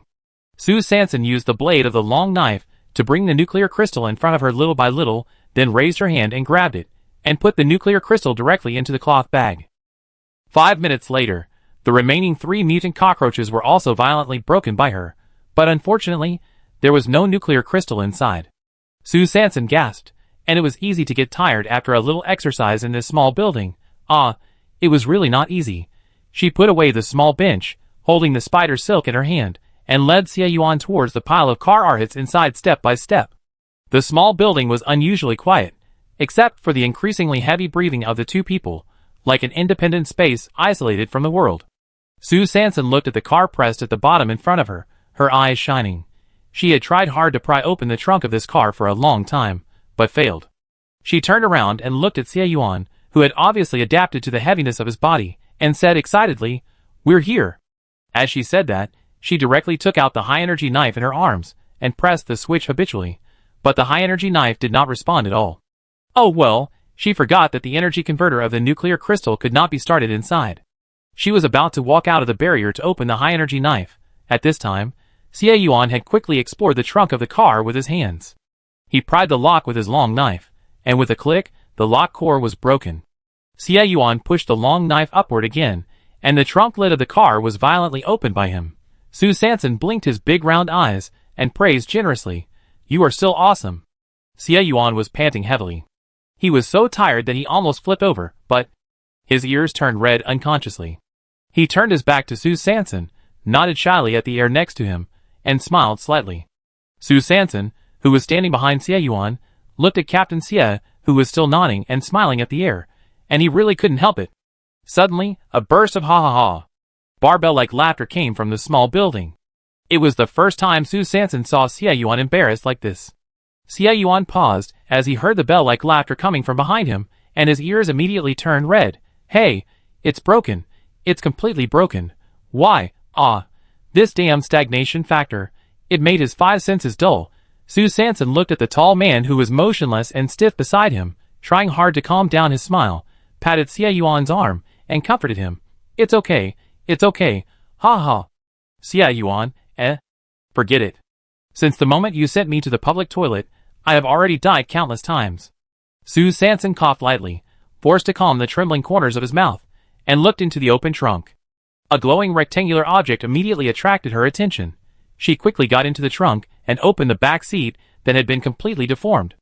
A Huawei phone with a cracked screen was lying quietly on the seat.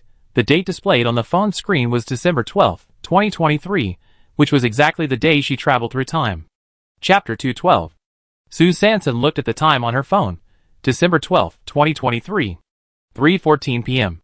At that time, she was in the medical room to get the first aid kit, and then she traveled through time. So, the moment she traveled through time was also the moment when time here stopped forever. Could it be that her travel through time was related to the stagnation factor here? Then, what happened in the world on December 12, 2023? Could it be that, as she had guessed before, this day was the beginning of the end of the world? Sue Sanson's thoughts were flying, and countless speculations rose in her mind in an instant.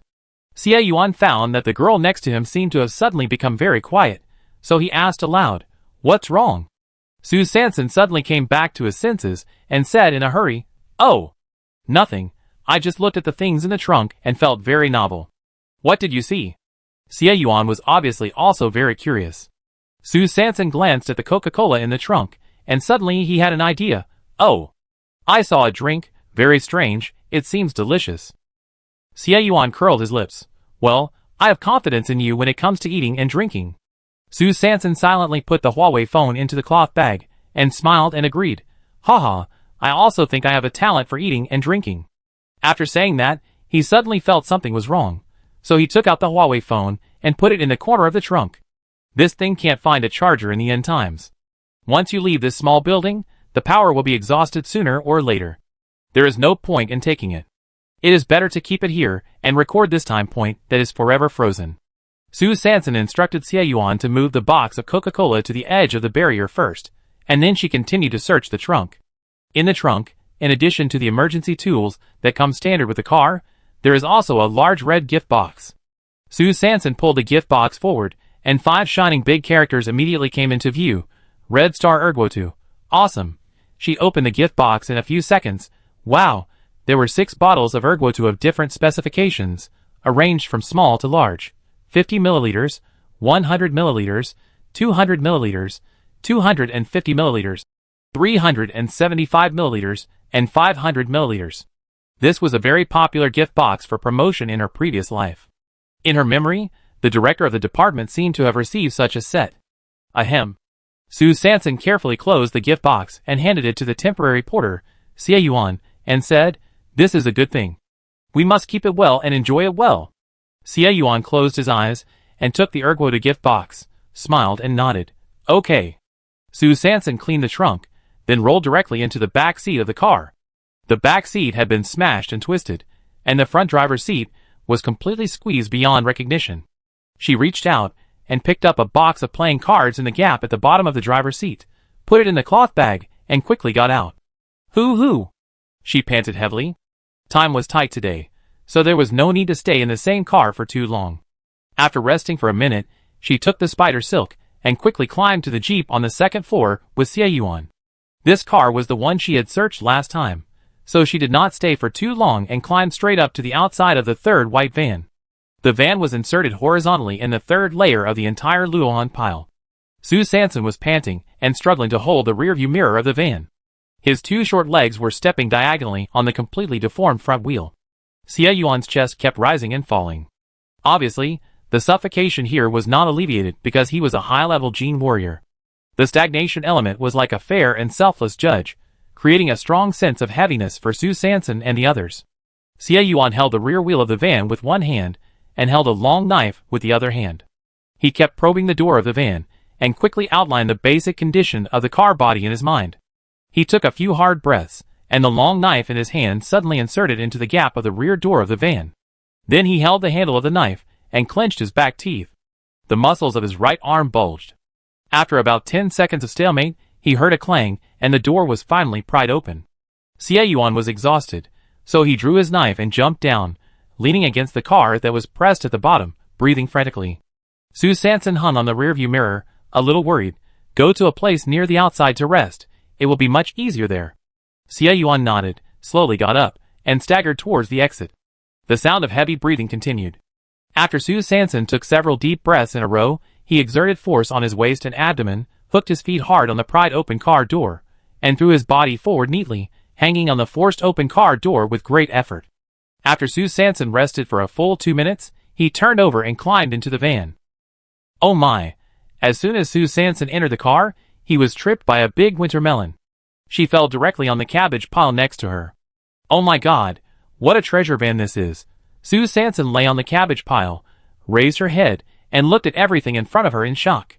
Next to the cabbage pile was a pile of carrots, on top of which was a bunch of eggplants, on top of which were several bunches of garlic sprouts, next to which were cucumbers, tomatoes, green onions, ginger, garlic. Next to the vegetable pile were several baskets of fruit, Fuji apples, feng shui pears, imported bananas, Australian oranges, tangerines, greenhouse grapes.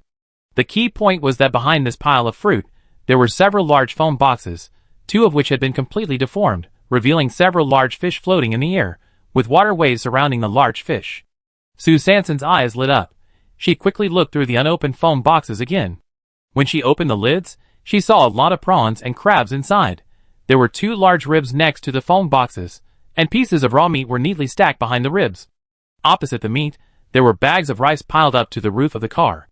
Next to the rice were bags of dry goods, fungus, mushrooms, kelp, jujube, and canned tea. Sue Sanson was so excited that she couldn't express it in words. She quickly looked next to the driver's seat, and saw a dozen A4 size flyers scattered on the seat. The flyer was printed with bright ink with the advertising slogan, All-Day Fresh Food Supermarket, Free Delivery, Telephone, 13888882525. In the several large cartons under the flyer, there were several bottles of Haitian soy sauce, Junjiang vinegar, Licum key oyster sauce, light salt soy sauce, golden dragon fish peanut oil, iodized refined salt, high-quality white sugar, Pichian bean paste, Haidaleo hot pot base. Oh my God!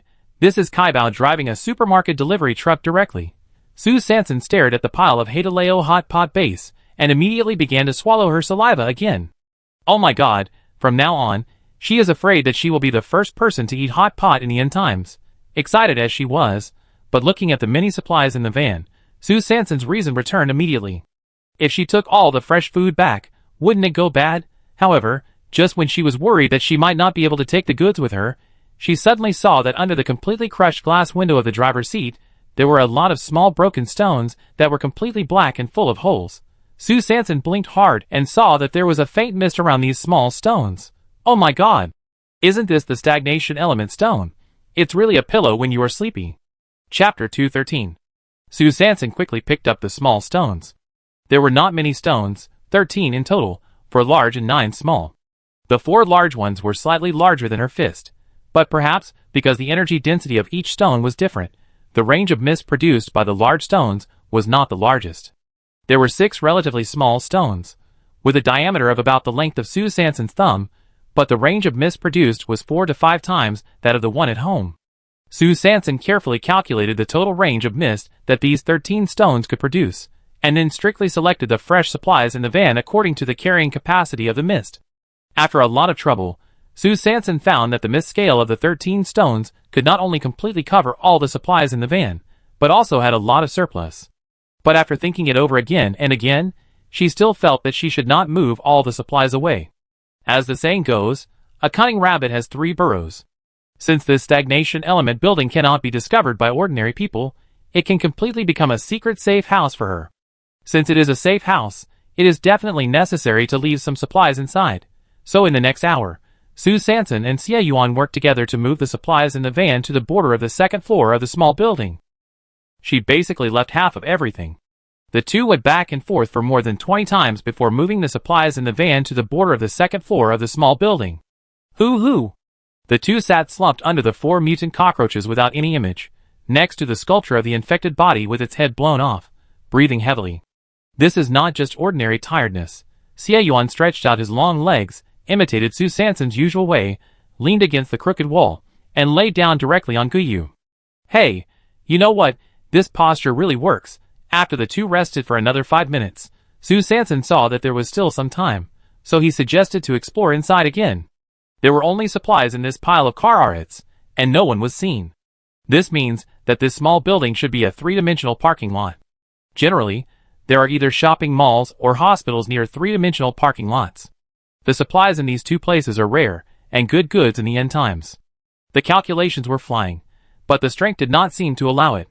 The two tried to move the car at the bottom of the car arhat pile away, so that they could directly drill behind the arhat pile to take a look, but no matter how hard they tried, the car still did not move. Moreover, when they got infinitely close to the front of the car, a stronger and more violent feeling of suffocation swept over instantly. It seems that there must be a big guy hidden behind this pile of cars. Sue Sanson looked at the Ferrari on the 4th floor of the pile again and sighed. Alas, the trunk of the high-end sports car in the previous life was not big to begin with, and it was full of red roses. It was really worthless. It made her and Xie Yuan work hard to pry it open, being cheated. It was almost time to come out this time. If it was later, it would be difficult to make up a story that they didn't have any water core crystals at all and only stayed in the lost desert for 3 hours. So Sue Sanson didn't linger anymore, and came to the side of the small building, and directly shot out more than a dozen fire cone snake scales. With a tongue sound, 2 walls of fire were ignited between the small building and Dahe again. After 15 minutes of hard work, the two finally transferred all the supplies to Dahe. I don't know if the power of the fire wall is still there, but they didn't encounter any more infected bodies during the transportation. Dahe quickly left City 107 and sped through the wilderness. At the same time, the Yamaguchi-gumi, who had been sleeping in the Gobi Desert for 3 days and 2 nights, and had been in and out of the Lost Desert 7 times, and had been exploring in vain, walked on the sand dunes with disheveled hair and a gloomy look. Yamaguchi-Io stroked the sand monk's hair on the back of his head, which had been shaved, and suddenly stopped. What's the sound? The 14 warriors behind him immediately drew their swords and alerted the surroundings. Suddenly, not far away, there was a sudden gust of wind and flying sand. Boom!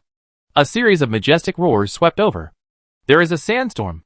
Retreat immediately. Yamaguchi-Io swung the sword in his hand, and a whirlwind instantly cut out from the blade. The whirlwind instantly surrounded the 15 people together, and the next second, it actually took off directly and flew hundreds of meters away. Paw paw paw. At the moment, when the 15 members of the Yamaguchi group quickly took off and moved, it seemed that something fell from the sky.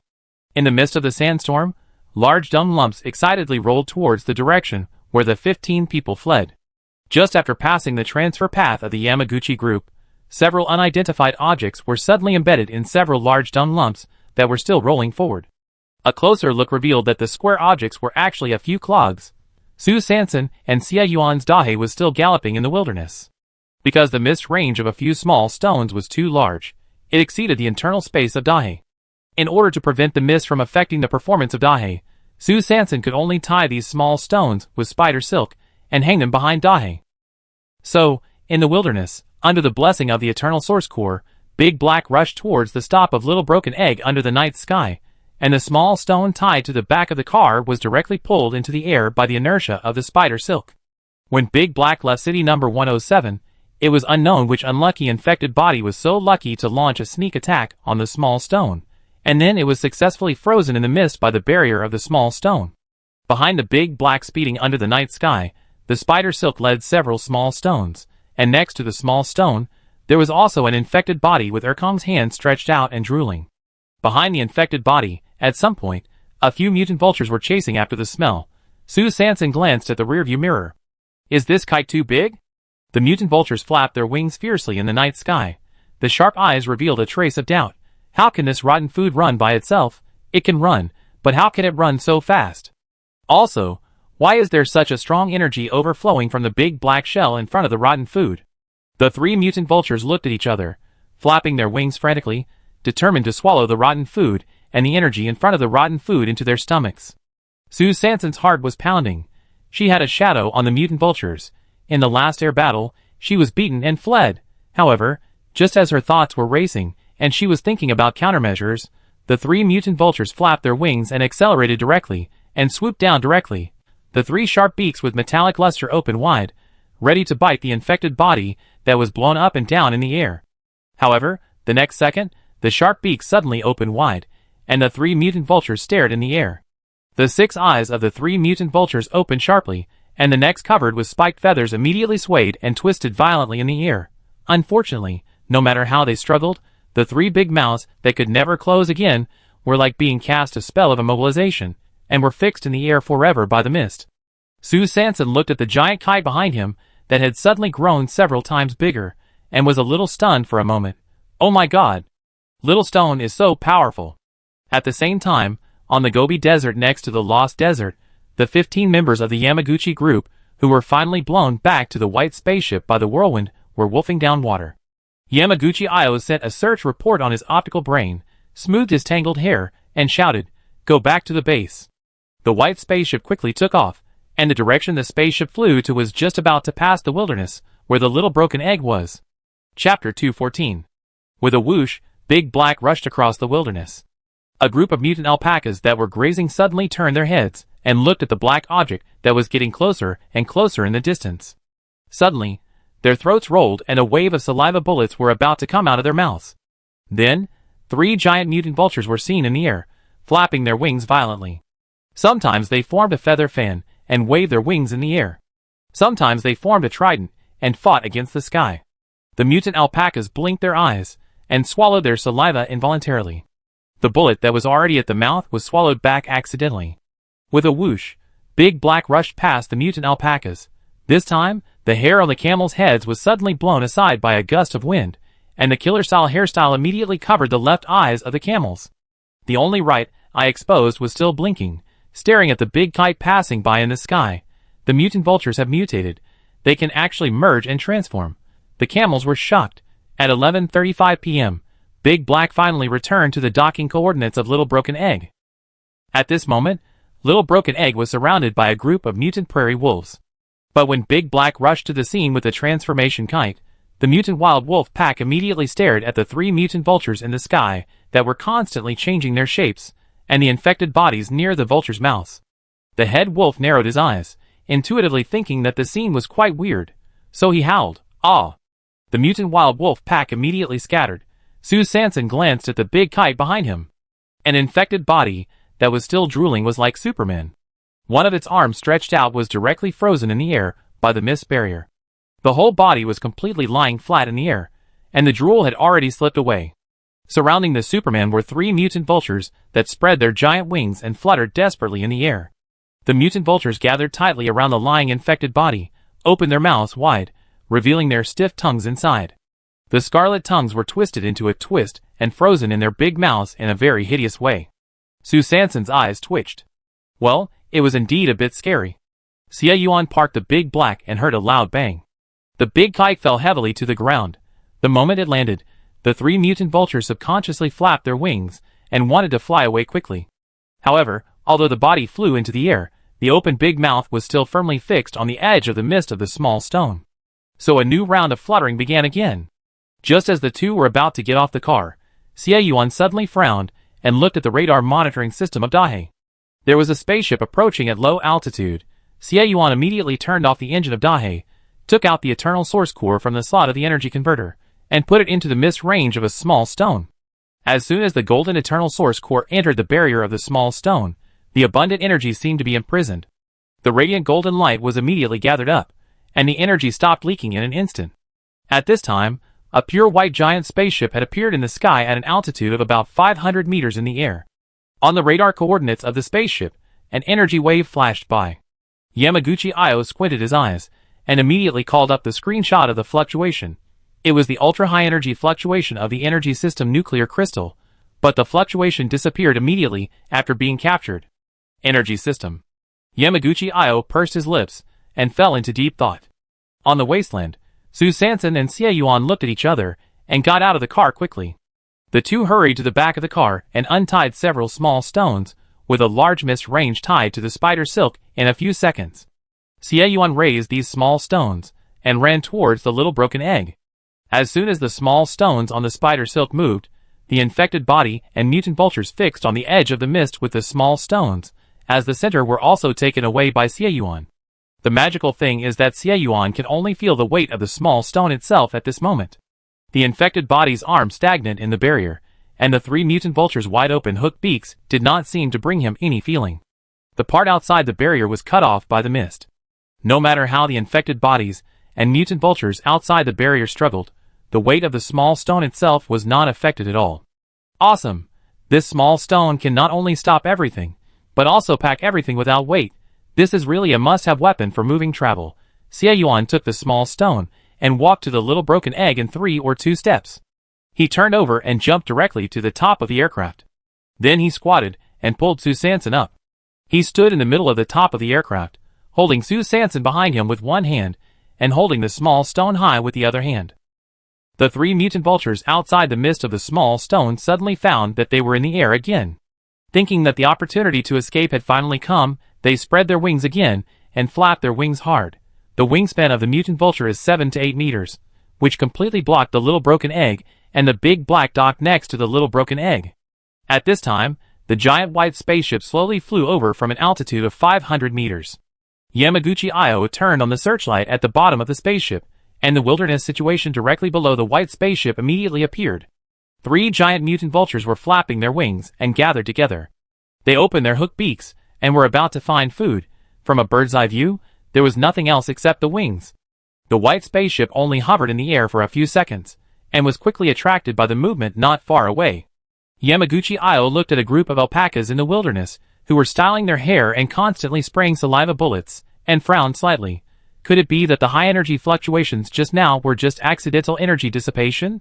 Su Sanson and Xie Yuan looked at the white spaceship that was gradually flying away and looked at each other, and breathed a sigh of relief. The two looked at the direction where the spaceship came from at the same time. There was the lost desert. Su Sanson's heart tightened, and she had a bad feeling. It seemed that the abnormal energy fluctuations she had seen in the lost desert that night might have attracted someone's attention. The two jumped off the aircraft, and quickly dealt with the still fluttering infected bodies and mutant vultures, and opened 2 energy system nuclear crystals. But unfortunately, the mutant vultures were all heavily polluted, so the two drove the big black directly into the little broken egg, deliberately waited for another 15 minutes, and then returned to the base from another direction. Xie Yuan remembered that the spaceship with a white body and a red ball painted on the bottom was the refugee spaceship from number 307 that was parked outside the East City gate at that time. Su Sanson's mind was constantly recalling the red ball at the bottom of the spacecraft. Japanese? At 12:10 midnight, Little Broken Egg returned to the second-hand metal recycling station in the southeast corner of the base. After secretly farting for the 4th time tonight, One-Eye Zhang swore that no matter how delicious this mutant sweet potato was, he would never touch it again in the future. Because of the stagnation element small stone, Little Broken Egg had already landed once in the nearby wasteland before returning to the base. Su Sanson drove Big Black. On the roof of Big Black, there was a 6-meter-long metal stick, and on the top of the metal stick, there were several small stones tied. The mist range of the small stones just brushed the roof of Big Black.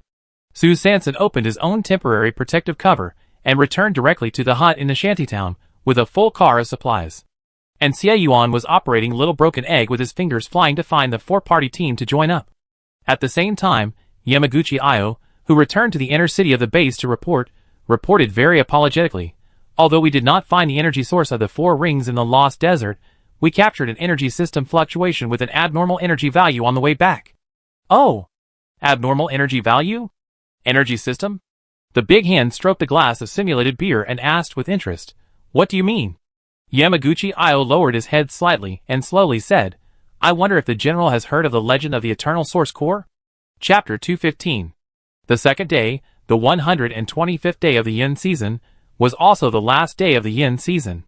At 11:30 noon, Hu Ba and his four companions entered the private army camp carrying a large sack and walked straight to the settlement office. At the door of the settlement office, they happened to meet the Qilin Helm and Giant Bear team, who had just come out. The captain of the Qilin Helm, Gui Qilin, glanced at the sack in Hu Ba's hand, his eyes jumped, his heart tightened, but then he calmed down. Their team paid special attention to the tasks with a reward of 200,000 to 300,000 last night, and confirmed that only they and Giant Bear had applied for the D group of the private army camp. Other teams seemed to have completely given up the competition for promotion to Group C this time. But Xiongda shook his majestic chest muscles, tilted his head, and winked at Xiong Er, who shook his head and whispered, "Last night, the dwarf was busy in the public toilet of the guard post, and didn't go out on any mission at all." Xiongda breathed a sigh of relief and nodded slightly. Hu Ba shook his octagonal beard under his nose, and nodded to the members of the two teams very naturally, as a greeting. Yu Gu, Da Shui, and Xiao Jieba also followed Hu Ba and nodded in agreement. As for acting, Xiao Su had specially trained them. The essence is that you can be natural and vivid without exerting any effort. Only if you don't feel guilty can you leave no trace. After the two teams left completely with their own thoughts, the four members of the Sifong team slowly closed the metal door of the settlement office, took out the 5 desert flower fruits that were still glowing red from the sack, and put them on the testing table. The old man wearing 1 centimeter thick glasses looked at the 4 square faces standing in front of him, and then looked at the 5 red light bulbs on the testing table, and took a breath of cold air. He had been keeping an eye on the mission that the quartet had applied for last night. After all, they were on his fee reduction list. The old man's eyesight was not good, but he was still quite thoughtful. He hesitated uncertainly, saying, "Desert flower?" Hu Ba shook his octagonal beard under his nostrils, and smiled mysteriously. "Uncle, you know after testing it." 5 minutes later, the old man, shaking his hands, carefully put 5 slightly contaminated desert flower fruits into a metal box with a 5-layer combination lock, with an unbelievable look on his face. "Did you really find it?" Hu Ba shook his octagonal beard under his nostrils and smiled proudly. "It was a coincidence that we had just entered the Lost Desert for less than an hour when we ran into a group of strange beasts holding these red fruits and running fast on the sand dunes, so we made a prompt decision. In the end, the entire journey took less than 3 hours, and we completed it. Mission, ha ha. The old man glanced at the mission bar on the screen and tried his best to calm the storm in his heart. "It seems that I bet on the treasure team of the quartet team. Whether the future pension can be raised to a higher level depends on this last move today." He trembled with excitement, looked at the mission reward on the screen, and blinked at Hu Ba. "I will still waive the handling fee for you this time. The total mission reward is 860,000 contribution points. After deducting the share of the private army camp, the mission reward that your team can share is 430,000 contribution points." After speaking, he paused, glanced at Hu Ba meaningfully, and continued, "Well, how about the last gossip? Is it useful?" Hu Ba raised his eyebrows. "Rumor? Is it that they can be free if they are promoted to A level? That is indeed a key information. If they didn't have this news, they would not have taken the risk to choose the Lost Desert mission." Hu Ba shook his beard and coughed lightly. "Well, good news." Before he finished speaking, his 2 hands were lifted tightly into the air by the trembling hands of the old man. "Great. I know that your Sifong team is the most grateful. My requirements are not high. When there is a chance, remember to help me talk to the logistics manager on the 2nd floor." When the Sifong team heard it, they immediately took a deep breath. 2nd floor? Does this mean that their promotion to sea level is a foregone conclusion? 1 minute later, the Giant Bear team and the Kirin Rudder team, who were closely watching the overall ranking of the dark web in the central fitness area, were whispering. "Currently, our Giant Bear and the Kirin Rudder next to it are temporarily ranked 1st and 2nd. It seems that as long as nothing unexpected happens, we are the 2 candidates for promotion to Class C this time. At this time, The ranking on the dark web was suddenly adjusted. The Liberty Union Laser team, which was originally ranked 3rd, suddenly jumped to the 1st place, and the total remuneration exceeded the Giant Bear by 50,000 points. The Qilin Helm team's Jianfeng, the dumbbell in his hand, fell heavily to the ground with a bang.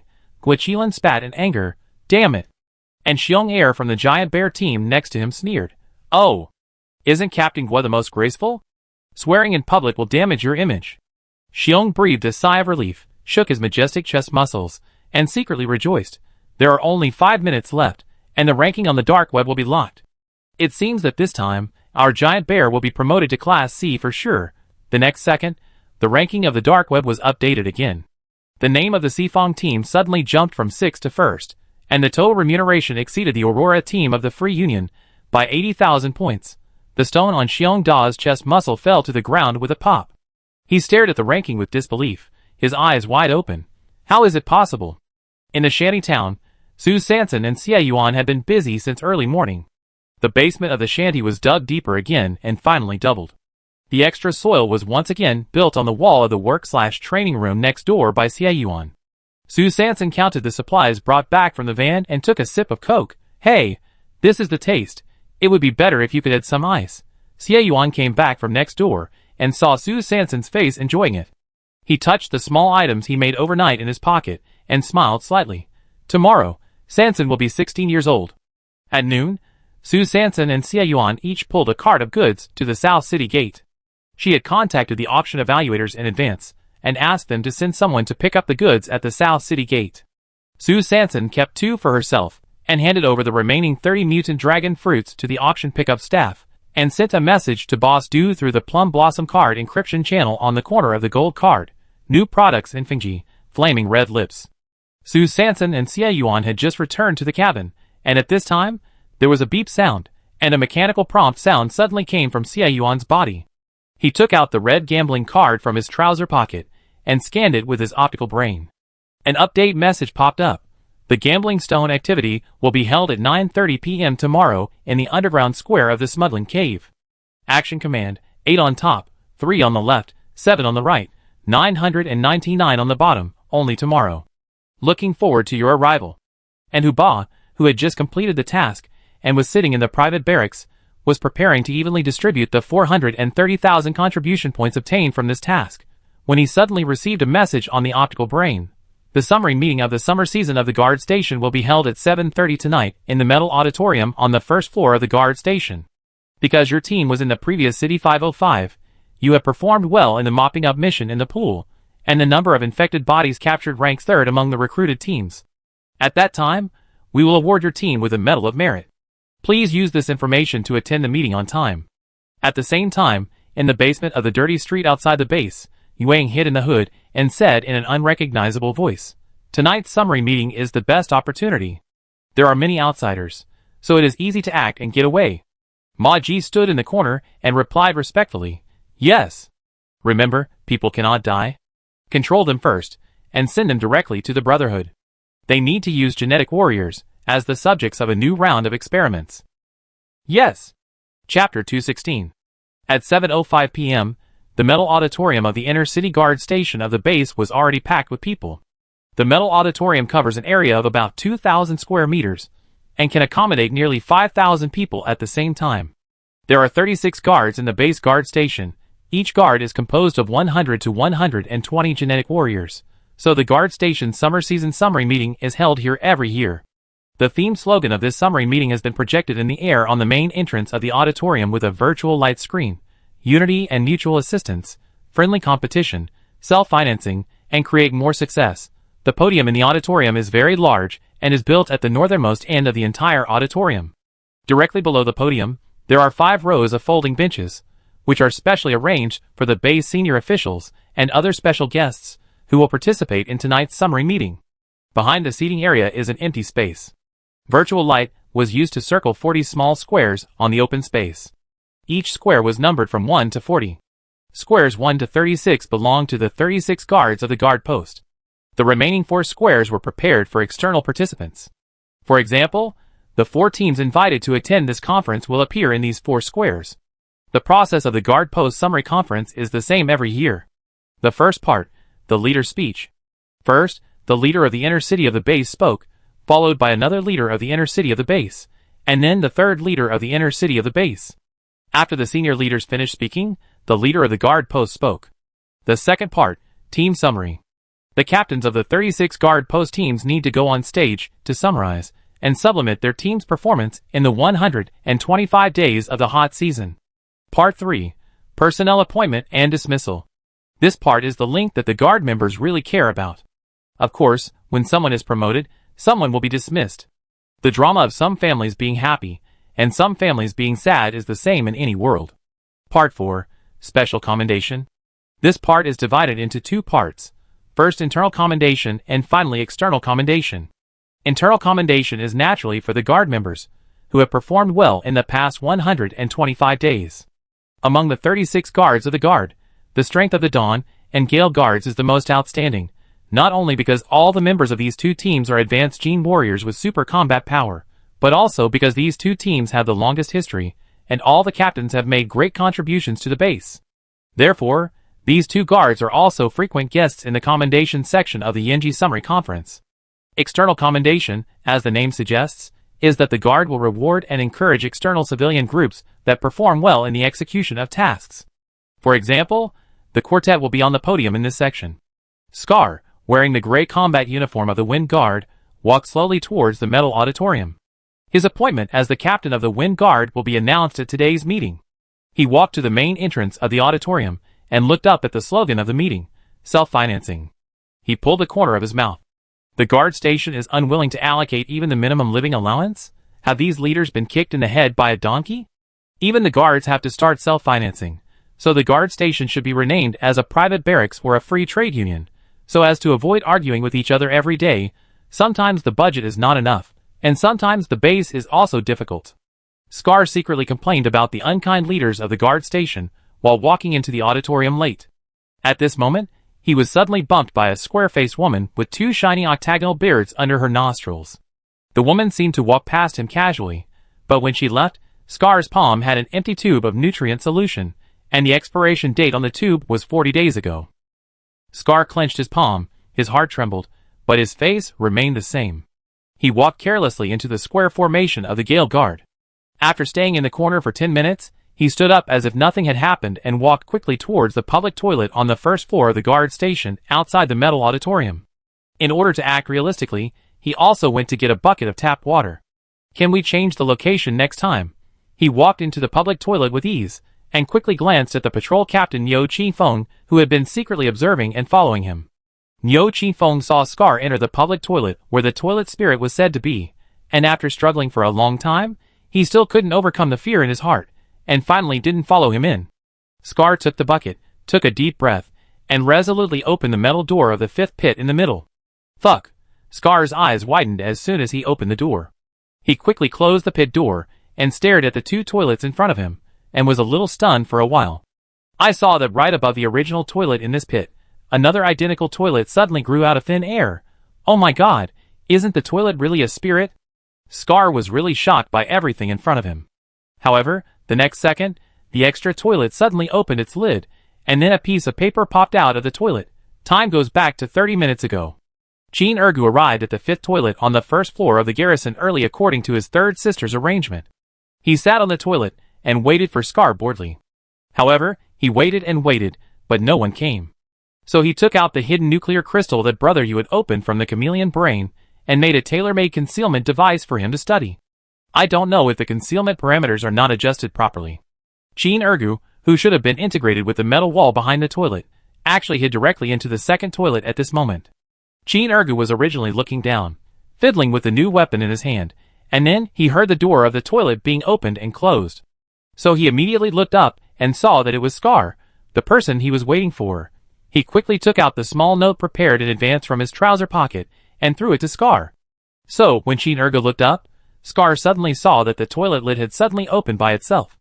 At 7:30 p.m., the guard station's Yenji summary meeting officially began. Scar sat in the corner of the square of the Gale Guard, thinking about the information on the note. So Xie Yuan was going to meet at the gambling site. Su Sanson and the 4 members of the 4 square team sat on the ground in the corner of the number 40 square, which was close to the back door of the auditorium, which was both low-key and convenient for running away.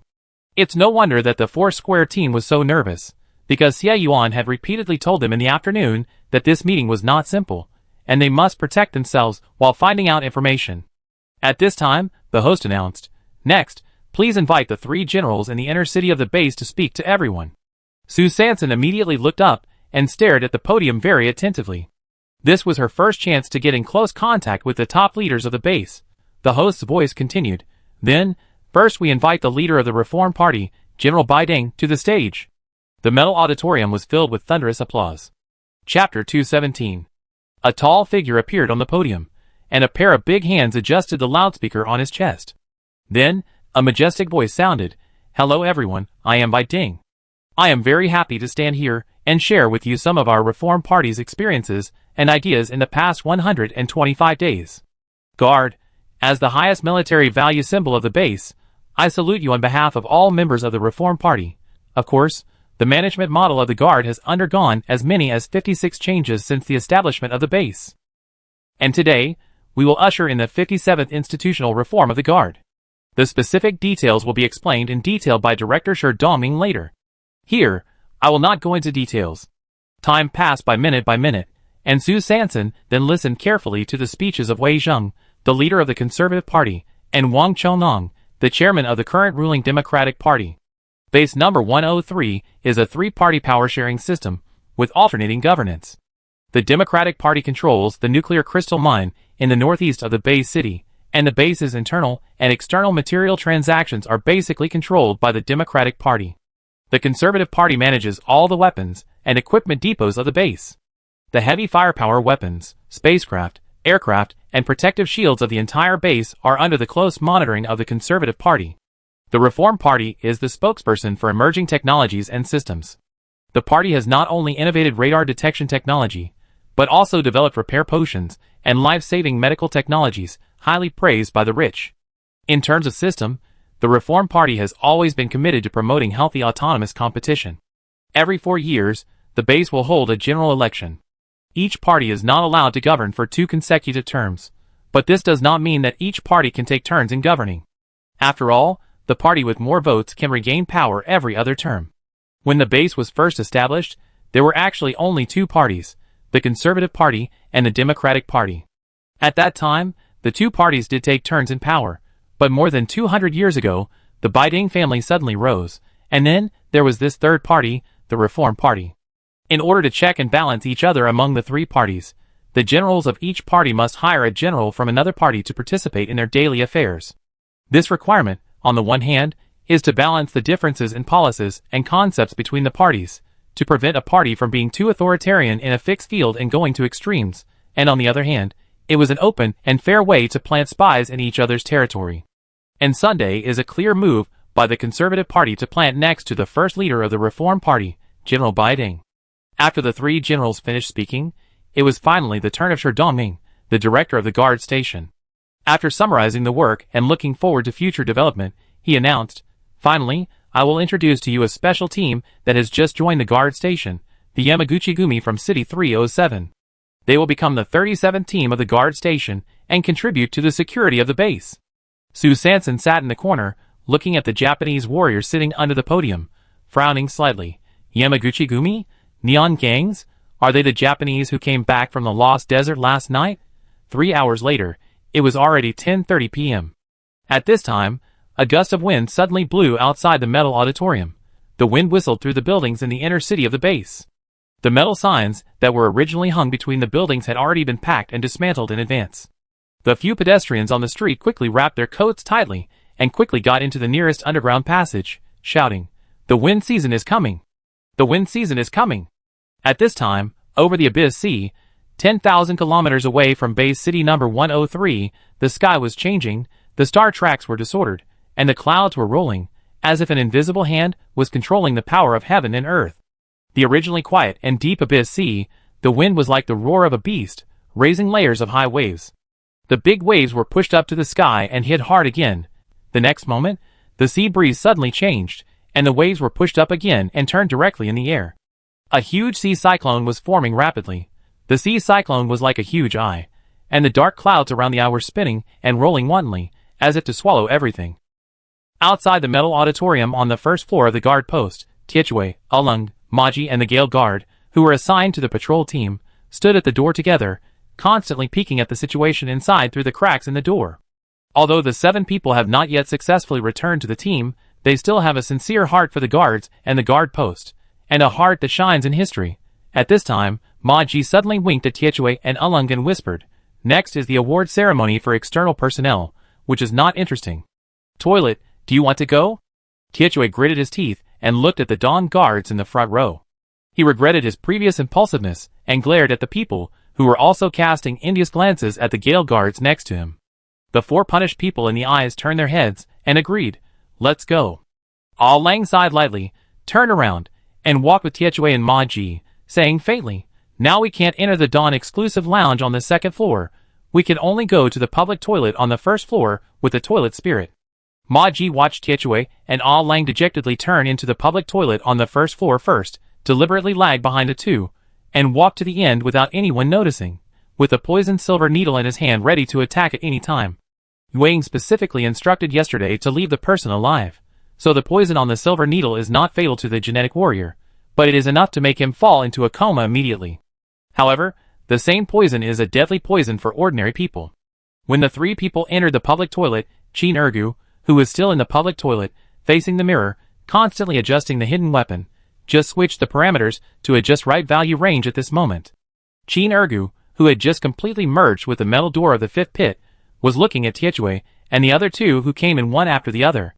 Just when he was about to play a prank, he suddenly found that there were several silver needles on Maji's hand that were flashing cold light, and the needles were facing the back of Tietjwe and Ulung's necks. Ergu was shocked. Just when the silver needles were about to fly out, Chin Ergu was quick-witted. With a pop, the metal door of the 5th pit suddenly bounced open by itself. Tietjwe and Ulung were startled and jumped away immediately. Fuck. This pit is really weird. The silver needles that had already flown out brushed the side faces of Tietjwe and Ulung, and ding hit the metal frames of the 1st and 2nd pits. Who? Tietjwe and Ulung glanced at the silver needles that suddenly shot out and turned back fiercely. Then Maji threw out the 2nd wave of silver needles, which hit Tietjwe and Ulung in the face. Chin Ergu was about to be in trouble, so he immediately threw the plunger at Maji. At the same time, in the corner of the metal auditorium, Su Sanson looked through the window of the side door at the strong wind blowing outside, and was shocked. "The wind is blowing." At this time, the host's voice slowly sounded on the podium. "Now we invite the lights to be set, and General Wei Zheng and Wang Chongyong will present the merit medals to the following civilian teams." Su Sanson and the 4 members of the Sifong team slowly stood up, excited, shaking hands, and walked towards the podium with extremely proud and joyful steps. Standing on the stage, Huba received the merit medal awarded by Wang Chongyong, the chairman of the current ruling Democratic Party, and beat his chest with his fist, performed a standard military salute, and then went down the stage directly. When the 4 teams just returned to the corner of the number 40 square, the host suddenly suggested, "We invite all the guards and civilian teams who won the medals of honor to come on stage and take a group photo with the 3 respected generals of our base." So, when all the winners stood on the stage and were ready to welcome the flash, suddenly countless silver needles flew towards the stage from all directions. At this time, Su Sanson's optical brain suddenly received a message from Chin Ergu, "Men's toilet. Help." Chapter 218. On the stage, countless silver needles flew towards the Jin warriors, who were showing joy on their faces. The Rose Shu family's followers seemed to be well prepared and immediately activated the magnetic weapons they carried. With a hum, a very strong electromagnetic force field rose around the Rose Shu followers. The moment the silver needles touched the electromagnetic force field, they seemed to be repelled and fell to the ground without any warning, and the 3 generals immediately armed themselves with defensive armor the moment the silver needles flew out, not afraid of the threat of the silver needles at all. The representatives of the guards were quick-witted and immediately opened the wind-type nuclear crystal defense barrier to block the silver needles shot from the surrounding areas outside the whirlwind barrier, setting up a temporary safety zone for the people around them. There were also some agile people who rolled sideways on the spot and escaped directly from the silver needle encirclement. Of course, there are some people who are not in the right place, time, or people, and they are hit by the poisoned silver needles in the center of their eyebrows. The quartet stood in the middle of the crowd, with no superheroes around to provide them with a safe zone, nor hidden masters to lead them out of the poison circle. When the poison needles were about to pierce the faces of the 5 people, a flash bomb suddenly exploded where the 5 people of the quartet stood, and a strong light suddenly appeared. The figures of the 5 people of the quartet were completely enveloped by the strong light. Even the genetic warriors could not see anything clearly under the strong light at this moment. In the strong light, the silver needles were like deadly flying knives, with a strong murderous aura, shooting straight at them. But when they hit the foreheads of the 5 people of the quartet, the silver needles actually passed through the shadows as if they were in an unmanned area. There was no one there. The people standing under the strong light were just the projections of the 5 members of the quartet team. And the 5 members of the quartet team did not go to the podium to take pictures at all. They just used the copy and paste weapon that Xie Yuan had just made yesterday and sent their projections to perform a play. This copy and paste weapon was made using the strange light that flickered on and off on the mutant poisonous scorpion's tail needle. Sue Sanson's original intention was actually just to test whether this magical copy and paste weapon could pass under the eyes of many gene warriors, who knew that this little test on a whim actually saved the lives of 5 people. At this time, a strong gas suddenly spurted out from the sky above the metal auditorium. It was the smell nuclear crystal. Sue Sanson immediately pulled up the combat mask to cover up the fact that she was immune to the energy of the smell nuclear crystal. Because Hu Ba and his 4 companions ate too many sweet potatoes, they had developed the habit of carrying protective masks with them. So they immediately held their breath, took out the masks from their backpacks, and put them on. The next second, in the middle of the metal auditorium, the genetic warrior, who was the first to inhale the odor-type nuclear crystal gas because he was not prepared, fainted directly on the ground. Hu Ba and his 4 companions frowned, and intuitively knew that something was wrong. At this time, Scar and Wu Feng, wearing protective masks, immediately organized other guards with protective masks, drew their weapons, and rushed towards the podium that was being besieged by silver needles, ready to launch a rescue plan. However, the next second, there was a boom. The entire podium suddenly collapsed downwards, and a huge hole appeared directly below the entire podium. The gene warriors on the stage, who fainted after being poisoned by the needles, fell directly to the ground without any resistance, and those warriors, who were still trying their best to resist the rain of silver needles, reacted in time, and just hung on the edge of the pit. The pit was very deep, so deep that even the gene warriors could not see the specific situation at the bottom of the pit. At the bottom of the pit, the shadow troops, wearing cloaks and hoods, were quickly carrying the gene warriors who fell from the sky. There was a special light curtain above the heads of the shadow troops. On the side of the light curtain facing down, the members of the shadow troops could clearly see the situation at the edge of the pit, and on the side of the light curtain facing up, a virtual projection like an abyss covered the entire cross-section of the pit. The incident happened suddenly, and when everyone reacted, everything on the podium was a foregone conclusion. Hu Ba quickly exchanged glances with Gao Xian, the new captain of the Xuanwu Guard, who was also wearing a protective mask. The two immediately led the team and began to transfer the guard members, who fell to the ground due to inhaling the energy of the odor-type nuclear crystal. Today's metal auditorium is too weird. No one is sure what will happen in the next second, so the best way is to quickly gather the living forces and transfer the wounded. At this moment, Sue Sanson was looking at the distress message that just popped up in the light brain, and her heart was shocked. Oh no, I'm afraid something happened to Erguzi. After she winked at Hu Ba, she immediately rushed out from the back door. Whoosh! Whoosh! There was a violent wind outside the door. Suddenly, a gust of wind swept by, and Sue Sanson staggered and was almost thrown to the ground. The strong winds in this season are too magical. She ran desperately against the strong wind, around the outer wall of the metal auditorium of the guard post. Whoosh! Another gust of wind swept the ground, and Sue Sanson was directly wrapped into the air. At the critical moment, the wind was against her. She immediately took off the cart on her left arm, installed an energy-based high-level nuclear crystal on the top of the cart, and boarded it directly in the air. With a whoosh, the cart broke through the wind directly. With the blessing of the nuclear crystal energy, the speed of the cart was directly increased to the fastest, and it flew to the main entrance of the guard post in the next second. Sue Sanson put away the board and ran to the men's restroom on the first floor without stopping for a moment. Pushing open the door of the men's restroom, he first saw 2 tall men in patrol uniforms lying on their backs, with silver needles piercing their foreheads. These 2 silver needles were exactly the same as the silver needles that flew towards the podium in the metal auditorium. Next to the 2 tall men, a metal door fell diagonally to the ground, and 5 meters away from the metal door, a plunger was thrown on the ground. On the leather bowl of the plunger, there was a trace of black gas and green light flashing by.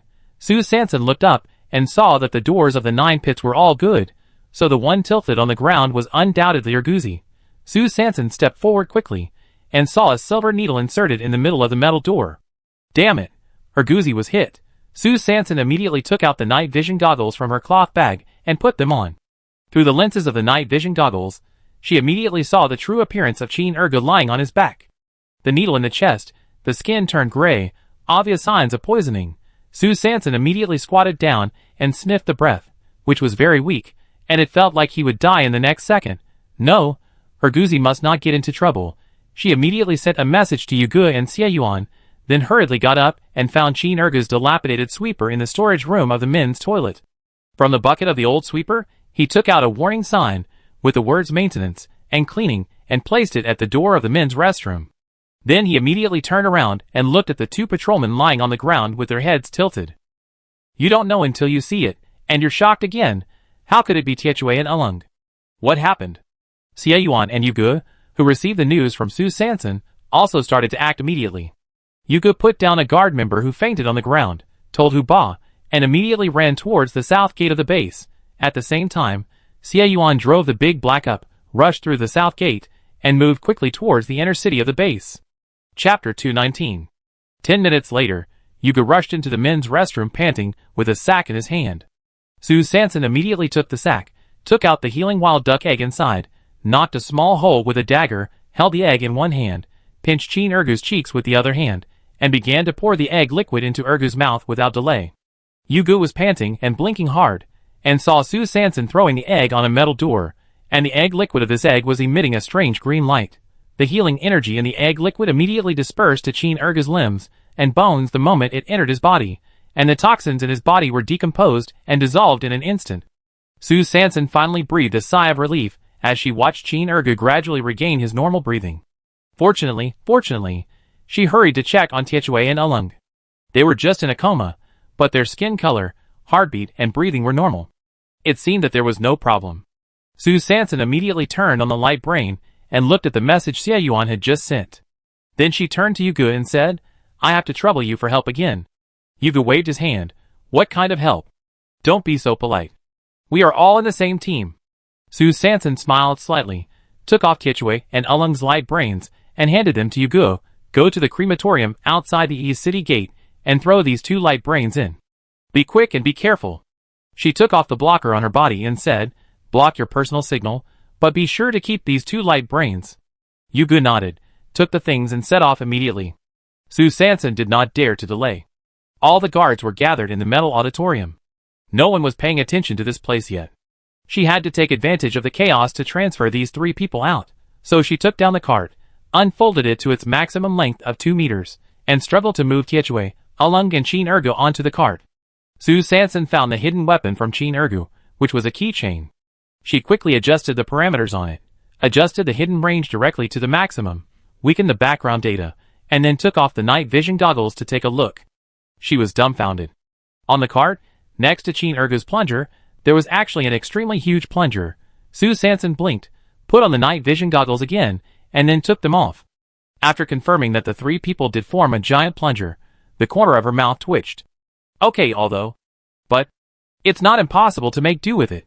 So she cleaned up the traces of the fight at the scene in a few seconds, leaving only 3 silver needles, and then pulled up the cart and ran towards the inner gate of the base. The strong wind blew past her ears. Sue Sanson sat next to the giant plunger, holding another small plunger tightly in one hand to ensure that it was close to the giant plunger, and holding the edge of the cart with the other hand, struggling to keep her body steady. The cart was passed in the strong wind. A few minutes later, she finally arrived at a secluded street in District A of the outer city, where Xieyuan's Dahe had been waiting for a long time. Xieyuan hurriedly got off the car and looked at the giant plunger on the cart. His eyes twitched. Well, it was a way to cover up. So the two of them directly carried the cart and the plungers on the cart into the backseat of Dahe, and then flew to the hut in the shantytown. In the metal auditorium of the guard post, Scar and Wu Feng stood on the edge of the big hole on the podium and looked at the deep pit below that seemed to have no end, and looked at each other. At this time, a majestic voice suddenly came from behind. Don't act rashly. There may be something else going on below, so save people first. Scar turned around and saw General Baidang, who was rescuing people. He quickly glanced at the bottom of the deep pit and nodded. He had to suppress the urge to go down and explore. What is the purpose of this raid? Is it against the guards? Or against the 3 generals? Scar looked at the other 2 generals, who also joined the rescue operation, and was confused for a while. If it was against the 3 generals, the motive was very obvious. At the end of this snow season, there will be a new election, and factional struggles are inevitable. But if it was against the generals, such an attack would be too childish. Such a large-scale attack without any target, with the skills and equipment capabilities of the 3 generals, it is obviously impossible to achieve the goal. But if it was against the guards, the attack method was indeed very effective. But what was the motive? Scar continued to carry the guard members who fainted on the ground, while falling into deep thought. In the basement of the dirty street of the East City Gate, Ma Ji was holding his neck in pain, the carotid artery was still bleeding, and he pushed open the door of the secret room in a panic. He half opened his left eye, which was dripping with blood, and his right eye was completely blind. He stumbled to the metal cabinet in the corner of the secret room, opened the cabinet door hastily, took out the high-purity repair agent inside, and quickly applied it to his neck.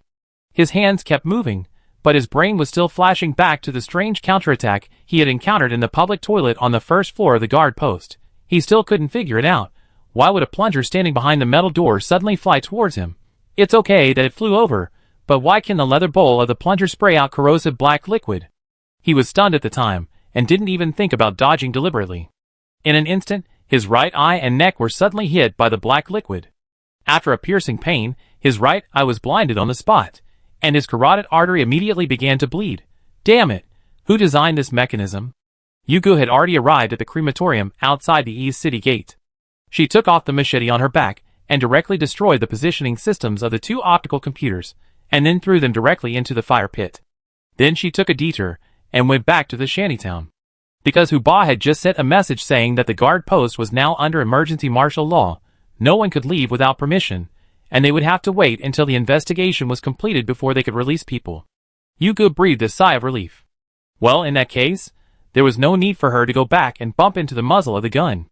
When Tietue and Ulung's optical brain signals were completely disconnected, Ma Ji, who was lying in the secret room of Dirty Street, half opened his left eye, stared angrily at the 2 cursors on the tracking screen that disappeared in the crematorium, and gritted his teeth. You'd better be really dead. Wang's cheek was hidden in the hood, and he walked into the secret room, wearing a cloak. Looking at Ma Ji, who was seriously injured, he said in a light tone, "The mission failed?" Ma Ji's heart tightened, and he lowered his left eyelid. "I encountered an accident. I was attacked by a plunger." Wang frowned. Plunger? At the same time, the shadow troops at the bottom of the pit of the metal auditorium had transferred all the fallen Gene warriors to a truck that had been arranged in advance. The truck was carrying 16 unconscious Gene warriors, and rushed towards the black market at the East City Gate. In the underground secret room of the Brotherhood at the East Gate Black Market, a shrill voice chuckled. "The goods are on the way. Let Jacksu be smart later." A hoarse voice replied excitedly, "Yes. We have prepared a high-concentration drug to ensure that they will not have a chance to wake up." Chapter 220. Big Black whistled past in the strong wind, and finally returned to the cabin at 11:05 p.m. Su Sanson and Xie Yuan carried the giant plunger trio to the training/workroom next door, and turned off Qin Ergu's hidden weapon, the keychain, and then suddenly breathed a sigh of relief. The 2 looked at the 3 people who were unconscious on the ground but breathing steadily, and looked at each other. Su Sanson sighed lightly. "Oh, it's really not peaceful today. Is the water in this base too deep?" Xie Yuan rubbed her little head and smiled bitterly. "The election will be held this snow season. The situation is complicated, and some other things are involved, so..." Su Sanson lowered her head, and suddenly said, "What the top leaders of the base have been looking for, could it be on me?" Xie Yuan's body stagnated, took a deep breath, and closed his eyes. In fact, he had guessed it a long time ago, but he was unwilling to think deeply in this direction. He really didn't want to involve this girl. His deep eyes stared at Su Sanson's lowered head, and he whispered, "It's only theoretically possible, but there is not enough evidence yet." Su Sanson still buried her head, and her voice suddenly choked. "Is Ergu's danger today also caused by me?" Xie Yuan suddenly interrupted her, and took her in his arms. "Ergu was just an accident today. We still have many clues to sort out, and many doubts to clarify. The thing may also be on me, but we don't know what's going on yet. So, don't blame yourself, don't be sad. But, if you want to cry, just cry. I'm here." Su Sanson was held tightly in Xie Yuan's arms. She blinked hard and held back the tears that were about to overflow. She hadn't cried for a long time. She hadn't cried since she lost her parents in the global epidemic in her previous life. Because crying can't solve any problems. She buried her head deeply in Xie Yuan's chest, and then rubbed it back and forth wantonly, rubbing the tears in the corners of her eyes, and the unknown objects in her nose onto Xie Yuan's clothes. Then she raised her head with satisfaction, as if she had finished charging. Her two round eyes stared at Xie Yuan brightly. After 12 o'clock, I will be 16 years old. Xie Yuan rubbed her hair again and said softly, I know. I originally prepared the hot pot you mentioned before, and I have been waiting for you at home. Now, I guess you are not in the mood to eat. Eat? How can I not want to eat? Su Sanson immediately broke free from Xie Yuan's arms. She ran to Qin Ergu without looking back, felt his breath, listened to his heartbeat, then opened his eyelids, looked at the state of his pupils, and confirmed that Erguzi was indeed fine, just asleep, and then heaved a sigh of relief. After sending a cryptic message to Lao Qin on the optical computer, telling Ergu that he would be staying out for one night, and asking him not to worry, he quickly ran back to the cabin, washing his hands and setting up the pot. Xie Yuan looked at the girl, who had revived instantly and jumped away from his arms, and then stared at the large piece of unknown object on his chest. The corners of his lips curved and he sighed softly. Oh, I really can't do anything to you. In the metal auditorium of the guard station, after the rescue work was completed, the director Shi Dongming asked the captains of each guard team to count the number of people. 5 minutes later, Shi Dongming frowned at the data he had collected. 16 people are missing, and 38 people have evacuated in advance in the chaos, so no suspicious person was found? Wu Feng and Scar looked at each other, and Wu Feng took the initiative to report. We have only found silver needles with poison in the metal auditorium, and the men's toilet on the first floor. As for the suspicious person, we haven't found it yet. Scar immediately added, I applied to lead the team to the bottom of the pit to investigate. When Scar led several elite members to the bottom of the pit, fully armed, they found that the pit was actually only 5 meters deep, and the abyss from the bottom of the pit was just a light and shadow effect projected by a gadget inserted on the wall of the pit, and there is a secret passage under the pit, which leads to a manhole cover outside the guard station. The secret passage was cleaned up very well, leaving no clues behind. The three generals also kept communicating with the secretaries and ministers of their respective parties, and finally pointed their guns at the head of the garrison, Shi Dongming. The nature of this incident is extremely bad. Someone dug a secret passage under the auditorium, and the garrison was completely unaware of it. Has the garrison's monitoring strength and defense system been eaten by dogs? The garrison must thoroughly investigate this incident, and give an explanation to the base. So far, the garrison raid tonight has come to an end temporarily, and everyone has finally been released and left the garrison one after another. At midnight, Wu Feng and Scar sent the injured members of Liming and Jifeng back to the lounge, and then the two separated. Wu Feng went to a rooftop somewhere in the inner city of the base alone, while Scar took advantage of the chaos and secretly went to the testing center. On the rooftop, Ryu felt the strong wind coming from Fengji, fiddled with his red hair, turned his head and asked, What do you think of what happened tonight? Wu Feng pursed his lips and said uncertainly, It doesn't seem to be aimed at the three generals. Ryu nodded and continued to ask, Did the members of Liming and Jifeng suffer any losses? Wu Feng shook his head. Fortunately, only a few people were unconscious.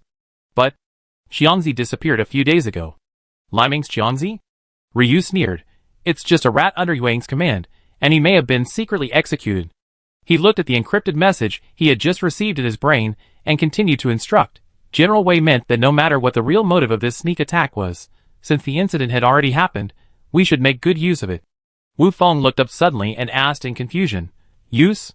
Ryeo's flowing red hair fluttered in the wind, and he curled his lips. Shi Dongming has been in office for long enough. It's time to retreat to the second line. At the same time, Scar opened the shielding device he had brought from Xie Yuan and quietly slipped into the testing center in the inner city of the base. Because the wind season is coming tonight, in order to ensure that the facilities of the testing center will not be affected during the wind season, according to convention, on the first night of the transition between the hot season and the wind season, the base will send people to patrol the testing center all night. Therefore, the testing center will not be locked tonight. Scar dodged and successfully avoided a team of patrol engineers, who were conducting wind speed tests on the bearing capacity of the metal exterior wall. He tapped his toes, and quickly slipped into the liquid testing center on the second floor. In the dark, Scar quietly took out 2 metal bottles from his arms. One bottle was labeled, Black and Red Experimental Liquid. The other bottle was labeled, Cape Monster Blood. In the shanty town, Su Sanson and Xie Yuan gathered around a camping pot, panting and simmering homemade Hidalgo hot pot. Su Sanson swallowed a mouthful of fat beef rolls covered with garlic, oyster sauce, vinegar and sesame oil, and then gulped down a mouthful of Wuliangya liquor brought back from Quanjai Alley with great satisfaction. He shook his dizzy head and said with a silly smile, "Delicious." Hee hee. Xie Yuan sipped the spicy and strong white water in the cup, looked at the girl whose cheeks were already stained with 2 blushes on the other side of the pot, smiled slightly, and muttered to himself, "Is this the taste of wine?" Half an hour later, Xie Yuan put away the pots, bowls, chopsticks and dishes, and pulled Su Sanson under the light bulb in the hut. His deep eyes stared at the girl in front of him, full of tenderness and smiles. Su Sanson raised his head, tilted his head, and stared at the handsome guy in front of him with his big round eyes. His brain suddenly crashed. Oh my God! Who is this? How can he be so handsome? Which novel is this male protagonist from? Xie Yuan felt a little embarrassed by Su Sanson's sudden and straightforward gaze, and his ears immediately turned red. He slowly took out a metal chain from his trouser pocket. This chain was completely made by him last night. On the chain were his and Sanson's names, representing Xie Yuan Xie and Su Sanson San. While Xie Yuan was putting the necklace on the girl in front of him, he whispered softly, "You said that you should receive gifts on your birthday, so I want to make a gift for you. I'm 16 years old. 2 years later. I want." Su Sanson suddenly burped, patted the handsome boy's hand, and dazedly corrected him seriously. 16 years old? No, no, no. I was 20 last year, okay, I should be 21 this year. Hiccup, 21. Xie Yuan leaned over and lowered his head. The hand that was tying the necklace for the girl suddenly paused. 21? She recovered her memory? It turns out that her real age is 21 years old. Xie Yuan widened his eyes, looked up in shock, and stared at the girl in front of him.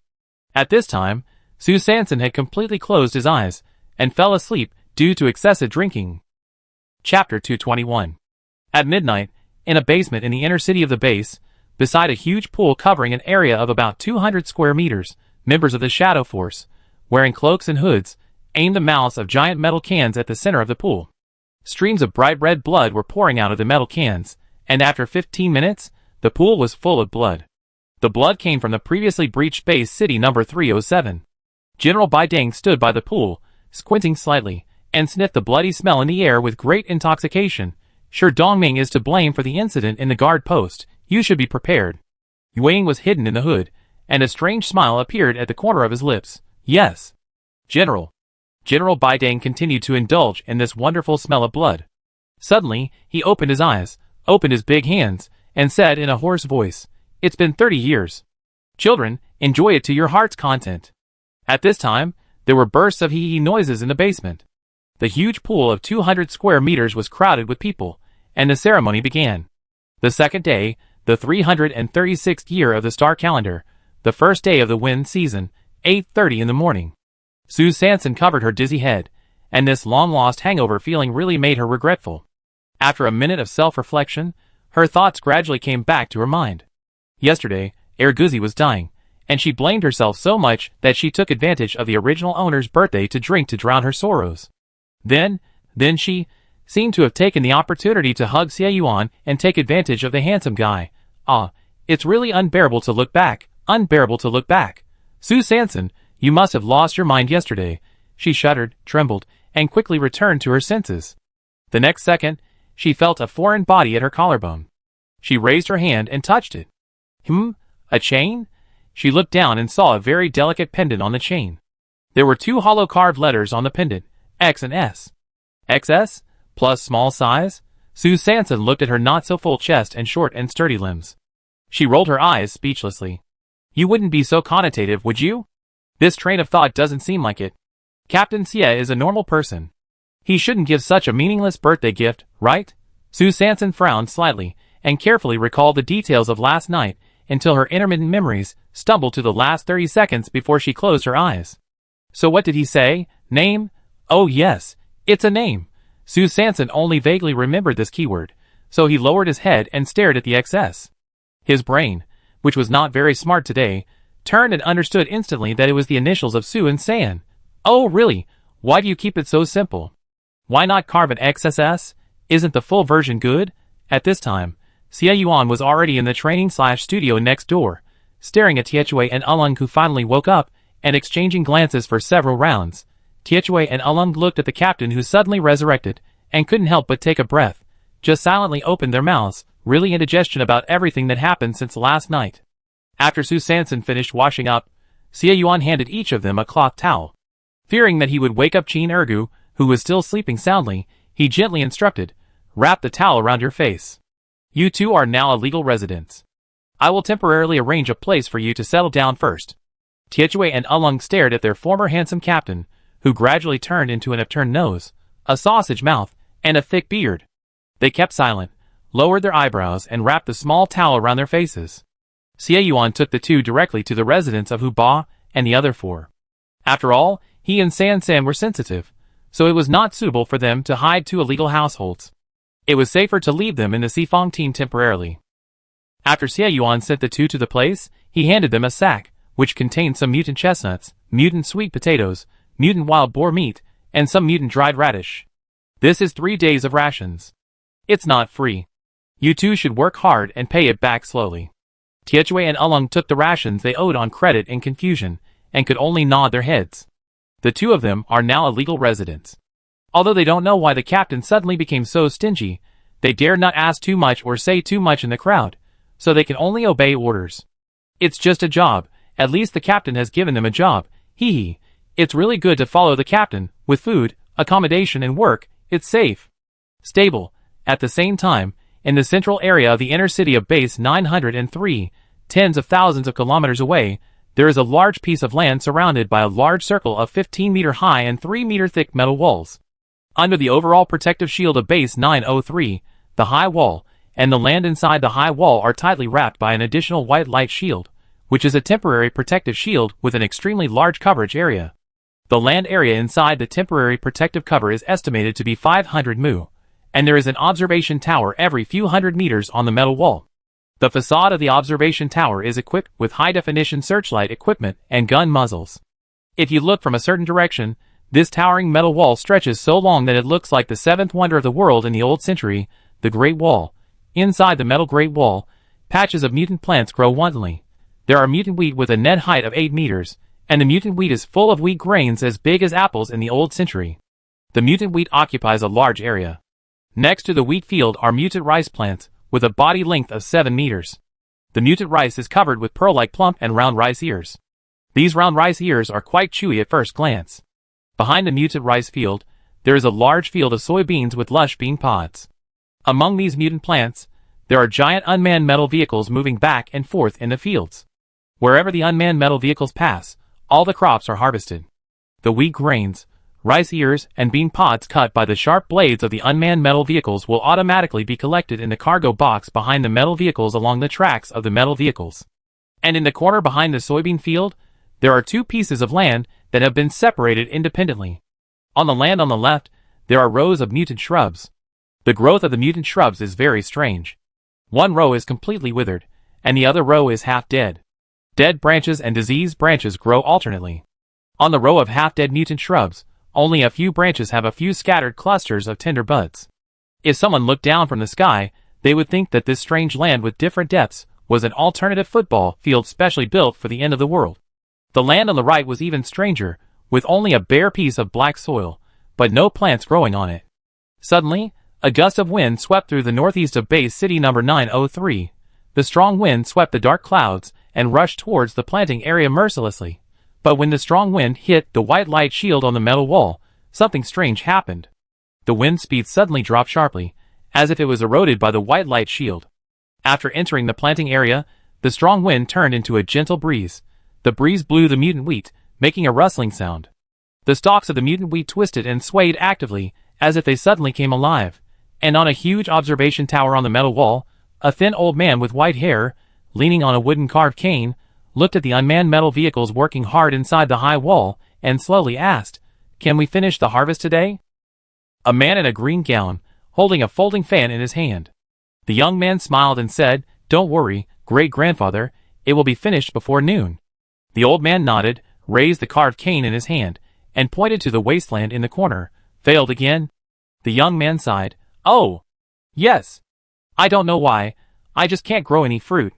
The old man snorted unhappily, took out a paper booklet that was almost torn from his pocket, and said unhappily, Xiao Tung, I have said it so many times, the words of the ancestors should not only be listened to, but also remembered in heart. Look, it's all in vain again. Du Zidong glanced at the Du family quotations in the great-grandfather's hand, speechless in his heart, and retorted, in the quotations, Article 726 also said that if you don't listen to the old people, you will live happily for several years. How does this count? The old man tilted his ears and frowned slightly. Ah? What did you say? If you don't listen to the old man, you will suffer the consequences? Hey! That's right. Look at you now. Aren't you suffering the consequences? Oh. That's right. What do you think of Ms. Elaine who came to our house to see me the other day? Du Zidong saw that the old man was playing dumb with him again and changed the subject. He knew that the dispute over the quotations could not go any further. He recalled Ms. Elaine in his mouth and was about to answer when a strong wind suddenly blew. The strong wind came suddenly and violently. The temporary protective shield blocked most of the wind force. However, the two people were standing at the edge of the temporary protective shield, and the wind force was still not small. With a whoosh, something fell from the sky. The old man faced the strong wind and took care of himself. He murmured to himself, This Ms. Elaine is pretty good in all aspects. Although I am quite confident in my appearance, I am still a little worried. She is probably not only attracted by my handsome appearance, but also very likely. She is attracted by our family's wealth. The old man suddenly shuddered and asked in confusion, Huh? Why do I feel that this year's wind season seems to be colder than in previous years? Du Zidong hurriedly picked up a large ball of silver-white wick that was blown to the ground by the strong wind. Looking at the old man's shiny bald head, hesitating whether to quickly cover the great-grandfather again, and did not forget to continue to analyze seriously, If Ms. Elaine's intentions are not pure, I think you should break up as soon as possible. Chapter 222. On the first day of the windy season, the sun was covered by thick clouds. The sun was no longer dazzling, and the sky was no longer bright. Without solar radiation, the temperature dropped sharply to about 5 degrees Celsius. In the wasteland, plants swayed and danced in the wind, as if they suddenly had independent consciousness, and countless branches stretched and swayed in the air. In the shantytown of Base City number 103, at 9 o'clock in the morning, Xie Yuan finally waited for Qin Ergu to wake up in the training/studio. And Su Sanson and the Sifong team finally came to the second floor of the private barracks to report in against the strong wind. The second floor of the private barracks is an exclusive area for ABC-level teams to rest and gather. In order to reflect the exclusiveness of the second floor, the elevators and staircases of the entire second floor are set up on the westernmost side of the private barracks, and the entrance and exit of the death-level team hall on the first floor belong to both sides of the private barracks. This not only maintains the mystery of the ABC-level team, but also reflects their exclusive sense of superiority. It must be said that Boss Sway is very good at controlling people's hearts. As soon as Su Sanson and the 4 members of the Sifong team came out of the elevator, they were greeted by a well-dressed young man with oily hair combed back. The young man stepped forward, stretched out his orchid finger, smoothed a strand of hair blocking his forehead, and introduced himself very politely. Hi, hello, I am the logistics supervisor of the second floor, Lin Pingji, and my main job is to coordinate the logistics of the second floor. After speaking, he took out a handkerchief to wipe the corner of his mouth, and then took out a paper business card from the pocket on his left chest with his slender orchid finger, and handed it to Hu Ba in a very artificial way, winked at everyone, and added, Oh, this is my business card. You can call me Xiaolin, or Xiaoping, or Xiaoji, it doesn't matter anyway. After saying that, he twisted his waist, shook his oily hair, and turned around and walked forward. Su Sanson raised his eyebrows. If you want to practice this skill, you must first. So, this is the practice of the evil repelling sword technique? Yuga touched his goosebumps and took a deep breath. The marshal blinked his bright eyes, and was immediately startled. The little stutterer tried to touch the thumb with the middle fingers of his left and right hands. He looked at his belly, imitated Lin Pingji, and made an orchid finger gesture, and instantly had the urge to chop off his hands. Only Hu Ba looked calm, looked at the small peach heart following Lin Pingji on the business card, shook his 8-cornered beard under his nose, and said to himself, This second floor is indeed extraordinary and unique. Manager Lin twisted his slender waist and led the Sifong team to the end of the corridor, then raised his hand, pointed to a small metal door on the left, and introduced, This is your exclusive lounge. The meaning of an exclusive lounge is naturally a place for you to rest. Su Sanson twitched his lips. It is true that listening to you is better than reading you. Ba opened the door first. It was an empty room of about 20 square meters. There was nothing in it except a sliding window. Manager Lin threw a bunch of keys to the little stutterer beside him, blinked at him, and continued, room key. Keep it safe. The little stutterer shuddered, took the key, and quietly hid behind Yugu, who was relatively tall and burly. Manager Lin glanced at Yugu, then clapped his hands and urged, Okay, the room tour ends here. Now, we have to rush to the reception hall, everyone is waiting. After saying that, she twisted her slender waist, shook her oily hair, and immediately walked back in the direction she had just come from. Su Sanson was holding a sack and frowned slightly. Reception hall? Manager Lin suddenly turned his head, looked up and down at Su Sanson with an unfriendly look, and said casually, Reception hall, of course it is the reception hall. Ba shook his octagonal beard under his nostrils, and continued to ask, Everyone. Who are they? Manager Lin extended his index finger, turned around, tapped Ba in the air, and praised, This is a good question. Everyone, of course, is everyone on the second floor of the private barracks. Su Sanson and Yugo looked at each other, and the woman's intuition instantly communicated several times in the air, and finally concluded that this Lin Ping. I know, I'm afraid he's not very straight, and he hates women. At this time, the marshal blinked his bright eyes and muttered to himself, Are you waiting for us? As soon as the voice fell, Manager Lin, who was turning in front of him quickly, suddenly turned around, stared at the marshal's eyes, covered his mouth with one hand and giggled, pointed at the marshal with his orchid finger, and said happily, Of course, he is waiting for us. Su Sanson and Yuji's eyes met again, and he had good hearing and answered every question, although there was not much difference between answering and not answering. Soon, the people of the Sifong team were brought back to the elevator entrance by Manager Lin. He walked directly to a metal double door next to the elevator entrance and pushed his arm inward. A room with an area of about 500 square meters suddenly appeared in front of Su Sanson. The room was very bright.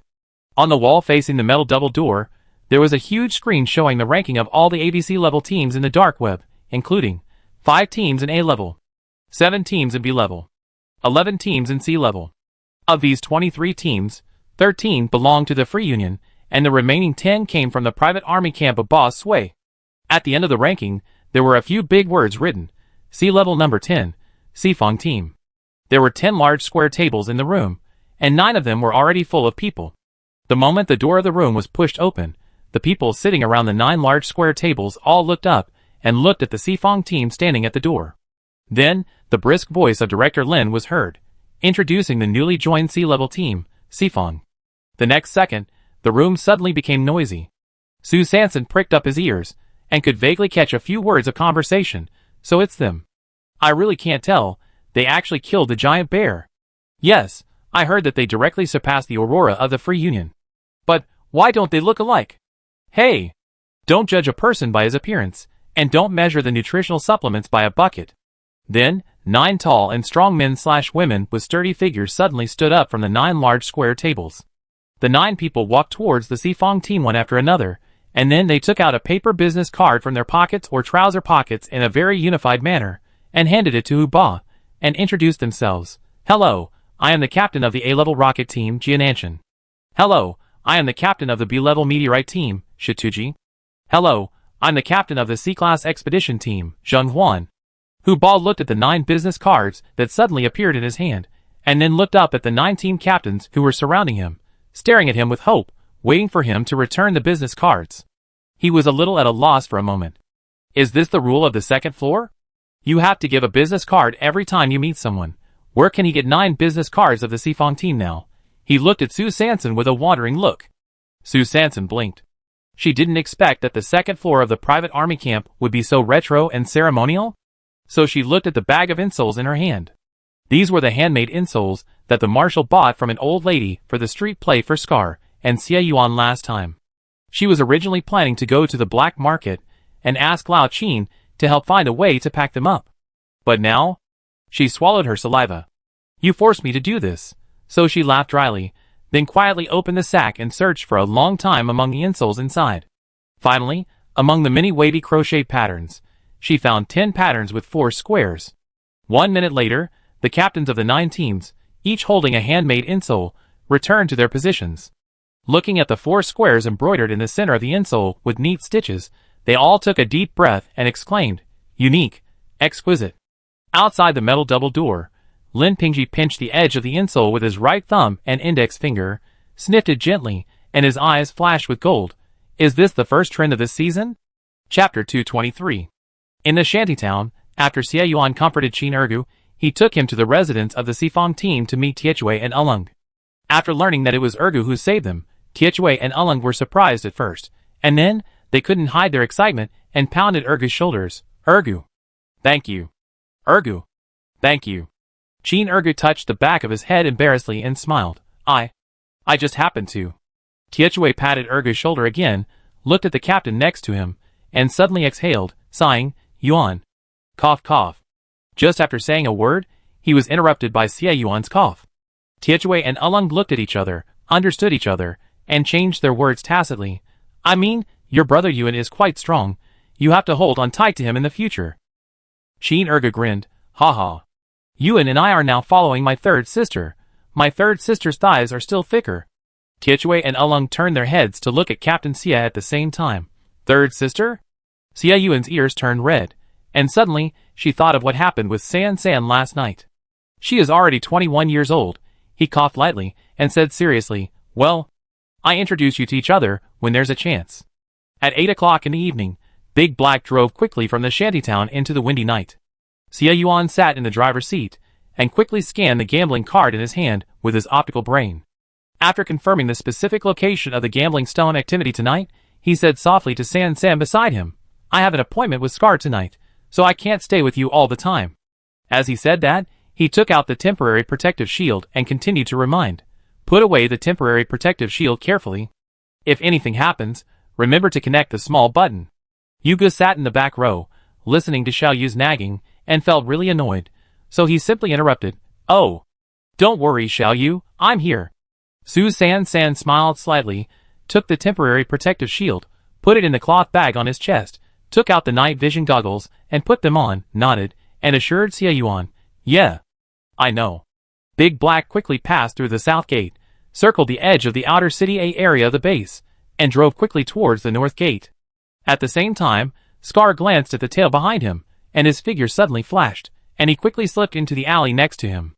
Then he turned around and around in the alley, and quickly rushed to the door of the dilapidated public toilet, where he met Huba's electric fire tricycle last time.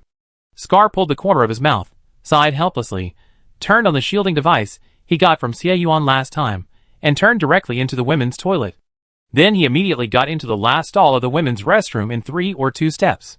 The last stall was close to the metal wall of the restroom. Qin Ergu had opened a very inconspicuous back door on the metal wall in advance. Scar took off the small note on the back door, rolled his eyes, and rushed out of the door in a flash. The back door was facing another small street. Scar ran towards the north gate in the wind, while quickly opening the note. The note was written by Qin Ergu in a flamboyant handwriting, saying, "How many times have you entered the women's restroom?" Just as Scar's figure completely disappeared at the end of the small street, Niu Qifeng, who had been following the location and tracking to the old and dilapidated public restroom, looked at the display screen in his hand and frowned. Here again, the location disappeared. He looked at the public toilet in front of him, and felt something was wrong. He suddenly thought of the dung bucket tricycle that passed by the corner last time. He narrowed his eyes slightly. There is an accomplice, and at this moment, an old man rode a second-hand electric tricycle in the strong wind and staggered past the door of the public toilet. In the bucket of the electric tricycle, there was a plastic bucket with the words "dung bucket" written on it. Niu Qifeng raised his thick eyebrows. "Speak of the devil, and the devil will appear. Follow me." He immediately called the members of the patrol team behind him, and quickly followed the electric tricycle. However, 30 minutes later, when he returned to the entrance of the public toilet for the 3rd time, he finally realized something was wrong. What the hell is going on? It has been around these streets for 3 times. Where is this broken tricycle going? At this time, on the electric tricycle, sweating all over his forehead, one-eyed Zhang was fiddling with the navigation map in the wind, and he was also very anxious. After sending him to the public toilet, this Huba ran away and insisted that he go back by himself. He is a level 10 road idiot, and he may not be able to return smoothly during the day. Home, not to mention it's night. The key is, where did he get this thing in the truck bed? His fire tricycle is not clean. It's so windy outside, his old leather is already very loose, and now it's about to be blown into ripples. Just when Yo Chi-fong was about to step forward to question him, a short young man holding a plunger suddenly jumped out from the street next to him. "Hey!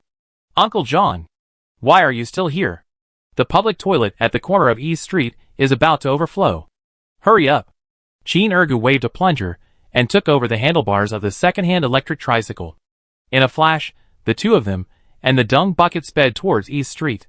Yo Chi-fong frowned slightly. Was he fooled? Chase! So he led everyone to follow the tricycle and ran away in the wind. 20 minutes later, everyone saw the tricycle parked at the door of the public toilet at the corner of East Street. A young man with a plunger in his hand connected the outlet of the dredge pipe to the plastic dung bucket with ease, and chattered with a beaming face. "Master Zhang, you don't know? This public toilet is very weird. There are obviously no people living around, but it is blocked every other day. Guess what's going on?" "Why?" Old man Zhang was trying to smooth his skin that was wrinkled by the wind, and he casually echoed. Chin Ergu chuckled, finally having the chance to share his toilet secrets. Because the patrol team loves this place so much, in order to use this public toilet, they have to patrol the streets several times a day. After saying that, he looked up at Yo Chi-fong and others who had just chased to the street corner. His eyes lit up, and his tone was quite proud. "Look, it's true that if you mention the devil will appear." Yo Chi-fong, who on earth has nothing to do but run so far to use the toilet? Who the hell goes to a toilet 3 times while patrolling? Is he slacking off? Hey! No! So where is Scar? Where did he go? Did he fall into the pit? At 8:30 p.m., Scar successfully left the north gate of the base. He turned on the shield to the maximum, then turned on the temporary shield of the Gale Guards, and ran quickly towards the direction of the Wanku Mountain smuggling cave. Because of the shielding effect of the shield, the positioning systems of his optical brain, weapons, and temporary shield all lost their effectiveness. The Big Black was carrying Su Sanson, Xie Yuan and Yuge, and was already speeding on the deserted road outside the North City Gate. At the same time, in a room in the inner city of the base, General Baidang took a sip of pale yellow simulated beer, looked down at the woman crawling on the ground, and gave Yuang a look, and a majestic voice slowly sounded. "I have sent 16 experimental subjects to your doorstep. I hope you won't let me down again this time." The woman buried her head in the ground, and her shrill voice trembled as she promised, "Yes. I will definitely live up to the general's trust." At this time, Yuang took out a metal bottle from his cloak, which was filled with evil black liquid. He walked to Jack Su, who was kneeling in the corner, handed the metal bottle to him, and said, "This is the holy water that the general promised you before. Be careful. Holy water is hard to come by." Jack Su took the metal bottle with both hands and said respectfully, "Yes. I will make good use of it." Chapter 224. At 9:10 p.m., Xie Yuan parked the Big Black in the gap in the mountain where he had been last time. Su Sanson opened the car door and squeezed out of the gap very nimbly. Xie Yuan and Yuge jumped directly from the skylight one after another. Su Sanson put on night vision goggles this time, and finally saw the whole picture of Wanku Mountain, a continuous black stone mountain range with countless caves dug naturally or artificially. If the mountain range could change color, it would be like the butter cheese full of holes in cat and mouse. Su Sanson was fantasizing in his mind, while following Xie Yuan closely. Alas! There is no way. This Wanku Mountain is located in the radiation area of the hurricane belt. Once the wind season arrives, it will face the devastation of the subwind group of the northwest hurricane belt. Even though Su Sanson was well prepared and armed in advance, it is better to avoid this strong wind that makes people physically and mentally chaotic. Xie Yuan deliberately turned to the left again, trying to use his body to block the strong wind from the northwest for Sanson. It is only the first day of the wind season. The wind speed is only 6 to 7. It will take some time to form a hurricane. Therefore, in the more than 10 days before the wind season, everyone can still go out relatively safely. Xie Yuan took Sanson and Yuge and quickly came to the central coordinate point of Wanku Mountain. Then he set out from the central coordinate point and climbed up the steps towards the mountain trail opposite. According to the action command on the gambling card, up 8, left 3, right 7, down 999, the three of them turned left immediately at a fork in the road after passing the 8th cave on the trail. Counting from the left, after passing 3 more caves, we arrived at a wide artificially excavated platform. The three of them crossed the platform and walked quickly towards the passage on the far right. After passing the 7th cave, they saw a huge rock wall. Under the rock wall, there were people walking back and forth in 2s and 3s. When they saw someone coming, they turned around and looked at Xie Yuan and the other two. Soon, someone came and gestured quickly. Do you want a sign? Xie Yuan waved his hand and indicated, I have a sign, no need. Yugu watched the two people gesture while doing simultaneous interpretation for Su Sanson on her palm. Su Sanson's eyes widened. It was interesting. I didn't expect that there were scalpers squatting at the door of this gambling activity. I really admire him. When Xie Yuan said that he had a gambling card, the man changed the subject and continued to ask, Are there any extra places? Bring someone. Xie Yuan waved his hand to indicate that the quota was full, and then he winked at Sanson and Yugu. The three of them directly bypassed these people and came to the mountain wall. There are 9 passages behind the mountain wall. Xie Yuan took out the gambling card and took a quick look. In the lower right corner of the gambling card, there was a very inconspicuous number 6. So the three of them went directly into the 6th passage. After entering the passage, the whole world was quiet, and the sound of the wind was immediately isolated. Xie Yuan raised his hand to help San tidy up her long hair that was blown a little messy, and then gestured to Yugu. Yugu understood, nodded, and soon returned to the mountain wall. Together with the previous few people, they paced back and forth under the mountain wall. 15 minutes later, Scar's dusty figure appeared in front of the mountain wall. Yugu rushed to Scar's front before the scalpers. In order to distinguish herself from her usual self, Yugu only grew a beard today and did not wear a square-faced vest. So when she suddenly rushed in front of Scar, Scar did not recognize her at first sight, until he saw the empty tube of nutrient solution in her hand. Then he realized that this was the square-faced woman who had passed by him in the metal auditorium before. Yugu quickly gestured, Do you want a brand? It's better to act in full. Scar also nodded very cooperatively and gestured back. Price? Yugu thought about it. 20,000. Scar didn't think about it. It was just acting anyway, so he quickly agreed. At this moment, a masked man suddenly appeared behind Scar. The masked man's figure was somewhat familiar. The masked man suddenly offered a price to Yugu. I offer 30,000. Sell the quota to me? Scar raised his eyebrows and felt that this man was suspicious, so he immediately raised the price. 35,000. Let's go. Yugu quickly shook his head apologetically at the masked man, and then left quickly with Scar. Scar and Yugu quickly entered the 6th channel and ran quickly inside without daring to stop for a moment. 5 minutes later, at a 3-way intersection, they finally met up with Xie Yuan and Su Sanson. The 4 people just nodded to each other, and Xie Yuan took out the gambling card and quickly scanned a sensor on the stone wall. Suddenly, 4 light spots shot down from the top of the cave on the leftmost fork. The 4 light spots projected 4 rings on the ground of the fork, each ring representing a quota. The gambling card in Xie Yuan's hand is of level 6. According to the regulations, the holder of the gambling card can bring 3 companions into the venue, so there are a total of 4 rings at this moment. The 4 people stood still on the circle. The next second, a stone door slowly opened at the end of the fork, and the 4 people immediately ran towards the passage behind the stone door. 5 seconds later, the stone door slowly closed, and at the moment the stone door closed, the figure of the masked man followed closely. The masked man narrowed his left eye slightly, and his right eye under the mask was completely blind. Behind the stone door was a long series of descending stairs. The 4 people ran down the stone stairs quickly. Xie Yuan and Scar took this opportunity to quickly exchange the intelligence of the past few days with gestures. Scar went straight to the point. I have tested the things and found that the same black substance exists in both bottles of liquid. The black substance has obvious activity, but the corresponding type has not been found in the gene bank and species bank of the guard station. Xie Yuan frowned and speculated, unknown black liquid from some unknown creature? Scar nodded. From the results, there is such a possibility. Xie Yuan asked again, Did you find any results from the energy ripples given to you? Scar shook his head. I compared all databases, and there is no similar wave record. Xie Yuan pursed his lips, quickly changed the subject, and reminded, The Yamaguchi-gumi is likely to have noticed something. They have tracked me and San. I suspect they are from the Hadron system. You should pay attention to the forces behind him. Scar turned his head, a little surprised. You suspect Shi Dongming? After all, they were introduced to the guard by Shi Dongming. Xie Yuan shook his head. His eyes suddenly became sharp. Shi Dongming may also be used as a gun. Daoba suddenly thought of the scene in the metal auditorium that day, when he and Wu Feng were about to go down the pit to check, but were stopped by Bai Ding. If this is true, then, could it be that the force behind Xiangzi is Bai Ding? Then why did they kidnap 16 Gene warriors in the metal auditorium? Xie Yuan pursed his lips and continued to guess. Is it by Ding? It is not certain yet. You need to continue to investigate in depth within the Conservative Party. The purpose of kidnapping 16 Gene warriors is still unclear. But maybe it has something to do with the black liquid I gave you.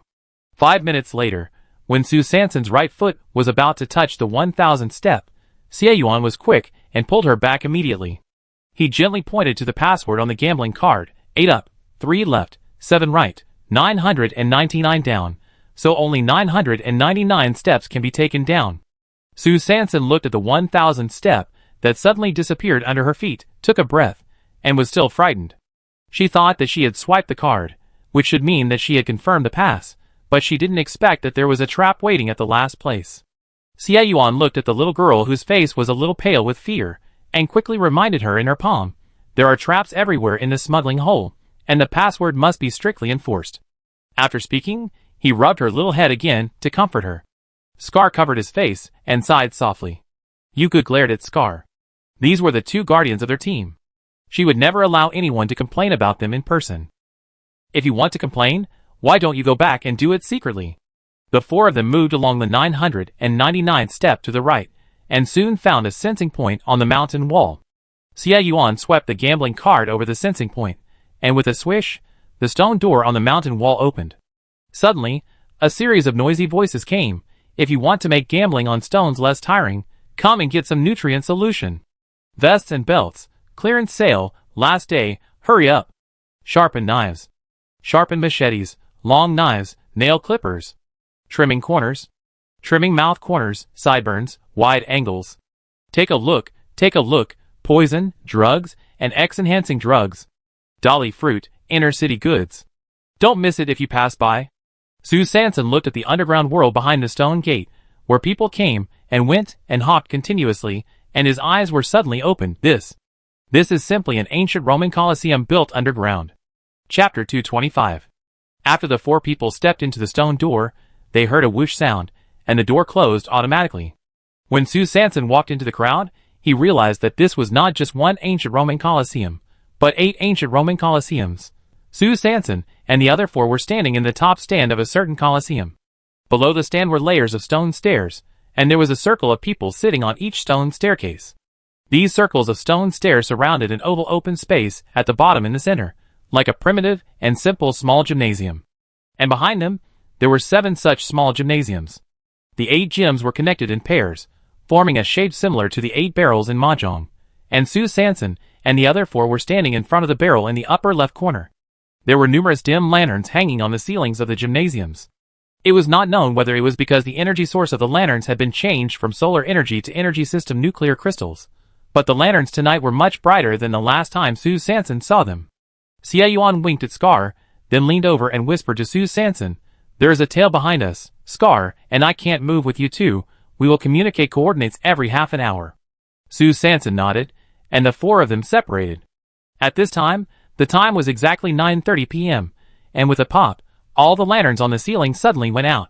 The gymnasium was suddenly plunged into darkness. Just as Su Sanson was about to put on night vision goggles, 8 different holographic projections suddenly rose above the 8 gymnasiums.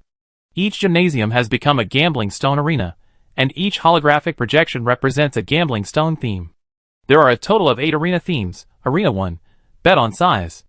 Arena 2, bet on quantity. Arena 3, bet on length. Arena 4, bet on speed. Arena 5, bet on good or bad. Arena 6, bet on black or white. Arena 7, bet on light or heavy.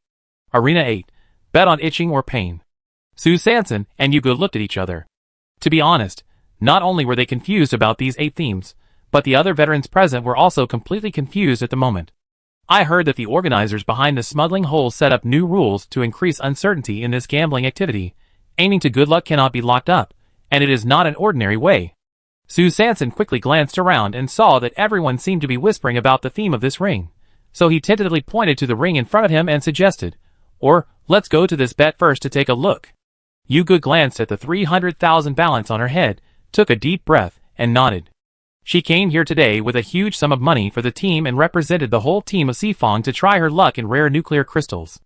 At the same time as she was sent to the casino, Hu Ba, Shuai and Xiao Jiaba had been staying on the second floor of the private barracks, keeping in touch with Lin, the answer to every question and full of nonsense.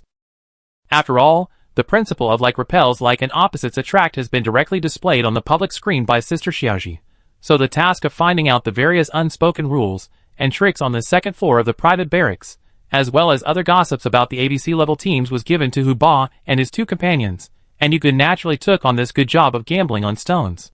Why is it a good job? Because the Sifong team also heard about this activity for the first time? They were still very curious in their hearts. Su Sanson and Yugu went down the steps and walked directly to the outer perimeter of the casino of Arena 1. At this time, a mechanical sound began to play the rules in a loop. Step 1. The dealer first displays the raw ore, and everyone can only watch from a distance. Step 2. The dealer sets the admission fee. Step 3. After the player who decides to bet pays the admission fee, he can get the qualification to gamble in the arena. Step 4. After all players enter, the arena is closed. Step 5. Players vote to choose big or small, and the voting results with more votes are used as the sorting standard. Step 6. At the same time, the dealer decides the size comparison. Step 7. The player shows the card, and the arena staff decides the order of the players cutting according to the sorting standard.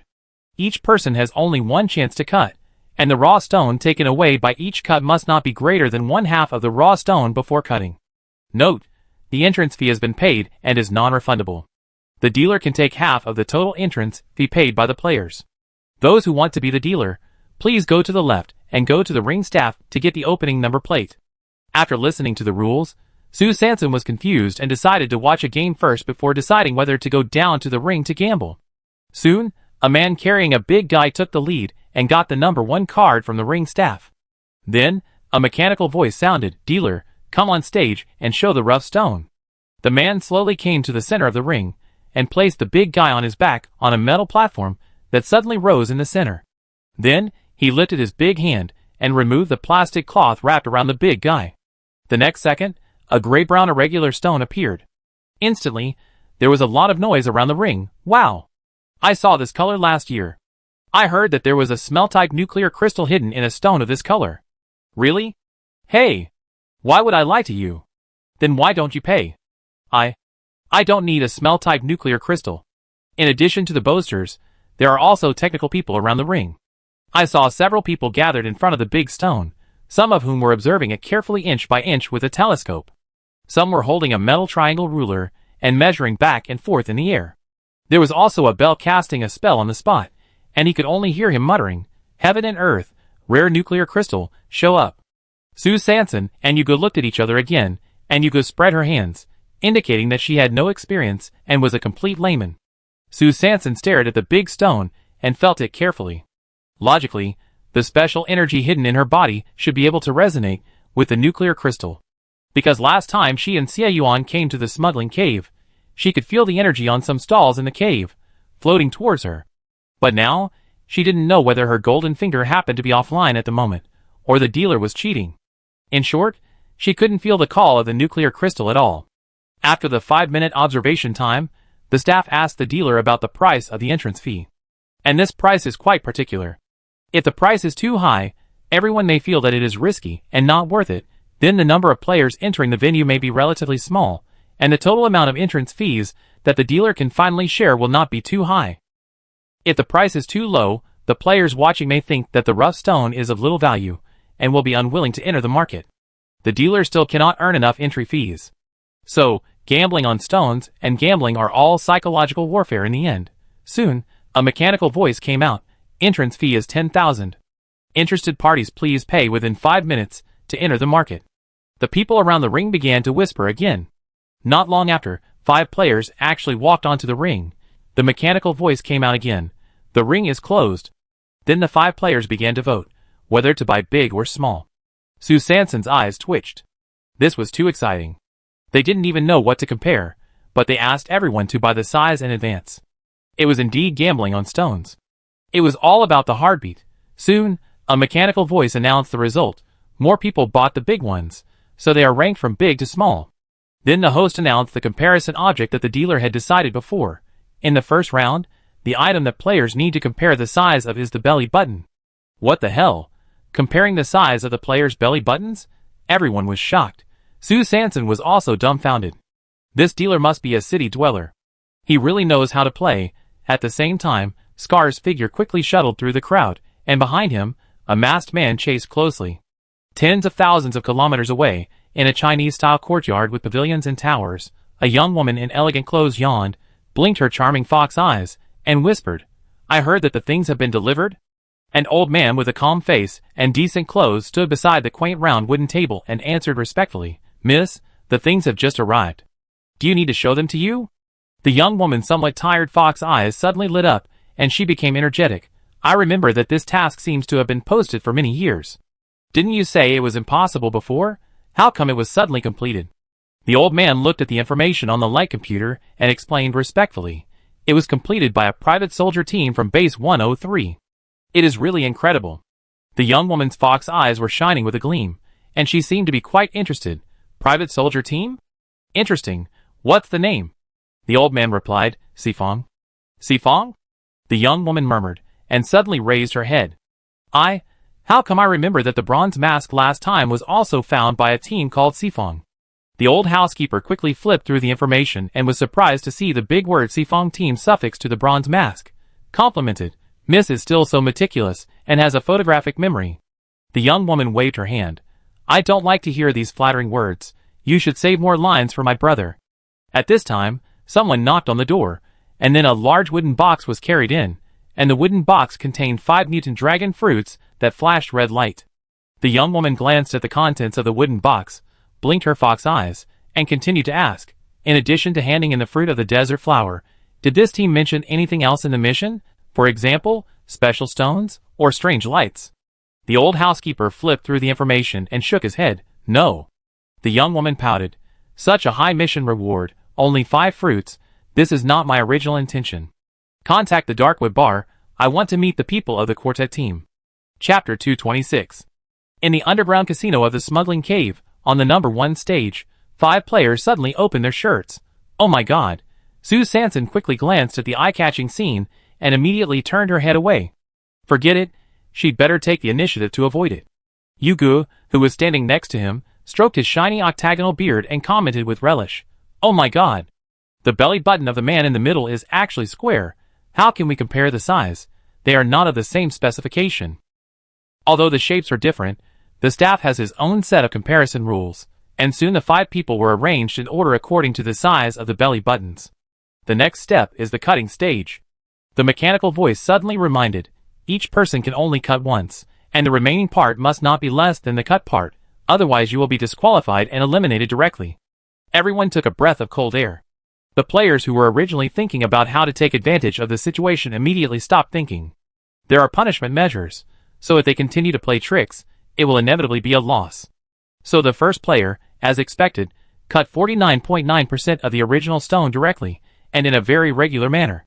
The second player, on the basis of the remaining original stone, cut 49.9%. And so on, it was the last player's turn. He had no choice but to take the remaining A4-sized original stone, and go off the stage directly. At this point, Sue Sanson and Yuga finally had an intuitive feeling about this gambling ring activity. Soon the second round of gambling began, and this time the dealer was an old lady. The old lady moved a raw stone the size of a watermelon onto the metal platform. Everyone immediately started to make a noise. This raw stone is too small. It's not a scam. It's hard to say. This old lady looks kind. I wonder if she is a shill. The crowd around the ring chattered and had different opinions. Sue Sanson stood in the corner, feeling the energy coming from the raw stone, and suddenly turned his head to look at Yuga. Yuga raised his eyebrows. "You have intuition again?" Sue Sanson nodded and whispered uncertainly, "I just feel there may be something." Yuga rolled up his sleeves. "Okay. Then I go up and try it." 5 minutes later, Yuga paid 40,000 contribution points and stood on the ring. And until the ring was completely closed, no one else came on stage, so Yuga looked at the staff beside him speechlessly. The staff member announced directly without any surprise, "Just cut it." Yuga was stunned. She thought the whole stone belonged to her, but she didn't expect that she still had to cut it. She quickly glanced at Sue Sanson, who was standing next to the ring. Sue Sanson nodded and reminded her with his mouth. So Yuga didn't pretend to be hypocritical. She picked up the cutting knife provided by the staff and cut directly to the lower right corner of the original stone. At this time, someone suddenly shouted from the ring. She fouled. She cut such a big piece, obviously more than half. The staff member looked at the part that Yuga cut, and found that the proportion of cutting was indeed much greater than 50%. Just when he was about to call a foul, he saw Yuga holding a small piece of the original stone in the lower right corner, and turned around and left the ring directly. Everyone was quiet for a moment, and then they started talking. Oh my god! She only took a small piece. Did she know something in advance? Humph. I think she was just being mysterious. Yuga, who returned to the ring, walked to Sue Sanson excitedly, and shook the cut cross-section of the raw stone. Sue Sanson only took a glance and smiled widely. Judging from the color, it should be a scent-type nuclear crystal, but I don't know what the effect is. But according to Xie Yuan's previous statement, the market price of a scent-type nuclear crystal is at least 80,000. Yuga didn't lose out on this move. At the same time, in the grandstand area, Scar's figure shuttled quickly among the crowd. He glanced at the tail behind him, and frowned slightly. The next second, he turned into the private room area set up next to the grandstand area. The private room area is a private trading place specially provided for buyers and sellers who have free trading needs and gambling stone activities. It is said to be a private transaction place, but in fact it is a small cave dug on the stone wall. Each cave is about 5 square meters in size, and can only accommodate 2 or 3 people. The cave private room area is not free.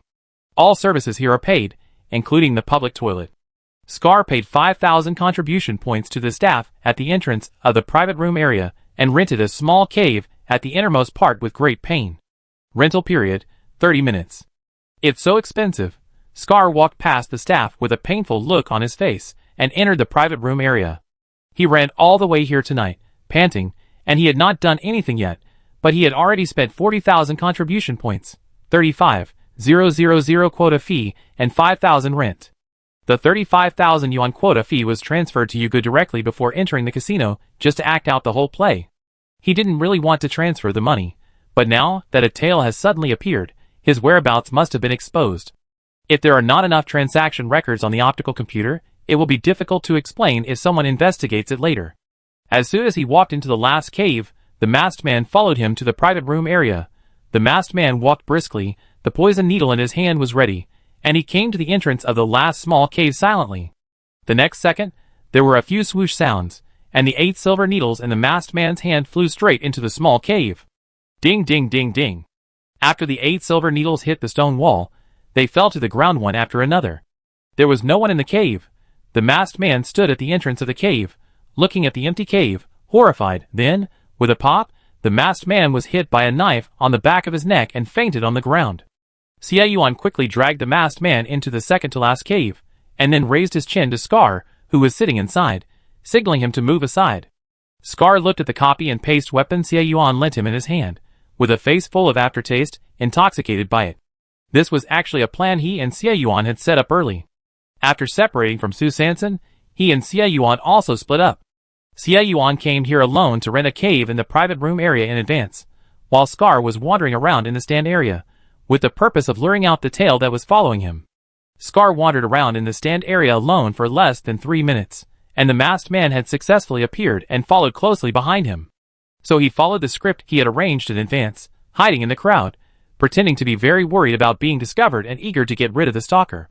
Sure enough, the masked man was aroused by his action and chased him even more closely. Then he calculated the time difference, paid the rent in the private room area, and went directly into the second-to-last cave rented by Xie Yuan. In the cave, Scar adjusted his position and immediately opened the magical copy and paste weapon. The moment the copy and paste weapon was opened, Scar's figure was instantly projected outside the last cave according to the angle of the weapon pointer. So Scar performed a complete cave entry performance in Xie Yuan's cave in a fake manner. So when the masked man rushed to the private room area, the figure he saw was actually just a copy and paste image of Scar. Scar was full of surprise, and he gestured excitedly. I spent 40,000 contribution points today. You have to reimburse me for this money. Xie Yuan dragged the masked man into the cave and glanced at him. Give me the light of dawn. Scar's lips curled slightly, pointing at the copy and paste weapon in his hand, and asked excitedly, Did you really give this thing to me? During the trip to the Lost Desert, Xie Yuan and his team opened a total of 26 copy and paste nuclear crystals. According to the previous agreement with the 4-party team, there were 7 people in their group, and each person could get 3, a total of 21, and 5 left. But because Xie Yuan was the weapon maker, the remaining 5 also belonged to him. Therefore, Xie Yuan actually had a total of 8 copy and paste nuclear crystals in his hand. The first person to call these flickering little balls of light copy and paste nuclear crystals. No need to guess, everyone knows that it must be the nameless Su Sanson. Xie Yuan took the Light of Dawn from Scar and quickly gestured, "For the Light of Dawn, I give it to you." Then Xie Yuan took out a high-precision tool knife, quickly operated the bottom of the handle of the Light of Dawn a few times, and took out a thing the size of an old century soybean from it, and then returned the Light of Dawn to Scar. Scar looked puzzled. "What do you mean? You can't figure out its locator?" He had tried to disassemble this thing several times in the single dormitory before, but he didn't succeed. But he was not proficient in machinery, so it was understandable that he couldn't disassemble it. "I just didn't expect that even the mechanical master, Captain Xie, couldn't handle it." Xie Yuan shook his head and simply said, "I have taken the Light of Dawn. This gun will belong to you from now on. Remember to take good care of the Dawn Guard." Chapter 227. Scar glanced at the little yellow bean in Xie Yuan's hand and said, "What are you doing? You are so mysterious." Then he pointed at the masked man who fainted on the ground. "What should we do?" Xie Yuan pulled down the masked man's mask, looked at Ma Ji who had lost an eye, and sighed. He killed Go and injured Tai Chui and A Lang. Scar frowned. "It's not easy to deal with it if we do it here." Xie Yuan glanced at Scar. "How about?" Scar shook his head desperately. "The guards are now responsible for their own profits and losses. I still have to get nuclear crystals for liming. How can we withdraw now?" Xie Yuan was stunned. Is the treatment of the guards so bad? But after thinking about it, he immediately understood that this was just a common trick before every change of leadership. The ruling party wants to cut military spending while in office to save more for its own coffers, while the alternative party hopes to use this to arouse the dissatisfaction of the guards and take the opportunity to win over the hearts of the people. Humph! It's just that they have their own ulterior motives and coincide with each other. Alas! It's just hard for these genetic warriors, who work hard for the base. Not only do they have to defend the base, but they also have to act as pawns in the hands of these politicians. Alas! At the same time, on the number 1 ring, Yuga paid 10,000 contribution points and entered the ring area again. There are a total of 10 people participating in the gambling this time. When everyone voted to select the order from small to large, the staff announced, "This time the comparison object is chest muscles." Yu Ji's figure stagnated. "These big men, how can I, a virgin girl, compare chest muscles with you? Oh my god, I don't even need to take off my clothes, I must be the biggest one." Su Sanson stood at the edge of the ring, clenched his fists, stamped his feet. "Oh, if I had known, I would have sent her on this one. She's so small. Oh, missed." So after the strong men finished lifting their clothes, Yuga tragically ranked last. This is a huge black stone, and according to Su Sanson's intuition, all the energy seems to be concentrated in the lower left corner. When the first 8 players cut off 95% of the stone, leaving only 5% in the lower left corner, the 9th player was obviously unhappy. So the 9th player hesitated for a long time, walked up to Yuga, and negotiated with her. "If you are willing, I will sell you my knife. 8,000, how about it?" Yuga was immediately tempted. As long as she spent another 8,000 yuan, wouldn't the remaining lower left corner be hers? She quickly glanced at Su Sanson, but Su Sanson shook his head gently, indicating that she should not agree easily. Yuga quickly reacted. If she agreed at once, wouldn't it be clear that she was sure of the remaining 5%? This behavior is too unreasonable in the eyes of ordinary people, and is likely to cause unnecessary trouble. So she shook her head decisively. "I look like I'm easy to fool? There's only so much left, and you still want to sell it at such a high price? You're stealing money." The 9th player pouted, seeing that his evil plan failed, and looked back at the remaining small piece of raw stone. He was really unwilling to give up, so he turned around and negotiated with Yuga. 6,000, how about it? Yuga rolled his eyes, pointed at the small piece of raw stone left on the metal platform, and asked, "How about I sell you my cut for 6,000? The 9th player choked, sighed, and was ready to go all out. "Then you name a price. I want to get some money back." Yuga glanced at the player and said faintly, 500. The 9th player almost fainted and said through gritted teeth, 1,000, rounded up. Yuga smacked his lips, looked at the small piece of raw stone on the platform, and nodded reluctantly. "Okay." So Yuga transferred 1,000 contribution points to the person, and quickly got off the stage holding the remaining lower left corner of the raw stone. After Yuga returned to the side of the stage, Sue Sanson carefully felt the energy inside again. Well, it was very strong. 11,000, it was definitely worth it. The two had already placed 2 bets in the number 1 stage. It was not advisable to stay in one place for too long, so Sue Sanson and Yuga moved to the number 2 stage. The theme of the number 2 stage was, how much? The rules were similar to those of the number 1 ring, but the two did not rush to start, and they watched cautiously at the side of the ring. In the new round, after the dealer showed a regular, smooth, spherical raw stone with a diameter of about 2 meters, Sue Sanson's body suddenly stagnated. Boom, boom, boom. The heartbeat became extremely slow again. Her pupils were dilated for a moment, and her eyes immediately regained clarity.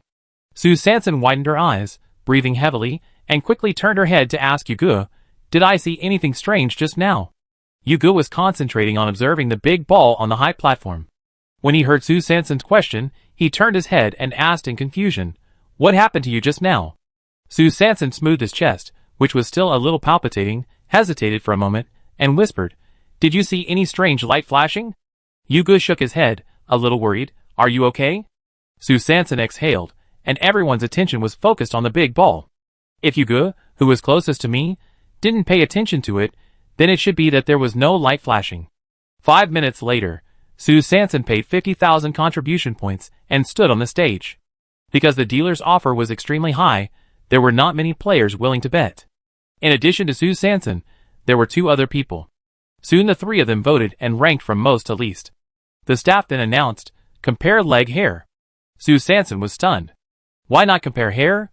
Before she finished her complaints, she saw the big man on her left had already lifted up his trouser legs very straightforwardly. Suddenly, a dense and long brown leg hair immediately caught Sue Sanson's eyes. Oh my God! So dense! How can I count it clearly? Then, the strong man on her right took the lead and pulled down his stockings very heroically. In an instant, a thick and curly black leg hair was exposed to the air. The audience immediately made a noise. It must be the one on the left. How is it possible? Of course it's the one on the right. No, no, no. It's the one on the left. Look carefully, the color on the right is so dark, so thick, and curly, it must be the one on the right. Just like that, everyone ignored Sue Sanson standing in the middle, including the staff. The staff member quickly took out a small instrument from his pocket. He first swept the instrument over the legs of the strong man on the left, and then heard a mechanical sound, beep. 1898. Then, the staff took the instrument and swept it over the big man's legs on the right, and the mechanical sound rang out, ding. 1899 hairs. Oh my God! There was only 1 hair difference. The audience suddenly started to make noise. Just when the staff was about to announce the final ranking, Sue Sanson suddenly raised her hand and asked, "Excuse me, how do you expose and detect this leg hair?" The staff paused. Huh? How do you expose and detect it? What's the question? The staff was puzzled, but out of professionalism, he patiently answered her question. Just lift up your outer pants, and I use the machine to sweep it. Sue Sanson confirmed again. Just lift up your outer pants? The staff frowned, a little suspicious. Why is this woman talking so much nonsense? However, after many years of work, he has seen many monsters and ghosts, so he still has a lot of caution. He was worried that the woman had put a leg hair vest on her calf, so he rolled his eyes and replied cautiously, "Lift up all your trouser legs and vests that can be lifted, and I will scan them with the machine." Sue Sanson repeated, "So as long as I lift up all my trouser legs that can be lifted, the result of your scanning with the machine will be the data recognized by this bet, right?" The staff member carefully thought about the meaning of this sentence and nodded, "Yes."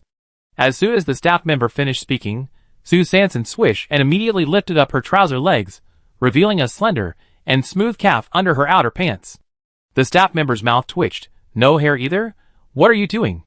Sue Sanson coughed lightly and hurriedly explained, "Sorry, I almost forgot that I wore an extra pair of long johns today. Wait a minute." After saying that, she rolled up the leg of her long johns again. The next second, a calf covered with dense white hair was exposed. Sue Sanson looked at the mutant rabbit fur pantyhose that she had worn inside to keep warm before going out today, and waved to the staff with a smile. "Come on, I can't do it anymore, hurry up." This pair of pantyhose was specially sewn by Xia De Lang when she was paralyzed at home and guarding the supplies, using the rabbit skin of the mutant white rabbit she killed in the cornfield. At the same time, on the top of a newly built tower in the inner city of the base, In a room full of precision detection instruments, a band suddenly flashed on a huge screen. Wang stood in front of the screen, looking at the waveform fragments captured by the instrument, frowning slightly. Why are there a few sparse circles again? He called up the Audi logo in the historical records, and looked at the Olympic 5 rings newly captured today, and fell into deep thought. Last time it was from the Lost Desert, and this time it came from Wanku Mountain. Then, he quickly transmitted a command through the encrypted channel. At this time, Yamaguchi Io, who happened to be at the smuggling cave gambling event, lowered his head, looked at the message just received on the optical computer, and squinted slightly. Chapter 228. Under the Wanku Mountain smuggling cave, Su Sanson stood on the number 2 ring, his round eyes innocently staring at the staff. The staff choked. He was actually tricked by this little girl, but he had just said it in public, and if he changed his words now, it would definitely ruin the reputation of the gambling stone activity. He gritted his teeth, hesitated again, and finally, despite the glaring warnings of the other 2 strong men, he bit the bullet and put Su Sanson in the first place. The 2 tall and strong men were obviously not vegetarians. How could they bear such a big loss? So they all exchanged glances with their companions under the ring. Meaning, let's put it aside for now, and we cut it off directly after we get off the stage. Su Sanson took the cutting knife from the staff with satisfaction, and asked again, only 1 cut? The staff was obviously a little angry, and replied impatiently, yes. What else? Su Sanson nodded and confirmed again, any way of cutting is fine, as long as it's within 1 cut? The staff was naturally wary of her word game, thinking again, and replied cautiously, once the blade leaves the original stone, the cut is over, and you can't cut more than 50%. Su Sanson nodded with curved eyes. So she took the knife, and walked quickly to the spherical original stone, facing the center of the ball, and started cutting directly. Then she turned her wrist, and dug out a cylindrical object with a diameter of less than 10 centimeters, with the center of the ball as the center. In the moment, when her heartbeat slowed down, and she was in a trance, she could clearly feel that there was a fist-sized object in the center of the spherical stone, which was constantly attracting her. So when Su Sanson cut a hole around the center of the sphere with a knife, the staff, and the 2 strong men on the stage were all shocked. This is also considered a knife? The next second, everyone looked at the giant stone ball with a diameter of about 2 meters, which was still standing in place almost intact, but a small hole suddenly appeared in the middle, and they were even more shocked on the spot. The other 2 strong men on the stage were also speechless. If you say that this woman took advantage of them without martial ethics, she did take the first knife right from them. But if you want to say that she took advantage, why did she only take such a small piece of raw stone? She dug it in the center, like a belly button. How can they accuse her from a moral high ground? It's just such a small piece of raw stone. Sending people to rob, it feels like it's not enough for the brothers to share. The 2 strong men were distracted. Su Sanson was already holding the thin raw stone stick. He smiled at the staff and apologized to the 2 strong men. I won unfairly just now, so I won't trouble you. I just show my appreciation. The rest of you, please do as you please. After saying that, his 2 legs moved quickly, and he quickly got off the stage. As soon as Su Sanson got off the stage, Yamaguchi Io, who followed the coordinates in the optical brain, suddenly appeared in the crowd. Su Sanson had a feeling that something was wrong. He turned his head immediately, and saw a neon warrior with a Mediterranean head. His peripheral vision was wandering between her and the people around her. Oops, the anomaly just now must have been discovered. She thought it was not good, and quickly returned to Yuji's side. She pretended to be calm, and watched the fight for 2 rounds on the number 2 ring.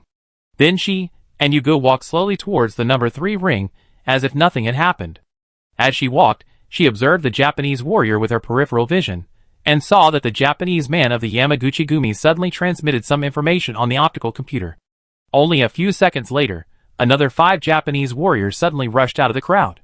The 6 people looked around together, as if they were closely looking for something.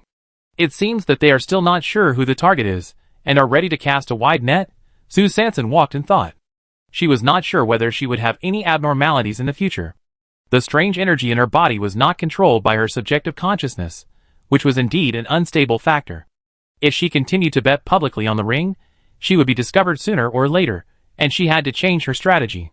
So Su Sanson pulled Yuga, and began to gradually move away from the ring area, and slowly move towards the stand area.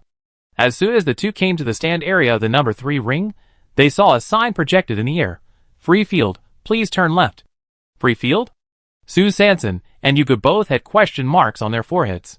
She quickly glanced at the Yamaguchi Gumi members, who were still walking around the number 2 ring, and she no longer hesitated, turned left, and entered the free field on the top floor of the grandstand area. This place is far enough away from the Japanese, and even if there is an accident, it will give her enough time to react.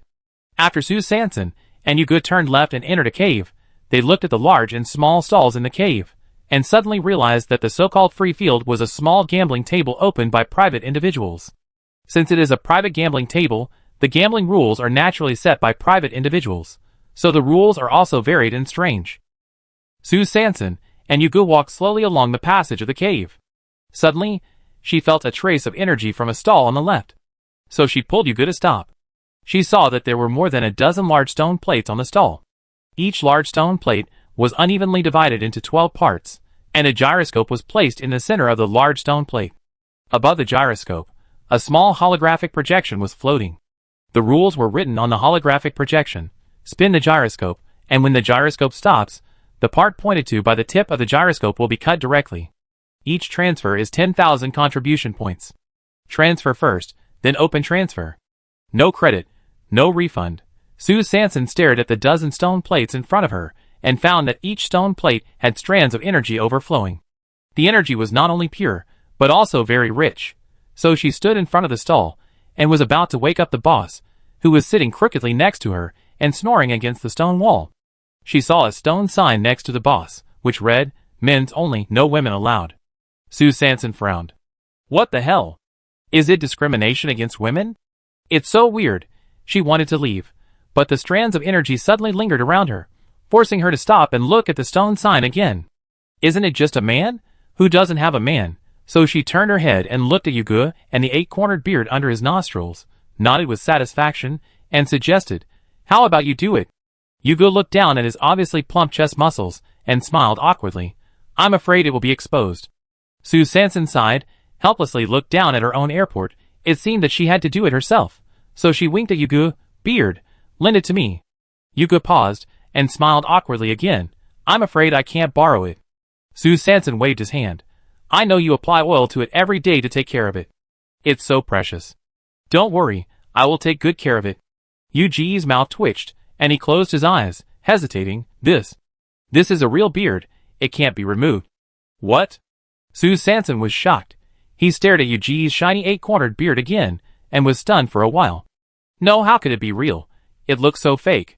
Just as the two of them stared at each other, suddenly, a pair of big hands patted Sue Sanson's shoulders. It was Xie Yuan who finally found it by following the location. Well, the real man is here, and Yuji's real beard can finally be perfectly preserved. Chapter 229. So in the next 15 minutes, Xie Yuan, under Sue Sanson's prompting, spun the gyroscope on the stone plate with very precise strength.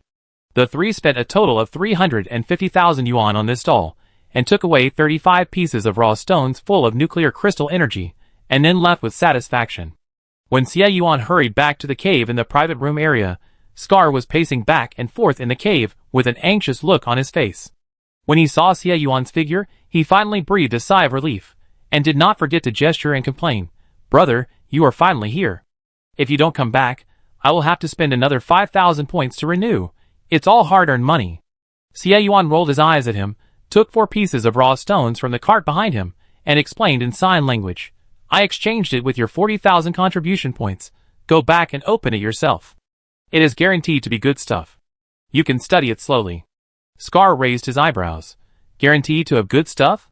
So powerful. So he grinned and wanted to push further. "Hey, Captain Xie, do you have any channels for energy nuclear crystals? Introduce some to Li Ming?" Xie Yuan glanced at him unhappily.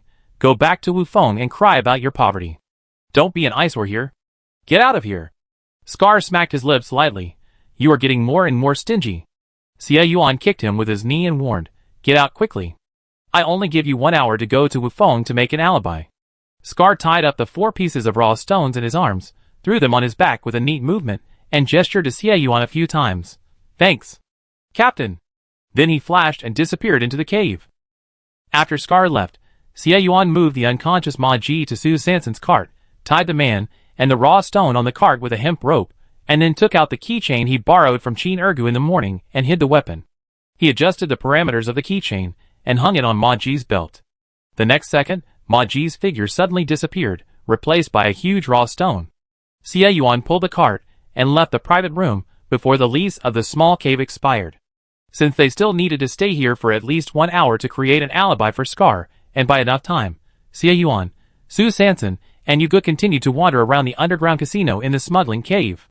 Of course, they did not hang around the ring area, because there were Yamaguchi-gumi warriors appearing in the crowd from time to time, so Su Sanson and others still looked around in the free field next to the stand area. Just as the three of them were shuttling between the stalls, suddenly, Xie Yuan's arm was gently pulled. A thin figure suddenly jumped out. Great God! The three of them turned around at the same time, and Su Sanson was shocked. Oh my God! It turned out to be the stall owner she and Xie Yuan met in the smuggling cave last time. The stall owner was obviously impressed by Xie Yuan and Su Sanson. Just kidding, he slept in the cave for a few hours that night, and when he woke up, he found himself lying in a pile of nuclear crystals. Not only did he get his inventory back, but he also made more than 30%. How could such a good thing not be remembered?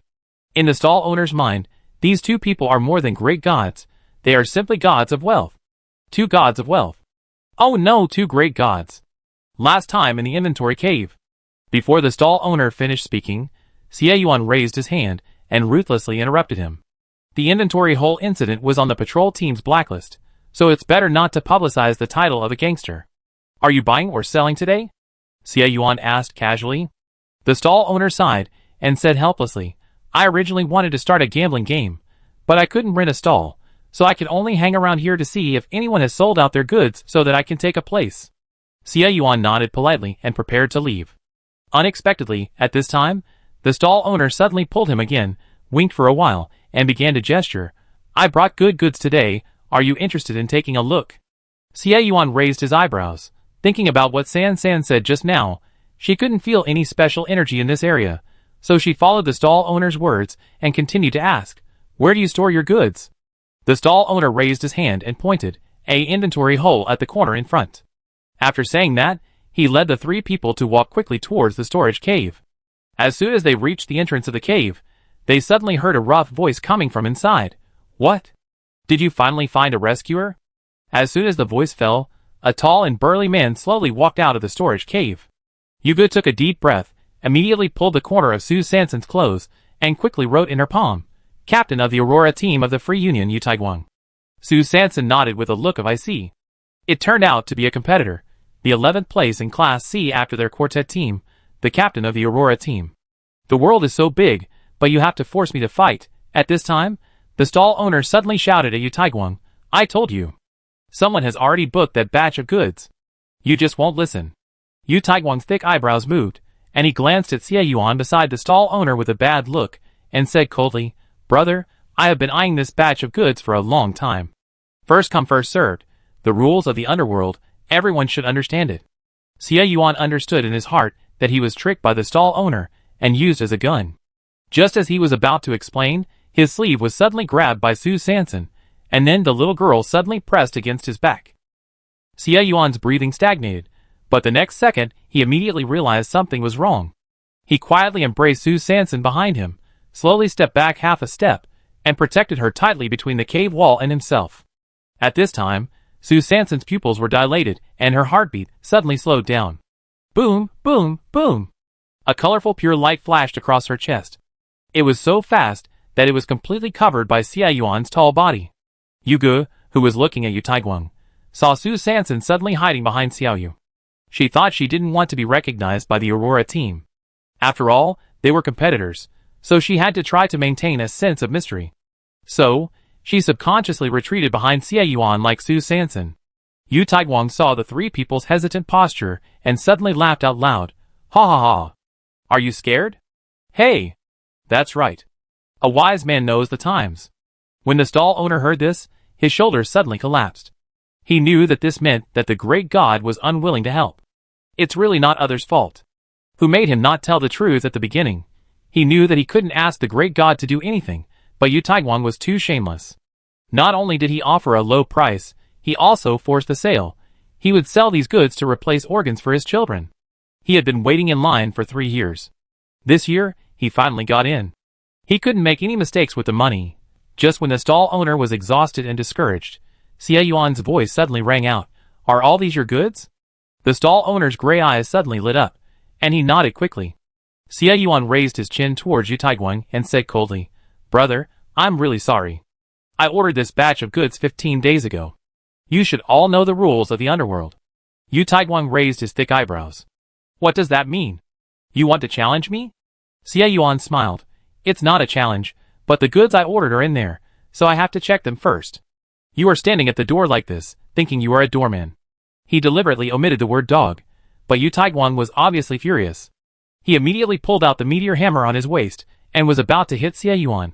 At this time, Su Sanson behind him suddenly said, "Forget it, give it to him. I just calculated it again and felt that the quality here is actually not as good as that of another one." After saying that, she saw that she suddenly had a Delhi solar calculator in her hand. This was what Su Sanson brought back from the van of the stagnation element building. I saw her fingers quickly pressing a few times on the calculator, and suddenly a mechanical female voice different from the optical computer came out in the air. 28256, 28257, 28, 29, 31, 38356, 38357, 38, 39, 41. There was a pause, and the next second, the mechanical female voice continued, "Reset to 0. Reset to 0. Su Sanson spread his hands and explained, 99 reset to 0, no way." Xie Yuan nodded, pulled the cart, turned around and was about to leave. Yu Taiguang's thick eyebrows twitched. What the hell, this girl actually knows the calculation of raw stone. It's interesting. Wait a minute. Yu Taiguang suddenly said, What did you calculate just now?" Su Sanson turned his head and smiled slightly. "I just calculated the energy of the nuclear crystal inside, and found that the energy was too little, not worth it."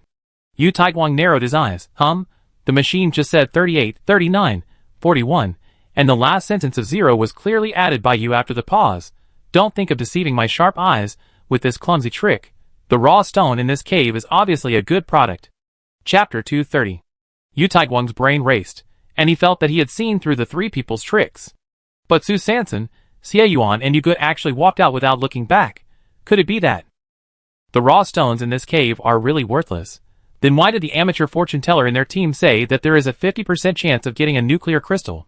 But what if it turns out that there is another 50% chance and there is no nuclear crystal? Wouldn't that be a loss? Although the little girl's trick just now was quite strange, it always felt very mysterious and smooth. So, that little girl is a professional algorithm master? Yu Taiguang was a little unsure. And just when Su Sanson and the others were about to disappear completely at the entrance of the passage, his eyes rolled, and he suddenly came up with a plan.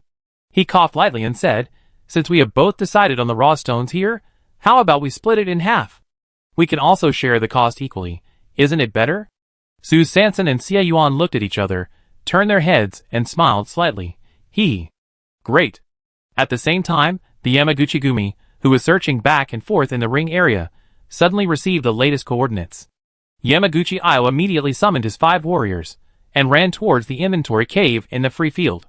Su Sanson and Yu Taiguang, according to Yu Taiguang's previous offer, each paid 20,000 contribution points to the stall owner. The stall owner glanced at the two masters in panic, and seeing that the two did not show any greed, he trembled again, and quickly opened the stone door on the wall of the inventory cave. When the stone door was opened, there was actually a small hole inside, with a total of 7 or 8 raw stones piled in the small hole, and the energy sensed by Su Sanson came from the brown raw stone in the corner. She was worried that the pursuers would come. After all, 1 minute had passed since she showed signs of abnormality. According to her previous observations on the number 2 ring, the Yamaguchi-gumi might arrive in less than 2 minutes.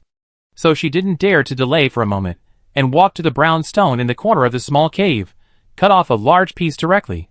Just as she was holding the stone and preparing to leave, Yu Taiguang's big hand suddenly blocked her. "Wait a minute, the piece in your hand was originally ordered by me in advance. I'm afraid you can't take it away today." Su Sanson frowned and cursed. Yu Taiguang laughed twice, snatched the stone from Su Sanson's arms, turned around, and swaggered out of the storage cave. Su Sanson, who was standing at the entrance of the cave, looked at Yu Taiguang, who had completely disappeared at the end, smiled slightly, squatted down, picked up the remaining small piece of stone, and waved to Xie Yuan outside the cave. Xie Yuan whispered a few words to the stall owner, then pulled the cart and Su Sanson away quickly. At this time, Yugu had already followed Yu Taiguang quickly. When she saw the Yamaguchi Gumi suddenly appear in the free field, she immediately stopped Yu Taiguang and shouted, "We were the first to discover this rough stone with energy fluctuations. You can't intercept it." Yu Taiguang's thick eyebrows suddenly twisted into a knot. He didn't expect that the three people would send a tail to chase him, so he waved his hand and pushed Yugu aside.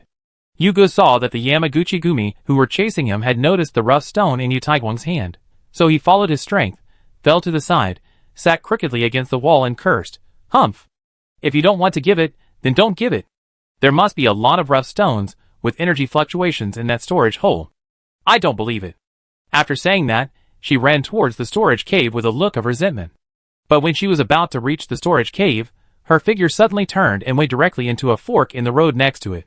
At the same time, Yamaguchi Ao's keen insight naturally noticed the tug-of-war between Yugu and Yu Taiguang. He immediately signaled one of his warriors to follow Yu Taiguang immediately, and he took the remaining 4 people to run towards the storage cave shown by the coordinate point. When Yamaguchi Ao arrived at the storage cave, he saw a simple sign made of plastic cloth floating at the entrance of the cave. On the sign were a few big words: "High energy raw stone, a price of 100,000, take it all." Yamaguchi Ao glanced at the coordinates in his mind and found that the location was exactly the same as this storage cave.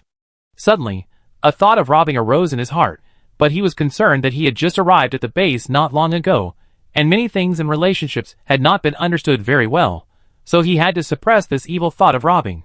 Finally, he paid 100,000 contribution points and bought all the raw stones in the stall owner's inventory cave. After reuniting, Su Sanson, Xie Yuan, and Yugu calculated the time and strolled in the crowd away from the raw stones in the grandstand area for half an hour to kill the time agreed with Scar. The 3 of them pulled the cart and the real and fake raw stones on the cart and left the Wanku Mountain Underground Casino. Xie Yuan drove the big black and slowly circled around Wanku Mountain, then found a remote place, killed Ma Ji with 1 knife, and then drove the big black towards the Nanchangmen shantytown. Scar was sitting in Wu Feng's office at the moment, crying about poverty with a melancholy face. "Captain, I'm not saying that the base suddenly requires the guards to be responsible for their own profits and losses. This is just the first day of my appointment. I really have no resources and no ability. Look, you are the captain of Dawn, the Dawn Guard. You can't just ignore it. Look, you are actually the captain of Gale, the Gale Guard. You can't just leave it to me." Wu Feng stood in front of the window, looking at the howling wind outside. His mouth twitched. "Didn't you go to Wanku Mountain tonight?" "What? No harvest?" Scar choked. "Fuck, I brought a shield. How can you still track me? Could it be that Ma Ji is from Wu Feng's faction? It shouldn't be." He quickly calculated in his heart, where exactly did he make a mistake, but his face was bitter. "My luck has never been very good." Wu Feng suddenly turned his head, stared at Scar's eyes, and smiled faintly. "Why don't you ask how I know your movements?" Scar's heart skipped a beat. "Oh my god, there won't be someone besides Ma Ji in the Wankushan casino, right?" Wu Feng chuckled, and was very satisfied with Scar's surprised expression at the moment. It seems that he really doesn't know anything. Such a person can be used with confidence. He pointed to the dawn light on Scar's waist, and said with pride, "Don't forget who controls the arsenal." Scar felt relieved and suddenly realized that it was no wonder that Xie Yuan returned the light of dawn to me. Is it possible that the positioning device on it cannot be blocked? How could Xie Yuan still be so scheming? Couldn't he reveal something in advance? At the same time, on the top of a newly built tower in the inner city of the base, in a room full of precision detection instruments, Yuang looked at Ma Ji, who suddenly lost his life sense on the tracking screen, and frowned slightly. "Check. Where is Scar now?" In the corner, a hooded member of the Shadow Force answered. "Scar appeared at the gate of the guardhouse 10 minutes ago, and is now in Wu Feng's office." "It wasn't Scar who did it," Yuang murmured to herself. "Who is it? Who is it? Could it be?" Xie Yuan. 10 minutes later, in a room in the inner city of the base, General Baiding waved his hand, and flipped the glass of simulated beer on the metal table to the side. "Check. I want to know the list of all the people who appeared in the Wanku Mountain gambling event tonight." In the corner, wearing a cloak and having just finished reporting, Yuang hesitated and said, "But Wanku Mountain has been controlled by the Democratic Party. I'm worried." Baiding pursed his lips and narrowed his eyes slightly. "Find a way to get in. The situation inside the Democratic Party should also change." At midnight, the big black who returned to the shantytown stopped in front of the residence of the Sifong team. Yuga quickly moved her gains today out of the car, and said goodbye to the two. Yugo spent a total of 200,000 contribution points on behalf of the Sifong team today. She spent 50,000 on the number 1 ring to obtain a Scent Core Crystal and a super high-level Energy Core Crystal. The energy value of the Scent Core Crystal is about 1,000, which can continuously release energy for 1,000 minutes. The energy value of the super high-level Energy Core Crystal is about 40,000, which can provide the aircraft with an endurance of 1 hour and 20 minutes. In the male preference turntable in the free field, with the help of Xie Yuan and Su Sanson, she spent 150,000 to cut away 15 raw stone slabs. And after she returned home, she actually opened 15 core crystals from these 15 raw stone slabs. Among them, there are 10 super high-level energy nuclear crystals, with an energy value of about 230,000, which can provide the aircraft with a flight time of 7 hours and 40 minutes. There are also 3 fire nuclear crystals. Although they are all intermediate nuclear crystals, their rarity is far more valuable than the cost price of 30,000 contribution points. Finally, she even opened 2 thunder nuclear crystals. Although they are all low-level nuclear crystals with low thunderstorm intensity, they are rare nuclear crystals that the quartet team has never had before. When Yugu showed the harvest to Hu Ba, Da Shui, and Xiao Jiaba one by one, the 3 of them were all surprised and exclaimed, This Xiao Su. Could it be that he really knows some rough stone algorithm? After returning to the cabin, Su Sanson and Xie Yuan were also busy opening nuclear crystals. The first thing they cut was the 2 rough stones that Su Sanson had abnormal today. One was the slender cylinder that she pried away with mutant rabbit fur pantyhose on the number 2 ring. The other was the small piece of raw stone that he bought from Yu Taiguang in the stall owner's inventory cave. Xie Yuan picked up the high-energy knife with familiar movements and broke the raw stone. When the nuclear crystal inside was quickly cut out, Su Sanson saw 2 crystal-clear pure-color nuclear crystals placed in Xie Yuan's palm. In the pure-color nuclear crystal, there were streams of white vortices constantly generated, flying around, and then quickly dissipated. Xie Yuan's narrow eyebrows were slightly curved, and he smiled. This is a wind-type nuclear crystal. It seems that the energy in your body knows what you need most. Xie Yuan sighed and guessed in his heart. So what does the energy wave pattern in Sanson's body represent? Is it really just luck? And Su Sanson's eyes were shining, staring at the wind-type nuclear crystal in Xie Yuan's hand, and he was amazed. It's amazing. This world is so mysterious. Chapter 231. After Su Sanson and Xie Yuan opened 2 wind core crystals, they quickly broke the 16 raw stone slabs cut from the free field turntable stall one by one. There were 2 smell core crystals, each with an energy value of about 1100.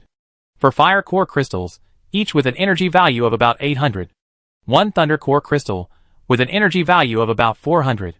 The remaining 9 were all energy core crystals, with a total energy value of about 200,000. Although Su Sanson now has the Eternal Source Core, these super high-level energy core crystals are hard currency between various bases in the end times, and the more the better. To put it bluntly, this is the gold or crude oil of the previous life. Who would complain about too much? There are so many unexpected things in life, and there will always be times when you need to spend money to buy a way out. And Scar, who had just returned to the dormitory of the guard station from Wu Feng's office after beating Autumn Wind with satisfaction, had just opened the 4 nuclear crystals he was assigned, 2 of which were Scent nuclear crystals with an energy value of about 1,000. 1 fire nuclear crystal with an energy value of about 1,200. 1 thunder nuclear crystal with an energy value of about 500. Scar looked at the 4 rare nuclear crystals in his hand and took a breath. Oh my goodness. What kind of gambling luck is this? How can I cut out the king every time? No, it seems that I still have to follow Captain Xie in the future to have a future. The next morning, the 336th year of the star calendar, the 2nd day of the wind season, 7 o'clock in the morning. Inside the shanty town, the plum blossom card nail on the corner of the gold card in the cloth bag suddenly began to emit a faint light, and then an encrypted message was sent to Su Sanson's optical computer. Ding! Su Sanson rubbed her eyes, and was awakened by the mechanical sound of the optical brain. She opened it with sleepy eyes and saw, Master Jiao, the wind season has arrived, and there are 75 days left before the temporary account expires. Su Sanson yawned. She and Xie Yuan opened the nuclear crystal a little late last night, and now she is still a little sleep-deprived, but it does not affect her ability to roll her eyes at this moment. She grabbed a handful of messy hair and replied, Thank you for the countdown, Boss Du. I will prepare here and try to leave as soon as possible. In the inner city of base 903, tens of thousands of kilometers away, Du Zitong, standing at the door of a large factory, with two huge dark circles under his eyes, looked at the reply message in the optical brain and sneered. "You are so impatient, the foxtail is finally exposed. Woman." In the factory, large machines are running one after another. These machines have been working non-stop since the first day of the wind season, from morning to night, day and night. In the northeast corner of the factory, full and round muted rice and wheat grains were being transported in an orderly manner to the sorting station in the center of the factory by two wide conveyor belts. The sorting station was very precise and effective in sorting the muted rice and wheat grains on the two conveyor belts into 4 grades: top quality, good quality, and poor quality according to their appearance and energy. The top quality muted rice and wheat grains were directly transported to the cutting machine in the southwest corner of the factory along the conveying pipe of the sorting station. The blade of the cutting machine made a crackling sound, and the huge top-quality rice and wheat grains were cut into small cubes with a side length of 1 millimeter in the blink of an eye. The cubes are neatly shaped. From a distance, you might think it is a pearl rice processing factory in the old world. After the cutting process, the cubes of premium rice and wheat grains are respectively conveyed into 2 high towers. There is an automatic packaging machine under the high towers, which is happily plastic sealing the cubes of rice and wheat grains tilted out of the high towers according to uniform specifications. Each plastic sealed bag weighs about 10 kilograms. After the premium rice and wheat grains are plastic sealed, they are finally transported in bags to the finished product warehouse next door in an orderly manner by the conveyor belt. At this moment, Du Ziting is standing in the warehouse, watching the real-time picture in the monitor, and asking the middle-aged man standing upright beside him as a matter of routine, "What's the situation over there at the blast furnace?" The middle-aged man is wearing a clean white work suit and a white cap, and his hair is tightly gathered. He is wearing a white mask, so his specific appearance cannot be seen at all. Only a pair of clear eyes reveal a respectful look. He quickly tapped a few points on the remote control of the monitor and replied solemnly, "The blast furnace is currently operating normally." At this time, the screen on the monitor suddenly changed, and 6 giant blast furnaces appeared in front of him. At the top of the blast furnace, there is a huge pipe, which continuously transports mutant rice and wheat grains. And these mutant rice and wheat grains are sorted into the last 3 categories of high quality, good quality, and poor quality. Each level corresponds to a blast furnace, and the mutant rice and wheat grains each correspond to 3 blast furnaces. A total of 6 blast furnaces, under the action of high-intensity energy, quickly decompose and extract the nutrients and energy inside. The outlet of each blast furnace is a transparent glass pipe. There is liquid flowing rapidly in the glass pipe. The liquid flows along the glass pipe to the packaging area in the southwest corner of the factory, which is connected to another oversized warehouse. In the warehouse, large plastic tubes are piled up into a mountain. The plastic tubes are long and large, each of which is a cylinder with a diameter of about half a meter and a length of 5 meters. In front of each pile of plastic tubes, there is a holographic projection with different category labels: high-quality nutrient solution, shelf life of 365 days. Medium nutrient solution, shelf life of 180 days. Cheap nutrient solution, shelf life of 90 days. The flavor of the nutrient solution produced by the mutant rice belongs to the light fragrance type. The flavor of the nutrient solution produced by the mutant wheat grain belongs to the sauce fragrance type. Du Ziting stood in front of the monitor screen for another 5 minutes, nodded slightly, and instructed, "After this batch of harvest is processed, prepare for sowing. Remember, you must complete the sowing work in the ancestral field before the 10th day of the wind season." "Okay. Don't worry, young master. I will definitely reserve enough time for the seeds to circle the territory." The middle-aged man made a solemn promise. Du Ziting yawned, rubbed his eyelids that were a little hard to open because of staying up all night, and waved his folding fan in the air. "Very good. Then I go first." He had to go back and have a beauty sleep. No matter how busy he was at work, he couldn't affect his beauty. In the hut in the shantytown of Base City number 103, Su Sanson and Xie Yuan had just returned from the Merchant Ship Association. Unfortunately, the merchant ship to Base City number 903 was full, and there was no standing ticket. Su Sanson thought about it, and then decisively dialed a contact in the light brain. Then, he heard a familiar male voice. "Sorry, the user you dialed is on vacation. Please call again later." Su Sanson rolled her eyes. Why was she still acting? She didn't care whether the other party was really on vacation or not. She went straight to the point and said, "There is a big order. Do you want to take it?" "The song, sorry, the user you dialed." was still playing in her mind. Suddenly Jean Guifeng opened her eyes in the dormitory bed. There is an order? A big order? Without thinking, he replied reflexively, what big order? After saying that, he immediately came to his senses. It's the windy season now. The windy and snowy seasons are when Shafeng is off duty. I've never heard of working during this period. And then Su Sanson's voice sounded. It's just a long trip. Oh, by the way, do you have a business trip at Shafeng? A long trip? Business trip? Jean Guifeng got out of the bed. Reaching out his hand, he touched his big bald head with trembling hands, and his brain was working rapidly. What's going on? Does this mean that he needs to work overtime during the windy season? The windy season is a legal holiday. He won't take this job without triple commission. Where is the long journey you are talking about? How long will it take to fly? Jean Guifeng decided to ask more details and comprehensively out of caution, so as not to be cheated by this little girl again. Although it seems that the harvest is not bad every time, but his heart is not insured. Can't stand the toss. Su Sanson's voice was erratic, and he stammered. It will probably take 5, 6, 7 or 8 days. The specific time is not certain. Jean Guifeng was shocked. He jumped up directly from the quilt. What? The next second, he shuddered. You bastard. It's really cold. No. Why did you go out for so long?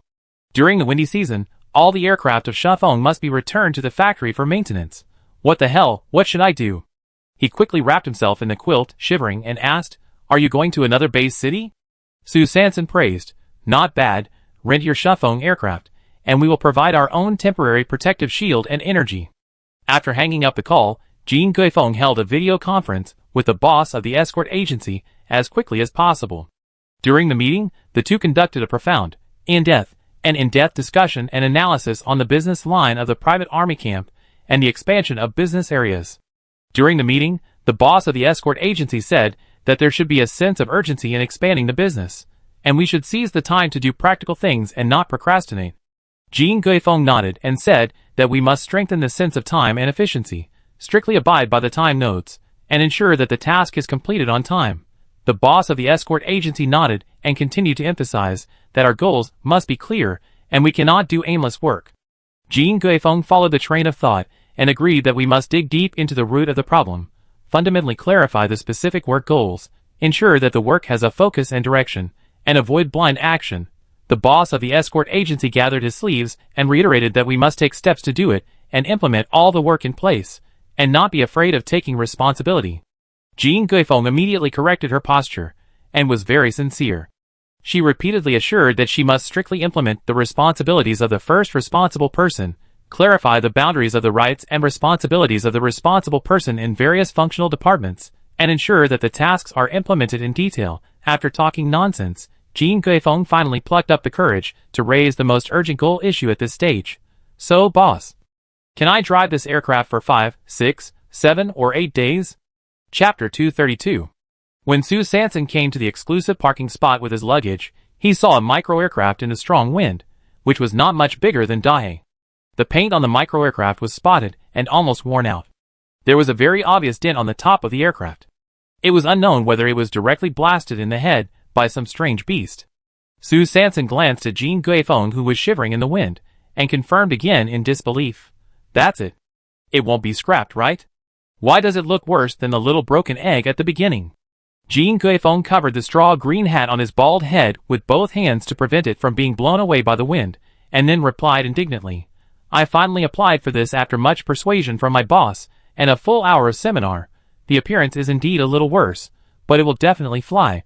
Just be content. Su Sanson glanced at the Dahe beside him, and Xie Yuan in front of Dahe, and blinked helplessly. Xie Yuan just smiled lightly, rubbed her hair that was a little tangled by the wind, and comforted her. I check it first, maybe it will work. So Xie Yuan spent half an hour to conduct a comprehensive inspection of this micro-aircraft. There was no time to smooth the outer shell of the aircraft top, so Xie Yuan could only use the tools at home to tighten the key parts first, and after a simple modification, he finally poked his head out of the cockpit of the aircraft and announced, Almost done, get on board. As soon as he finished speaking, Qin Erge came in late, panting, pushing a toilet cleaning car. On the toilet cleaning vehicle, there was a small plunger, and next to the plunger, there was an extremely large plunger. Qin Erge shouted breathlessly, Third sister. Am I not late? Su Sanson waved at him. Xie Yuan quickly got off the plane and together with Ergu, he lifted the big and small plungers onto the aircraft, and then asked Qin Ergu to park the toilet cleaning vehicle in Xuanfeng's special storage room. Everything was ready. After everyone got on the plane, they heard two woo sounds, and Xuanfeng's micro-aircraft whimpered twice. Driven by several high-level nuclear crystals of the energy system, it finally slowly took off. It flew high into the sky, broke through the strong wind, and then rumbled and stopped in midair. And then twitched and stopped moving. The micro-aircraft flew less than 3 kilometers away, and then trembled and made an emergency landing on the wasteland outside the South City Gate. Xie Yuan increased the range of the temporary protective shield, got off the plane immediately, and checked the energy conversion device of the aircraft again. Jin Guifeng stood up from the driver's seat with a speechless face, and got off the plane as well. He looked at the big pit on the top of the aircraft, the big black tied by Xie Yuan with chains, and the giant antenna on the big black, and was speechless. Then he looked at the giant plunger in the aircraft, which directly occupied 1/3 of the cabin. He couldn't help but reiterated, the standard passenger capacity of a micro-aircraft is 2 people and 100 kilograms of supplies. We now. Hey, this is fucking overloaded. It's definitely overloaded. Xie Yuan ignored Jin Guifeng's chattering, readjusted the parameters of the energy converter, and then raised his chin towards Jin Guifeng, indicating that he should shut up and get on the plane. The two returned to the aircraft. In the crowded cabin, Su Sanson and Qin Ergu sat in the middle row of the cabin. The space in the last row of the cabin was completely occupied by plungers of different sizes. In front of the cabin were the driver's seat and the co-pilot's seat. Jin Guifeng consciously gave up the driver's seat and complained, "This is fucking. I can't drive a seriously overloaded aircraft. If the escort agency finds out, I will be deducted points and fined." Su Sanson rolled his eyes and immediately stood up, giving his seat to Jin Guifeng, so that she could sit in the co-pilot's seat and learn how to operate the aircraft at close range. Xie Yuan sat in the driver's seat and winked at Su Sanson. Su Sanson nodded and took out a large round ball wrapped in 3 layers of plastic cloth from the cloth bag.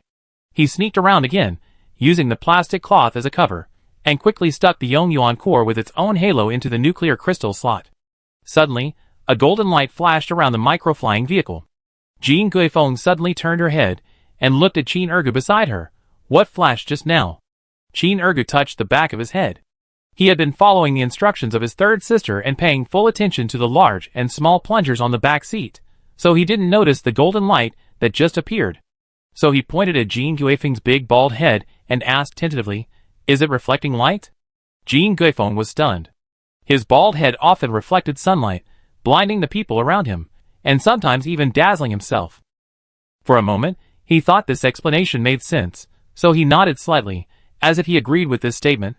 The next second, just as Qin Ergu and Jin Guifeng finished their conversation, with a whoosh, the micro-flying vehicle with the wind in its direction suddenly soared into the sky, like an arrow shot from a string, suddenly rising into the air in the strong wind and breaking through the wind. Strong wind? Wind season? Jin Guifeng suddenly came to his senses. Damn, it's wind season now. The sky is so gloomy. Where is the sun?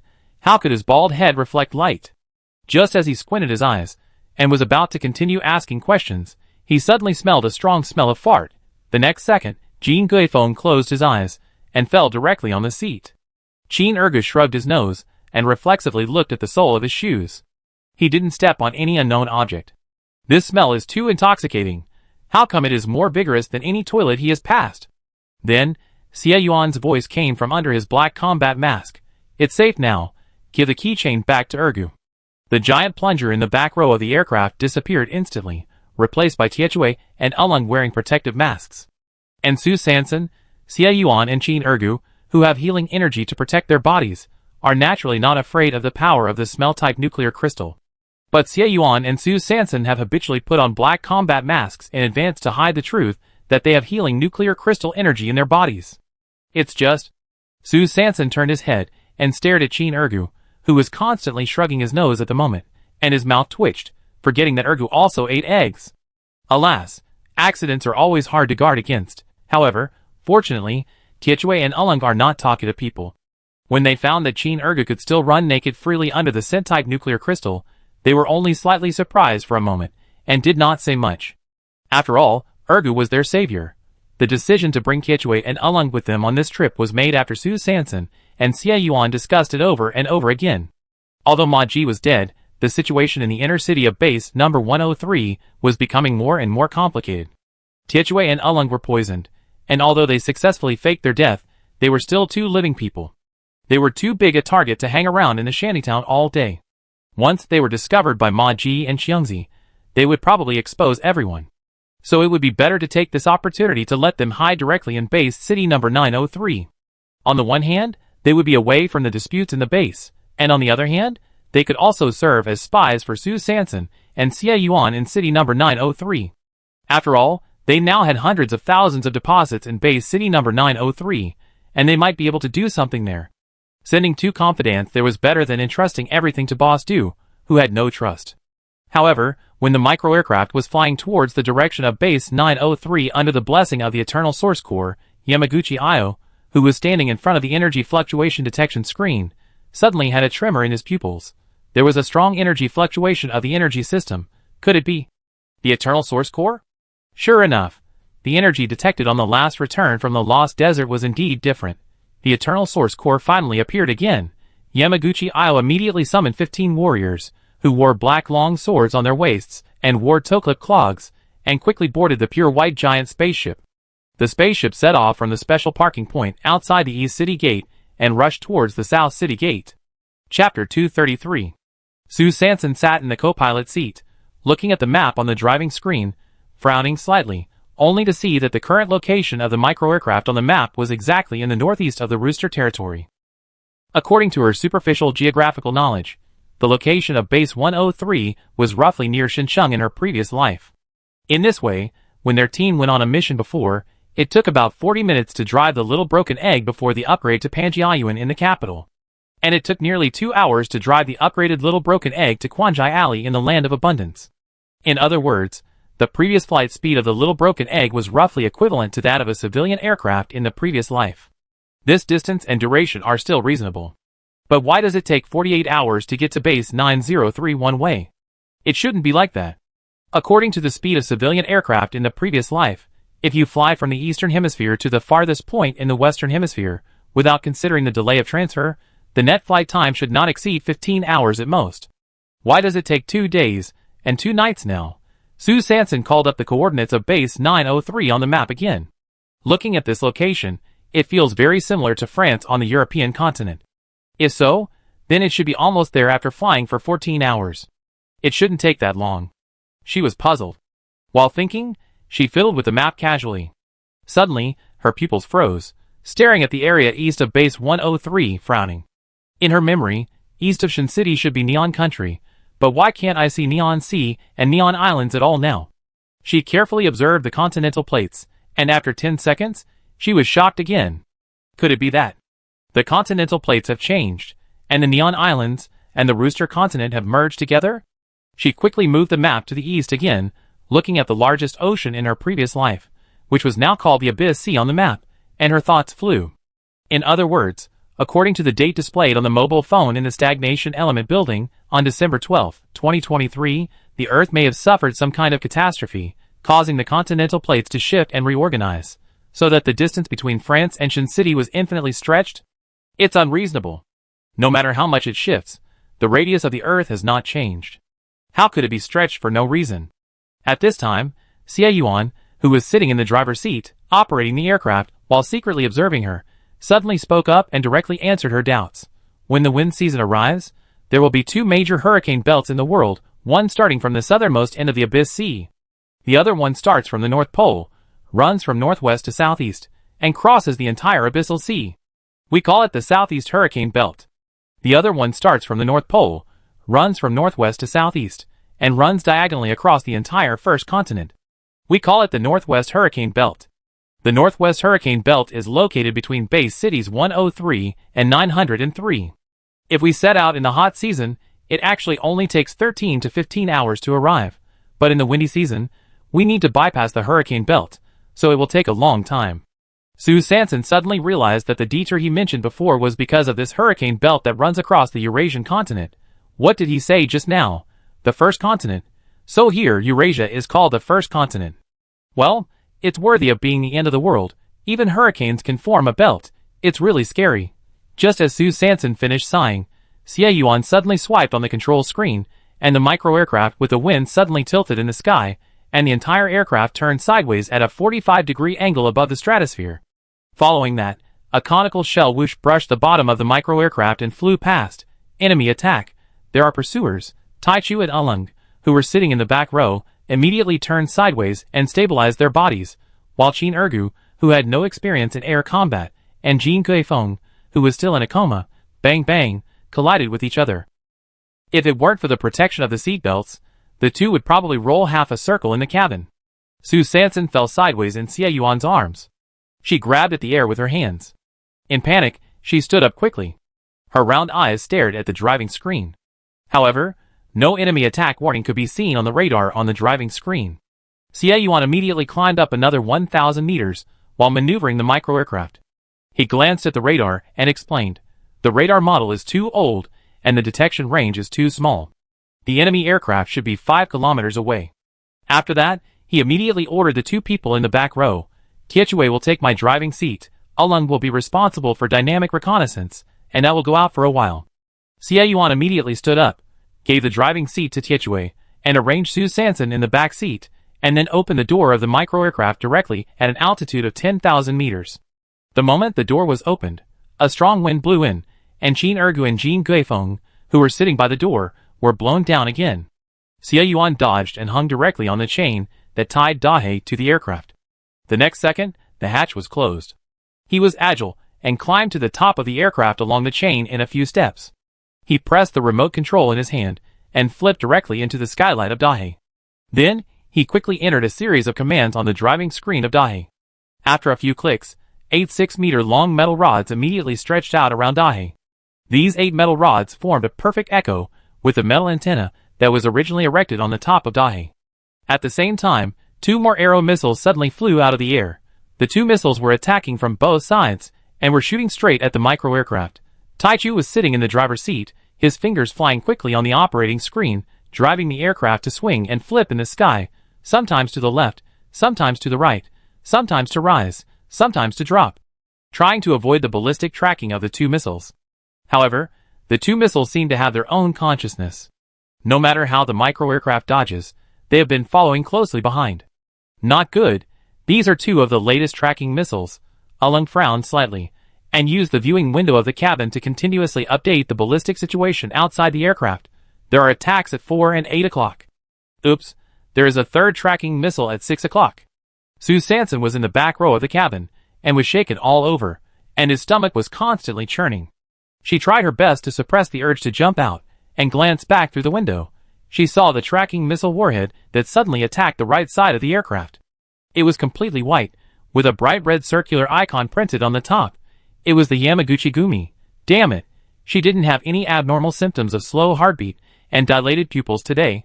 Why did they follow?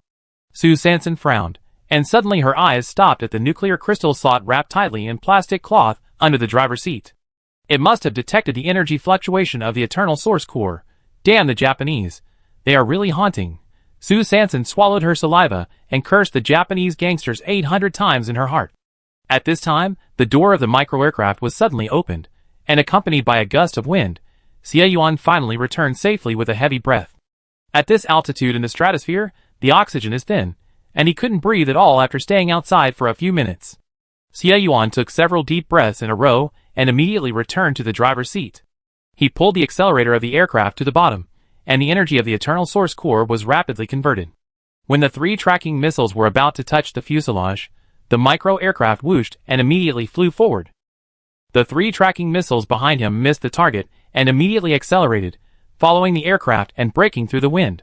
At this time, Ulung, who was responsible for dynamic reconnaissance, suddenly warned, "Not good, we will hit the northwest hurricane belt 10 kilometers ahead. We need to turn urgently." Xie Yuan narrowed his narrow eyes slightly, and said in a cold and resolute voice, "We will go straight through." Chapter 234. Xie Yuan drove the micro-aircraft through the stratosphere. The speed was so fast that it directly broke a fierce cloud ripple in the cloud. And behind the ripples, there were 3 tracking missiles from the Yamaguchi Gumi that were chasing him. Ulung sat in the co-pilot seat and quickly distinguished the surrounding situation through the window. It's less than 5 kilometers away from the northwest hurricane belt. Xie Yuan glanced at the tracking missiles behind him on the radar, and suddenly pushed the control stick in his right hand forward. The micro-aircraft suddenly fell from the air, and it was directly from 10,000 meters high to the troposphere below 1,000 meters. The sudden feeling of weightlessness made Sue Sanson's head a little confused. She opened her mouth and screamed silently. Qin Ergu in the front row blinked his bright eyes, and enjoyed the free-fall dive, at this moment, with great excitement. Tietue stood beside the driver's seat with a serious expression. Although he had always admired the captain. The hurricane belt was in front of him. What did the captain say just now? Rush over. How to rush over? Just rush naked like that? Is he preparing for a suicidal counterattack? Tietue was terrified, but his face was firmly staring at Xie Yuan's back. Whoosh, whoosh. The surrounding strong winds blew more and more fiercely, like the sharp teeth of a beast, tearing everything in the air, and at the moment, when the micro-aircraft dived to only 10 meters above the ground, Ah Lang's voice sounded again. 100 meters ahead, northwest hurricane belt. Sue Sanson immediately raised his eyes, looked through the window, and saw a huge wind wall standing in front of the aircraft. The wind wall was so high that you couldn't see the top at a glance, and it was so long that it stretched nearly 10,000 miles to the left and right. In the wind wall, countless gray-white wind blades were swirling and flashing at a rapid speed. The wind blades were like knives, cutting the air and making sharp screams. Wherever the wind blades passed, sand and rocks flew, the sky was dark, and it seemed that the whole world in the wind wall was shaking. Is this a large meat grinder? Do you really have to force your way through it? Sue Sanson's eyes widened, and his heart was pounding. At this time, 3 tracking missiles that were also swooping down from an altitude of 10,000 meters behind him had already chased behind the micro-aircraft. The warhead of the tracking missile suddenly stretched forward, and in an instant, it seemed that there were sparks flashing. Not good. This is going to explode directly here. There is a roadblock in front, and a ghost chasing behind. Xie Yuan's narrow eyes narrowed slightly, and his fingers slid quickly on the operating screen. Suddenly, there was a loud boom. A fierce fire burst out behind the aircraft, and the heat wave rolled over instantly. The tracking bomb exploded. The next second, Sue Sanson saw the gray-white wind blade wall in front of him, like a mountain pressing down on his head, directly wrapping the micro-aircraft. Oh my God! This is entering the hurricane wall. Everyone couldn't help but close their eyes tightly, like salted fish on a chopping board, waiting for the judgment of the gate knife. 1 second, 2 seconds, 3 seconds passed, but the surroundings were still quiet. There was no sound of metal tearing, no sound of blood splashing, and even the sound of the hurricane wind blade that had been whistling before seemed to stop at this moment. Sue Sanson opened her eyes immediately, and through the window, she looked at the vacuum zone that suddenly appeared outside the micro-aircraft, and her eyes widened. She blinked in disbelief, and then looked out carefully, and saw that there was a layer of faint white mist surrounding the micro-aircraft within a range of 5 to 6 meters. Sue Sanson took a deep breath. It suddenly dawned on her. It turned out that Captain Xie opened the cabin to add a defense buff to the micro-aircraft. There were 8 6-meter-long metal sticks scattered around the big black on the top of the micro-aircraft, and the top of each metal stick was tied with a stagnation element stone with a mist range of at least 3 to 4 meters wide. The mist range of each stagnation element stone was close to each other, just covering the top and surroundings of the micro-aircraft. And these small stones were specially brought by Xie Yuan when he was packing his luggage, worried that there would be accidents on this trip. They have been tied to the top of the antenna on the roof of the Big Black. However, at an altitude of 10,000 meters, he went out again to take these small stones off the antenna one by one and tied them to the 8 metal rods. At this moment, the mist of the small stones stuck at the end was full of tiny metal pieces. They were the shrapnel produced by the explosion of the Yamaguchi Gumi tracking bomb, which was magically blocked in the mist. It's awesome. The small stone is so powerful. In the micro-aircraft, except for Sue Sanson and Xie Yuan who knew the truth, Tietue, Alung and Qin Ergu were all shocked and stunned, staring at the vacuum barrier outside the window from time to time, and sometimes looking at Xie Yuan, who was still calm and operating the driving screen in the driver's seat. Tietue and Alung took a deep breath. Oh my God, what kind of special technology is this? Can you even force your way through the hurricane belt now? Is this still the end of the world? Why does it feel like a big cheat has suddenly been turned on? Xie Yuan didn't think about explaining anything to the 3 people. Anyway, 2 of them were taciturn and kept their guesses to themselves, while the other one had a strange way of thinking. Once his thoughts were scattered, he might be able to make up a good reason to justify himself. He stared at the airflow parameters at the bottom of the aircraft on the driving screen, because the range of the small stone mist of the stagnation element did not cover the space at the bottom of the aircraft. So before entering the hurricane belt, he deliberately descended at a very fast speed and tried to move as close to the ground as possible, just to avoid the excessive wind speed at the bottom after entering the wind wall, causing the micro-aircraft to lose balance and roll over directly. But now, the wind speed of the hurricane belt is relatively smaller the closer it is to the ground, so the aircraft is still moving steadily enough. Fortunately, there was still airflow passing through the bottom of the aircraft. Otherwise, no matter how powerful the eternal source core was, the aircraft would not be able to fly without wind. It was not in line with the principles of aerodynamics. Xie Yuan's fingers continued to slide quickly on the driving screen, and the micro-aircraft took advantage of the continuous flow of air at the bottom to move forward quickly and steadily in the hurricane belt. Outside the hurricane belt, the pure white giant spaceship of the Yamaguchi Gumi that rushed over quickly stopped in front of the gray-white wind wall.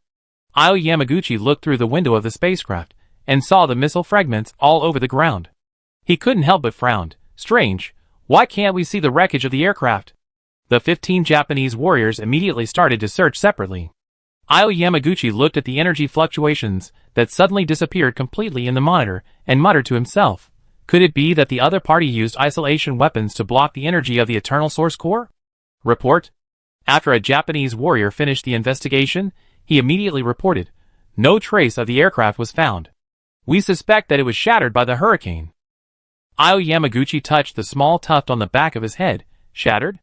So it crashed into the wind wall together with the eternal source core? Chapter 235. 10 minutes later, the micro-aircraft with the wind passed through the northwest hurricane belt smoothly. Under the violent blessing of the eternal source core, the dilapidated and half-scrapped aircraft rode the wind and waves, overcame all obstacles, and finally arrived at the airspace of Base City number 903 after 9 hours. But before the micro-aircraft could react, a warning suddenly popped up on the driving screen. Warning, this is the airspace of Base City number 903. Aircraft without passing qualifications. Please retreat 30 kilometers on your own, otherwise the missiles will be ruthless. As soon as the warning popped up, a sound of a machine turning and aiming was heard from the top of a distant city wall. Xie Yuan glanced at the bottom with his peripheral vision.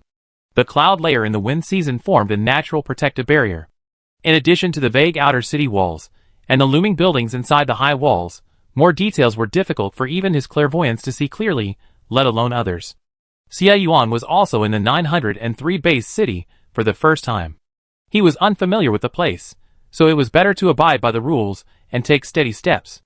So soon, the micro-aircraft retreated to the Wasteland 30 kilometers away from the 903 base city. It was already 10:45 at night. Xie Yuan got off the plane first, gathered the stagnation element stones together, and tied them to the antenna on the roof of the Big Black again, and then let everyone get off the car one after another.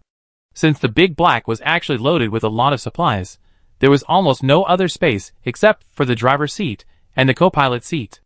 Sue Sanson immediately activated the Plum Blossom card nail encryption channel on the corner of the gold card and sent a message to Boss Du. Boss Du, I have arrived at the 903 base, and the important moment to show your friendship as a host has come. Sue Sanson waited in the wasteland for 5 minutes, but there was no reply. She frowned slightly, thinking that he had written her a bad check. She had come all the way here, dodging tracking bullets, crossing the hurricane wall, and going through untold hardships to finally get here, but you just disappeared. Damn it, Sue Sanson cursed Boss Du in her heart for being unreliable. And where was Du Zeaton? He was lying on his big, soft mattress, snoring, making up for his beauty sleep after staying up all night. Sue Sanson waited for another 2 minutes, glanced at the people who were carrying large stones with Xie Yuan to provide defense for the aircraft, and slowly exhaled. Forget it, since we are here, let's go into the city first. 5 minutes later, when Xie Yuan had set up the last line of defense with 4 stagnation element stones on the large stones around the micro-aircraft, everyone set off quickly. Under the night sky, Dahe was speeding through the wasteland with a 6-meter-high antenna. Xie Yuan sat in the driver's seat, looking at the coordinates displayed on the map. While driving, he kept an eye on the surroundings. Sue Sanson sat in the co-pilot seat, and through the special passage of the Plum Blossom nails, she used the optical brain to update her current itinerary with the reviewer of the auction at Base City number 103. At the rear of the Big Black, a metal chain of neither long nor short was tightly pulled in the wind. The other end of the metal chain was connected to Sue Sanson's small cart. The small cart was unfolded to its maximum form of 2 meters long and 1 meter wide. In front of the cardboard, Chin Ergu's feet were stuck on the hemp rope at the top of the cardboard. He imitated his third sister, combined with the key points of the movements he had learned, sometimes bending over and sticking out his buttocks, and sometimes leaning sideways and lifting his hips. Behind Chin Ergu, a giant plunger was tightly attached to his back. Next to the giant plunger, a petite plunger was nestled beside it. On the top of the giant plunger, there was an unconscious man hanging. On the man's head, a green hat made of wild grass was tied with a hemp rope. 20 minutes later, Dahe finally arrived at the number 903 base city. There were no buildings such as city walls or gates in front of Dahe at this moment. The reason why it was said to have arrived was that a prompt message suddenly popped up on the driving screen. Please turn left and go 5 kilometers to enter the city. Su Sanson looked at the vague laser barrier in front of him through the night vision goggles and sighed silently in his heart. This big base city is different. The defense network is really 360 degrees, three-dimensional protection. Xie Yuan stepped on the accelerator and quickly drove Dahe to 5 kilometers away, in front of a 2-story building. There were 2 long lines at the entrance of the building, one for people and the other for cars. People were tall, short, strong, and thin. Cars were big, small, narrow, and thick. This should be the team entering the city. Su Sanson glanced at the cart pulled behind Dahe in the rearview mirror. Well, how should I put it? 4 wheels and a board. Although it is a bit simple, a cart is also a car, so she and Xie Yuan lined up in the left convoy with peace of mind. I don't know if the speed of wheels is faster than lengths. In less than 10 minutes, Dahe lined up in front of the 2-story building. Su Sanson looked at the holographically projected sign on the small building, which was in capital letters, Entry and Exit Management Bureau. There was a line of small words under the sign, Duty Brigade, 1st Brigade of the Land and Customs General Administration. Her mouth twitched. Why did this number 903 city have a faint sense of the cottage style of an auction? Big Black continued to drive in, and when it entered the gate just below the Entry and Exit Management Bureau building, a yellow-haired head suddenly popped out from a small window on the left that looked like a highway toll station. The yellow-haired man blinked his blue eyes and handed a card to Xie Yuan in the driver's seat, saying, Number 16, go in. Call your number for inspection. The gate opened, and Su Sanson looked at the world in the gate with curiosity, and saw a huge indoor security inspection hall with 12 lanes appear in front of her. The 12 lanes were densely packed with various modified cars. Each modified car had to pass through a strange black room. Next to the room, a detection screen was constantly scrolling to identify every item in the room. There was a sign hanging on the room, and it read, Black Box. Just above the hall, a mechanical voice was playing in a loop. Living plants, seeds, and exotic animals are prohibited from entering. Controlled heavy firepower weapons must be reported actively. Those who violate the order will be permanently expelled from the city. Su Sanson's heart tightened. Oh no, there are still a few stagnation element stones tied to the antenna of Big Black. If they enter the black box and directly malfunction the machine, wouldn't it be a disaster? Just as her thoughts were racing, and she was thinking about how to deal with it, the card in Xie Yuan's hand suddenly lit up, and then a mechanical voice came. Please go to window 12 for security check. Xie Yuan glanced at Su Sanson, and he was obviously worried about the same problem. At this time, Su Sanson's optical brain suddenly received a message from the auction evaluator. When going through the inspection, show the gold card and someone will pick you up. At the same time, on the 2nd floor of the private barracks of base city number 103, in the exclusive lounge of the quartet team, Hu Ba, Yugu, De Shui and Shao Jia Ba were standing in front of the second-hand screen newly purchased today, staring at the woman with a pair of fox eyes blinking on the screen, talking and making up stories. Hu Ba shook his octagonal beard under his nostrils, frowned deliberately, and recalled in a deep voice, It's a coincidence that we just entered the Lost Desert not long ago and encountered a group of strange beasts running with the fruit of the desert flower. So? The woman on the screen frowned and asked, So? You didn't find the real place where the desert flower grows? No. Yes. The 3 members of the quartet team answered in unison and shook their heads vigorously. Only Shao Jiaba, who couldn't lie, stood out from the crowd and nodded very abruptly. What's going on? The woman raised her eyebrows, and her expression became a little subtle. Hubba's heart skipped a beat. Little Stutter seemed to have specifically told him last time that he couldn't lie. How careless. So he shook his 8-cornered beard under his nose, laughed dryly twice, and tried to smooth things over. He quickly explained, Hey, his hearing is not very good, and he often hears other people's meanings the wrong way. After Huba explained, he turned his head and asked Little Stutter in person, "Have you been to the area where the desert flower grows?" Little Stutter heard that they did find the sand field where the desert flower grows, but they found it. But only Xiao Su and Qin Ergu had actually entered it at that time. He was busy picking up leaks on the periphery. Oh my, the captain asked this question with great skill, so the little stutterer shook his head decisively. No. No. The woman pursed her lips, obviously disappointed with this answer, and continued to ask, "What does the strange beast you encountered look like? Is there anything special about it? Very small. Very big. Nothing special. There is. Fire." As soon as the voice fell, the 4 members of the 4-way team all felt a jolt in their hearts. It's over. They didn't rehearse the lines for this part. This time, it's not just the little stutterer who was exposed. The 4 of them were simply completely ruined. Where is the tacit understanding they promised? Screen. The woman narrowed her eyes slightly, finally realized the strangeness, and her tone immediately turned cold. "It seems that this part of your script has not been written yet." Yugu stroked his beard, laughed awkwardly, and quickly made amends. "Ha ha. Misunderstood, misunderstanding. This strange beast, each of them is very small, but when put together, it is a large piece.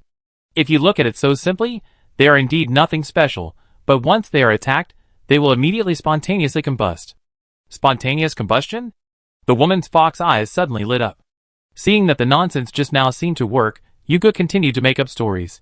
"Yes, they look like ants, and their body temperature is very high. As long as foreign objects touch them, they will immediately emit flames." The woman's fox eyes on the screen turned slightly, savoring Yuji's description carefully. "So, the golden light phenomenon mentioned by the ancestors refers to this kind of ants that can spontaneously combust?" The woman glanced at the 4 people again, and suddenly changed the subject. "I remember that the private army team needs at least 5 people to go on a mission. Where is the other person?" "That's the one called Little Squirrel. Why is he not here?" "Come!" "Little Squirrel?" The 4 members of the quartet were obviously confused. "Who is Little Squirrel?" At this time, the marshal blinked his bright eyes, and suddenly asked tentatively, "Are you asking about Xiao Xiongsu?" He remembered that Xiao Su's username on the dark web was Xiao Xiongsu. The woman on the screen twitched her mouth. "Isn't this translated as Little Squirrel?" So she nodded, not wanting to worry about the pronunciation anymore. "Xiao Xiongsu is Xiao Xiongsu. So where is he?" The little stutterer suddenly said, "Take a year vacation." Chapter 236. Xie Yuan and Su Sanson drove the Big Black to the security checkpoint number 12. The security inspector swept the detector in his hand, and was about to open the formality to let the car go directly into the black box, when he saw a gold card handed in front of him. The security inspector took a breath of cold air. "My God, this is a special invitation gold card for the inner city of the base. It is a symbol of noble status. Damn it, since you are a VIP, why don't you go through the VIP channel, but have to join in the fun here?" He has heard from his colleagues that these VIPs are all arrogant and have strange tempers. None of them can communicate normally, and they like to complain at every turn. He is a frontline screw with no background and no backing, and he can't afford it. If he was not careful, he might anger the VIP, and a bad review would make Feng Ji's performance bonus go down the drain. Damn it, why was he so unlucky today? At the same time, the detector in his hand also emitted a mechanical sound. Beep. Human female, 16 years old. Xie Yuan stood beside Su Sanson, frowned slightly, puzzled. 16 years old? Shouldn't it be 21 years old? At this moment, the security inspector's brain was struggling, and he had already silently made 100 mental drafts in his mind. Just as he was trying hard to squeeze out a stiff professional fake smile, suddenly, a well-dressed old man appeared at the number 12 security checkpoint. The old man's name was Uncle Zhong, and he was Du Ziding's most trusted old housekeeper. Uncle Zhong whispered a few words to the security inspector's head, and the security inspector nodded as if he had been pardoned, and quickly returned to the black box. Then Uncle Zhong suddenly turned around, walked straight to Su Sanson, handed over a laptop, and said respectfully, "Hello, Master Jiao, I am the butler of the Du group, and everyone calls me Uncle Zhong. This is the optical computer that the young master prepared for you. Your temporary account has been bound to the optical computer. Please follow me."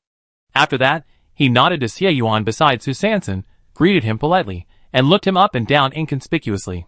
Su Sanson quickly glanced at the new optical computer in his hand, then blinked at Xie Yuan, and followed Uncle Zhong's pace in 3 or 2 steps.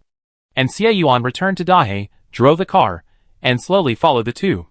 Chin Ergu and the big and small plungers behind him didn't say anything, just stood silently on the cart, followed Dahe leisurely, and glided slowly.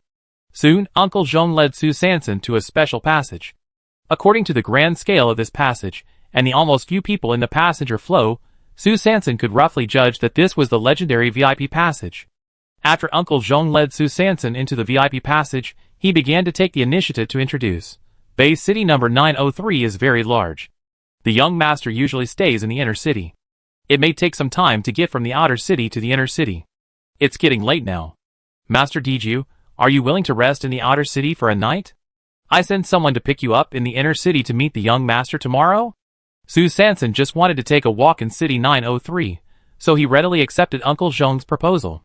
After walking out of the VIP channel, he saw a wide 4-lane road with densely packed buildings on both sides of the road.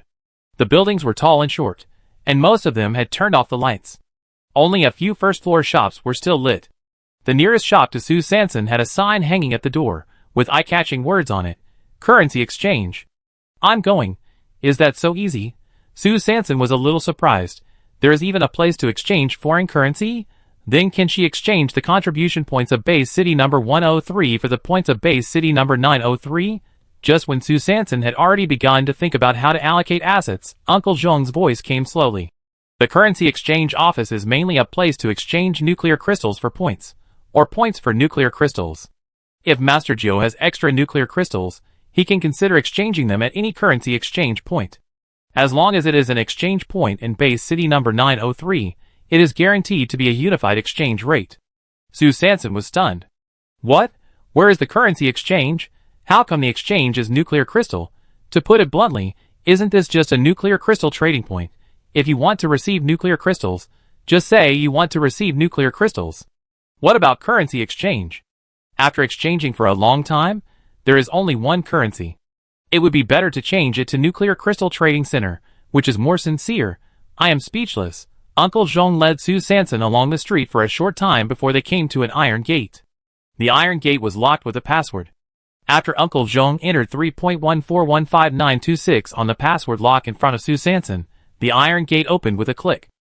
Uncle Zhong led Su Sanson into the door, and Xie Yuan's big black followed closely. Behind the iron gate is a courtyard covering an area of 200 square meters.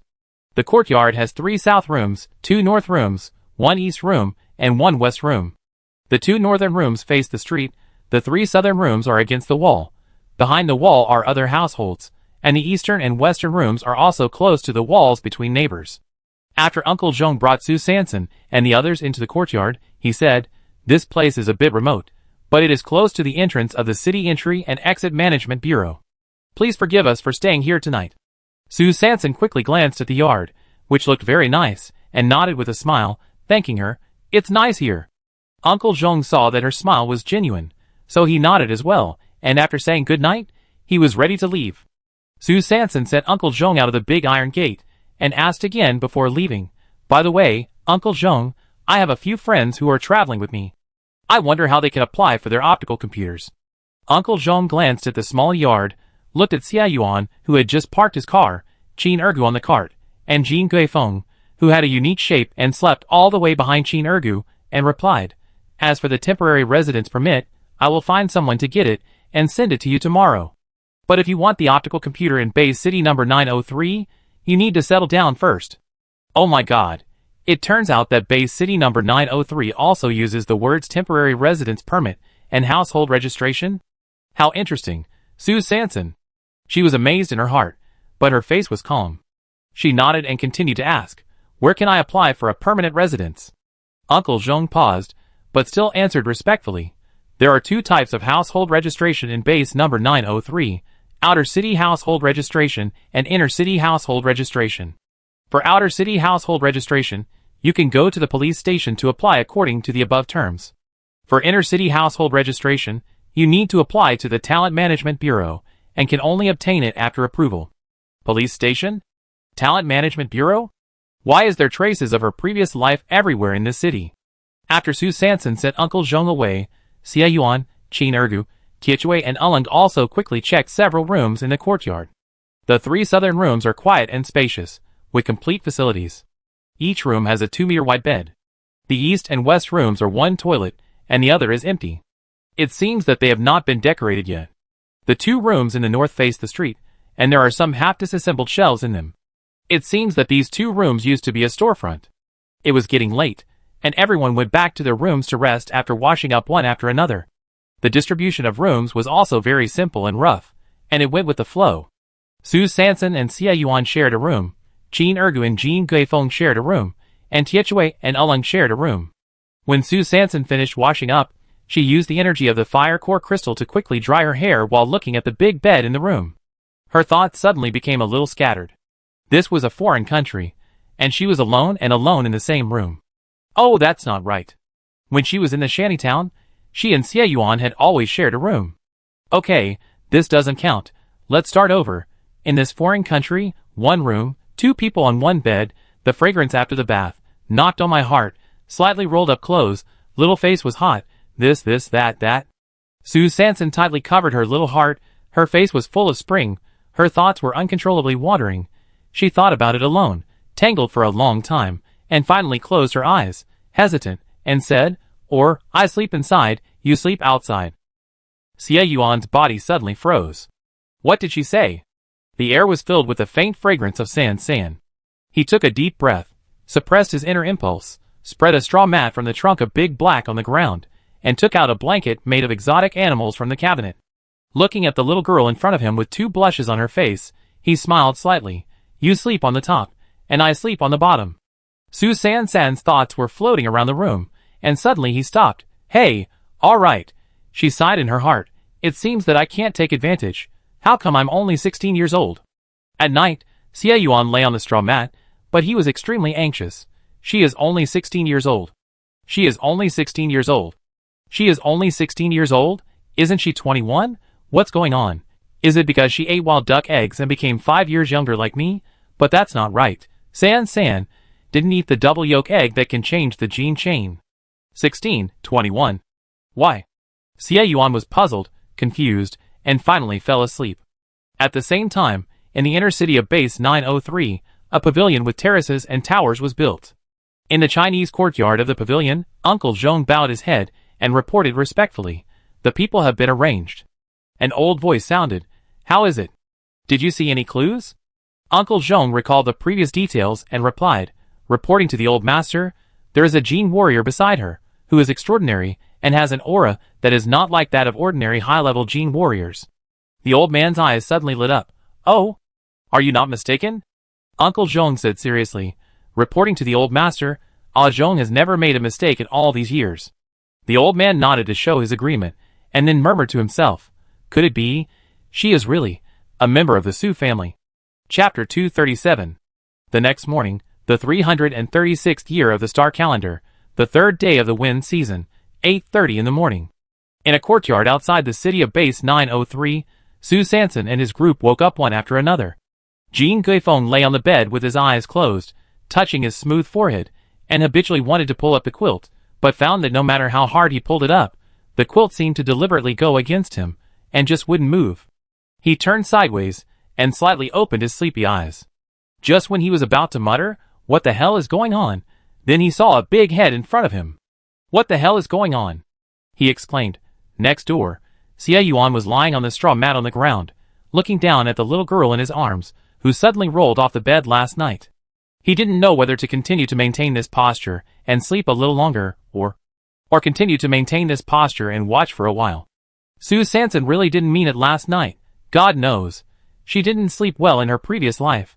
After traveling to the end of the world, everything around her made her feel confused and alert, so when she slept, she was also on guard subconsciously, so this sleeping posture was restrained and a lot more restrained. But last night, this mattress, it was so soft and so elastic, it made her dream back to her past life. So her body rolled over uncontrollably, so her sleeping position naturally became more unrestrained. Xie Yuan lowered his head, looking at the girl in his arms with a rosy face, still snoring, and the corners of his mouth couldn't help but curl up. His index finger uncontrollably wanted to touch San's long and curled eyelashes. Just as Captain Xie was immersed in the pink bubbles of the early morning, when his fingertips were about to touch the eyelashes, suddenly, a heart-wrenching howl came from the next door. The girl's eyeballs in his arms moved immediately, and her slender eyebrows slightly frowned. as if she was about to wake up. Xie Yuan's index finger stagnated, and his body immediately sat up reflexively, hugging and carrying Su San back to the big bed. The action was so fast, and the reaction was so excessive, he put the girl in the middle of the big bed, and did not forget to cover her with a quilt. Then, the moment Su San opened his eyes completely, he immediately lay back on the straw mat. What time is it? Did the head nurse urge you? Su San murmured in a daze. She actually thought she was still in the hospital where she interned in her previous life and had just taken a nap, so she habitually asked the colleague on duty. As soon as she finished speaking, she opened her sleepy eyes and looked at the unfamiliar room, and her thoughts came back to her mind. She actually dreamed about her previous life. Damn it! What did she just say? Su San was guilty, and quickly stole a glance at Xie Yuan, who was lying on the straw mat and trying hard to pretend to be asleep. Huh? Fortunately, he was not awake yet. She sat up, gathered her hair with one hand, and touched the edge of the pillow with the other hand. She subconsciously wanted to take the hair tie on the pillow to tie up her long hair first. But she touched the pillow with her left hand, and there was no trace of the hair tie. Huh? Where is the hair tie? At this moment, Xie Yuan, who was even more guilty, was stiffening his body. He quickly opened a slit of his eyes, and stole a glance at the place on the straw mat where Sanson had just been lying. I saw a small black hairband dangling, and lying next to his ear. There is always a loophole. This hair tie probably rolled to him with San last night. It's over. It can't be discovered otherwise. Otherwise she will definitely not roll under the bed again. Xie Yuan secretly took a breath in the quilt, opened his eyes slightly, and took advantage of the moment when Su San was rummaging on the big bed, and quickly grabbed the exposed hair tie into the quilt. Half an hour later, everyone in the courtyard got up one after another. Jin Guifeng was confused and asked again in disbelief. So, not long after we set out, we encountered strong convection, and then I accidentally hit my head and fainted all the way. Qin Ergu blinked, pointed to the big bumps on Jin Guifeng's bald head that were knocked out by his big head, and answered very sincerely, "Don't you think you have a few more bumps on your head? They are all evidence." After Qin Ergu finished speaking, he glanced at his third sister proudly. His third sister said so. In acting, the most important thing is to know the truth and falsehood, the real and the fake. Jin Guifeng touched the big bump on her head. Fuck you. It hurts. It seems that he really suffered a work-related injury. Fuck you. He needs to get more money. After arguing with Su San about the increase in money for several rounds, she finally pointed at Tietue and Ulung, who suddenly appeared in their team, and asked a soul-searching question. Where did they come from? Su San laughed dryly, and made up a random excuse. These are the local escorts at base 903. Tietue and Ulung chuckled twice, which was considered an awkward greeting. Since Uncle Zhong sent a message to her new optical computer early in the morning, saying that the person who would take her to the inner city would not arrive until the afternoon, and asked her to wait patiently. Su San thought that would be great. She could just walk around the legendary 903 base by herself. Headache personnel Jin Guifeng took the initiative to rest in the room for a day to recuperate his big bald head, and Qin Ergu, as Jin Guifeng's roommate, was forced by his third sister to stay where he was and take care of the luggage, Dahe and Jin Guifeng. So in the end, only Su San, Xie Yuan, Tietue and Ulung went out. The group left the courtyard and strolled along the 4-lane wide road at the door. I don't know if it's a psychological effect. Su San always feels that the wind in the city of 903 base seems to be smaller than outside. There are houses of all sizes on both sides of the wide road, some like the courtyard houses where Su San and his friends live, and some like the 3 to 4-story low buildings that they built in the county town in their previous life. In short, the houses are densely packed one next to the other, some are tall and some are short, but the common point is that there is a yard in front of each building, and the yard is full of various modified cars. What makes Su San feel even more weird is that most of the pedestrians coming and going on this road are blonde, blue-eyed, white-skinned European foreigners. So, this is a base city that brings together people from all over Europe? But why are the signs of these shops all in Chinese characters? Moreover, the language used by these people to talk is also all Chinese. Su San looked at the foreigners who spoke Chinese fluently, and suddenly felt a little torn. This weird base city number 903 is really weird. So mixed. At this time, a middle-aged white woman with naturally curly hair suddenly stopped Su San and his group, and asked, "Do you want to stay in a hotel?" Su San raised her eyebrows. "What's going on? There are still small hotels here?" The middle-aged woman glanced at the 3 genetic warriors following her, and was delighted. Wow, she brought so many men, it seems to be a big fish. So her eyes curved, her mouth grinned to her ears, and she gently pulled Sue Sanson's arm, winking and saying, "Oh, I'm not saying, my room is not an ordinary room. I not only provide accommodation here, I can also provide services." After saying that, she blinked at Sue Sanson. Sue Sanson took a step back, and reflexively defended himself. "What the hell? What kind of service? I look like I need service." The middle-aged white woman saw that Sue Sanson didn't respond and took a step back. She was worried that the duck would fly away, so she took the initiative to step forward and whispered, "I have a special channel here. Whatever you want, I can provide you with a way, but the price is." The ant rubbed her fingers while bragging with all her heart. Sue Sanson was confused. What channel? What way? What service do you want to provide? At this moment, a middle-aged white uncle suddenly jumped out from the opposite side of the street. The uncle had brown hair and brown eyes, and a thick stubble under his high-nose bridge. He shouted directly, "I say, Ginny, don't fool people with your unreliable news. How many bad reviews has your black shop received? Don't you have any idea?" After the uncle finished speaking, he waved at Sue Sanson and his group, and laughed. "Come on, girl, let me tell you, the nutrient solution in the inner city will still be released at the same time this year, and there will definitely be a lot of people queuing up to grab the first release. You stay in my shop. I can help you queue up in advance to grab the first release, how about it?" Sue Sanson and Xie Yuan looked at each other, and suddenly realized that they were rushing to buy the nutrient solution. Sue Sanson waved his hand and explained, "We don't stay in the shop." Nor. Before she finished speaking. After that, the middle-aged woman and the uncle rolled their eyes, snorted, and then turned around and went back to the building in unison. Is it so mercenary? She also wanted to ask how to get to the police station. At this time, a blond boy about 8 or 9 years old suddenly jumped out from the corner of the street. The boy was wearing a patched jacket and carrying a straw messenger bag. When he saw Sue Sanson and his group, his eyes lit up immediately. He hurriedly walked forward and asked Xie Yuan, the tallest person in the team, "Do you need a guide? 1 hour 50 points. Xie Yuan and Sue Sanson looked at each other and nodded. "Let's go, take us to the nearest police station." The little boy smiled happily, and 2 dimples appeared on his face. He was very happy that he could get such a big job so smoothly, and he was also very happy that this group of people did not bargain with him. He deliberately reported 10 more points. The little boy enthusiastically led the way in front, and took the initiative to introduce the basic situation of the 903 base city. "My name is Ian. Is this your first time to 903? Many people come to us to buy goods every year during the wind season, because the 3rd day of each wind season is the day when the nutrient solution for the entire base federation is released." At the same time, in a Chinese-style courtyard with pavilions and towers in the inner city of base 903, an old man sat in a rocking chair, holding a paper booklet that was almost torn apart, drowsy. Du Ziting was sweating profusely, while doing aerobics in front of the big screen on the wall.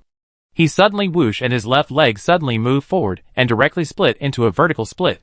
He panted, retracted his legs, stood up flexibly, turned his head quickly, and shouted to the old man who had been reading Du's quotations next to him, "Grandpa, move with me, okay? Don't read that quotation anymore." The old man suddenly opened his eyes, and continued to focus on the book, answering casually in a daze, "At my age, it's good enough to wake up every morning. You want me to move? Do you want to tire me to death, and then usurp the throne?" Du Ziting rolled his eyes, and said faintly, "You know I don't want to be the heir at all." The old man suddenly closed the Du family quotations in his hand and sighed, "You are naughty again. What nonsense. Since you have inherited the name Z of your ancestors, you should be proud of it, and take responsibility." Du Ziting turned around and followed with a mid-air kick, sighing in his heart. Oh, since he was officially announced as the heir of the Du family at the age of 10, he changed his name from Du Xiaoting to Du Ziting. The young and ignorant him thought it was just a very ordinary name change, but he never expected that the name change was just the beginning of his nightmare. From the day he was called Du Ziting, all the major families in City 903 rushed to stretch out their evil claws towards him. At a banquet, he was suddenly locked into a room by an unknown stranger and forced to watch the bright moon with the only daughter of a certain family. At a garden party, he was tripped by a stone that suddenly appeared under his feet and fell into a pond with a certain noble lady. If it weren't for his bodyguard's agility and extraordinary ability, he, a handsome man, would have lost his innocence and been forced to marry. So, he didn't need the name Z. How are the preparations for the afternoon sales conference going? The old man's voice interrupted Du Zhiting's unbearable memories. Everything has been arranged. Xiao Wei will be fully responsible. Du Zhiting is still very concerned about the Du family's serious business. He is just really tired of those beautiful women who swoop towards him. Xiao Wei, actually. Du Zhiting habitually wanted to help his sister to show her presence in front of his great-grandfather. After all, he felt that Xiao Wei was clear-headed, hard-working and motivated, and was fully capable of becoming the heir of the Du family. Ah! The old man sighed, and suddenly shook his head. Xiao Wei is a girl, just be happy every day. As the eldest brother, don't push your sister into the fire pit. Do you think your sister wants to change her name to Ziwei? Du Zhiting choked. Then he didn't want to be called Du Zhiting either. The old man waved his hand, indicating that the topic was over. Saying more would not change the current situation. After Du Zhiting left, the old man suddenly asked, "Have you arranged the people?" Uncle Zhong nodded and replied respectfully, "I have already informed the police station." Chapter 238. Led by Ian, Su Sanson and his party walked along the 4-lane road, stopping and starting, heading towards the nearest police station. As they walked, Ian continued to introduce the big event of Base 903 today, the Nutrient Solution launch event. Will all the people from the base come?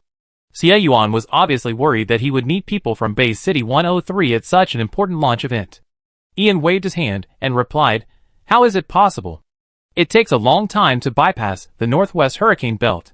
That consumes a lot of nuclear crystal energy. I heard that a logistics alliance has been formed between the merchant ships of more than a dozen bases east of the Northwest Hurricane Belt.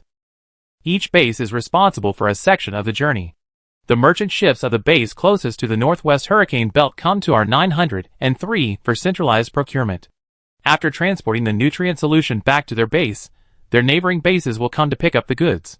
In addition to the goods they need, there are also the goods needed by the remaining dozen bases.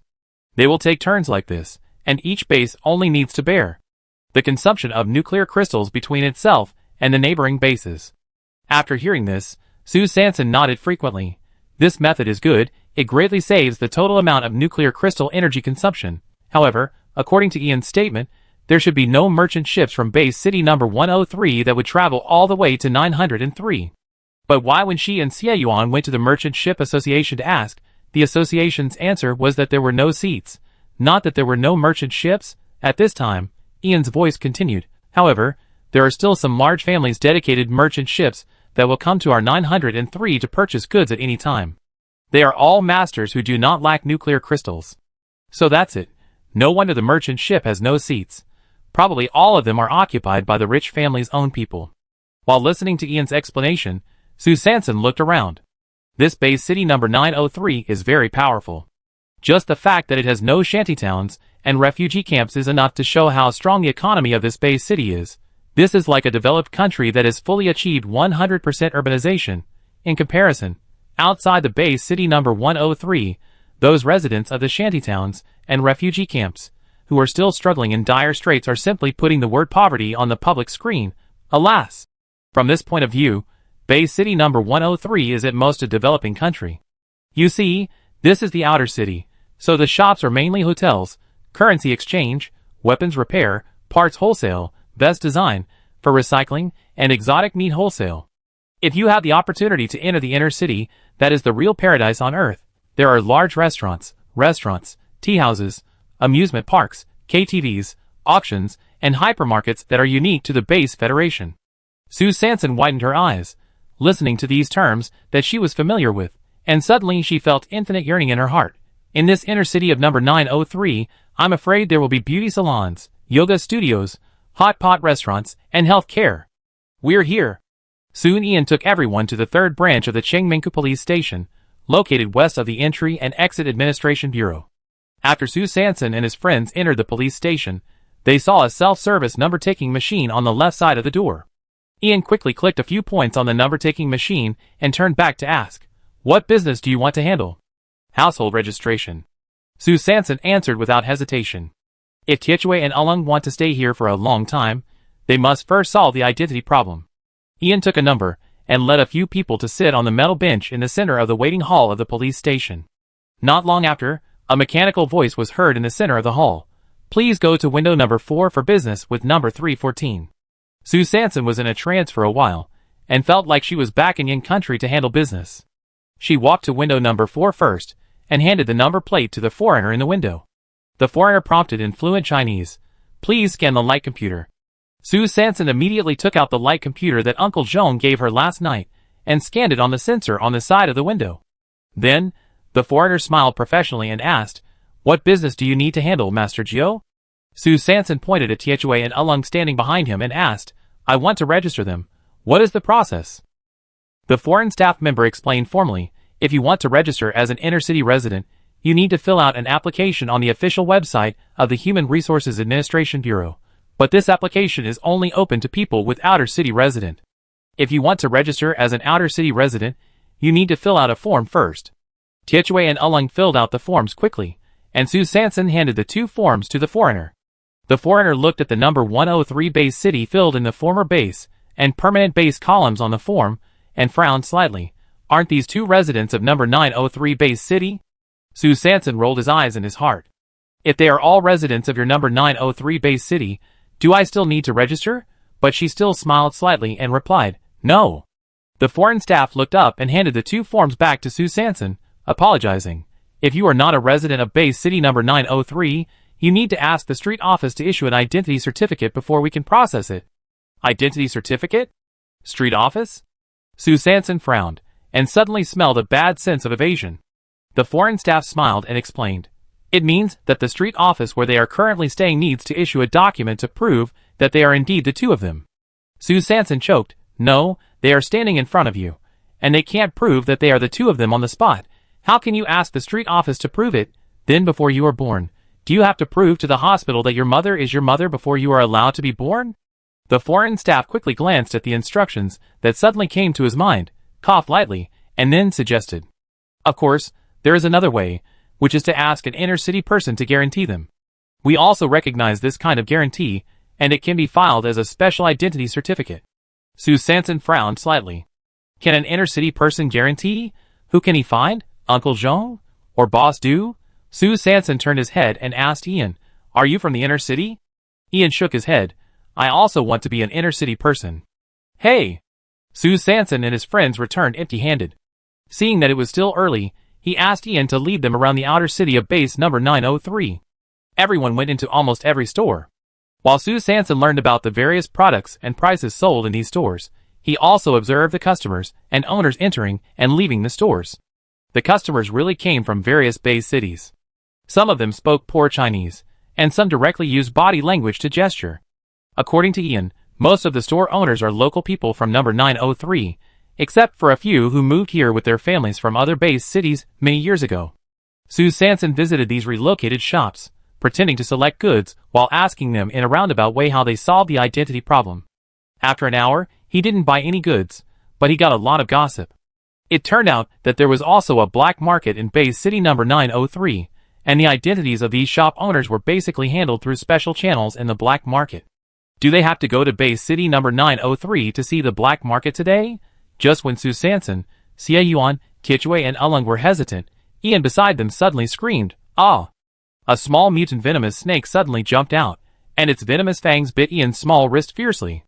Chapter 239. Xie Yuan was quick-witted and came to Ian in a flash. He raised his hand and grabbed the snake's vital point. In just 1 second, he twisted the snake's head off. Sue Sanson quickly took out a hemp rope from the cloth bag on her chest and tied a knot above Enan's bitten wrist. Looking at Enan's wound that was gradually turning black, she frowned. "No, the toxin has entered the blood. You have to take the drug first, and then use the serum." The situation was critical, and Sue Sanson subconsciously blurted out the diagnosis in her brain. "Who?" Xie Yuan's peripheral vision swept over, and immediately turned his head to look at the fork in the road behind him. At the fork in the road, a man hiding in the corner suddenly retracted his head, and his figure flashed, and he quickly disappeared into the street. Sue Sanson didn't care about that. Saving people was the most important thing. She touched the remaining snake venom on Ian's wound with her hand. Seeing that it was not corrosive, she opened her mouth and sucked out the snake venom in Ian's blood bit by bit with the most primitive method. At the same time, Tietue and Ulung had already gone to various shops on this street to ask if there were any repair potions for sale. Xie Yuan quickly chased to the fork in the road. Looking at the empty alley, he couldn't help but purse his lips. Is this man's target me and Sanson, or Ian? And Ian was lying on the ground with a blurred consciousness at this moment, and kept muttering in his mouth, I can't die, my sister is still waiting, sister. When Xie Yuan came back, he saw Sanson kneeling beside Ian, sucking the venom in his blood with his mouth. His heart suddenly tightened.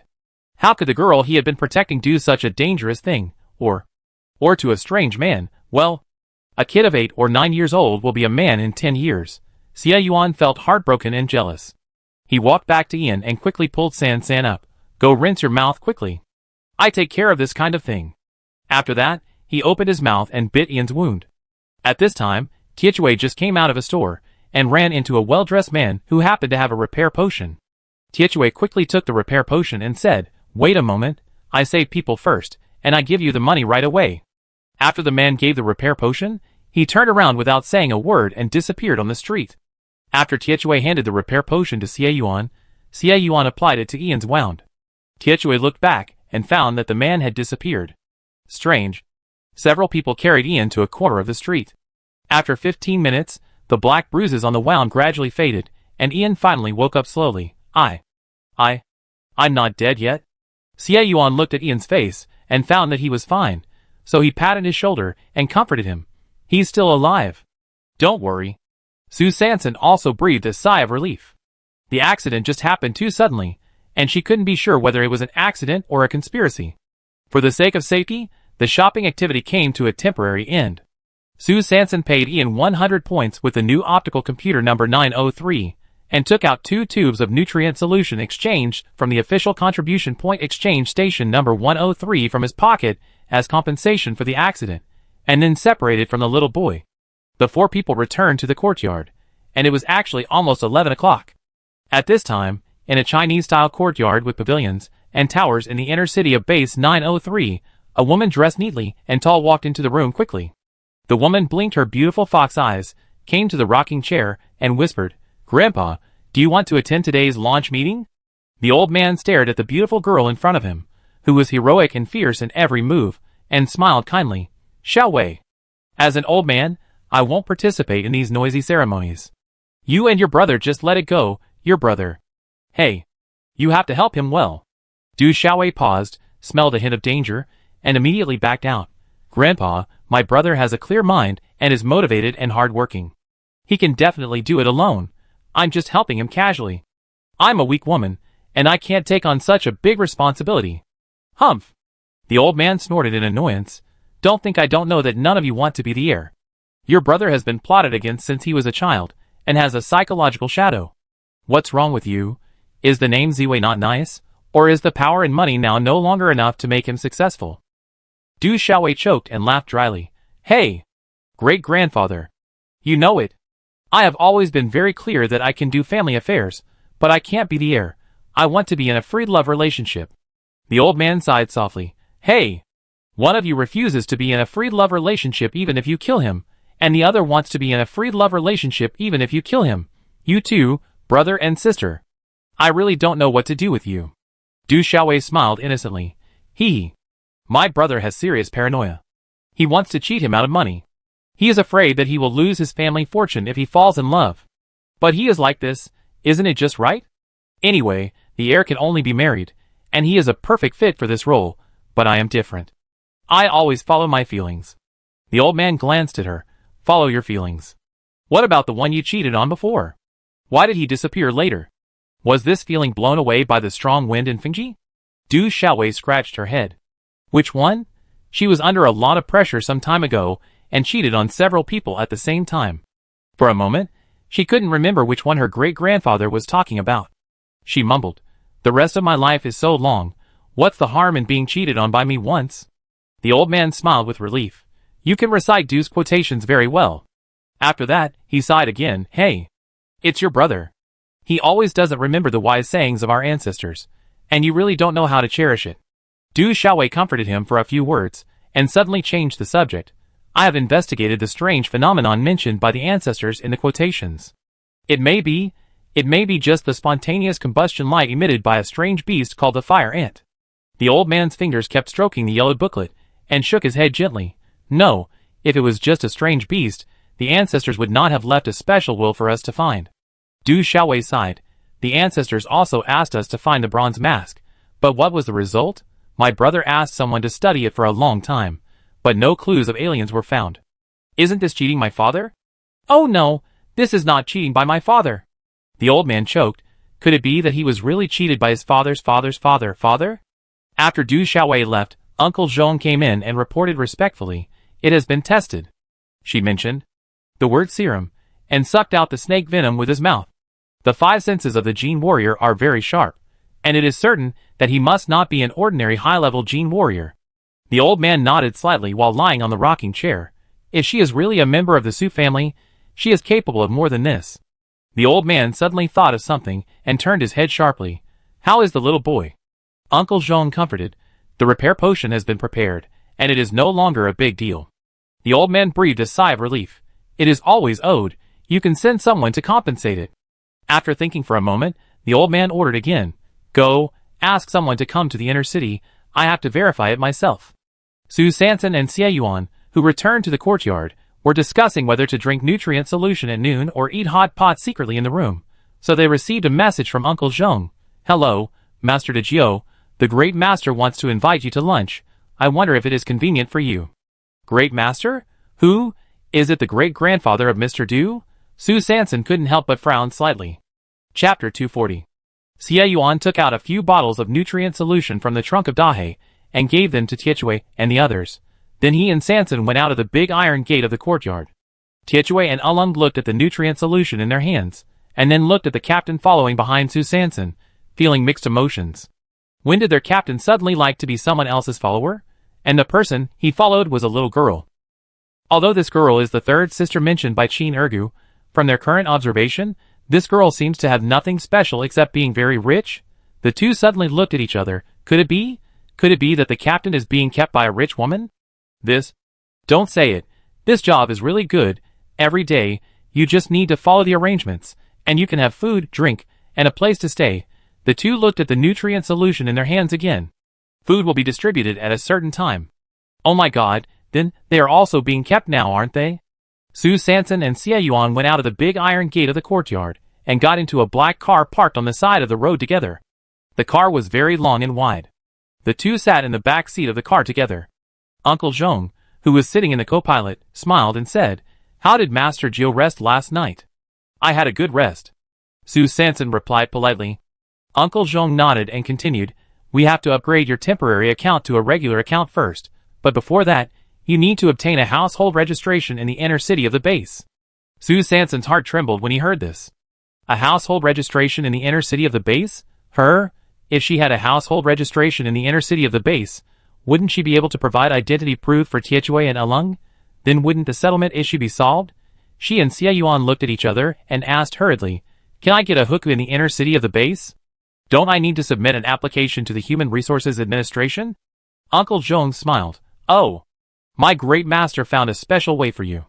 He said that as long as you have a skill, and this skill meets the talent gap in the inner city of the base, you can be granted a hookup as an exception. After Uncle Zhong finished speaking, he paused and added very considerately, The genetic warrior next to you is also included. A skill? What skill can she have? Name it. Sunset afterglow? Flaming red lips? Su Sanson's thoughts quickly diverged, and Xie Yuan beside him immediately fell into deep thought.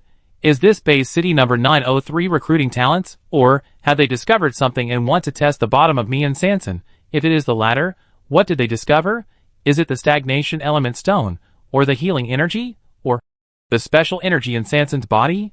The car quickly drove through the streets of the outer city of base number 903, and when it passed through a tall metal gate, there was only a beep sound, and the gate slowly opened. The car drove into the inner city of the base very smoothly. As soon as I entered the inner city, the surrounding scene immediately changed.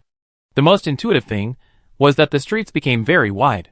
The buildings on both sides of the street were not modern buildings like those in the outer city, but ancient buildings full of the Tang and Song styles of Yin state.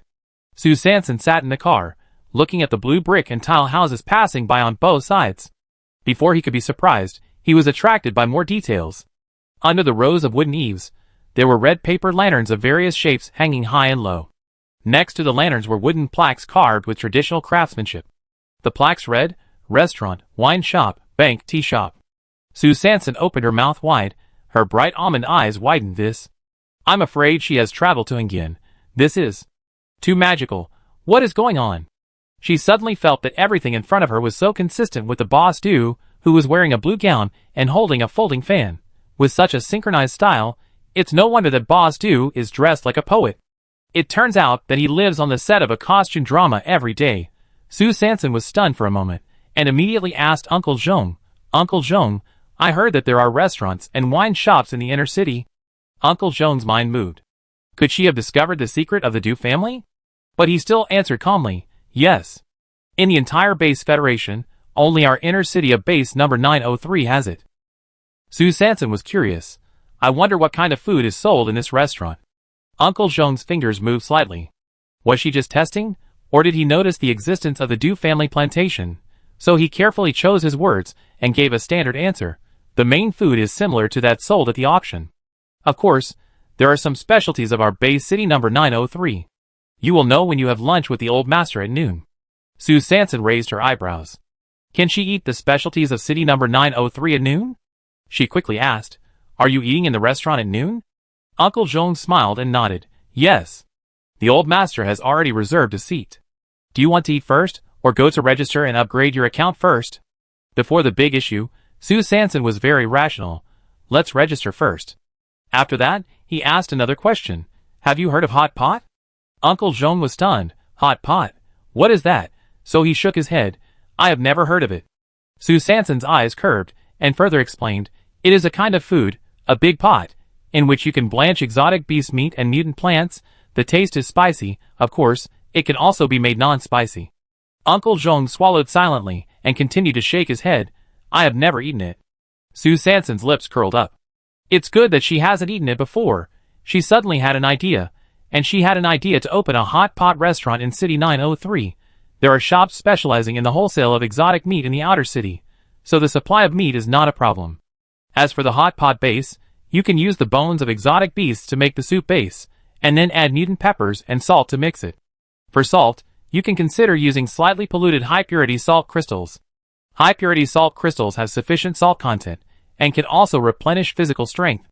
It can be used as a major selling point for hot pot. At that time, she marked the coordinates of the salt mine in her optical brain, and she just needed to find an opportunity to go there later. And the mutant pepper field will probably be able to harvest another wave next year.